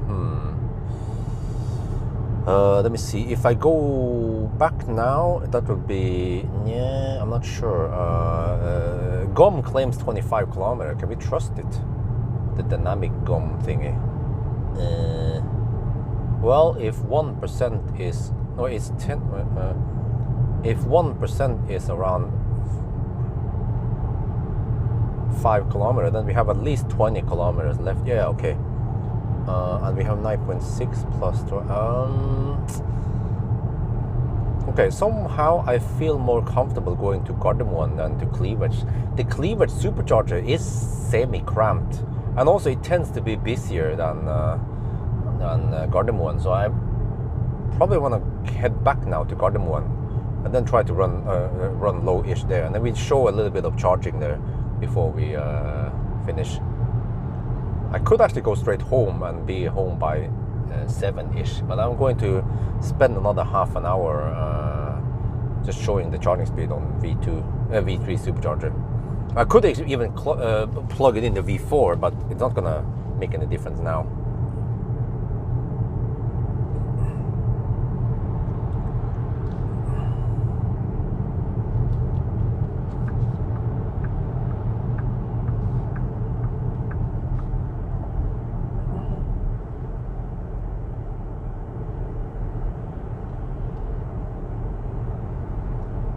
All right. Wait, maybe I wanna let me see. Drive equal. Let's go high on the region. Well, sometimes maybe high is a bit too much. Maybe medium is better, because the problem with the Xpeng is that the region is not always as smooth as I would prefer it. Like, I come right from the ID7, right, and I get somewhat uneven drive. Okay, I know. I see that the cleavage is quite empty. Yeah, I mean, not like less than 50% of the stalls are taken.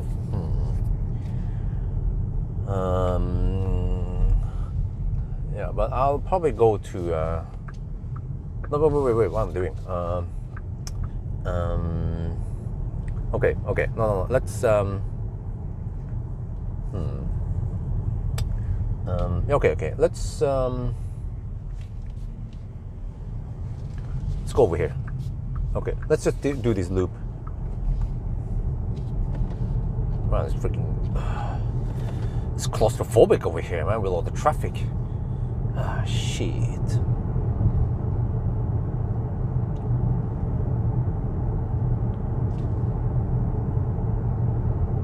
I have to pay attention now. I'm 15 kilometers away from home.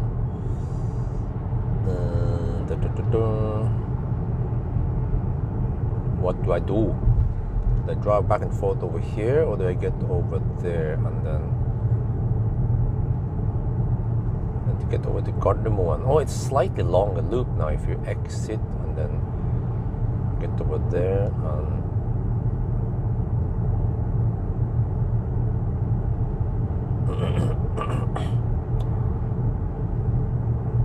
okay, maybe I'll just do a quick top up at Cleavage then. Yeah. Okay. In that case, I'm going to navigate to Burger King.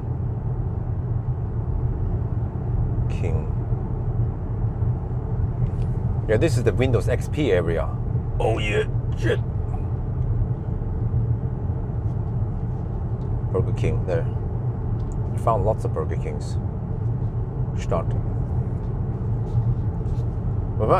Where was it again? I was, yeah, you know the the ID7 GTX, whatever test drive went in Stockholm not long ago. There were some Germans who held a presentation, and he explained that if you put the car in sport mode, I was like, sports mode? Ah, sports mode, yeah. So what is it? What's up with Germans, man? Everything S, like status, sport, you know, it has to be sport, Stau, status. Yeah. Sports mode. Yeah, okay.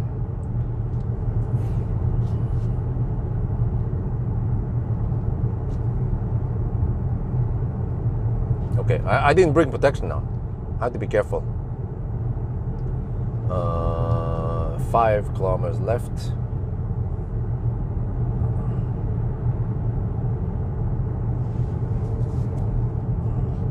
You're about to hit 600 kilometers on the trip meter.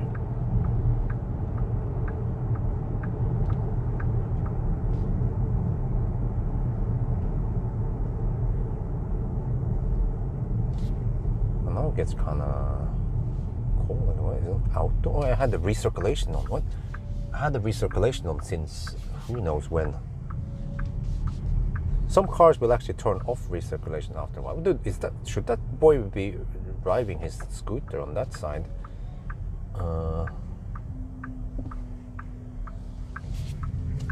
Sure about that.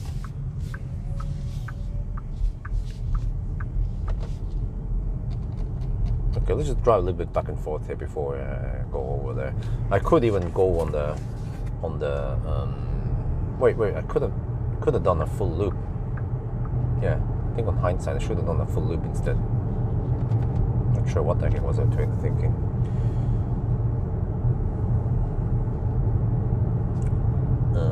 Let me see. Okay, so now maybe I want to do this and then this. There, 18 degrees on HVAC. Okay, right.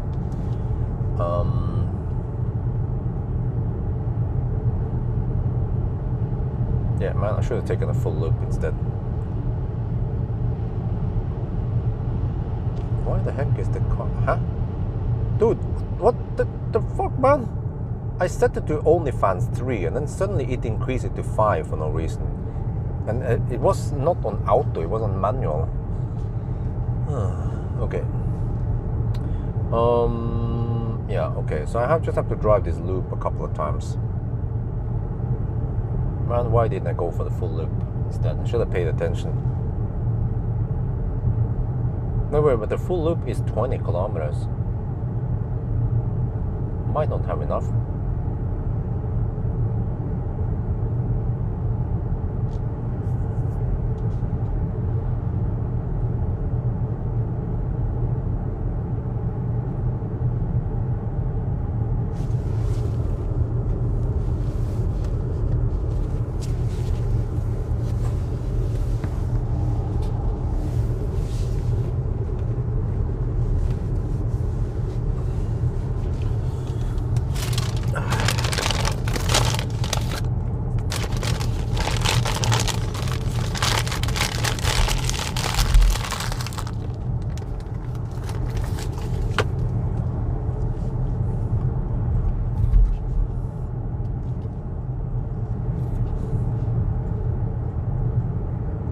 Shrek time, yeah. I'm gonna take out this. No.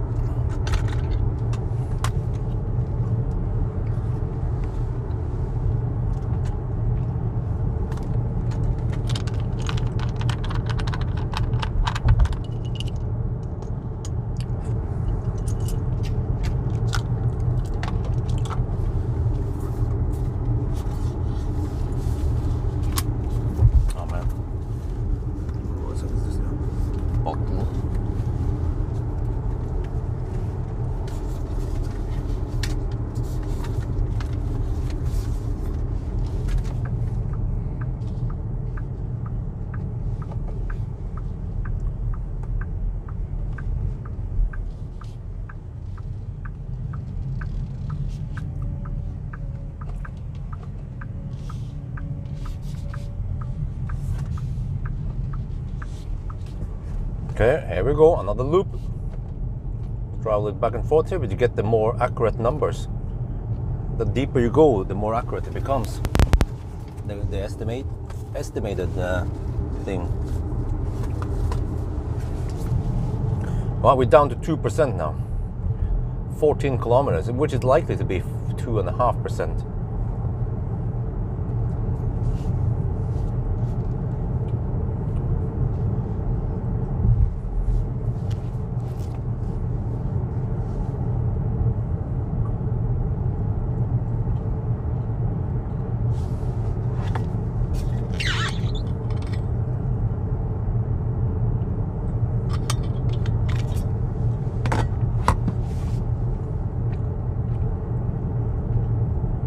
Right, status update, 605 kilometers done, 140 consumption and 2% left. You know, I can go more accurate here. If I switch to the VLTP, it's supposed to be 500 kilometers. Wait, was it 500 or 550? 550, right? Okay, to charging and discharging. Okay, if I switch to VLTP, it then claims 11 kilometers of VLTP left.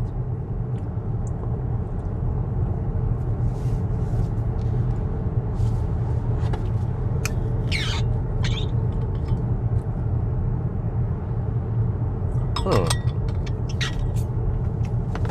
86.1. You know, that makes sense because in the acceleration test I measured 84.8, but there must have been maybe at least 1 kilowatt hour of discharging loss from the launches I did. But it was actually just 9 launches. Yeah, that's true.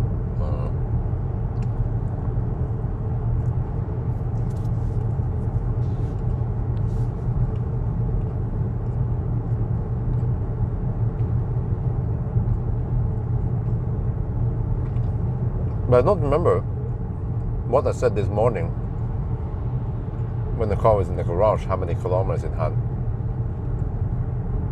But I believe it wasn't 550 kilometers. No, I think I didn't say how many kilometers it had, but I filmed it in the display.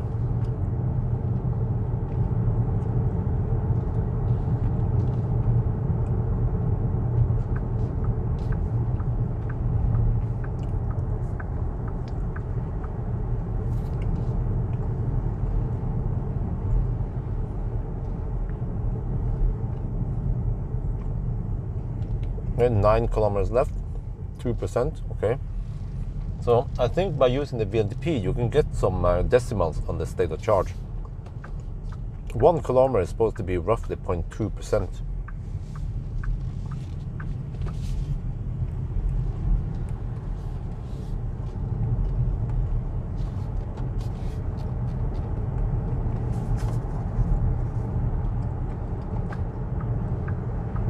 Man, that smell, oh shit, freaking smelly shit.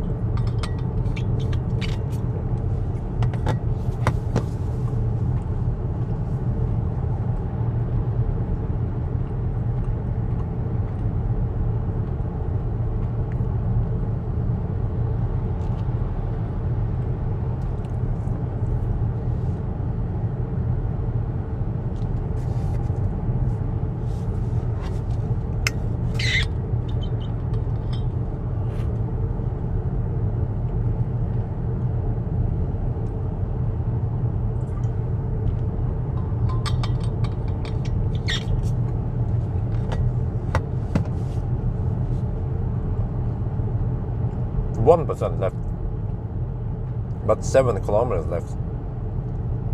That's possibly 1.4% then.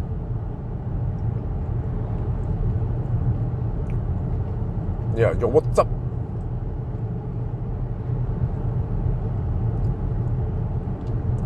Okay, so the car should be able to go to almost 0 kilometers, right? Or I don't know. We can. Not sure how deep we want to go.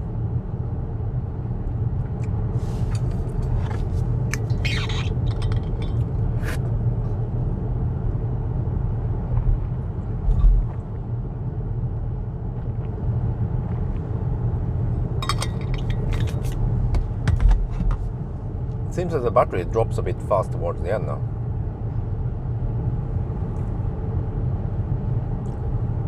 I missed the donation. Julian donated $50, some charging money. Oh, thank you very much. Highly appreciated. I'm just gonna top up quickly before I go home. Before TV go home. 6 kilometers, that's possibly 1.2% left. But oh, what the heck? Why is it slowing down? I can go to the Windows XP area. 5 kilometers left. Or we could just extrapolate based on 5 kilometers that we have 1% left. Yeah, well, I mean, actually, that's actually a nice round number. Yeah, let's go. Let's go bail out.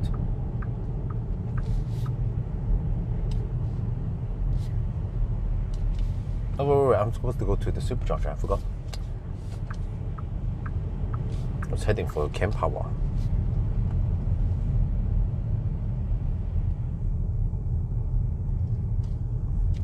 Right, now we're back to 6 kilometers. I want to at least be at 5. Well, I mean, we just count it as 1 point. 5, but it's jumping between 5 and 6 kilometers right now. Now it's 5 again, so it might be 6 by the time I region down.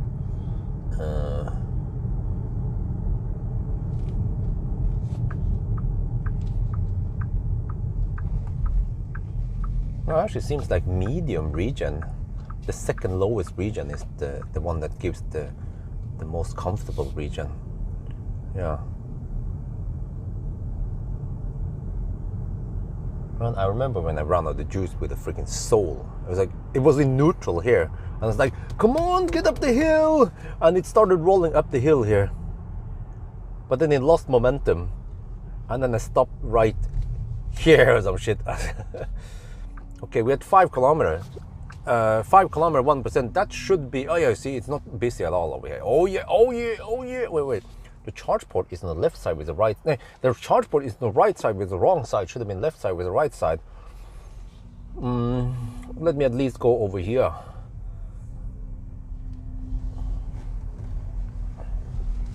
And then I can always do this. Wait. I can always go this. Yeah, here, in the wrong direction-ish. And then poke out there. And no, actually, you know what? That's right. Okay. I should do it here. Yeah, here. Because then I'm poking out on a place where it's not too close to the edge. Yeah, should do it like this.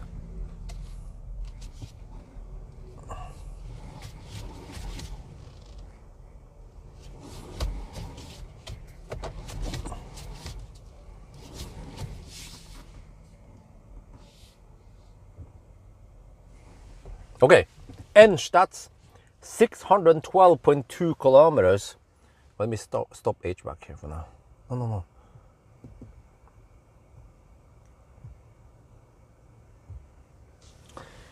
And then 1%, 5 kilometers left, and consumption was 140.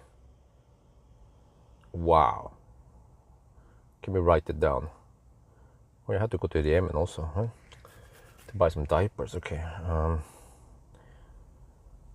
612.2 kilometers, 140 watt-hour per kilometer, 1%, 5 kilometers left, and then 1.2% under report.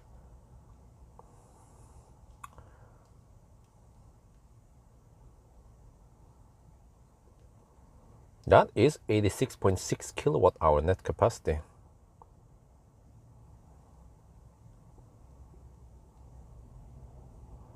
Yeah, okay, so EV database claims 87.5 and we have 0.9 kilowatt hour discharging loss, which makes sense. Okay,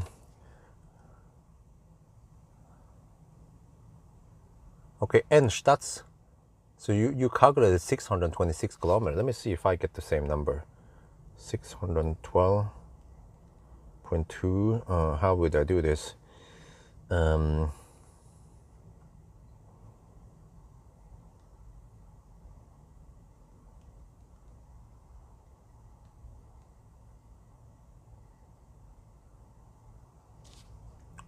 Wait, I get 625 kilometers. How did you get 626?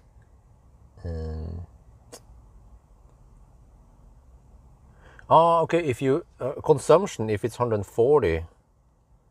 And then there's a round of it's 133, it's 138 point. Okay, then you don't use 138.0. You use 100. No, you don't use 138.3 on consumption. You use 138.0, and then if you base it on the energy. But I think actually it's more accurate to look at the actual distance. You know what I battery dangerously low. What? I need to film this. Oh, okay, then it disappeared. I've just been sitting here doing nothing, kind of. But I think it's 8. I would say 625 instead. I think that's more accurate.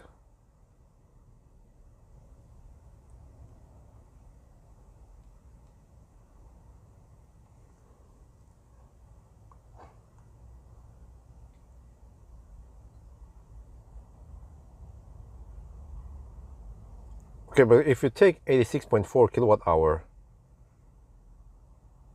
Wait, 86.4. Hey, what, huh? Wait, what did I get? I got 86.6 kilowatt hour.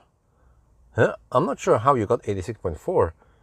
Let me check my own. 612.2 multiplied by 140 is okay, and then divided by 0.99.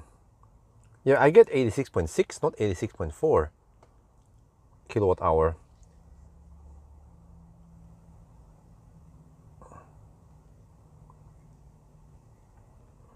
Oh, okay, if I take the distance, now if I take total energy divided by 138 watt hour per kilometer, I get then 627 kilometers. But I'm not sure, because the distance, the corrected distance versus the remaining VLTP is the most accurate.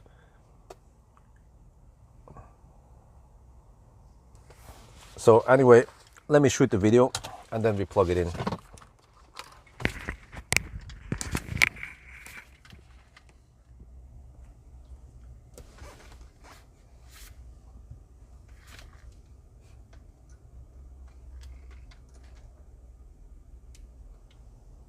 We are done, DON. We drove 612.2 kilometers, but remember that this car underreports distance by 1.2%.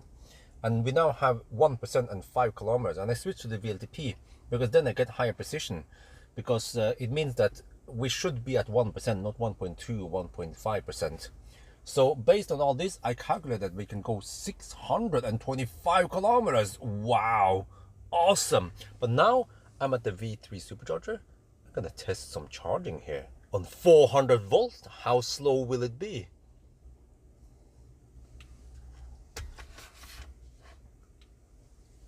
Okay, เราขับจบแล้วนะ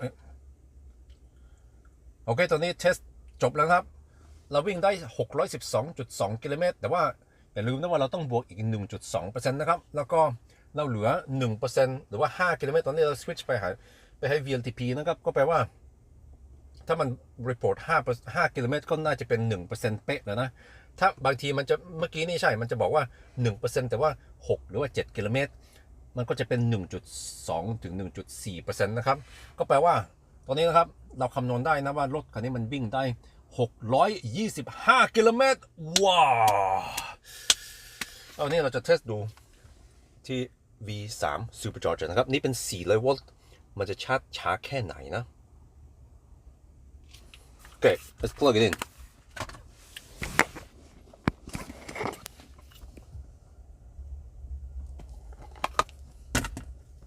Well, I can just do this. I forgot. Okay, guys, popcorn time. The extra bonus I give you for the guys who stayed here for the last live stream. Wait, this interface. Wait, where have I seen this before?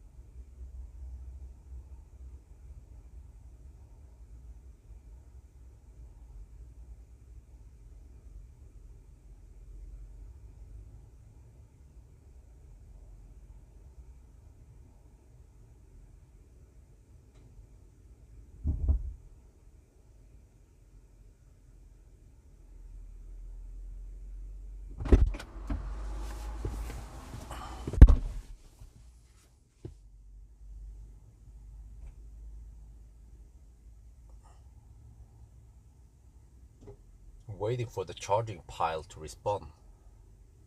All right, let's see. Auto.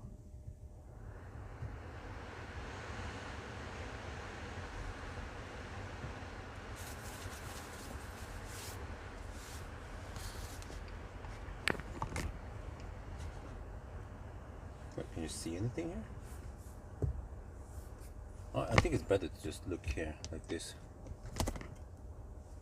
625 kilometers. No, wait, don't tell me that I have a kaput stall now.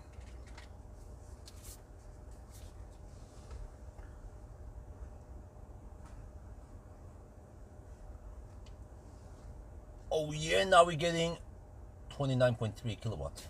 Wait, do I have a kaput stall? Okay, let's move.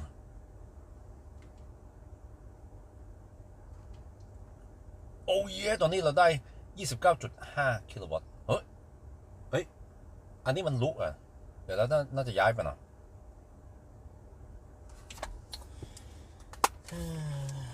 freaking supercharger man.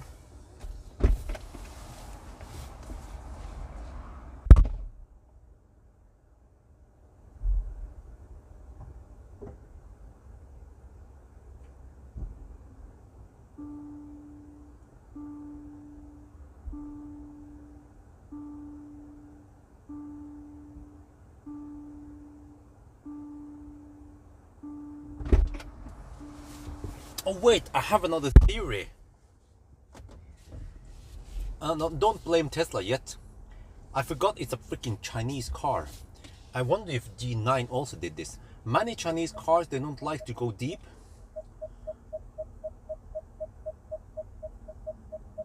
This might also be the case here. Let's just change stall just for test.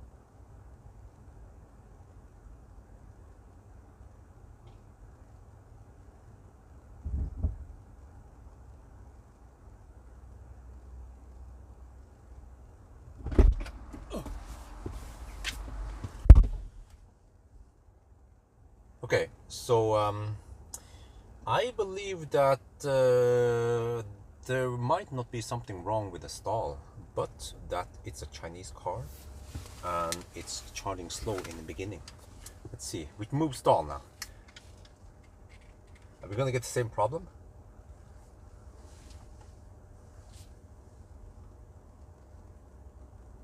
Okay, I move stall. I'm still getting 28 kilowatt. You know what? I think I know why. It works as design, you know.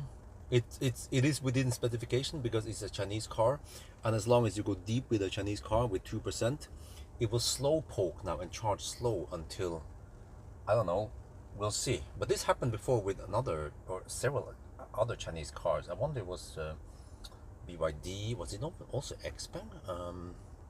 Yeah, we'll see. We'll charge now for a little bit and see how long it takes before it ramps up.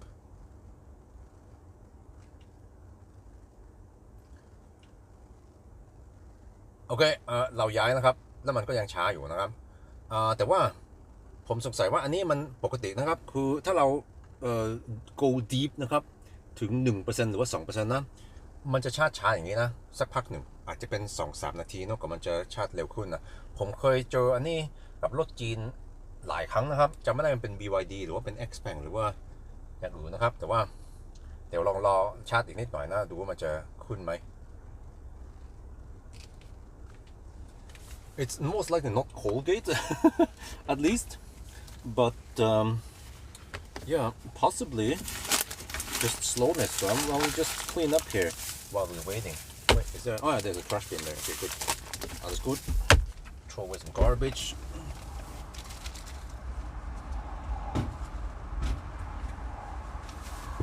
Let me see. Yeah, I don't need this for now. Clean up, get ready. Oh, I don't need this at least. Oh, actually, do I need? No, no. It's weekend now. Okay. But the charger could just stay there. Okay. G9. Okay, I don't remember, but okay, you remember it then. G9, yeah. I remember the Chinese car. They have the weird quirks like this slowness.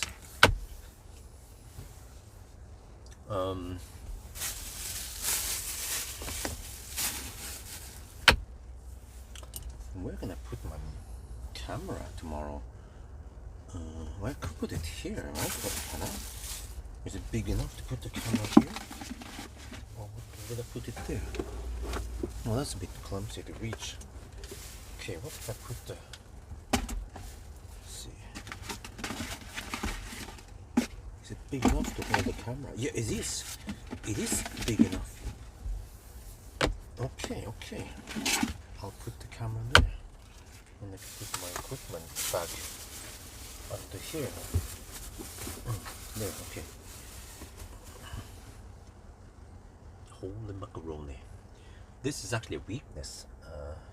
Because most other cars, Tesla or Korean cars or the German cars, they don't do this shit. I don't know why Chinese cars charge so damn slow at low state of charge. Okay, anyway, let me pack this shit. Probably not gonna need that one for now. Well, actually, I'll just keep it there. I need it for tomorrow. I'll just move it a bit. Okay. Get ready. There, that camera is done. Yeah, I'm gonna just do the summary outside the home.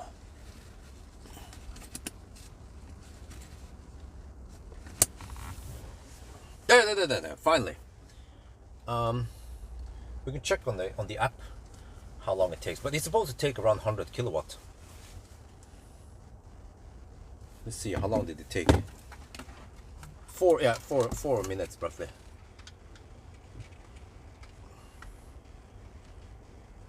Oh yeah, wait, let me see. Oh yeah, now we're getting 92 kilowatt, a whopping 92 kilowatt at 5%. But I can see here on the app that it took around 4.5 minutes before we got that speed. So, well.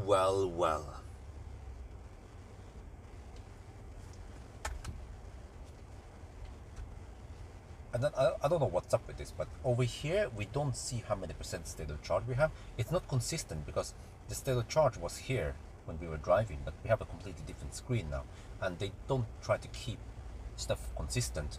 It's like a completely different app we are displaying now here. And also here we don't see state of charge either, but we see it there.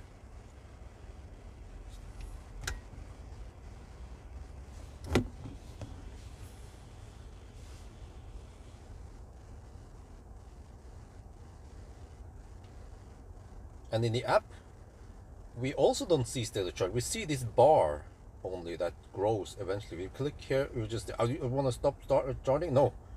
So why not show state of charge in percent?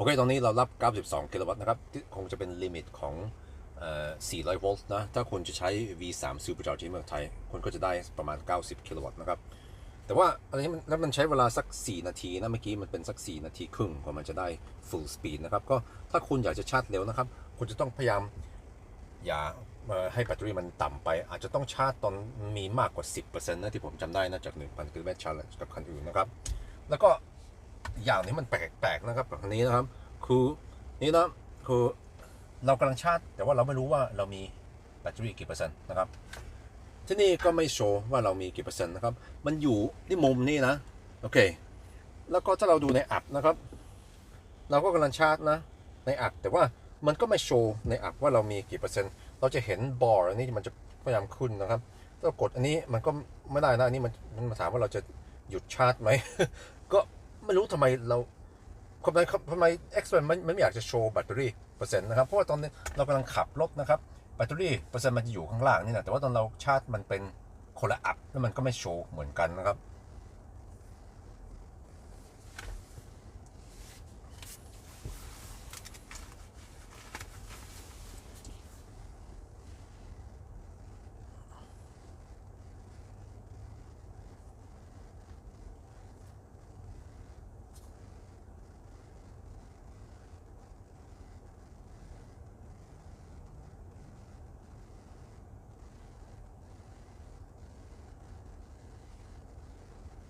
Wait.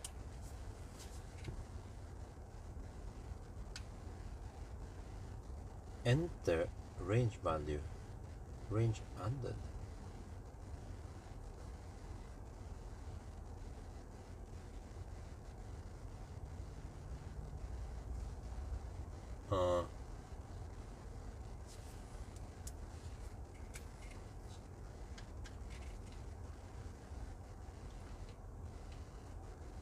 Wait, I noticed something else here. Here it says estimated time remaining. Enter range value. In this screen, it says time remaining. Range added. Why don't they use the same text on both screens? Maybe because this was done by one Chinese student group and this was done by another Chinese student group.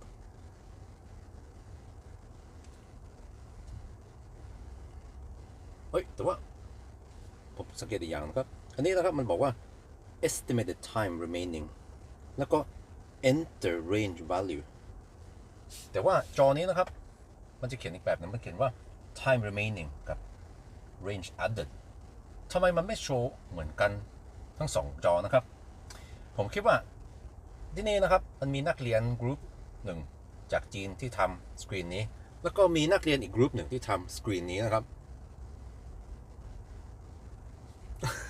Yeah, I don't know if you guys noticed, but in the other screen it says time remaining and range added, but here it says estimated time remaining and enter range value. I mean, why don't they use the same text? I mean, it's no big deal really. It's not confusing. I think it's just that why don't they use the same text? Yeah. I know it's 92 kilowatt because it needs 800 volts or ionic whatever, but it's not too relevant. We have 14% right now. We can go home and we can AC charge at home, cheaper and more convenient. So this was just a test, but I should do my summary now. And yeah, well, I could actually do it in the garage also. I'm not sure where I'm gonna do it. It's actually more or less irrelevant where I do it. Maybe it would be a nice setting to have the car in the background. Yeah, let's go back home. Okay, let's go back home. I have 14%, plenty of juice to get back home.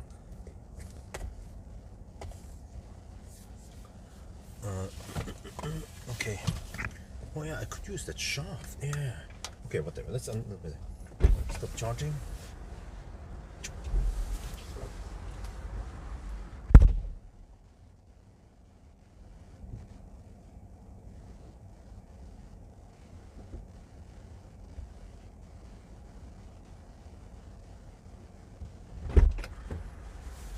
Yeah, and I have to prepare the stuff. Wait, what is this? What is this one here? I have to prepare the stuff at home. I have to get some of the car seat ready. Okay, here we go. All right, let's go. 15%, plenty of juice, right? To get back home. Wait, I haven't put it on the mic. Hope it doesn't matter.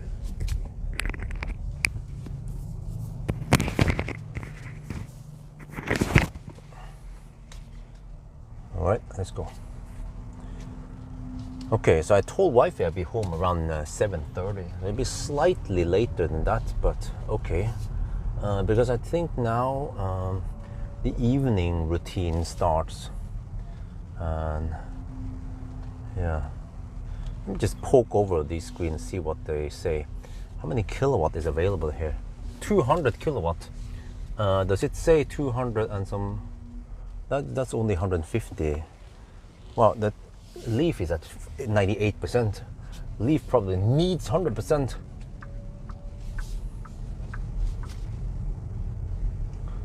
But yeah, so I will see tomorrow night. I'll be in Øyer and I'll test Ionity at around 50% battery. I will see how fast it charges.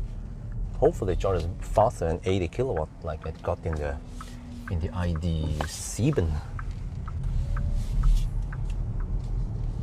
Now we're gonna get stuck behind a bunch of left lane huggers.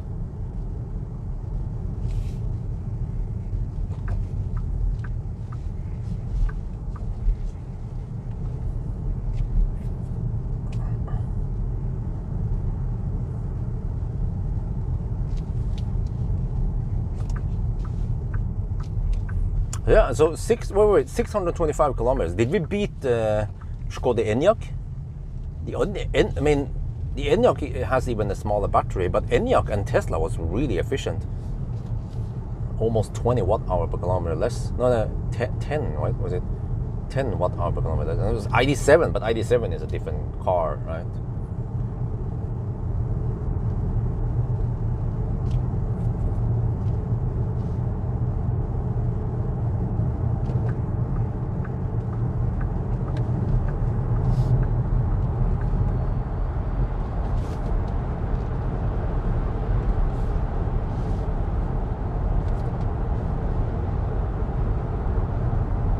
No, I have already done 1,000 kilometer challenge without live streaming it because it was under embargo. I did it some 2-3 weeks ago. I think I even talked about it in one of the live streams or several live streams.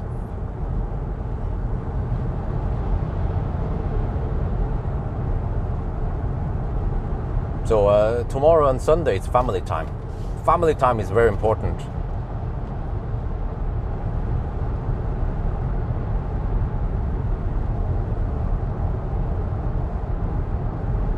So we'll go to Lilleputthammer again, since we have nice weather, because summer is coming to an end, so we just have to spend the last few nice warm days before winter comes. Oh dude, that Mach-E didn't close his charge port properly. Don't slow down here, you stupid car.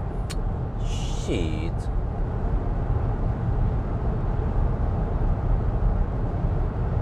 I wonder how annoying it's going to be tomorrow, man. Because at one point I also want to hammer it-ish over to Lilleputthammer. But if the faster I drive, the more it will slow down in the curves, and the more like jiggly, non-smooth it will be. So, I mean, even if I poke at only 100 kilometers per hour, it will still be not that smooth ride, because it will just correct left and right all the time, and then also slow down in the curves. So, and I'm not keen on driving manual all the way. So, yeah.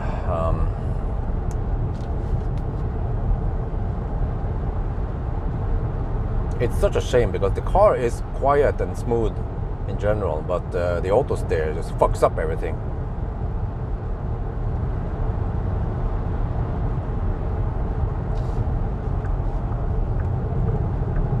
We were supposed to go to Yemen, yeah. Wifey said she needed, or we needed more diapers for Axel. Okay, I ain't done yet. Eventually I can supercharge at the Yemen. Wait, I feel like I need more regen. Okay, let's see. Drive. No, I want to go to individual. Yeah, okay, there we go. And also in the power response thing, when you customize. You don't want to use standard or sports. It would be too rough or too uneven power. You suddenly get a jolt of power, and if you have too high regions, you get a jolt of region, so it becomes quite uncomfortable unless you drive with an egg on the throttle, which, I mean, I'm pretty smooth with the drive, but even I cannot get the smooth ride here. So, which means that the throttle needs better tuning for region and power output. Because this doesn't apply to Tesla, or, for example, like a Mercedes AMG 43, whatever, right? With lots of power. Even the e-tron GT Performance with 925 horsepower, I can drive smoothly in the maximum power mode. Okay, maybe not in boost mode, but the regular one with still 800 something horsepower, I can still drive quite smoothly.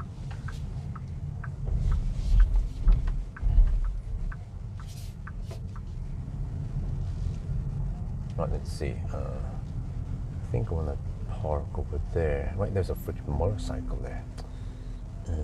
Okay, then well, I can just park here. I can park. Okay, let's see. Just park here then. Hope that nobody parks next to me.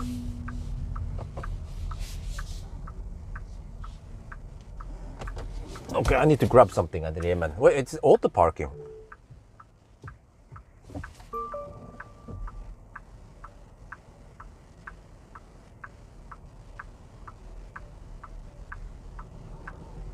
Wait, how do you do the auto parking with an app?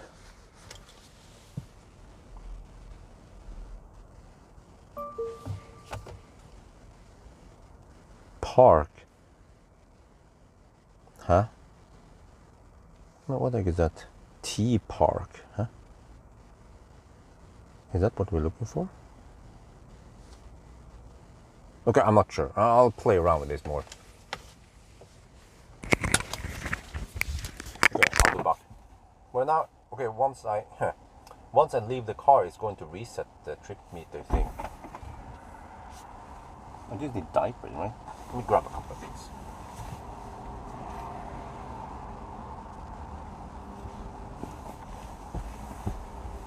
I could bring my bag so I can carry more things. Yeah, let's do that.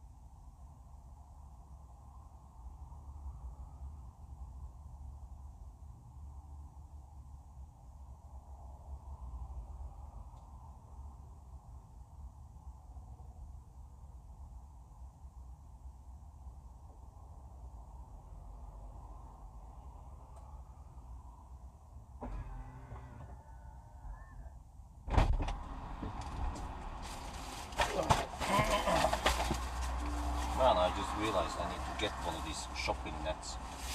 Just 15 NOK. And you can have it in the camera bag, because I tend to have to go shopping right after some test drive. Yeah. Okay. Let's get back home. It's getting dark now already. Wow. Winter is coming. So yeah. But I'm gonna end the live stream soon. It was a long day. Did my shopping right after the thing, so I saved a little bit of time there. That's good. Well, a couple of minutes. I live so close to Yemen anyway. At least from the roundabout to home, it's a couple of minutes. Well, it's actually more than that, because I also have to count that I would then have to put on my shoes, get out of the house, get in the garage, start the car. So of course, if I'm already driving, then it's more like I saved around 5 minutes. Just going to the grocery store before I go home. I wonder when the heck the supercharger is going to come. It has been planned. Now it's in the planning stage or the approval stage over there at Yemen, Byporten. Oh yeah. Wait, what? 625 kilometers? I have to check the list here. I wonder if it's right on par with the Skoda Enyaq. Space-wise, okay. I think this car can take 2 more boxes. Space-wise, this car is actually right on par with the Q6 e-tron.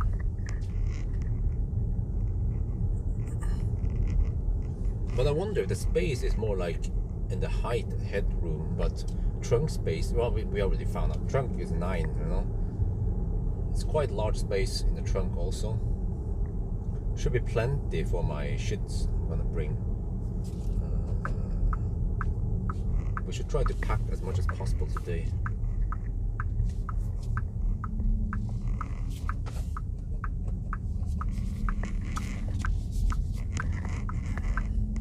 Yeah, so there's this shopping net from Yemen that is quite compact and also feels quite strong. Stronger than a typical plastic bag. 15 NOK for that shopping net thing. It's a foldable. So after I use it, I can just fold it and tuck it into the camera bag. Because many times, right after I have done some right after I have finished some tests, I always have the camera bag with me. And then I have to poke into Yemen to buy something on the way back home. And I don't want to buy a one-time bag. We tend to use them maybe at home for trash or something, but it is better to avoid them. We have those dedicated trash bags anyway. We can use, which are way cheaper. In Norway, plastic bags at grocery store has become really expensive. It's mainly because people litter them, but because technically you could just get plastic bag from a roll that you use for trash, but that one is contained in the home and is only used in the kitchen to put the stuff in there. But for some reason, people litter the plastic bags they get from grocery stores. So that's why people have to. I mean, they have to put a tax on it, the plastic bag tax. It costs. I think now it costs maybe around 4 NOK for a plastic bag. Yeah, 4 NOK. Yeah, yes. There's a high tax on it, like an environmental tax. The plastic bag itself should cost only 50 øre or something. It's really cheap, even if there's some shit printed on it. So there's like a 2 NOK or something tax you have to pay. 2-3 NOK. Yeah.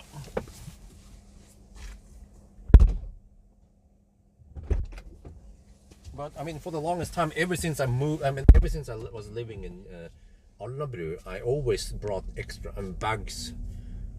How was it again? Yeah, I would bring plastic bags with me and also yeah. But recently I started using the IKEA bags because they are freaking strong. They can probably hold 40 kilograms. I'm not sure how much, but because recently after ever since I got a kid, man, I had to buy so much shit, like diapers and shit, you know, diapers, wet napkins, milk.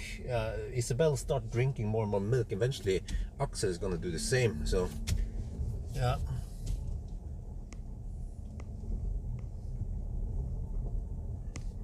Can I just do a little stance over here in front of the house, and then I just put the. Is it gonna be too low if I put it on the ground? Not sure. Grid rewards? No, I don't get much grid reward nowadays anyway, so that's why I'm not too aggressive on it anymore. What is it? Almost 8 now? Is it bedtime soon? I think so, or I'm not sure what's going on. But let me do my summary in front of the house, and then I'm gonna end the live stream, guys. So yeah, I think. Oh, no, I need to do a live stream and a donation shout out. Yeah.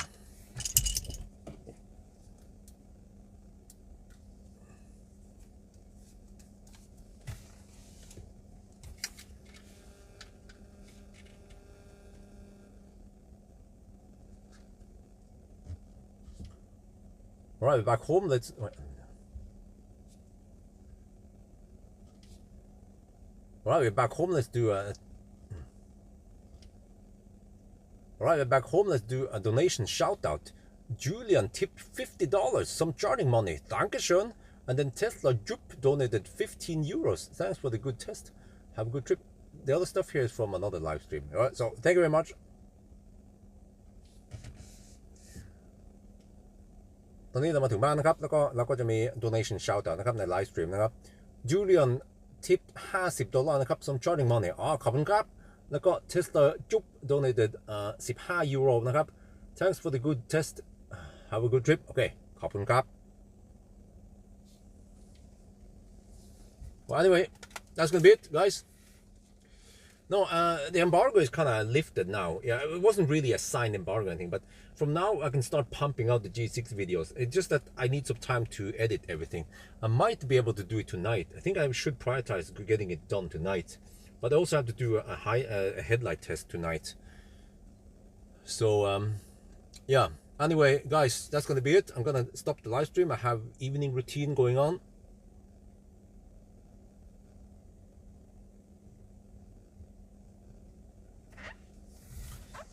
So, yeah. Have fun. It was awesome. The car went 625 kilometers. Impressive stuff, man. But did it beat... Well, it beat Tesla. Tesla went 590 kilometers. Simply because it has a smaller battery. But eventually I have to check here. I have to also look at the list when I do the wrap-up. And I better do it soon because the sun is setting, so it's getting darker now. But let's quickly take a look now. What did we beat? 590 kilometers. BMW i5. Wow, we beat that one. I mean i4. I mean, the new Skoda Enyaq Coupe was 618. We beat that one. The Enyaq was more efficient, but we had a bigger battery. EQE. What is it? EQE. Huh? Okay, but EQE that's a sedan. The Model Y, but Model Y was in Thailand, I think. Wait, where the heck was this? Model Y. No, this is Model 3. Model 3, not Model Y. Model 3, yeah. So, yeah. Okay, anyway, talk to you guys later.